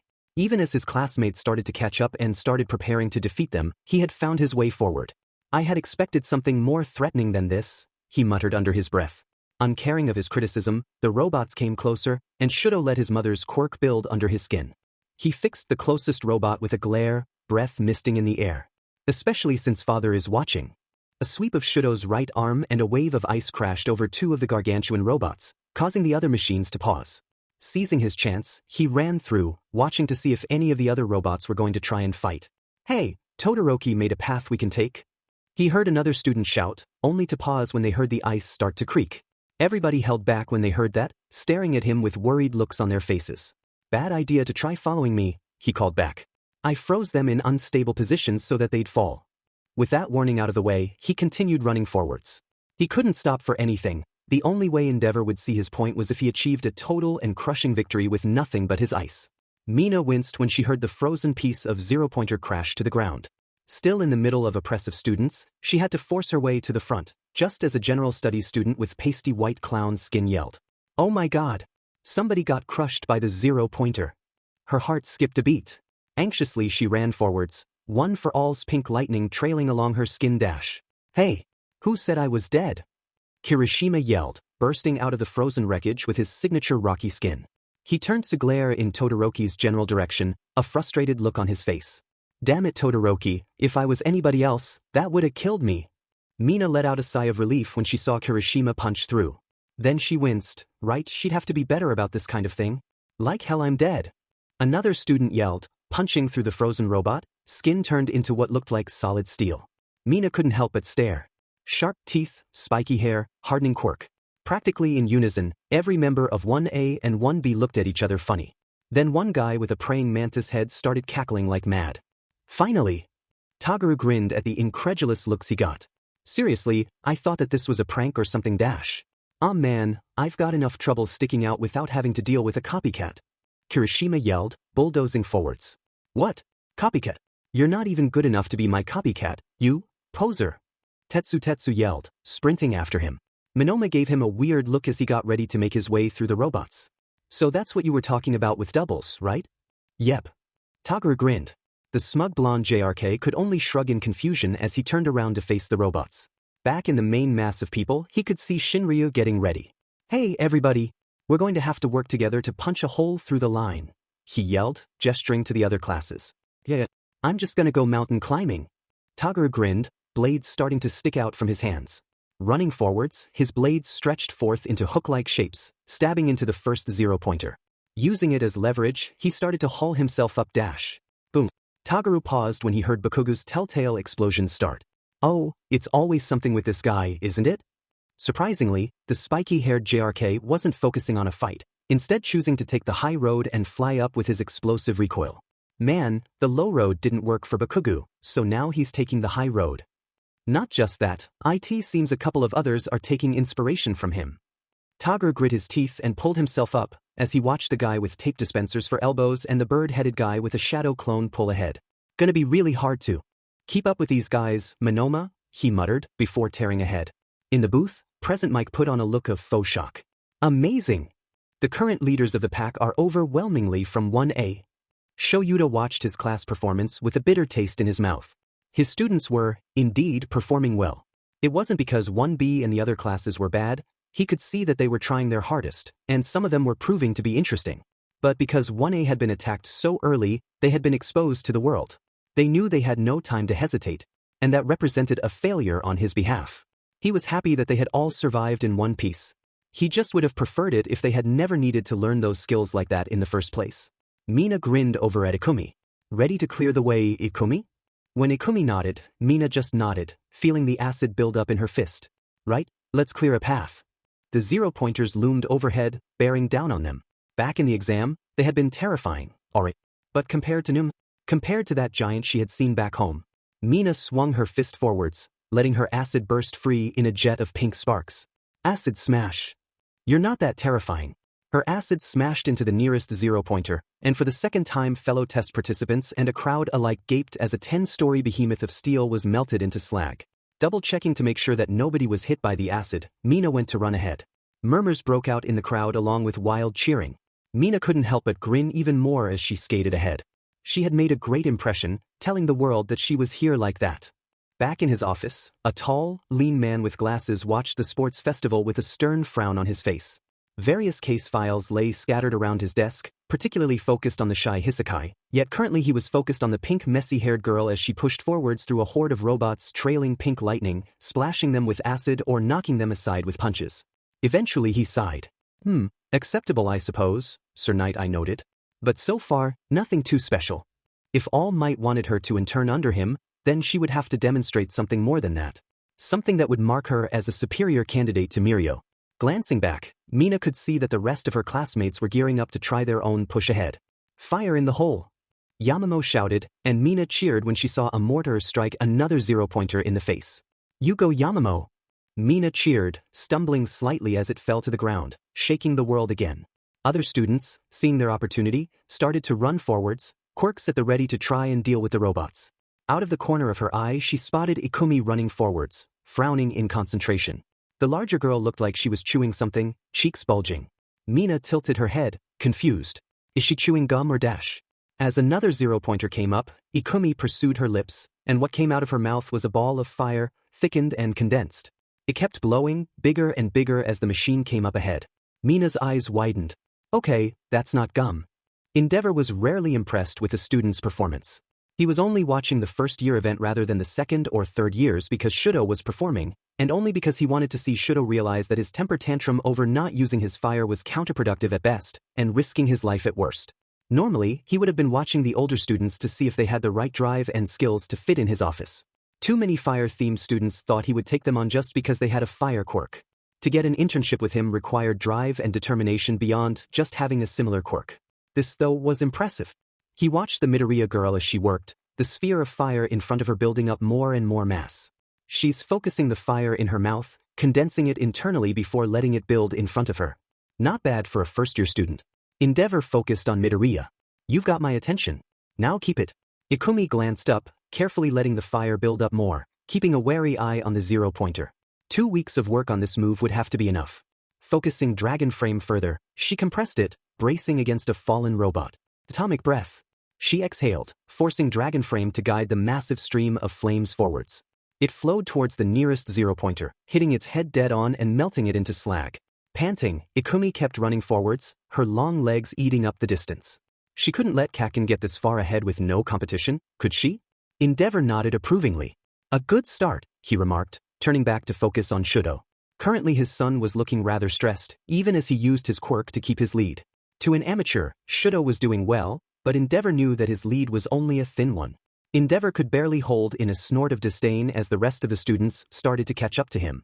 Shudo could have done more with his quirk, and he was a fool if he thought that just using his ice was enough. The thought of his son not using his whole quirk and putting his life and others at risk was terrifying. He didn't want to bury another child. Embarrassing for himself and Shudo. Shaking away the thought, Endeavor continued to scour the crowd of students, watching for any other surprises like Midoriya. After only a couple of minutes running, Mizo came to a stop with Uraraka and Tsuyu as they stared at the latest obstacle, a massive chasm filled with various maces, all connected at various stages by ropes. Well, competitors, if you thought our first obstacle was easy, then this'll give you pause. Introducing the fall. This needed a better name, really, Aizawa's voice droned. No need to be so negative. Anyway, fall and you're out, so do whatever it takes to make it across. Just a giant tightrope, Tsuyu muttered, already making her way across like it was nothing. Mizo was about to make his way across in a similar fashion when he heard a deranged cackle. Here's my chance to make a splash. A pink-haired girl covered in various pieces of machinery grinned. Ladies and gentlemen in the support companies, behold, the majesty of my wire arrow and hover saws. Hey wait minute, how come you get so much stuff? Uraraka complained. Simple. Those of us in the support course are allowed whatever gadgets we make, so long as it's ours and we get approval for it. She briefly pouted. Which is a shame, as I've got so many cute babies to show off. Uraraka blinked. Babies dash. All eyes on Hatsum Mei, future head of Hatsum Industries. Mizo started for the ropes even as she fired a grappling hook to the other side and pulled herself across. 6 arms meant that this tightrope act wasn't much of an inconvenience. As he watched, he could see other students starting to take their own paths. While some students crawled over the ropes nervously, others took more. Ida shot past in an awkward pose. I must look dignified in front of my brother. He shouted, arms outstretched to keep his balance. Unconventional approaches to the task. Hold it half and half. Bakugo shouted, blasting through the air like an angry missile. Mizo clambered off his rope, running and jumping to another platform, opening his arms and letting his arms lengthen into crude wings to glide the rest of the way. After seeing Midoriya and the others make such a huge impression, he was feeling more inspired than before to make a good showing. I've got to hand it to that Todoroki kid. He's managed to stay in the lead this whole time, Mitsuki commented. That was probably what was really ticking Katsuki off. It wasn't every day that somebody could actually match him.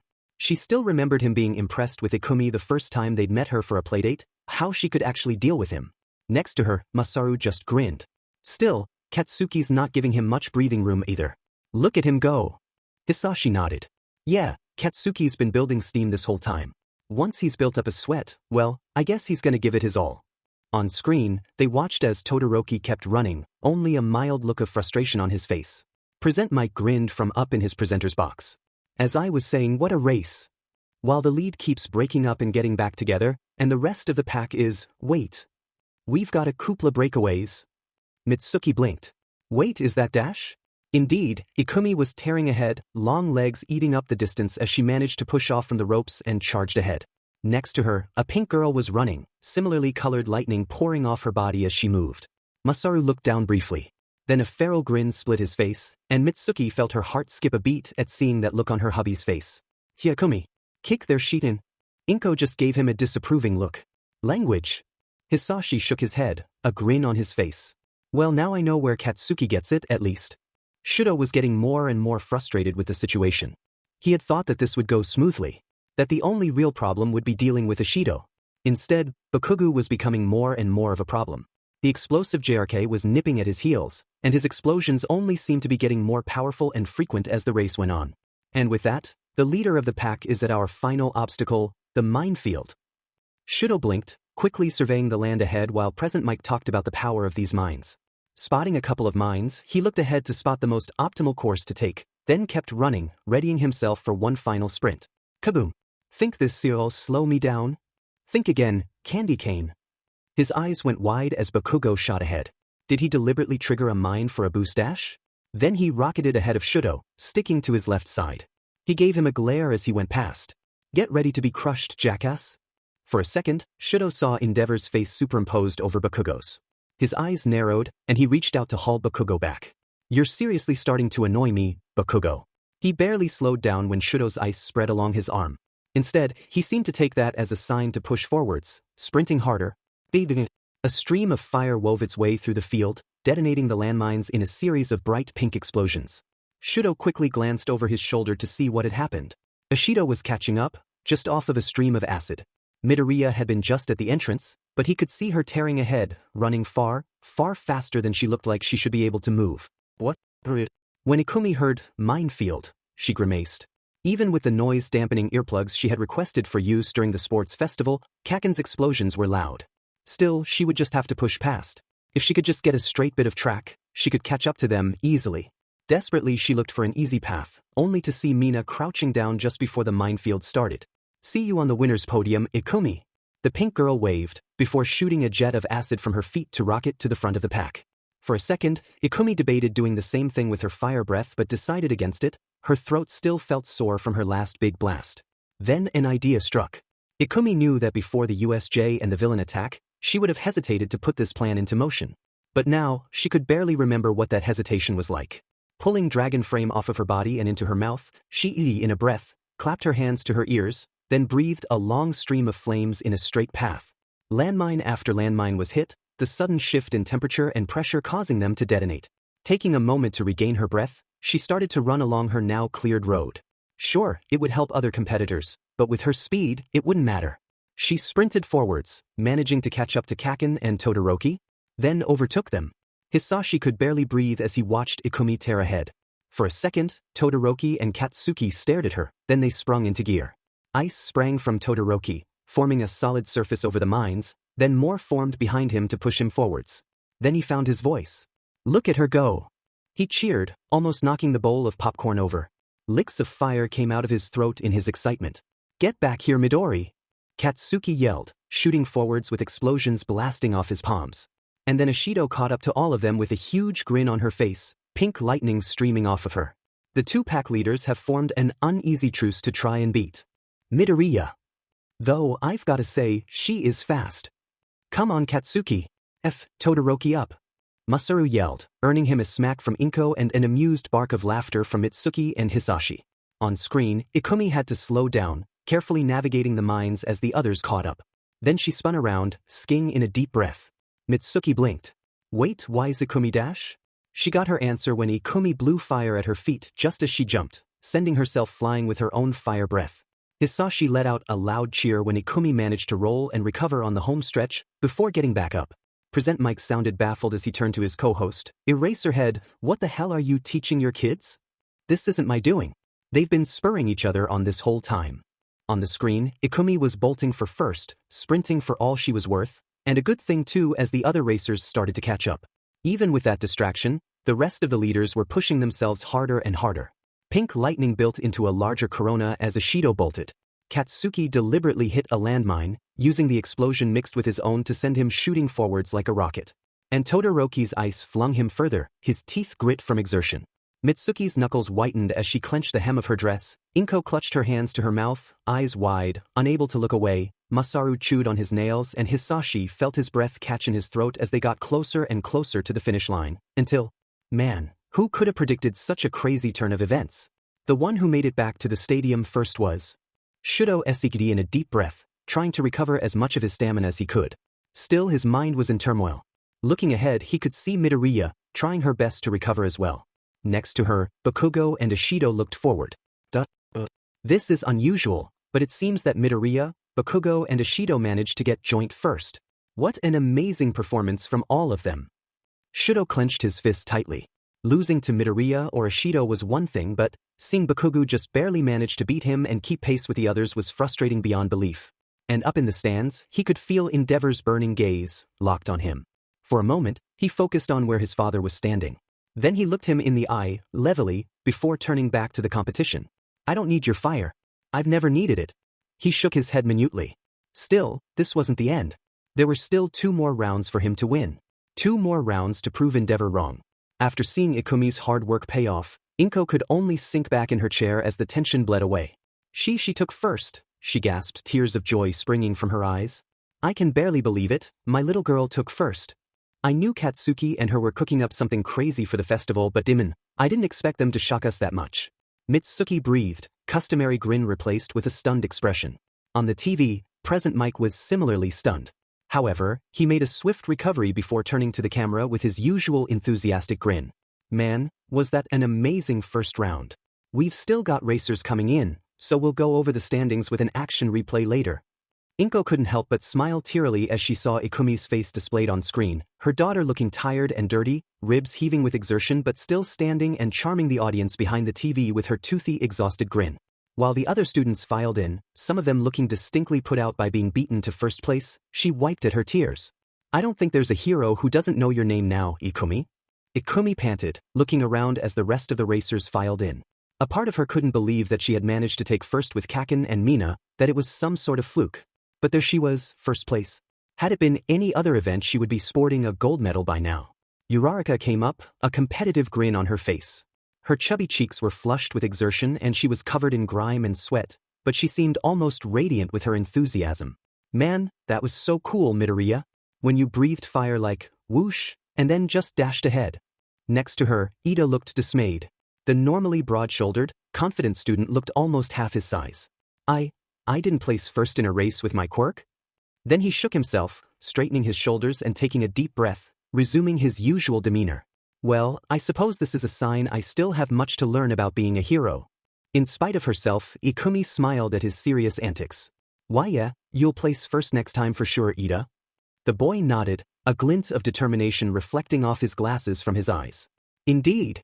Next year, or in our classes, I shall be victorious no matter what kind of race it is.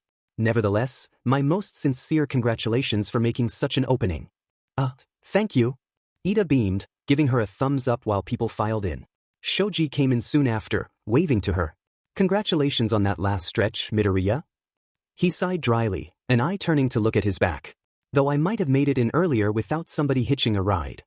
Who dash? Man. Mineta pulled himself free of Shoji's back, a slightly disappointed look on his face. I knew I should have gone ahead with my plan to stick to one of the girls' backs. I mean, if I'd snuck a ride on Midoriya dash. He suddenly stopped when Kaken put a hand on his shoulder. Instantly, the mood in the arena turned from elation to pure, unadulterated dread. You thought about sticking to Midori for a free ride, huh, Great Beach? Kaken asked the shorter boy with deceptive calm. All the other students in the area were convinced that they were about to witness a murder. Mineta turned slowly toward Kaken and flinched. That was just a joke. Yeah. Nervously laughing, he ran and hid behind Shoji. Instantly, the mood dissipated, replaced again with elation at the recent victory. Ikumi shook her head, turning back to the center stage as more and more contestants trickled in. Good on him for sticking up for her and the other girls, at least. Ikumi thought, stretching her shoulders. Even if Mineta had improved after the USJ, the thought of him sticking to her or another girl made her feel uncomfortable. Present Mick's voice rang out the arena, quieting the crowd. Alright, everybody. Now that all of our competitors are in, it's time for the next event. But before we get into that, we've got a tiebreaker to determine who gets first between Midoriya, Bokugu and Ashido. Shudo could feel Endeavor's judgmental eyes on him as the screen flickered, displaying the last stretch of the race. The action froze when they crossed the line, zooming in to check who had officially crossed into the stadium. Well, cameras don't lie. By a matter of a centimeter, Ashido takes first place while Bokugu and Midoriya take joint second. Ashido looked stunned, a mildly disbelieving look on her face. Midoriya had a similarly stunned look on her face, seeming to shrink in on herself from the scrutiny. Next to her, Bokugu grit his teeth, before assuming a determined frown. His eyes narrowed, focusing on the explosive blonde. Shudo had seen that look too many times on his father's face to just let it go. While his father had never lost his temper in public, there was a lot that happened behind closed doors after all. He wouldn't put it past Bokugu to take his frustration out on Midoriya later. The top 44 students from the first round will pass on. Midnight grinned, cracking her whip. If you've placed lower, don't worry, you're going to have an opportunity to show your stuff to the crowd later. Her grin turned vicious, a smile fitting for a hero who resembled a Demonix. For those of you who have survived in this next stage, things are going to heat up. The screen behind her flickered, blurred. Midnight reveled in being the center of attention, grin widening as her eyes flashed with a mischievous glint. So get ready, all of you. The next event is. With a flash of light, the next event was revealed, and Midnight cracked her whip toward the screen dramatically. Capture the flag. He stared at the screen, wondering. This wasn't a game he was familiar with. Endeavor had considered such games to be a waste of his time, after all. His classmates seemed to have a better idea of what it entailed, though. Heck yeah, capture the flag. Ashido cheered with Kaminari. A blonde girl with hooves and impressive horns cheered loudly as well. Shudo focused on Midnight. Whatever the challenge was, he would beat it without using his father's fire. No matter what. When he saw those words, Hitoshi couldn't help but wince. Oh great, a team game. Uncaring of his mild panic, Midnight Sensei kept talking. It's a game that demands speed, agility and skill. You're going to divide yourselves into teams of 4 and then challenge everybody else for the most points. His left eye twitched. That's fine and all if you know people here, but I only know Midoriya and the other class presidents. And I can't imagine most people would want to team up with somebody from general studies who hasn't demonstrated a flashy quirk. Especially since everybody else was stronger than him. Though he was relatively fresh from the first round of the sports festival, Hitoshi would admit he wasn't the most athletic person. He tried to work on his speed and agility as best he could after failing the entrance exams, but seeing the other hero students, it was painfully obvious that he hadn't improved enough. On the screen behind her, All Might in his horrible yellow suit posed with a grin and a ball in hand, standing next to Cementos, Ectoplasm and Snipe. Now, the rules are basically the same as Capture the Flag in regards to how you score more points, take a flag, or ball in this case, from the other team and bring it back to your base before time runs out. Still, this game of Capture the Flag is getting the plus ultra treatment. Robots not yet destroyed by the other students darted around, painting a circular area in the middle of the stage, then dividing the rest of the playing field into 11 equal areas. Other robots painted circles near the back of each territory, obviously meant to hold the ball. Hitoshi was pretty impressed, and judging by the oohs and ahs from the other students, he wasn't the only one. Midnight grinned. First of all, there's 11 teams on the field, but only 4 of them will progress to the next round. Attacks can come from any angle, and you can defend your base in any way you please, so long as the ball aren't stuck so only one person could remove them. Mineta and the guy with tape dispensers for elbows whose name he knew but couldn't remember, groaned out loud. Another hero student with a headband and a hulking guy with what looked like a helmet for a head also looked disappointed. Midnight playfully shook her head. Sorry, that's been done before, and it makes for a really boring match. Besides, that's only for the ball, sticking other people to the ground is fair game. They looked happier hearing that, much to Hitoshi's dismay. Midnight continued, grinning like the Cheshire Cat. Secondly, you can steal somebody else's ball in transit, either by tagging them or just grabbing it out of their hand. This was demonstrated when Eraserhead took the ball out of All Might's hand with an utterly done expression, while the symbol of peace fell to the ground dramatically. Hitoshi sniggered at the imagery, managing to disguise it as a cough as Midnight continued. If you get tagged by another player, then you're in jail for 3 minutes or until another teammate tags you out, so don't all get in jail at the same time.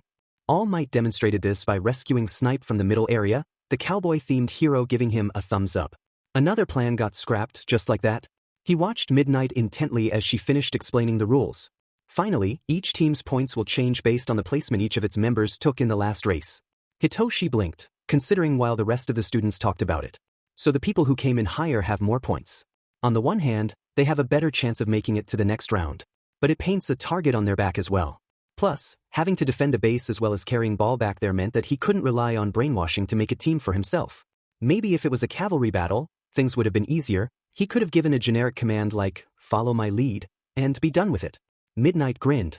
So your points start at 5 at the bottom and increase by 5 each place, so 5 for 44th, 10 for 43rd, 15 at 42nd, and so on and so forth. Then she frowned.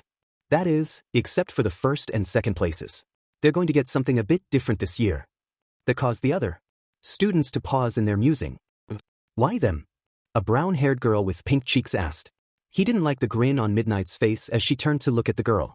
Since they were so close and made such an impression, we decided to divide first place's points among them, with Ashido getting the bigger share.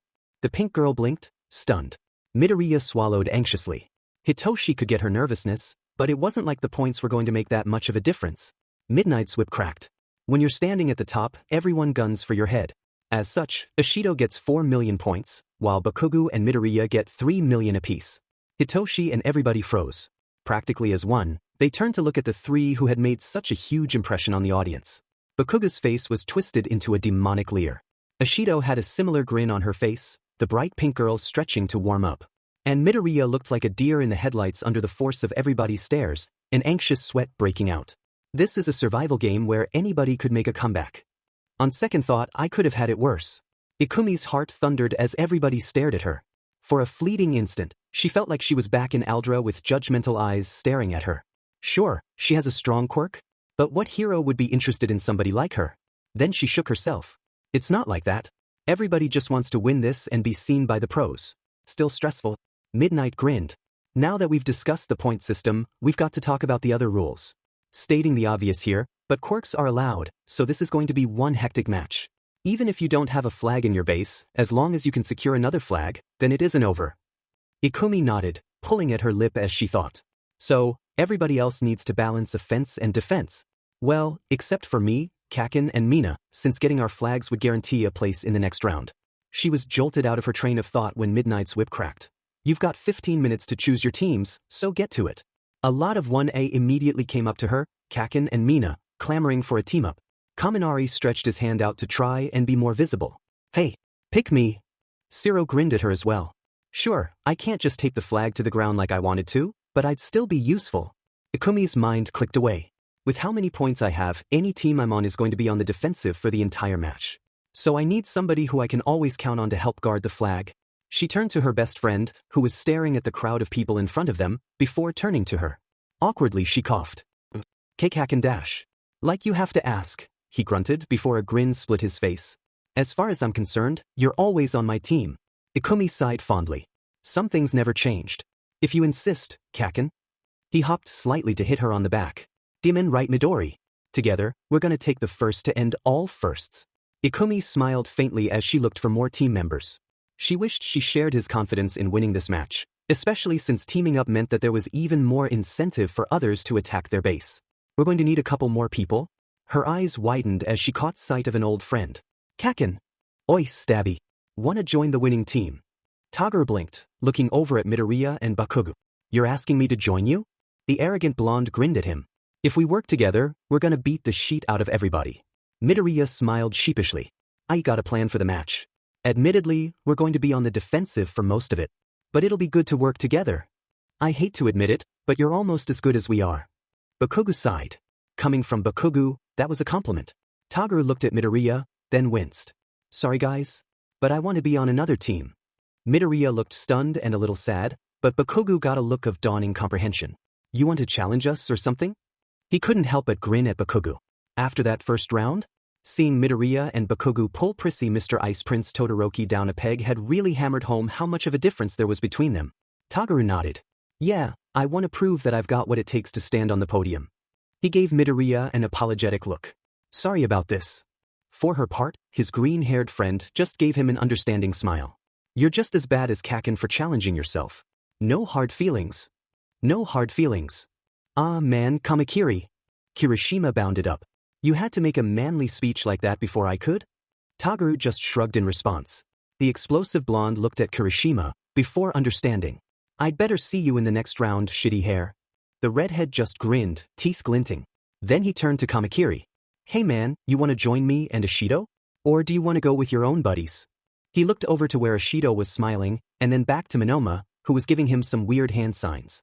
Toguro raised an eyebrow at the display, to which Monoma just slapped his hand to his forehead and pointed to his team. Right? Monoma's plan to beat 1A now. He cast an eye around the groups, thinking. On the one hand, Monoma's plan was actually a good one, especially since Kendo was going along with it. But knowing Monoma, he would laser-focus Bakugo and Midoriya to try and beat them all. Knowing his friend and rival. Plus, Monoma would be said. That was almost as good as angering Bakugo, honestly. Decision made, he gripped Kirishima's hand. Yeah, teaming up with Ishido sounds fun. Nito glared at Toguro as he left with the enemy. Traitor, he muttered to himself. Next to him, Kendo gave him an odd look. You're getting upset over him joining a friend from 1A? That's a bit petty. It's not petty. They brainwashed him. He exclaimed. She gave him an unamused stare. Right. Nito's eye twitched. Especially since, even now, everybody's focused on 1A, especially after that last round. He held up a hand. And yes, I'm aware that I'm technically to blame for encouraging our classmates to hold back. A bitter note crept into his voice. But what makes them so different from us? One villain attack. He wasn't about to wish for villains to attack his class or anything like that. But the eyes of the crowd had been firmly fixed on 1A since before the sports festival. Everybody had written the other hero class off before the matches had even started. Kendo tapped her chin. It's hard to say, but they are living up to that attention. Even you have to admit that. He winced. Yes, Midoriya was impressive. And she had delivered a good speech too. Not that he would ever say something like that in front of the enemy. Especially since anybody from 1B could have made a better one. Nito managed to rally though. Still, 1A only had that opportunity because we held back. Kendo shrugged. Maybe not. But even you have to admit that 1A isn't as arrogant as you thought they were.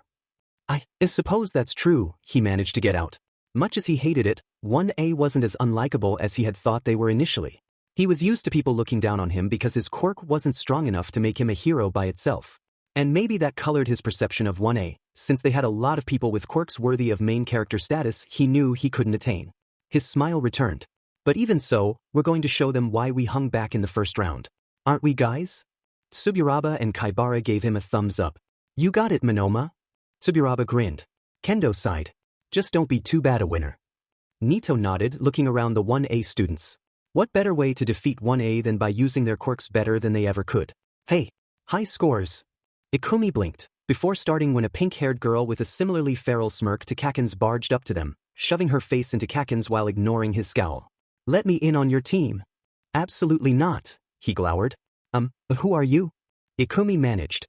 The pink-haired girl just laughed, removing her goggles to reveal yellow eyes with crosshair pupils. Simple. The name's Mei Hatsum, the soon-to-be greatest support engineer in the world. Kaken actually bit out a laugh at that. You've got ball at least. Ikumi shot her friend a look which Kaken summarily ignored. Sighing, she gave Hatsum a questioning look. If it's not rude, why do you want to team up with us? Simple. Since the spotlight's on you guys from that last round, her smile widened, then that means that if I team up with you, my super cute babies will be on full display as well. Bee babies? Ikumi weakly muttered. She hoped that this conversation wasn't going where she thought it was going. Yeah, my babies.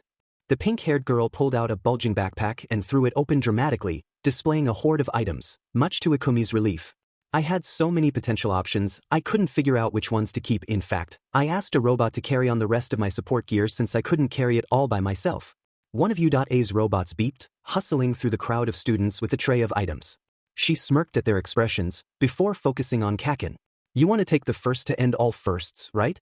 Well, I can definitely help you with that. Seeing that, Kaken paused as he held up a bracer. Not bad, Goggles. Ikumi nodded, listening while she looked for another teammate.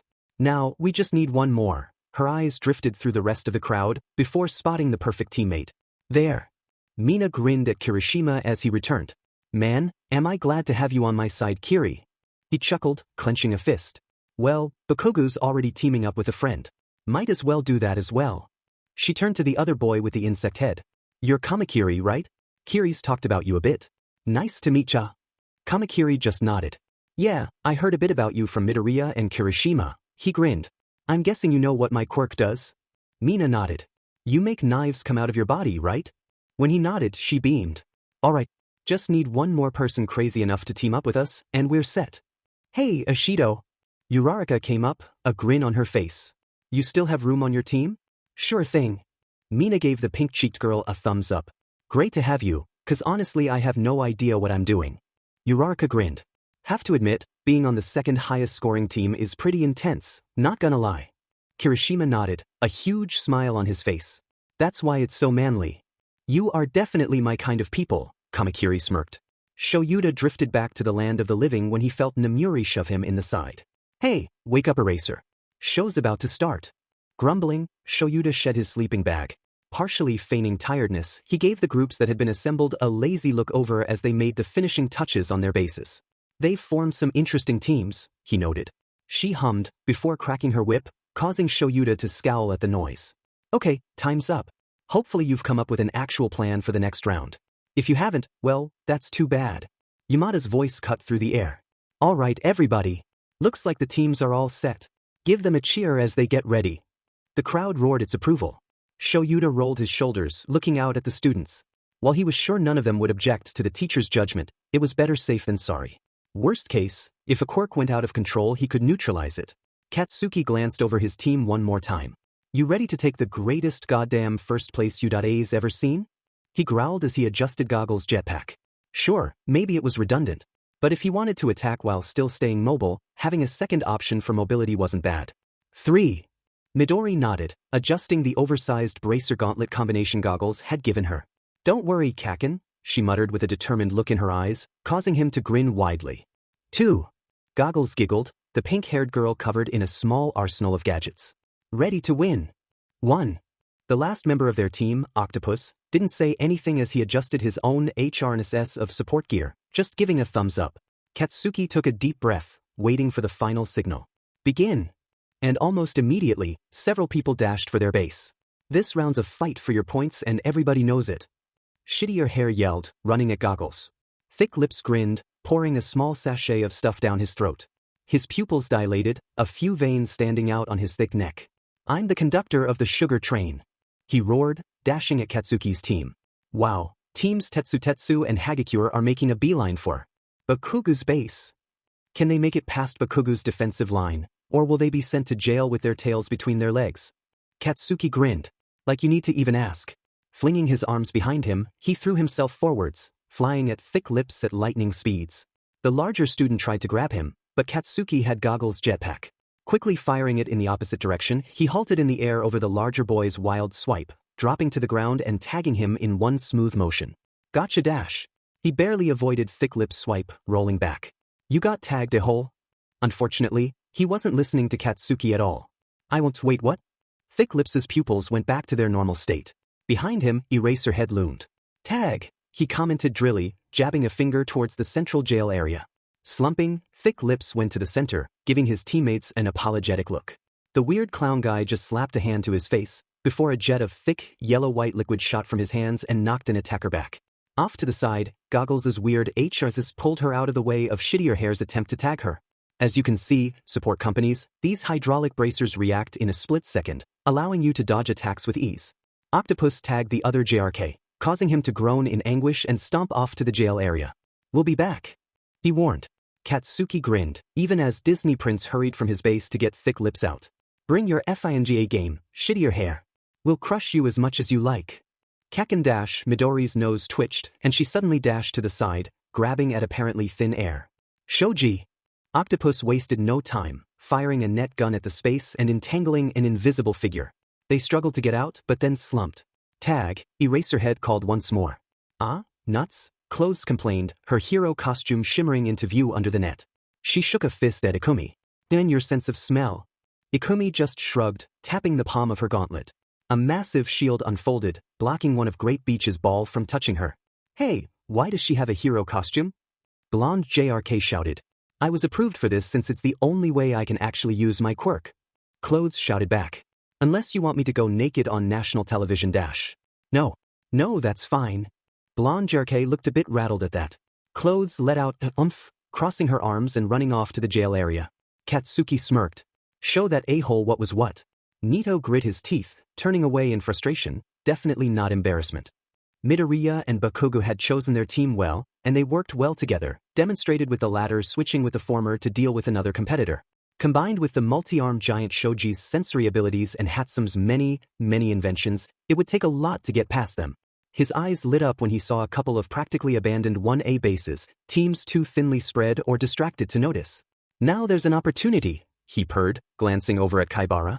Without a word, they ran in to secure some points and eliminate a threat to 1B sweeping the game. Since the focus was on one, as arrogant Bakugo right now, that just left a new opening for him to exploit. And if he could get some of their quirks while he was at it? His grin split his face. I'll be able to crush Bakugo's arrogant face with his classmates' quirks. Mizo's eyes craned around their territory. It seems that they're backing off, he noted, one arm reaching for the bandolier of gadgets Hatsum had supplied him with. After seeing his quirk in action, Hatsum had insisted on equipping him with a huge number of her inventions, on the grounds that, having that many arms and not using them to hold my babies is criminal. Personally, he felt that so many items were unnecessary clutter, preferring the absolute minimum. But he could definitely see the wisdom in having more options available to him. Something to think about for his hero costume. Really? Midoriya managed to smile, hefting her shield. We just have to hold out until the round ends dash. The air chilled. An engine revved menacingly, cutting through the roar of the crowd. Mizo turned and exchanged a grim look with his teammates. He had known that it would happen sooner or later. He brought his arms up, fresh rounds slotted into the chambers of the net guns. Ida had a look of stoic determination on his face as he came forwards, flanking his teammate. We'll be taking that ball if you don't mind, Todoroki stated dully, ice creeping down his right side. Ikumi couldn't help but shiver at the look Todoroki gave Kaken, the ice quirk user staring Kaken down. For his part, Kaken just grinned back, small explosions popping in his palms. Good to see ya, Candy Cane. She managed to grin, gripping the shield bracer Hatsum had discarded for being too large and heavy for an ordinary patron. Truthfully, she hadn't expected Todoroki to show up so early into the match. There were still 10 minutes to go on the clock after all, and it would have made sense for him to come later, but she knew that Todoroki would come at some point. Truthfully, Ikumi suspected the main reason why he hadn't charged their base immediately was because he had been making his own as impenetrable as possible. His territory looked like an ice sculptor's paradise, thick, sheer walls blocking easy access to his flag.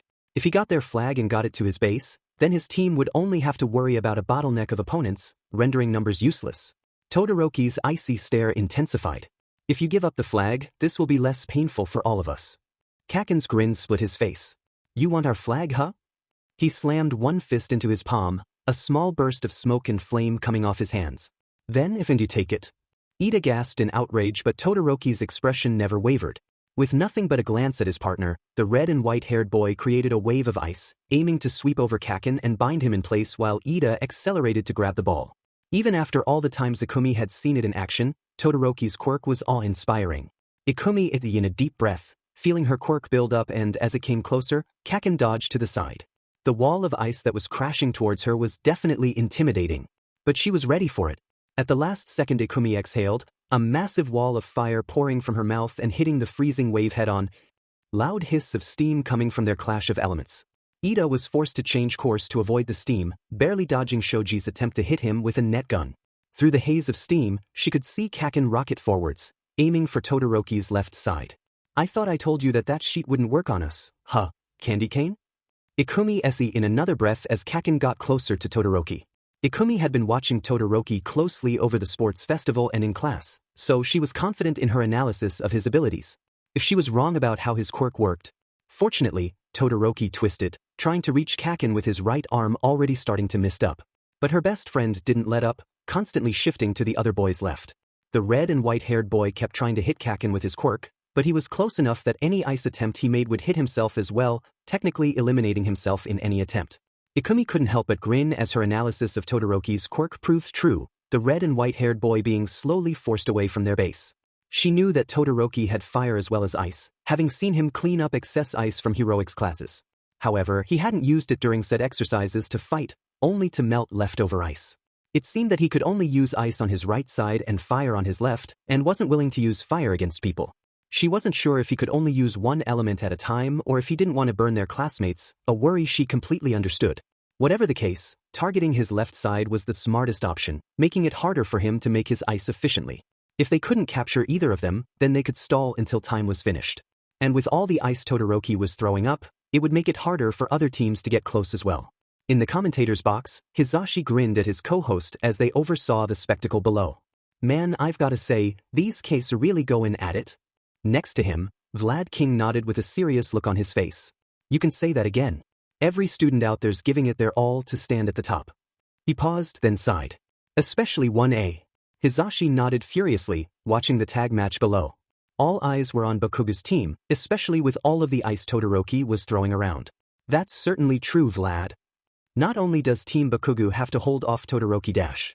A blast of ice from the red and white-haired team caught his eye, and the blonde MC grinned as he saw Bakuga dodge it, going for Todoroki's left side yet a guy. But they have TO hold OFF every other team as well. Though he had to admit, the handsome girl was terrifying, especially when she managed to hit Ito with a net. With his teammate captured, Todoroki was forced to back away from attacking Bakuga's team, having to wait for Ida to reach the jail before he could tag him back in. Certainly, securing their flag would guarantee a pass into the next round, though there is another competitor with a similar win condition under her control, Vlad King observed.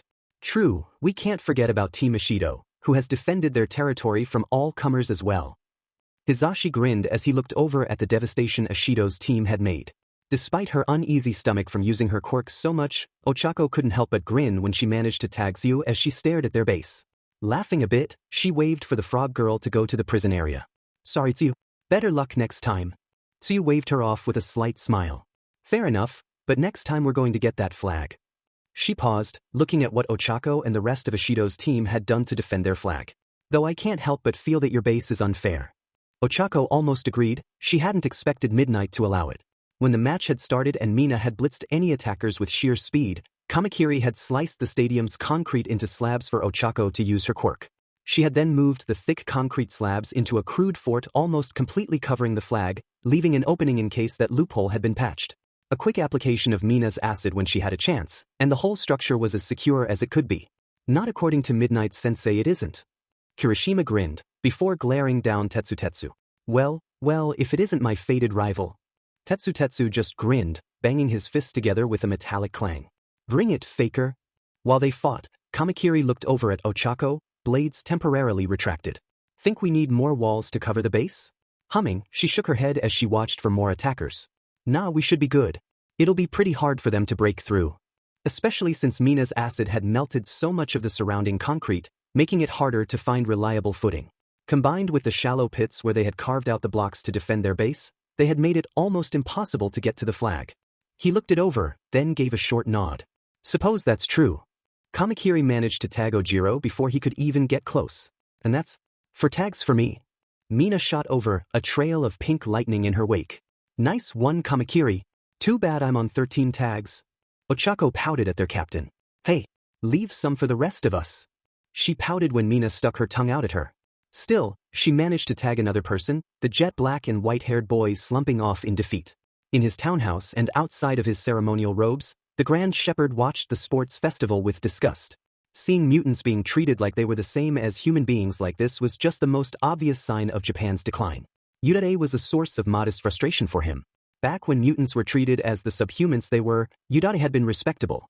Then the creatures and their lying ways had infected society at large, and suddenly the rational response to seeing a mutant was considered evil. Once they saw the light, they would surely change their methods to be more in line with correct thinking. Until that day came, the CRC had to hide in the shadows, pushing down their distaste for the sinners until the Great Purge. Still, keeping an eye on their future heroes and graduates of UA was nothing but good intel. It made it easier to save these lost souls from themselves if they could find the weak links. He could stomach seeing a few creatures, especially if he knew how they could purge them easier. But letting that subhuman make a presentation to the whole country was just another example of the degeneracy that Japan, no, the world was falling to. He would have to write a sermon for his flock later, to clean the poison of these insipid words. Yude's really gone downhill ever since they allowed animals to compete with humans, his second-in-command commented drily. The Grand Shepherd shook his head. Yude went downhill when an animal became the principal, he responded. His lieutenant simply shrugged. Still, their standards have seriously slipped if a creature is the highest-scoring applicant. She may have had her score adjusted, another member of his inner circle responded, glaring at the screen. Wouldn't be the first time something like that cheated a hard worker out of their rightful place. It wasn't impossible to manage, but it was a problem for another time. We may have to make an example of her at a later time, the Grand Shepherd mused. It would be a huge risk, but having the supposed highest-scoring student at UA go on a rampage would surely show Japan the truth. Though it would take a lot of careful planning to pull off, especially since the League of Villains attack had failed to kill any of the hero brats. Denki couldn't help but wince when he saw the bullshit the other teams were using to defend their base. Mina's team just built a fort to cover their flags, Midoriya and Bakugo had teamed up to crush everybody, and then there was Todoroki's Winter Wonderland on top of that. Man, am I glad me and my team aren't going for those bases, he muttered to himself.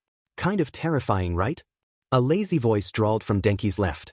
Denki blinked as he turned to see the purple-haired guy from Gen Ed standing there with a grin on his face. Then he hurriedly got into a fighting position, electricity sparking along his arms. The purple-haired guy didn't seem fazed, instead looking at Denki's shoe with a surprised look on his face. By the way, your shoe's untied.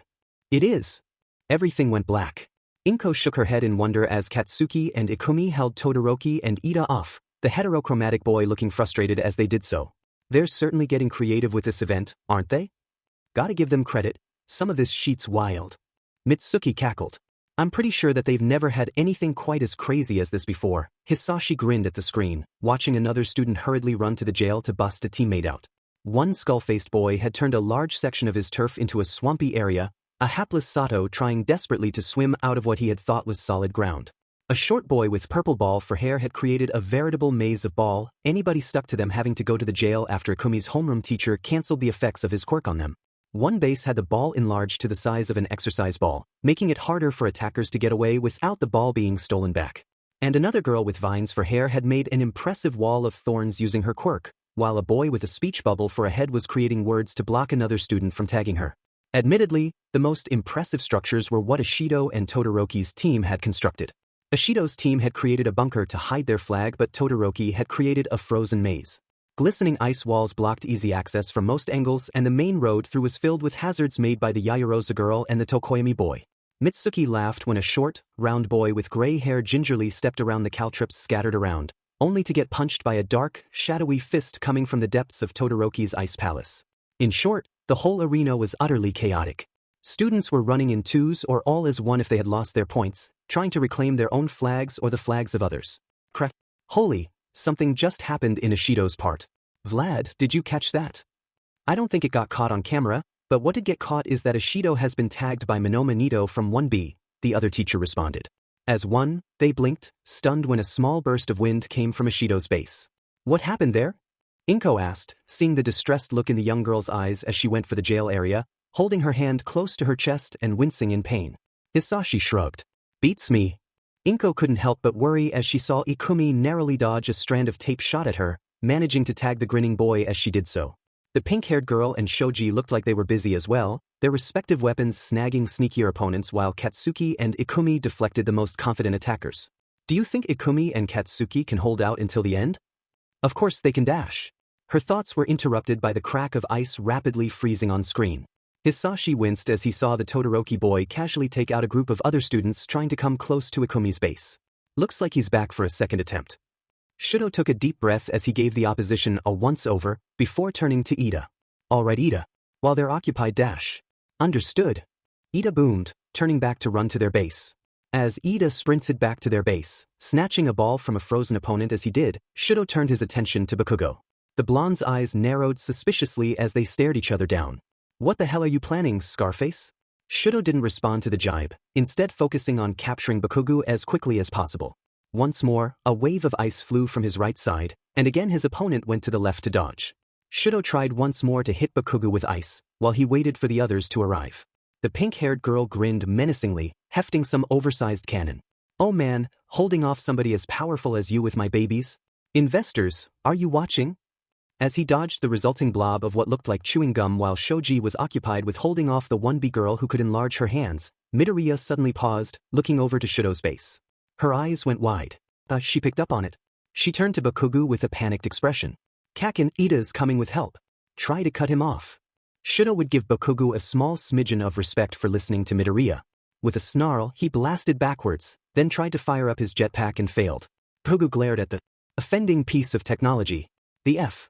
That bit seemed important, Shudo said dully, pointing to the exhaust port of the jetpack, which, courtesy of his mother's quirk, was covered in a thick coating of ice. So I broke it. My poor baby. The other girl howled, sounding like he'd stabbed her in the stomach. Midoriya pursed her lips, breathing a tiny stream of fire at the iced-over port to try and thaw the jetpack. As soon as it had half-thawed, Bakugo was off like a rocket. Unfortunately for them, they were too late. With a roar of his engines, Ida was there, and with their other teammate to boot. What's this? Ida was grabbing a teammate to make this a 3vs4? It's certainly a bold strategy, but can it pay off? Todoroki's not completely risking the points his team has already gathered, but is focusing on taking that first place by any means necessary. This might be enough to break past the teamwork of Bakugo and Midoriya. Thank you for carrying me here, Ida. Yaoyorozu nodded gratefully to their teammate. Locking eyes with Midoriya, her skin sparked with the red light of her quirk. Ida just nodded grimly. Hopefully it was not too bumpy a ride. Shudo looked over his chosen teammates. I've chosen this team because we will have the best mixture of offense and defense, he stated flatly. He had wanted to recruit Midoriya for his team, but Bakugo had forced her to be on his team in the most arrogant way he could. How else could he interpret Bakugo's statement that, as far as I'm concerned, you're already on my team? After seeing that, he'd hardened his heart, he would just have to beat them both. It didn't feel right to eliminate Midoriya because of that, but either way, he was going to have to beat her and everybody else in the tournament. That was the only way he could show Endeavor that he didn't need his power to be a hero. He turned to Yaoyorozu and Tokoyami. When the match starts, I'll make some walls with my quirk. Yaoyorozu, I need you to make some traps to slow people down, and any other items that might be useful for our assault. With Tokoyami providing backup, you will be more than able to defend the base. Yaoyorozu nodded stiffly. I know that my quirk shines defensively. But if it's not too bold, I already have some ideas for getting past Midoriya and Bakugo that I think will work more effectively than trying a frontal assault. Shudo wanted to say that those plans would be unnecessary, but after losing first place to the explosive blonde and the class president, he wasn't going to discard any way of beating Bakugo. If Ida and I cannot get past them, then use whatever you see fit. Tokoyami, he turned to the crow-headed boy, you should stay defending due to Midoriya and Bakugo countering your quirk. Tokoyami nodded sagely. Dealing with two powerful lights is currently beyond my dark power. Dark Shadow sniggered at that, earning a glare from his user. So you plan to stagger the attack if it doesn't work the first time. Good thinking, Todoroki. Ida exclaimed. So once you are done with those ice walls, we will go for Bakugo's team directly? Shudo gave a short nod. With my ice and your speed, we should be able to beat Bakugo's team. Otherwise, I'll trust your judgment. Yaoyorozu frowned. Just one question. Are you going to use your fire side in this match? It would make it easier to win dash. No, seeing Yaoyorozu pause, Shudo realized that he said that in a harsher tone than he had anticipated and tried to tone himself down. In battle, I refuse to use my fire. She exchanged an uneasy glance with Ida, then sighed. If you insist, Todoroki. Throwing a wall of ice up to hinder other competitors, Shido turned to focus on Baku. Shido could tell that his father would be furious because, once more, he wasn't using Endeavor's fire. But that didn't matter. All that mattered was taking first place. Momo didn't have a moment to breathe when Bakugo went for her and Ida, grinning wildly. Ida tried to pull her with him, but Bakugo just exploded in midair to try and tag them. She was barely able to create a shield in his path to block him from tagging her. As he went for her side, she managed to twist around his hand, barely managing to hit him with the contents of a bottle she had created with him in mind. His eyes narrowed as he stumbled back. The F, is the sheet then? Bakugo's left hand flared up to push him back, but his right hand, still wet with her chosen chemical, didn't activate his quirk, sending him into a tumble as the unbalanced explosion sent him to the ground. While he was shaken up, Momo managed to tag him. What the heck was that? Midoriya's eyes widened and she stared at Momo admiringly. Was that an antiperspirant? Momo smiled at her, before turning to Bakugo. This was the safest option I have for neutralizing your quirk, Bakugo. Bakugo glared at her. You got me that time, Ponytail. Just don't expect that sheet to work on me again. With that, he stomped off to the jail area, though not before throwing one last comment over his shoulder. Kick her butt, Midori. Midoriya nodded, taking up a fighting stance. Her eyes shone with determination as she stared down the others. We just have to hold out for a few minutes longer. Momo couldn't help but smile, even as she readied another item. When she had first seen how Hatsum had outfitted her teammates, Momo had felt like kicking herself for not thinking to do something like that. If she had thought ahead to give Ida or Todoroki some items like that, then maybe the first attack would have worked. Then she shook herself. No point in worrying about what had already happened. Instead, their priority was taking that first-place marker and proving they had what it took to be heroes to everybody watching. Especially since she had taken the time to create extra items for this fight. It wasn't going to be like the match she had fought Midoriya in before. This time she had an idea of how to win. She managed a determined smile, then pressed ahead to try and win. Ida zoomed around their base, trying to find an opening where Shoji's net guns couldn't hit him, one set of his arms firing while others were loading more cartridges into his guns. Todoroki, meanwhile, was being pressured by the pink-haired girl, a snarl of vengeance on her face. Apologize for damaging my babies, she demanded, firing more globs of pink goop at him. Momo winced as she pulled out the next bottle she'd created after sorting out the defenses around their base. Sorry, Midoriya, she called, throwing its contents in the larger girl's face. Instinctively, Midoriya threw her arm over her face, blocking the stuff from hitting her in the eyes. Then she dropped to the ground, hands clamped over her nose and whimpering. Not that Momo could blame her, even from where she was standing, she could smell the peppermint. Despite the effects, she couldn't help but be proud. It had taken a lot of research and experimentation before she could create it on the fly. Hopefully it wasn't too debilitating. What's this? A stink bomb against Midoriya? Effective, I'll grant you, but is it enough? It probably wasn't even now. Midoriya was trying to get back on her feet. Not taking any chances, Momo ran forwards, trying to get into the base. Shoji tried to get her with a net, but a metal paddle sprang from her arm, snagging the net before it could touch her. She was almost over the line dash. But just as she got there, a hand tagged her, a vaguely familiar face pushing past her. Well. The blonde boy from 1B grinned at her, his hand already on the ball. As she stared, he only laughed further. Is it so surprising that 1B would snatch these points right from under your noses while you fought? How presumptuous. He sneered, a grayish slime coming from his hand, smoking when it hit the ground beneath him. You've hogged the limelight up until now with those antics. But now, it's one for this time to shine. Ikumi's world reformed from nothing but the smell of peppermint to only mostly peppermint. Taking a deep breath of relatively untainted air, she opened her watering eyes to the sight of Monoma taking their flag with his teammate. For a moment, she stared in disbelief at him, before her attention flicked over to the half-melted hole in Todoroki's ice barrier. She should have expected that they could melt Todoroki's ice. Then again, Ikumi didn't know what most of 1B was capable of except for a few scant glimpses while repelling attacking teams. In the announcer's booth, Present Mike was going wild. Whoa, what's this? With 5 minutes on the clock, it seems we have a surprise upset from Monoma and Kaibara. Vlad King chuckled, waiting for the other teams to be occupied before making a move. Not a bad strategy on Monoma's part. Still, if he can't get away, it's a moot point. Monoma's smirk only grew as Yaoyorozu left for the jail area. Thank you, 1A, for all your showboating. It really made it easy to plot your destruction. And with a last bout of cackling, he and Kaibara ran for their base. Shoji and Ida tried to pursue the pair, only for Kaibara to slam his rapidly spinning hands into the frozen and cracked concrete, creating a massive cloud of dust and powdered ice to block them off. Ikumi wondered what kind of quirk Monoma had, either an acid or heat-based quirk, which she might have been able to tell if her nose wasn't still smarting from the scent bomb. Then her mind caught up to what he must have planned. Monoma and 1B must have planned this from the beginning. They held back so we wouldn't know what they could do while seeing what we could. Then another wave of peppermint hit her and she sneezed. Shoji looked at her with concern in his eyes, even as he offhandedly fired a net at an attacking Ojiro.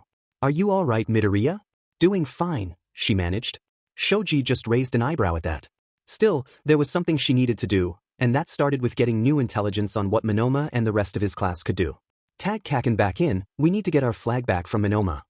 Without waiting for a response, Ikumi heaved a thick blast of fire from her mouth, widening the hole to follow Monoma. Just in time, as with a crack of ice. I'd advise you to hand that over. Ida and Todoroki had caught up to Monoma, forming an icy wall blocking other attacking teams and cutting off Monoma. For his part, Monoma glared back at them, his expression seeming more angry than smug now. Oh wow, the son of the number 2 hero graces us with his presence. Did you find time in your busy schedule for an insignificant 1B student like me? Ikumi wondered at his confidence. He certainly had the edge with a quirk that could melt ice like that, but Todoroki was definitely the most powerful member of their class. If Monoma thought he had a chance, he must have one hell of a trump card, Ikumi thought. Todoroki's eyes narrowed. More ice sprung forth, aiming to ensnare Monoma and Kaibara. Kaibara's arms blurred into motion as he smashed his way through the ice creeping up on his side, Monoma melting the ice coming on him with slimy acid that looked uncannily like Mina's. Grinning, Monoma then darted forwards, aiming for Todoroki's vulnerable left side. Ida tried to intercept, but Kaibara closed in on him first, forcing Ida away as Monoma went closer. Todoroki threw out a wide, thin blast of ice to catch Monoma. Ikumi's worry spiked. Todoroki was too close, and the acid Monoma was using would hurt Todoroki if he used it at that range. But Monoma didn't use acid. Instead, to her and Todoroki's surprise, Monoma's body turned into metal. With the screeching clash of steel on ice, he smashed through the ice sheath trying to close around him, and grabbed Todoroki by his forearm. What an exchange! Monoma's managed to tag Todoroki. She blinked, trying to make sense of what she saw. How did he? Then it clicked. Oh, Monoma has a copy quirk. Of course. That explained why he has such a powerful acid quirk without obvious secondary mutations like Mina. He must have just copied the important aspects of the quirk without the visual side. Todoroki must have realized it as well, as he harshly tugged his arm free of Monoma's grip. You copied my quirk just then, didn't you? There was an odd tone in his voice as he said that. Ikumi had no idea why Todoroki was so disturbed. Yes, I just did. Monoma sneered at him as he fired a jet of high-pressure acid at the ice wall, punching a hole through it. Who knows, I might use it better than you. Todoroki stared at him before turning stiffly and running to the jail area. Ida watched him leave, then turned to head for the jail area. Monoma watched them leave, then chuckled bitterly, muttering to himself under his breath. Especially since you're arrogant enough to hold back in this festival. Ikumi blinked in confusion as to what Monoma was talking about. Then her ear twitched and she narrowly dodged Kendo's attempt to tag her. Nito tried to calm himself back down as he ran back to his base with Kaibara. Even though he had known that 1A was almost entirely comprised of arrogant jerk, he'd already deemed Midoriya as honorary 1B material, he had been willing to give the class a chance. Then he'd overheard Todoroki talking to his teammates, just for a bit on extra intelligence. He'd been incredulous when they brought up Todoroki having fire as well as ice. And then Todoroki had said that, in battle, I refuse to use my fire. Even thinking about that superior statement enraged him. Not only did Todoroki have a fire part to his quirk like Endeavor on top of that ridiculous ice, but he was refusing to use it in a fight. And his class just went along with it. The sheer arrogance of the action boggled Nito. He'd known that the son of the number 2 hero would be superior just like his father and being part of 1A. But holding back half of his quirk like that in one of the 3 biggest chances in a U.hero student's life? That was on another level. He turned away in disgust and met back with his teammates, having heard enough to know that 1A was full of cocky, showboating Jargus. One change of plans later, and a fortunate tag on a paralyzed Ishido, and they had taken first place. There had been a mild hiccup when he found that Ishido's quirk was partly a blank since he couldn't use the super strength part, but it was otherwise smooth sailing. Now, all they had to do was make it back with the flag and defend it in the last few minutes. Then, 1B could take its rightful place as the best first-year heroics class. But it wasn't going to be easy, especially with every single other team assembling to stop them from making it back to their base. A thread of tape shooting from the side interrupted his thoughts. Dodging to the side, he gave a confident smirk to the perpetrator. The 1A student who tried it grinned widely, another strand of tape poking out of his oddly shaped elbow. Mind giving me that flag, dude? Next to him, Shishida pushed up his glasses, the lenses glinting ominously. Komori huddled behind him, a nervous expression on her face even as she seemed ready to unleash her quirk. No hard feelings, Monoma. But my team needs that flag more than you do. None taken. Nito smiled warmly at Shishida as the latter bulked up to his beast mode. But I'm not just going to give up. Whoa. Eminoa better be careful, a whole bunch of teams are looking to take his prize. Can he get back to base safely? Even as Shishida let out a joyous roar and leapt at him, Nito couldn't help but grin as he switched to Todoroki's quirk, feeling the temperature of the world shift. The next stage of his plan, to show the world how much better he was at using 1A's quirks, was at hand. Katsuki could barely keep himself in place as Octopus ran to tag him back in. For once Candy Cane hadn't been on whatever beef he had with him, instead being content to watch Copycat until Glasses had come back and tagged them in. Freaking finally, he grit out as he gripped his teammate's hand. Octopus nodded, starting to run back to where Midori and Goggles were waiting. Apologies for not getting you out quicker. We dash. Yeah, you got jumped by Icy Hot and Copycat. Not a problem, shit happens, Katsuki finished, watching as Midori blocked Kung Fu Girl from tagging her. Midori was evidently focused on Copycat and his teammate as they were about to get jumped by what looked like two teams. His eyes widened as he saw Copycat unleash a blast of ice that swept over most of the area, catching the big guy and a couple of teams that just happened to be in the area. The huge JRK seemed surprised with how powerful that move was with how wide his eyes were. Then he recovered, releasing a tongue of flame leapt from his left to break his victims free. Monoma is pretty good at using Todoroki's quirk, Octopus pointed out as they met back up. Katsuki rolled his shoulders, eager to get this done as soon as possible. Nah, he's just good at improv. Probably used a bunch of other quirks before. Oi, Midori! His friend looked up. Katsuki pointed at Copycat and his team as they met up, Copycat tossing the flag into their base. What have you got on their quirks? Octopus frowned. Wouldn't it be better to go for other teams and their points? Hell no, Katsuki scowled. We're taking the first to end all firsts, not scraping second place. What he said. Goggles cackled. Midori didn't respond, but the determined look in her eyes was answer enough. Katsuki nodded, turning back to his friend. So, what do you have? Sure, Katsuki would have preferred if they had kept their flag for the entire round, but he knew his strength lay in going on the offensive. And much as Katsuki disliked it, Copycat hanging back to watch what they could do in the first round was smart. Too bad Midori was smarter. Midori frowned. Well, one of them can make air walls and constructs by breathing, which must be affected by lung capacity and focus. The other one shoots huge amounts of glue from holes in his head, which I think could be flammable, so you should stay away from that. Kaibara can rapidly rotate parts of his body, creating a drill effect, and probably has some enhanced strength on top. Monoma's copy ability is the biggest wild card. I know he's copied Mina and, I want to say Tetsu's? Yes, they're quirks as well as Todoroki's. I don't know how many he can copy or for how long, but it seems he can only use one at a time and not for very long if he waited to copy Todoroki in the last few minutes. Logically, he can't use his quirk as well as Todoroki, and he has the same weaknesses. A similar gameplay to attacking Todoroki or Mina should work out against him. Octopus and Goggles blinked. Midori looked away awkwardly. I mean, I wish I'd had a bit more time to examine their quirks. This is just a basic examination dash. I knew you were a fan of quirks, but I didn't expect a detailed analysis, Octopus muttered. Katsuki grinned at his friend. That's Midori's nerd brain for ya. His best friend flushed a brighter red. Now, how are we going to kill them? Piero glanced over at his teammates with an anxious look. Over them, the walls of Todoroki's ice palace loomed even more intimidating up close than he had expected. Are you sure about this? Sato nodded. Tokoyami's the only person there right now, we have to get moving before they get back. He then looked at Piero sheepishly. I just need some sugar to do it. Piero looked at his teammate with a nervous expression. You ran out of sugar, didn't you? Sato. The back of his head awkwardly.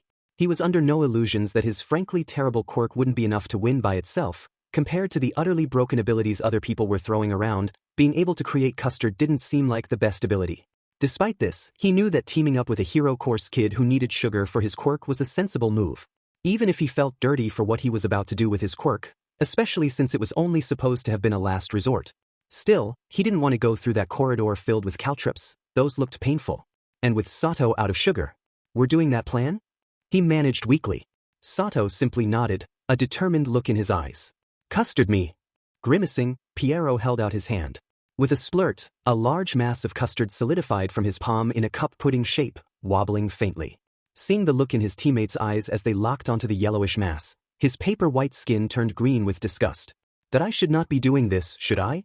Probably not, Sato agreed. Then he grabbed Piero's hand and shoved it into his mouth. A cacophony of slurps later and Sato turned back to the wall, eyes bloodshot from consuming so much sugar. With a mighty roar, Sato unleashed a punch that badly cracked the ice wall. One more punch and they were through, Sato laughing like a maniac. Following him, Piero managed to catch a glimpse of the flags captured by Todoroki's team before the massive, shadowy figure of Tokoyami's quirk loomed over them. The bird-headed teen looked quite tired from having to deal with attackers, but his quirk cackled madly even as it grabbed the horned girl who had managed to get past the tripwires and caltrops and roughly pushed her back. Still, Tokoyami stared them down in what he must have thought was a dramatic fashion, arms crossed and attempting to glare them down, a hard feat since Piero was a full half a head taller than the bird-headed boy. Behind him, dark shadows sniggered and made bunny ears behind his head. Finally, a worthy opponent. Our battle will be dash. Sugar! Sato screamed, rushing forwards to tag Tokoyami.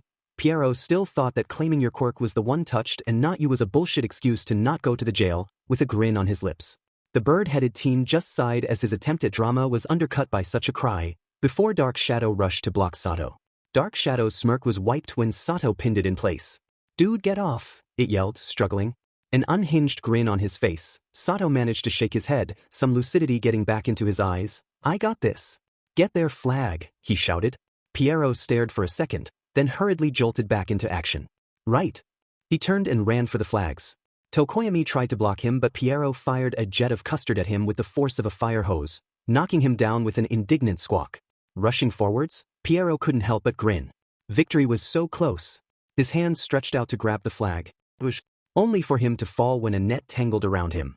Picking himself up, he stared, wide-eyed at Yayarosa behind him with an apologetic look on her face, a net in hand. Behind him, Sato was frozen in place by a stone-faced Todoroki with Ida at his side, struggling to break free of his icy bonds before getting freed by Todoroki. He let out a bitter sigh. 1A really was full of crazy strong people. "Darn it," he muttered, taking the proffered hand. But at least he could say that he tried to win. Seeing the rest of his teammates reunite with him as the latest interlopers trudged out, Fumikage slumped in relief. "Good to see you helping defend your base," he shot at Todoroki. Normally, he would have made a darker comment as befitted a being of darkness like him, but having to deal with attackers from all angles for several minutes without support had worn his sense of drama down. Todoroki looked down at the ground for a moment. His face was its customary icy mask, but his voice had a hint of apology. "Sorry, Tokoyami.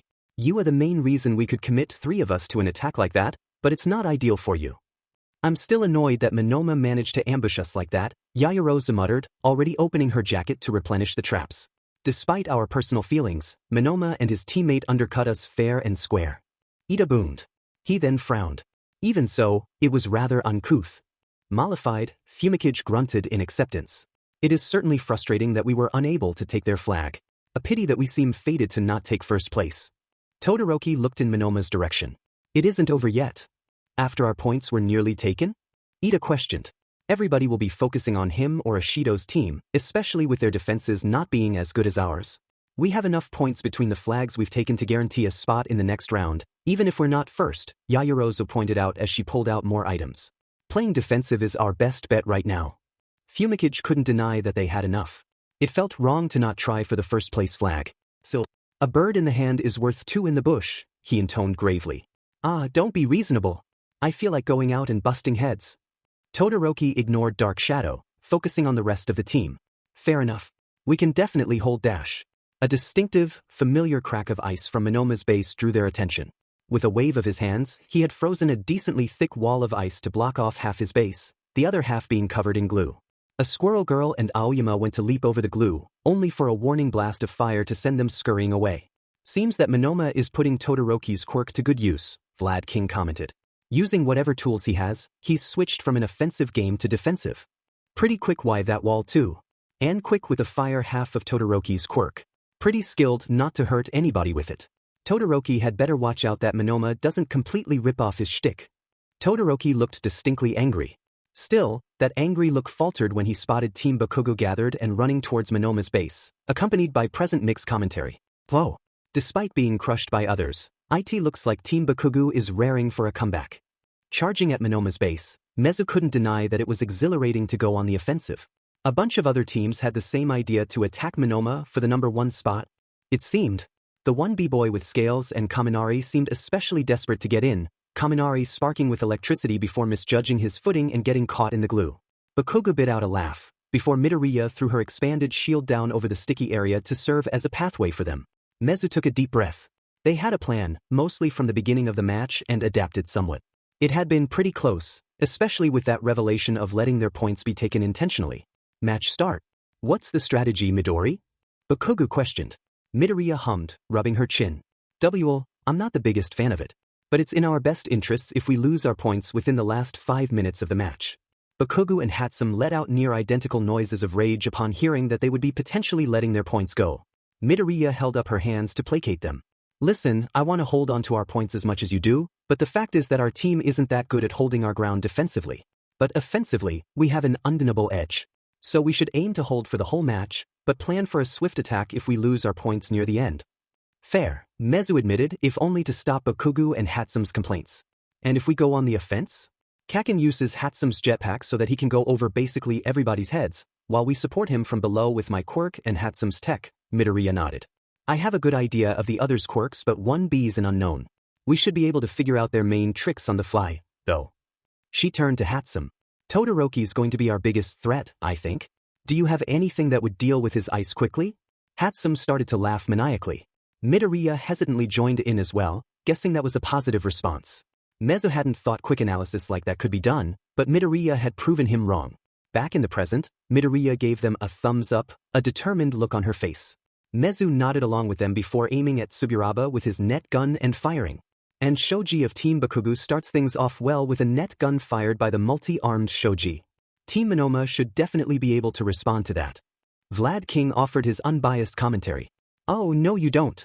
Tsuburaba grinned before letting out a deep breath, and the net Mezu had fired at him caught on a near-invisible wall. His smile slipped as Bakugo leapt overhead, using his explosions to rocket himself higher into the air. Tsuburaba went to breath another air wall only for his next attempt to fizzle out when Mezu fired another net at him, forcing him to wheeze out air as he dodged. Bondo tried to run for Bakugo's approach, only for Hatsum to grab his leg with a robot arm, and Bakugo went soaring overhead, aiming for where their flags were. The only obstacle was Monoma, who seemed about to block Bakugo with his ice. His confident look seemed to fade as Midoriya went to his right, unleashing a powerful blast of fire just as Bakugo was nearly there. Monoma threw up a quick blast of ice to block the fire, but left himself unable to use the other half of Todoroki's quirk to respond. Seeing Bakugo just about to get past Monoma, Mezu let out a sigh. That was the difficult bit, at least. And then, impossibly, Monoma used fire while using his ice. A massive blast of heat shot off of Monoma's body, destroying his jacket as it lashed out wildly. Bakugo barely managed to redirect himself out off the path, a stream of curses not fit for television coming out of his mouth. He managed to skid to a stop, a mixture of rage and confusion warring on his face. He wasn't alone, as both Mezu and Midoriya were stunned, staring at Monoma with wide eyes. Had Midoriya been wrong that Todoroki couldn't use both halves of his quirk at the same time, or was Monoma somehow better at using Todoroki's quirk than Todoroki himself? Fumikage watched Monoma use both fire and ice in the middle of the match. Then he turned to look at Todoroki and balked at the dark look on his face. Yaoyorozu, make a cloak for Tokoyami. We're going to get those points, Todoroki bit out, dark and cold as a winter's night. He then stomped off stiffly, not waiting for a response from anybody. Mad banquet of darkness, Fumikage whispered to himself. For once, Dark Shadow followed the mood, taking a proffered cloak meekly. Nito couldn't help but cackle at the look on Midoriya and Bakugo's faces. He really wished he hadn't wrecked half of his jacket, but the looks on their faces. Really, Todoroki's quirk was something else. Not that he would ever say as much in front of the oh-so-superior Todoroki. The left side of his body felt cool, while his right felt warm. And wasn't that thrilling, balancing the equilibrium? He'd never had to do this with a quirk before, he mused as he refroze a wall with his right, while fire sprang up on his left, starting to warm him up. Nito felt pretty confident about how the match was going. It wasn't over yet, but they had such an overwhelming advantage, this was all they would need. What's wrong, 1A? He taunted.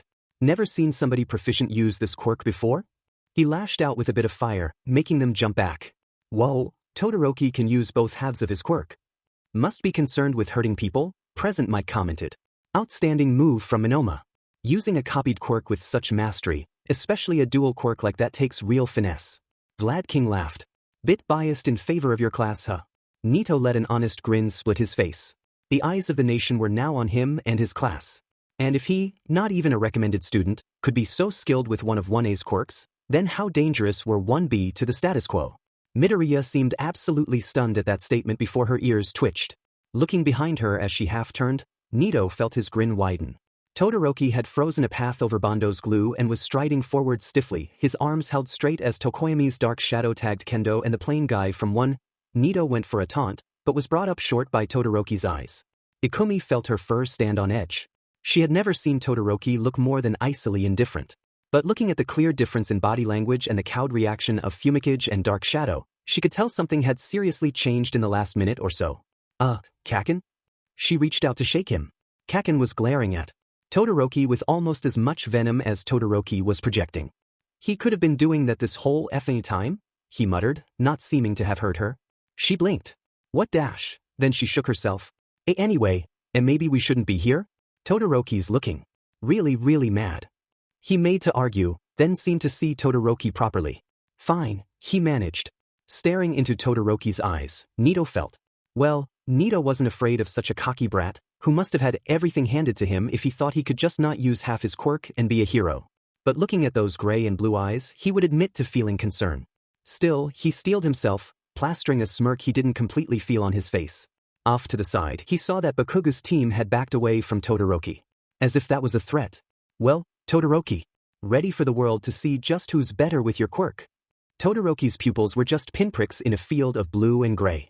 Ice frosted across his skin, but that wasn't as terrible as the cold fury written on his face. Sorry about this. Nito shivered.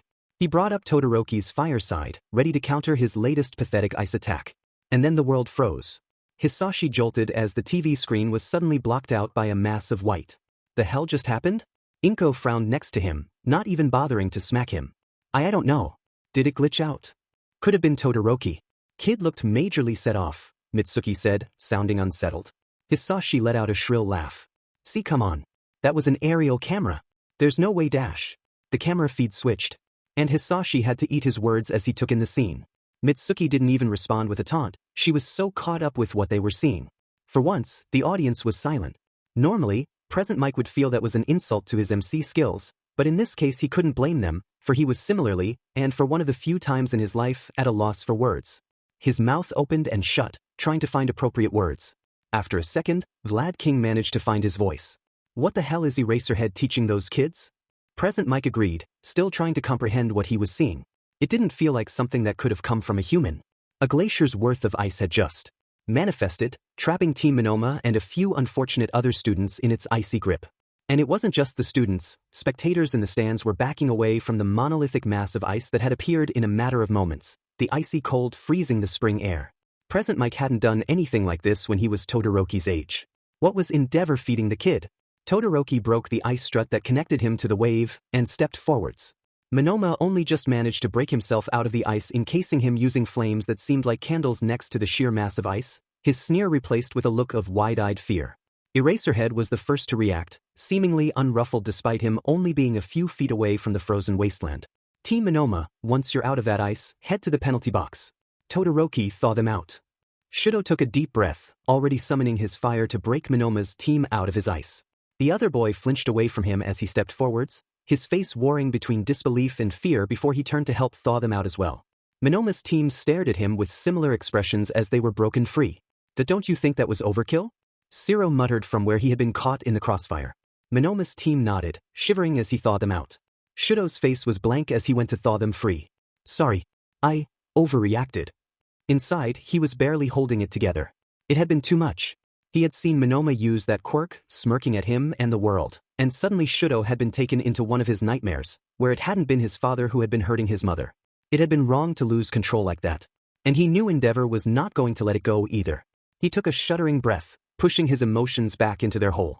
As Team Monoma staggered away, spirits crushed by his attack, Present Mike suddenly started talking again. Whoa, just realized. There's 1 minute left on the clock. Y'all better move. Shudo knew he had to move quickly. Still, Monoma's team had been crushed. And there wasn't anybody else in position who could respond. Midoriya could melt through his ice, but not quick enough for it to matter. Now Kaken! Midoriya yelled. He whipped around at the sound. Katsuki couldn't help but laugh at the situation. Todoroki's quirk was monstrously strong, true, especially with the revelation that he could use both parts at the same time. But Todoroki had fallen for the same trick once again. He'd forgotten that there was someone else after the same prize. A group daring enough to do it while he was still in the attack position. Midori SED in a deep breath while Goggles got that ray gun thing primed. Then they unleashed their move, a massive gout of flame tearing through the ice and melting a hole for him to rush through. Seeing the look on Icy Hot's face as Midori and Goggles punched through his glacier made up for almost all the bullshit this tournament had been. BSD hadn't thought that Midoriya or Goggles would have the firepower to punch through his ice so quickly, and it had cost him. Get going. Midori yelled before dodging Sparkplug's attempt to tag her. Katsuki didn't have to be told twice. Jetpack ready and freshly tuned, Katsuki blasted his way in and grabbed their flag with a huge smile on his face. The jetpack flared and he was out of the hole they had bored and back in the field. 30 seconds left.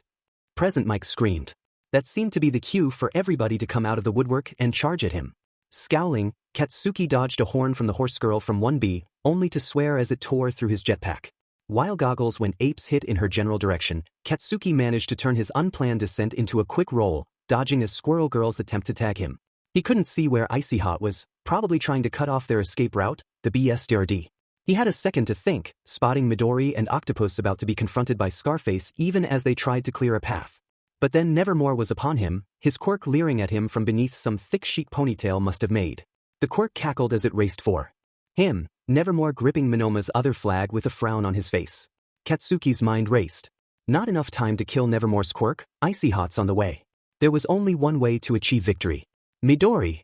With a mighty boom, he sent the ball flying at Midori just as Nevermore was upon him, distracting the quirk just enough for it to get out of reach.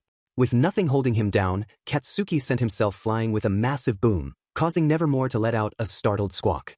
Time to start killing people who tried to get in the way. Ikumi barely managed to catch their ball Kaken flung at her. For a moment she was stunned.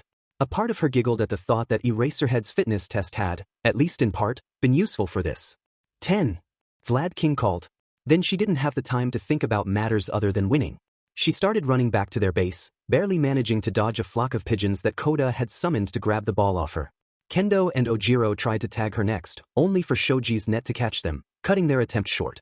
For a moment, she thought that was going to be it. After all, the other teams were either mostly focused on Ishido's base or had gotten caught in Todoroki's attack. Then Todoroki got in front of her. He still looked wild, icy facade cracked and frustration pouring through as she charged towards him. 5. Present Mike called. Ikumi felt her legs burning as she made one last mad dash. Just a bit further, a bit faster. Todoroki stretched out, a desperate look on his face as he tried to stop her. Ikumi locked eyes with Todoroki as he tried to grab her, sweat pouring down his face. 4. As if in slow motion, sparks of flame came from Todoroki's left arm, forming into long tongues of orange fire that reached out with his fingers, and Ikumi knew for certain that he would catch her. Todoroki's face crumpled when he saw that fire. 3. His fire sputtered out. Todoroki jerked his arm back like he was the one being burned, a look of pained anguish on his normally cold face. It wasn't much of an opening. 2. But it was enough for her to win. Ikumi shot past him, sprinting as quick as she could. A couple of 1B students, a boy with jet black skin and a boy with a spiky hair and a headband, leapt at her, only for Kaken to crash into them. Soon enough, she was back in their main base, nobody else close enough to try and take it back. 1. Ikumi planted the flag in their base. The crowd cheered, the noise a wall of sound gyro would have been hard-pressed to match. Panting, she turned back the way she came, only to see Todoroki standing in the same spot, looking at his left hand with a look she couldn't identify. 0. But then the weight of the moment hit her. They'd won. It's over. Hatsum and Kaken came up, the former grinning manically. Ikumi's own smile, for once, was on full bore, not even caring about her fangs as she babbled. We did it.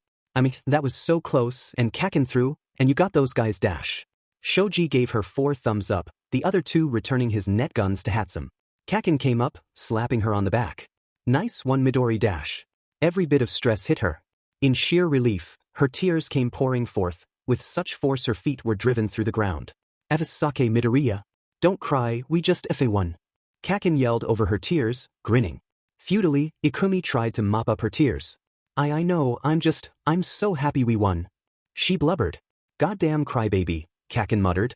Shudo stared at his left hand. Around the haze in his head he was aware of the commotion of the crowd cheering. It all sounded like it was coming from far away. It's over. Even Present Mick's voice sounded like it came through a layer of cotton wool. Had used his fire. Against Midoriya. Despite everything he stood for, despite how badly this fire had damaged his own family, he'd used it in the heat of the moment. It wasn't he hadn't meant to use his quirk against her. It felt hard to breathe. Like Shudo had been punched in the gut by his father in a training session, hard enough to vomit. His hand shook. Shudo wasn't his father. He wasn't.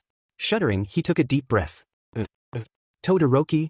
Tokoyami came up to him, a look of concern on his and Dark Shadow's faces. Are you alright? His mask snapped back on as Midoriya cried hard enough to break concrete. I'm fine. As Bakugo started yelling at Midoriya, Shudo glared at him, before taking a deep breath. And came to a decision. The atmosphere in the Midoriya living room was a mixture of ecstatic and tearful. That last match had been a real roller coaster of emotions as the points had traded hands again and again. They'd counted down with bated breath as Ikumi sprinted back, only letting it out when she was safe and the buzzer was blaring. Look at our babies. Inko screamed into Mitsuki's shoulder, pointing at the shot of Ikumi and Katsuki getting together, exhausted yet triumphant. Never thought I'd see the day where Katsuki had to pass to somebody else. Mitsuki cackled, a proud smirk on her face. Now, that is one hell of a victory. Masaru yelled manically, a huge grin much like his son's plastered across his face. All right, time is up. Now, let's see who's made it into the final round. Present Mike thundered, causing the adults in the room to wince. In first place, despite losing their flag near the end, it's none other than the team who managed to claw their way back on top. It's Team Midoriya. That cued another round of cheers from the proud parents. In second place, having ruthlessly defended their points for the entire round, despite a few good attempts. It's Team Ishido. Good on Ishido. Inko cheered, pointing at the pink girl on screen who was waving with a tired, goofy grin. Next to her, Kamakiri and Uraraka were cheering with Kirishima. It'd be interesting to make an outfit for somebody that pink, Mitsuki mused, already mapping out color palettes for the exuberant pink girl. Then she noticed something odd about Ishido's hand. Wait, how'd she hurt her hand? Inko blinked, looking at where two of Ishido's fingers were held in a brace. I don't know, she muttered. It looks like she got it healed at least. A lot did happen in the match, Hisashi reminded them. We were super focused on Ikumi and Katsuki. Even if it is you today, that seems a bit much for a sports festival, Inko fretted. In third place, taking a surprise dark horse victory. Whoa, give it up for Team Shinso. Shinso? Hisashi blinked as he took in the third team. The name was only vaguely familiar, and from the looks on the other students' faces, most of them weren't familiar with him either. A lanky purple-haired kid, most likely Shinso, wore an exhausted yet triumphant leer as he stared down the other students, next to a green-haired girl with sharp teeth, another girl with thorny vines for hair and... He blinked. Does that kid have a speech bubble for a head?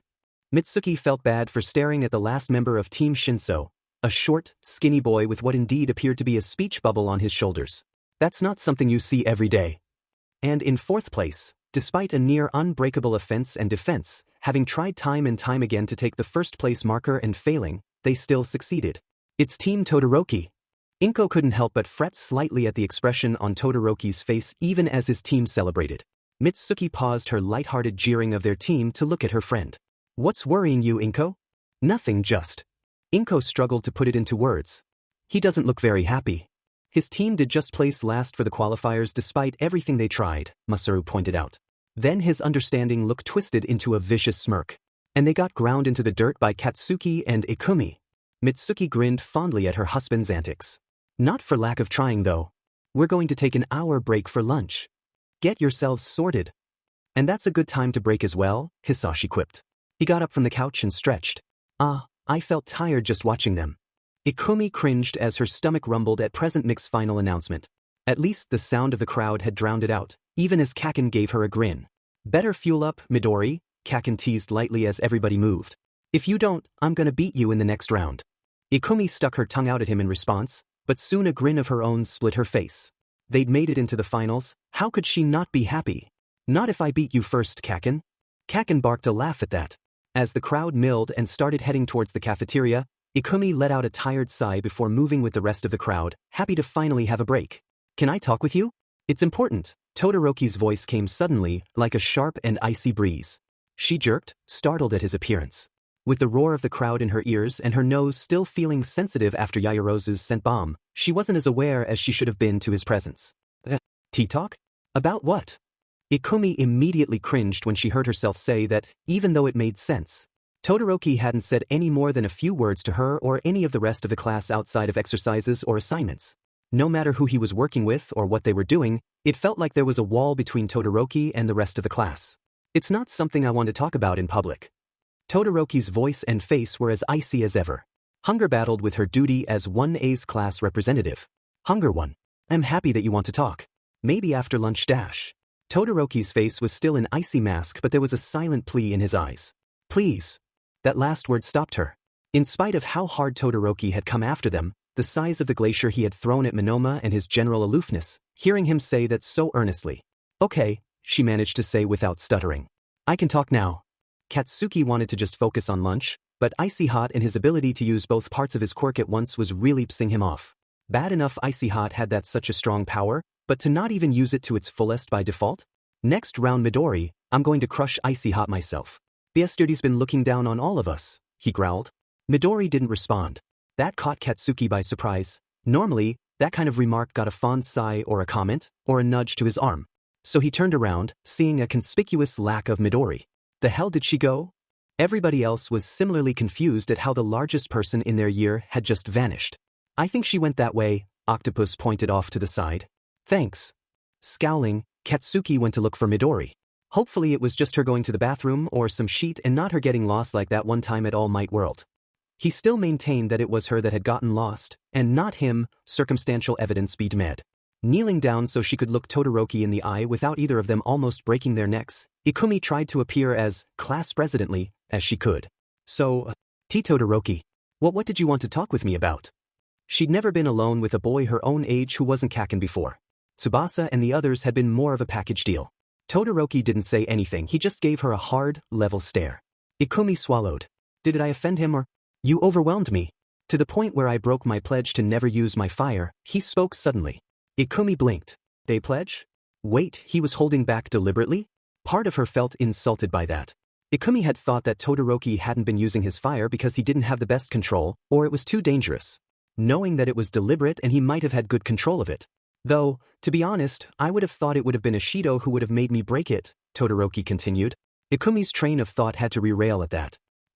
Todoroki looked down at his left hand. All Might and Ishido have some kind of connection, and it's a close one. They both went to hospital after the USJ, and they've had meetings before the sports festival as well. I'm surprised you didn't notice it yourself. Ikumi tried to keep her face as blank as possible with his last statement. Todoroki was scarily good at making deductions. Ikumi had noticed but hadn't made a big deal out of it to respect All Might's privacy, not to mention his wound. Endeavor really had managed to pass down his obsession with All Might to Todoroki, hadn't he? Really? Yes. Personally, I believe that Ishido is All Might's secret love child. Todoroki's face was as icy cold and flat as ever. Despite his earlier insistence, Shido was finding it hard to get what he wanted to say out to Midoriya. He had wanted to reveal everything about his situation and why Bakugo was an abuser just like Endeavor. Yet for some reason his conviction on why Ishido and All Might had such a connection was easier to say than the true reason why he wanted to talk with her. Maybe because he preferred to believe that All Might actually loved his illegitimate child. Yet another way All Might beat his father. Mina is All Might's secret love child? Midoriya's face was twisted in confusion. Shido nodded. They both have yellow horns and black scara, which aren't exactly common features. Not to mention the strength they both share. All Might's horns are hair, and while I don't know what Mina's horns are made of, I don't think it's hair, Midoriya argued. And just because they have black scara doesn't mean that they're related.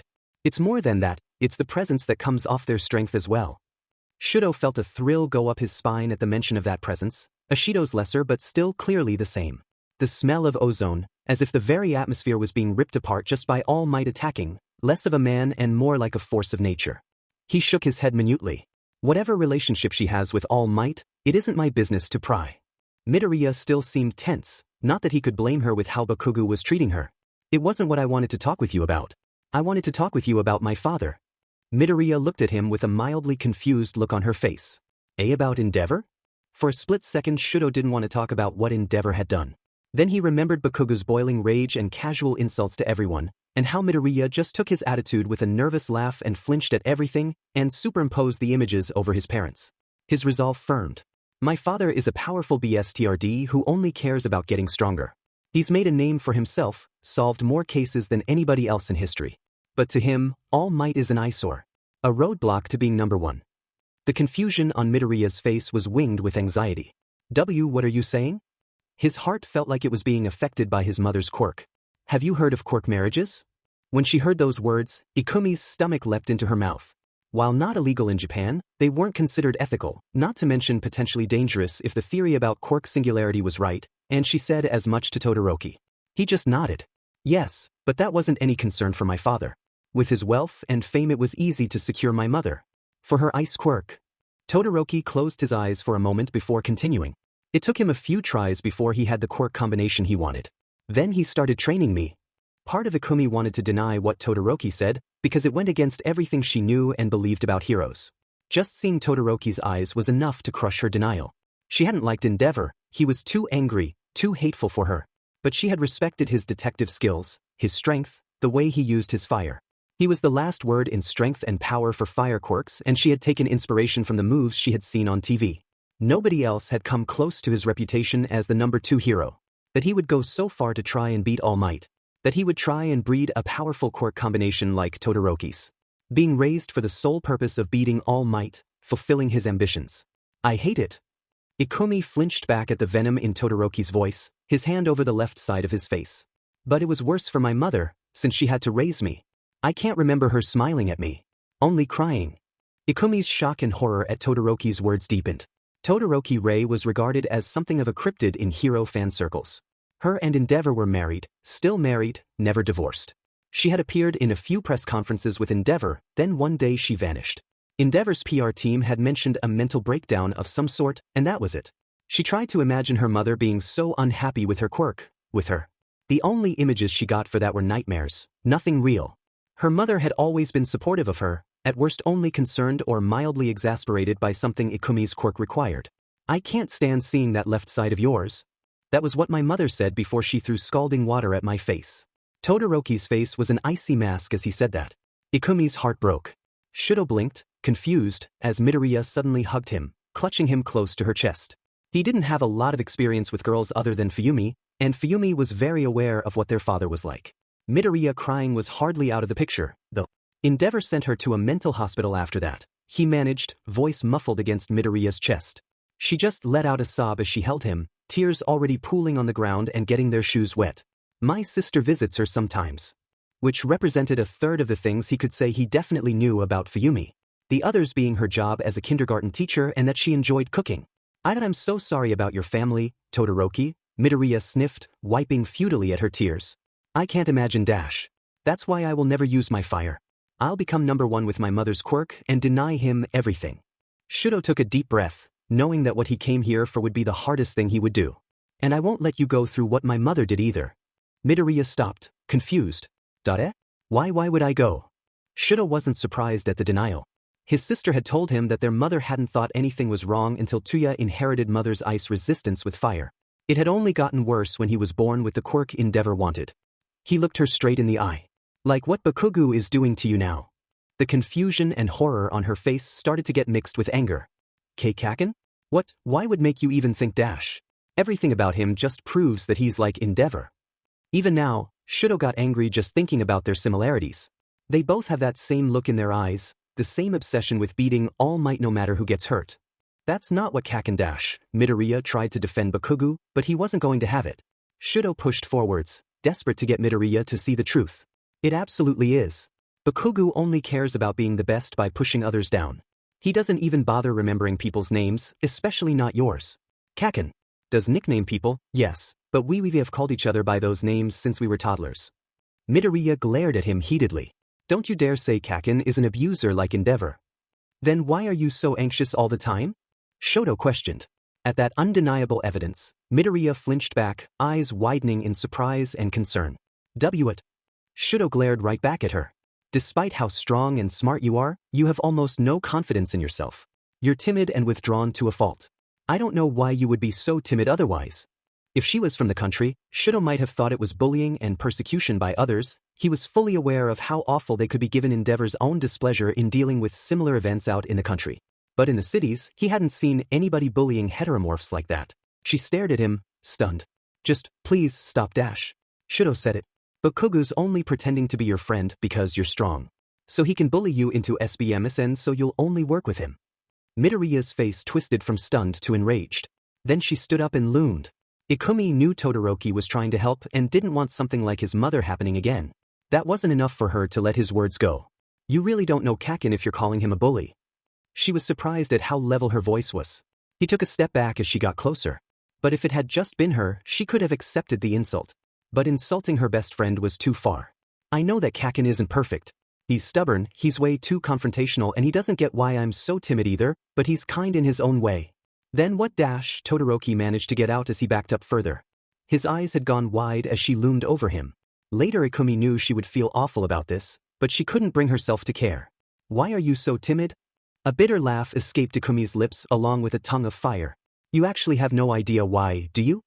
3-year-old Ikumi fidgeted in place as Mum got her dressed up for kindergarten. You play nice with the other children, okay?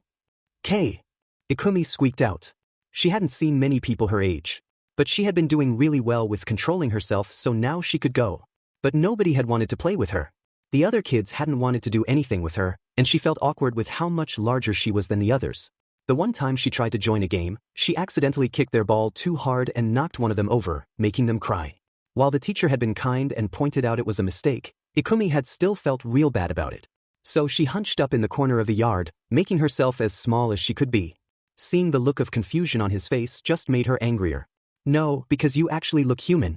You've never had to worry about little things like getting clothing that fits and looks cute, or being careful in historic sites because of your size. People don't freak out or cross the street because you smile too wide or get angry in public. While Todoroki's face turned more stunned than before, Ikumi took a shuddering breath, forcing the next words out from between her lips. And you certainly don't analyze and break down quirks, all because you sometimes wish you weren't. She angrily gestured at herself. You weren't this. Todoroki couldn't have been more frozen in place if he had used his quirk on himself. Ikumi huffed, trying to calm down. But ever since we first met, Kakin has seen me for me. He's not always been perfect or anything, but we support each other. A young Kakin stared up at Ikumi as she sat away from the other toddlers, head on her knees as she tried to stop crying. She grinned. Wow, you're tall.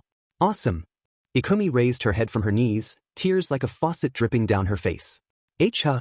He just nodded, a confident look in his eyes. Yeah, you look cool. My name's Katsuki. Wanna be my friend? She stared, though with a smile coming out like the sun behind rain clouds and wiping her tears away, she nodded. Katsuki grabbed her hand and tried to drag her up, grin never wavering. Cool. Let's go. With Katsuki there and okay with her, the other kids warmed up. She didn't hurt them when playing. And Katsuki treated her like them. Ikumi came home with her new best friend that day. Back in the present, Ikumi glared down at Todoroki. But Kakin's never treated me like I'm any different than normal people. He's always so confident and sure of himself. And that makes me feel better about myself, knowing he believes in me. Todoroki looked like he had been kicked in the ribs when she was done. There were tiny sparks coming from his left, and Ikumi's stomach lurched at seeing it. Oh, I see. Good, Ikumi snapped, turning to leave. The anger she felt was rapidly being consumed by a torrent of guilt and other emotions at blowing up at him like that, but she had one last thing to say to him. You had best use your full quirk if we meet in the next round. Or you're going to lose. Out in the main corridor, Katsuki stood there in silence, waiting for Icy Hot to leave while Midori stomped away.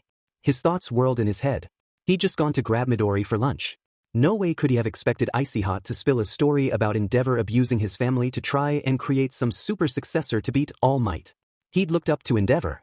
Not like All Might, nobody could compare to All Might, but hearing just how far Endeavor had fallen to try and become the new #1 hero made Katsuki's stomach churn. Doing that to his family.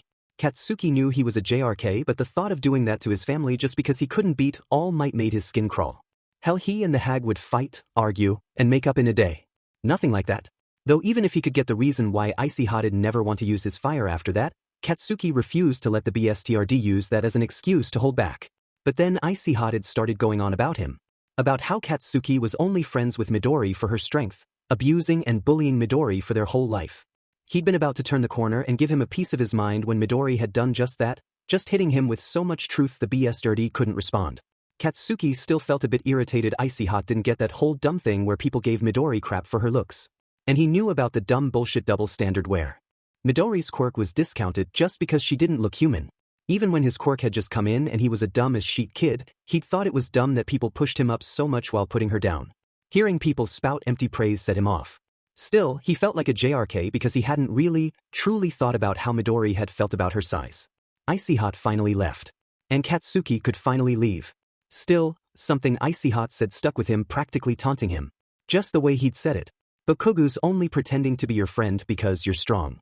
Katsuki scowled, shaking his head to get rid of the BSTard's words as he stamped off to find the nerd. Icy hot was wrong. He would have cared about the DMN nerd even if she wasn't strong. He knew he would have. In the cafeteria, Toguro poked Ikumi in the arm with a grin as she shoveled food into her mouth, Bakugo doing the same with some viciously hot curry abomination. He'd been wondering where she was when all of a sudden she got back in line, his main following not long after. Where have you two been? Bakugo get lost like in All Might world. Scowling, Bakugo flipped him off. Ikumi gave Bakugo a half-hearted glare which he ignored before swallowing her latest mouthful. Oh, I was in the bathroom. Went for a walk to warm down. Bakugo shot back. Fair enough, just wondering. Toguro rolled his shoulders. Probably would need a break after having to deal with Todoroki in the last round. That was insane. Toguro knew that Todoroki was strong after seeing those robots. He just hadn't expected the freaking glacier to manifest when he'd had enough of Monoma.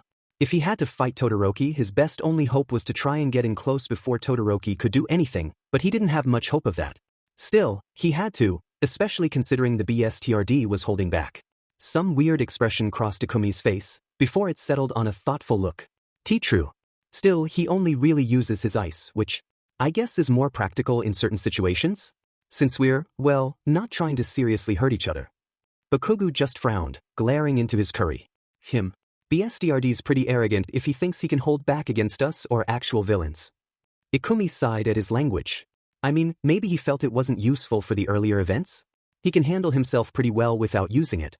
Still, the fact that she hadn't disagreed with the explosive blonde spoke volumes on what she really felt about that arrangement. Toguro couldn't blame them, considering how irritated he himself was. Seeing Monoma basically get 2 quirks for the price of 1 and showing off his skill relative to the person he took it from had been bad enough. Knowing that Todoroki was holding back and still hadn't used that fire of his except to melt his own ice and a brief time to try and block Ikumi made it worse. Yeah, Proly. Toguro smirked at his friends. Whatever the case is, we're gonna be in the next round together. Ain't that cool? Ikumi's eyes lit up. A grin spread across her face. Yeah, it will, won't it? I mean, it's only the sports festival. And we all made it to the last round. Right? Toguro couldn't believe it either. Bakugo just put his grinned. I'm gonna crush you into the ground, knives for brains. Smirking back, Toguro punched him in the arm. This started a brief scuffle that ended when Ikumi physically separated them with a sigh. Behave. Soon enough, lunch was over. As students and audience members alike made their way back to their seats, the air was thick with tension. Shudo stood off to the side, his mind still whirling after his discussion with Midoriya. With practiced ease, he shoved those thoughts away as he came back, waiting for the next round to start. Ikumi glanced at Todoroki, then tore her gaze away and focused on the main stage with Midnight. She wasn't going to worry about Todoroki now, not when there was a festival to go for. Mina bounced in place, nervous energy filling her like one for all. Whatever weirdness had happened last round, Mina was going to be ready for it and anything else. She was going to tell the world that she was here. Katsuki felt the stares and eminent cheers from the audience as they came back out into the main stadium. A spark of electricity shot down his spine in anticipation. And Hitoshi managed a lazy leer even as his heart was pounding with excitement and nervousness. This was his chance, his moment. One thought ran through all of their heads. I'm going to win.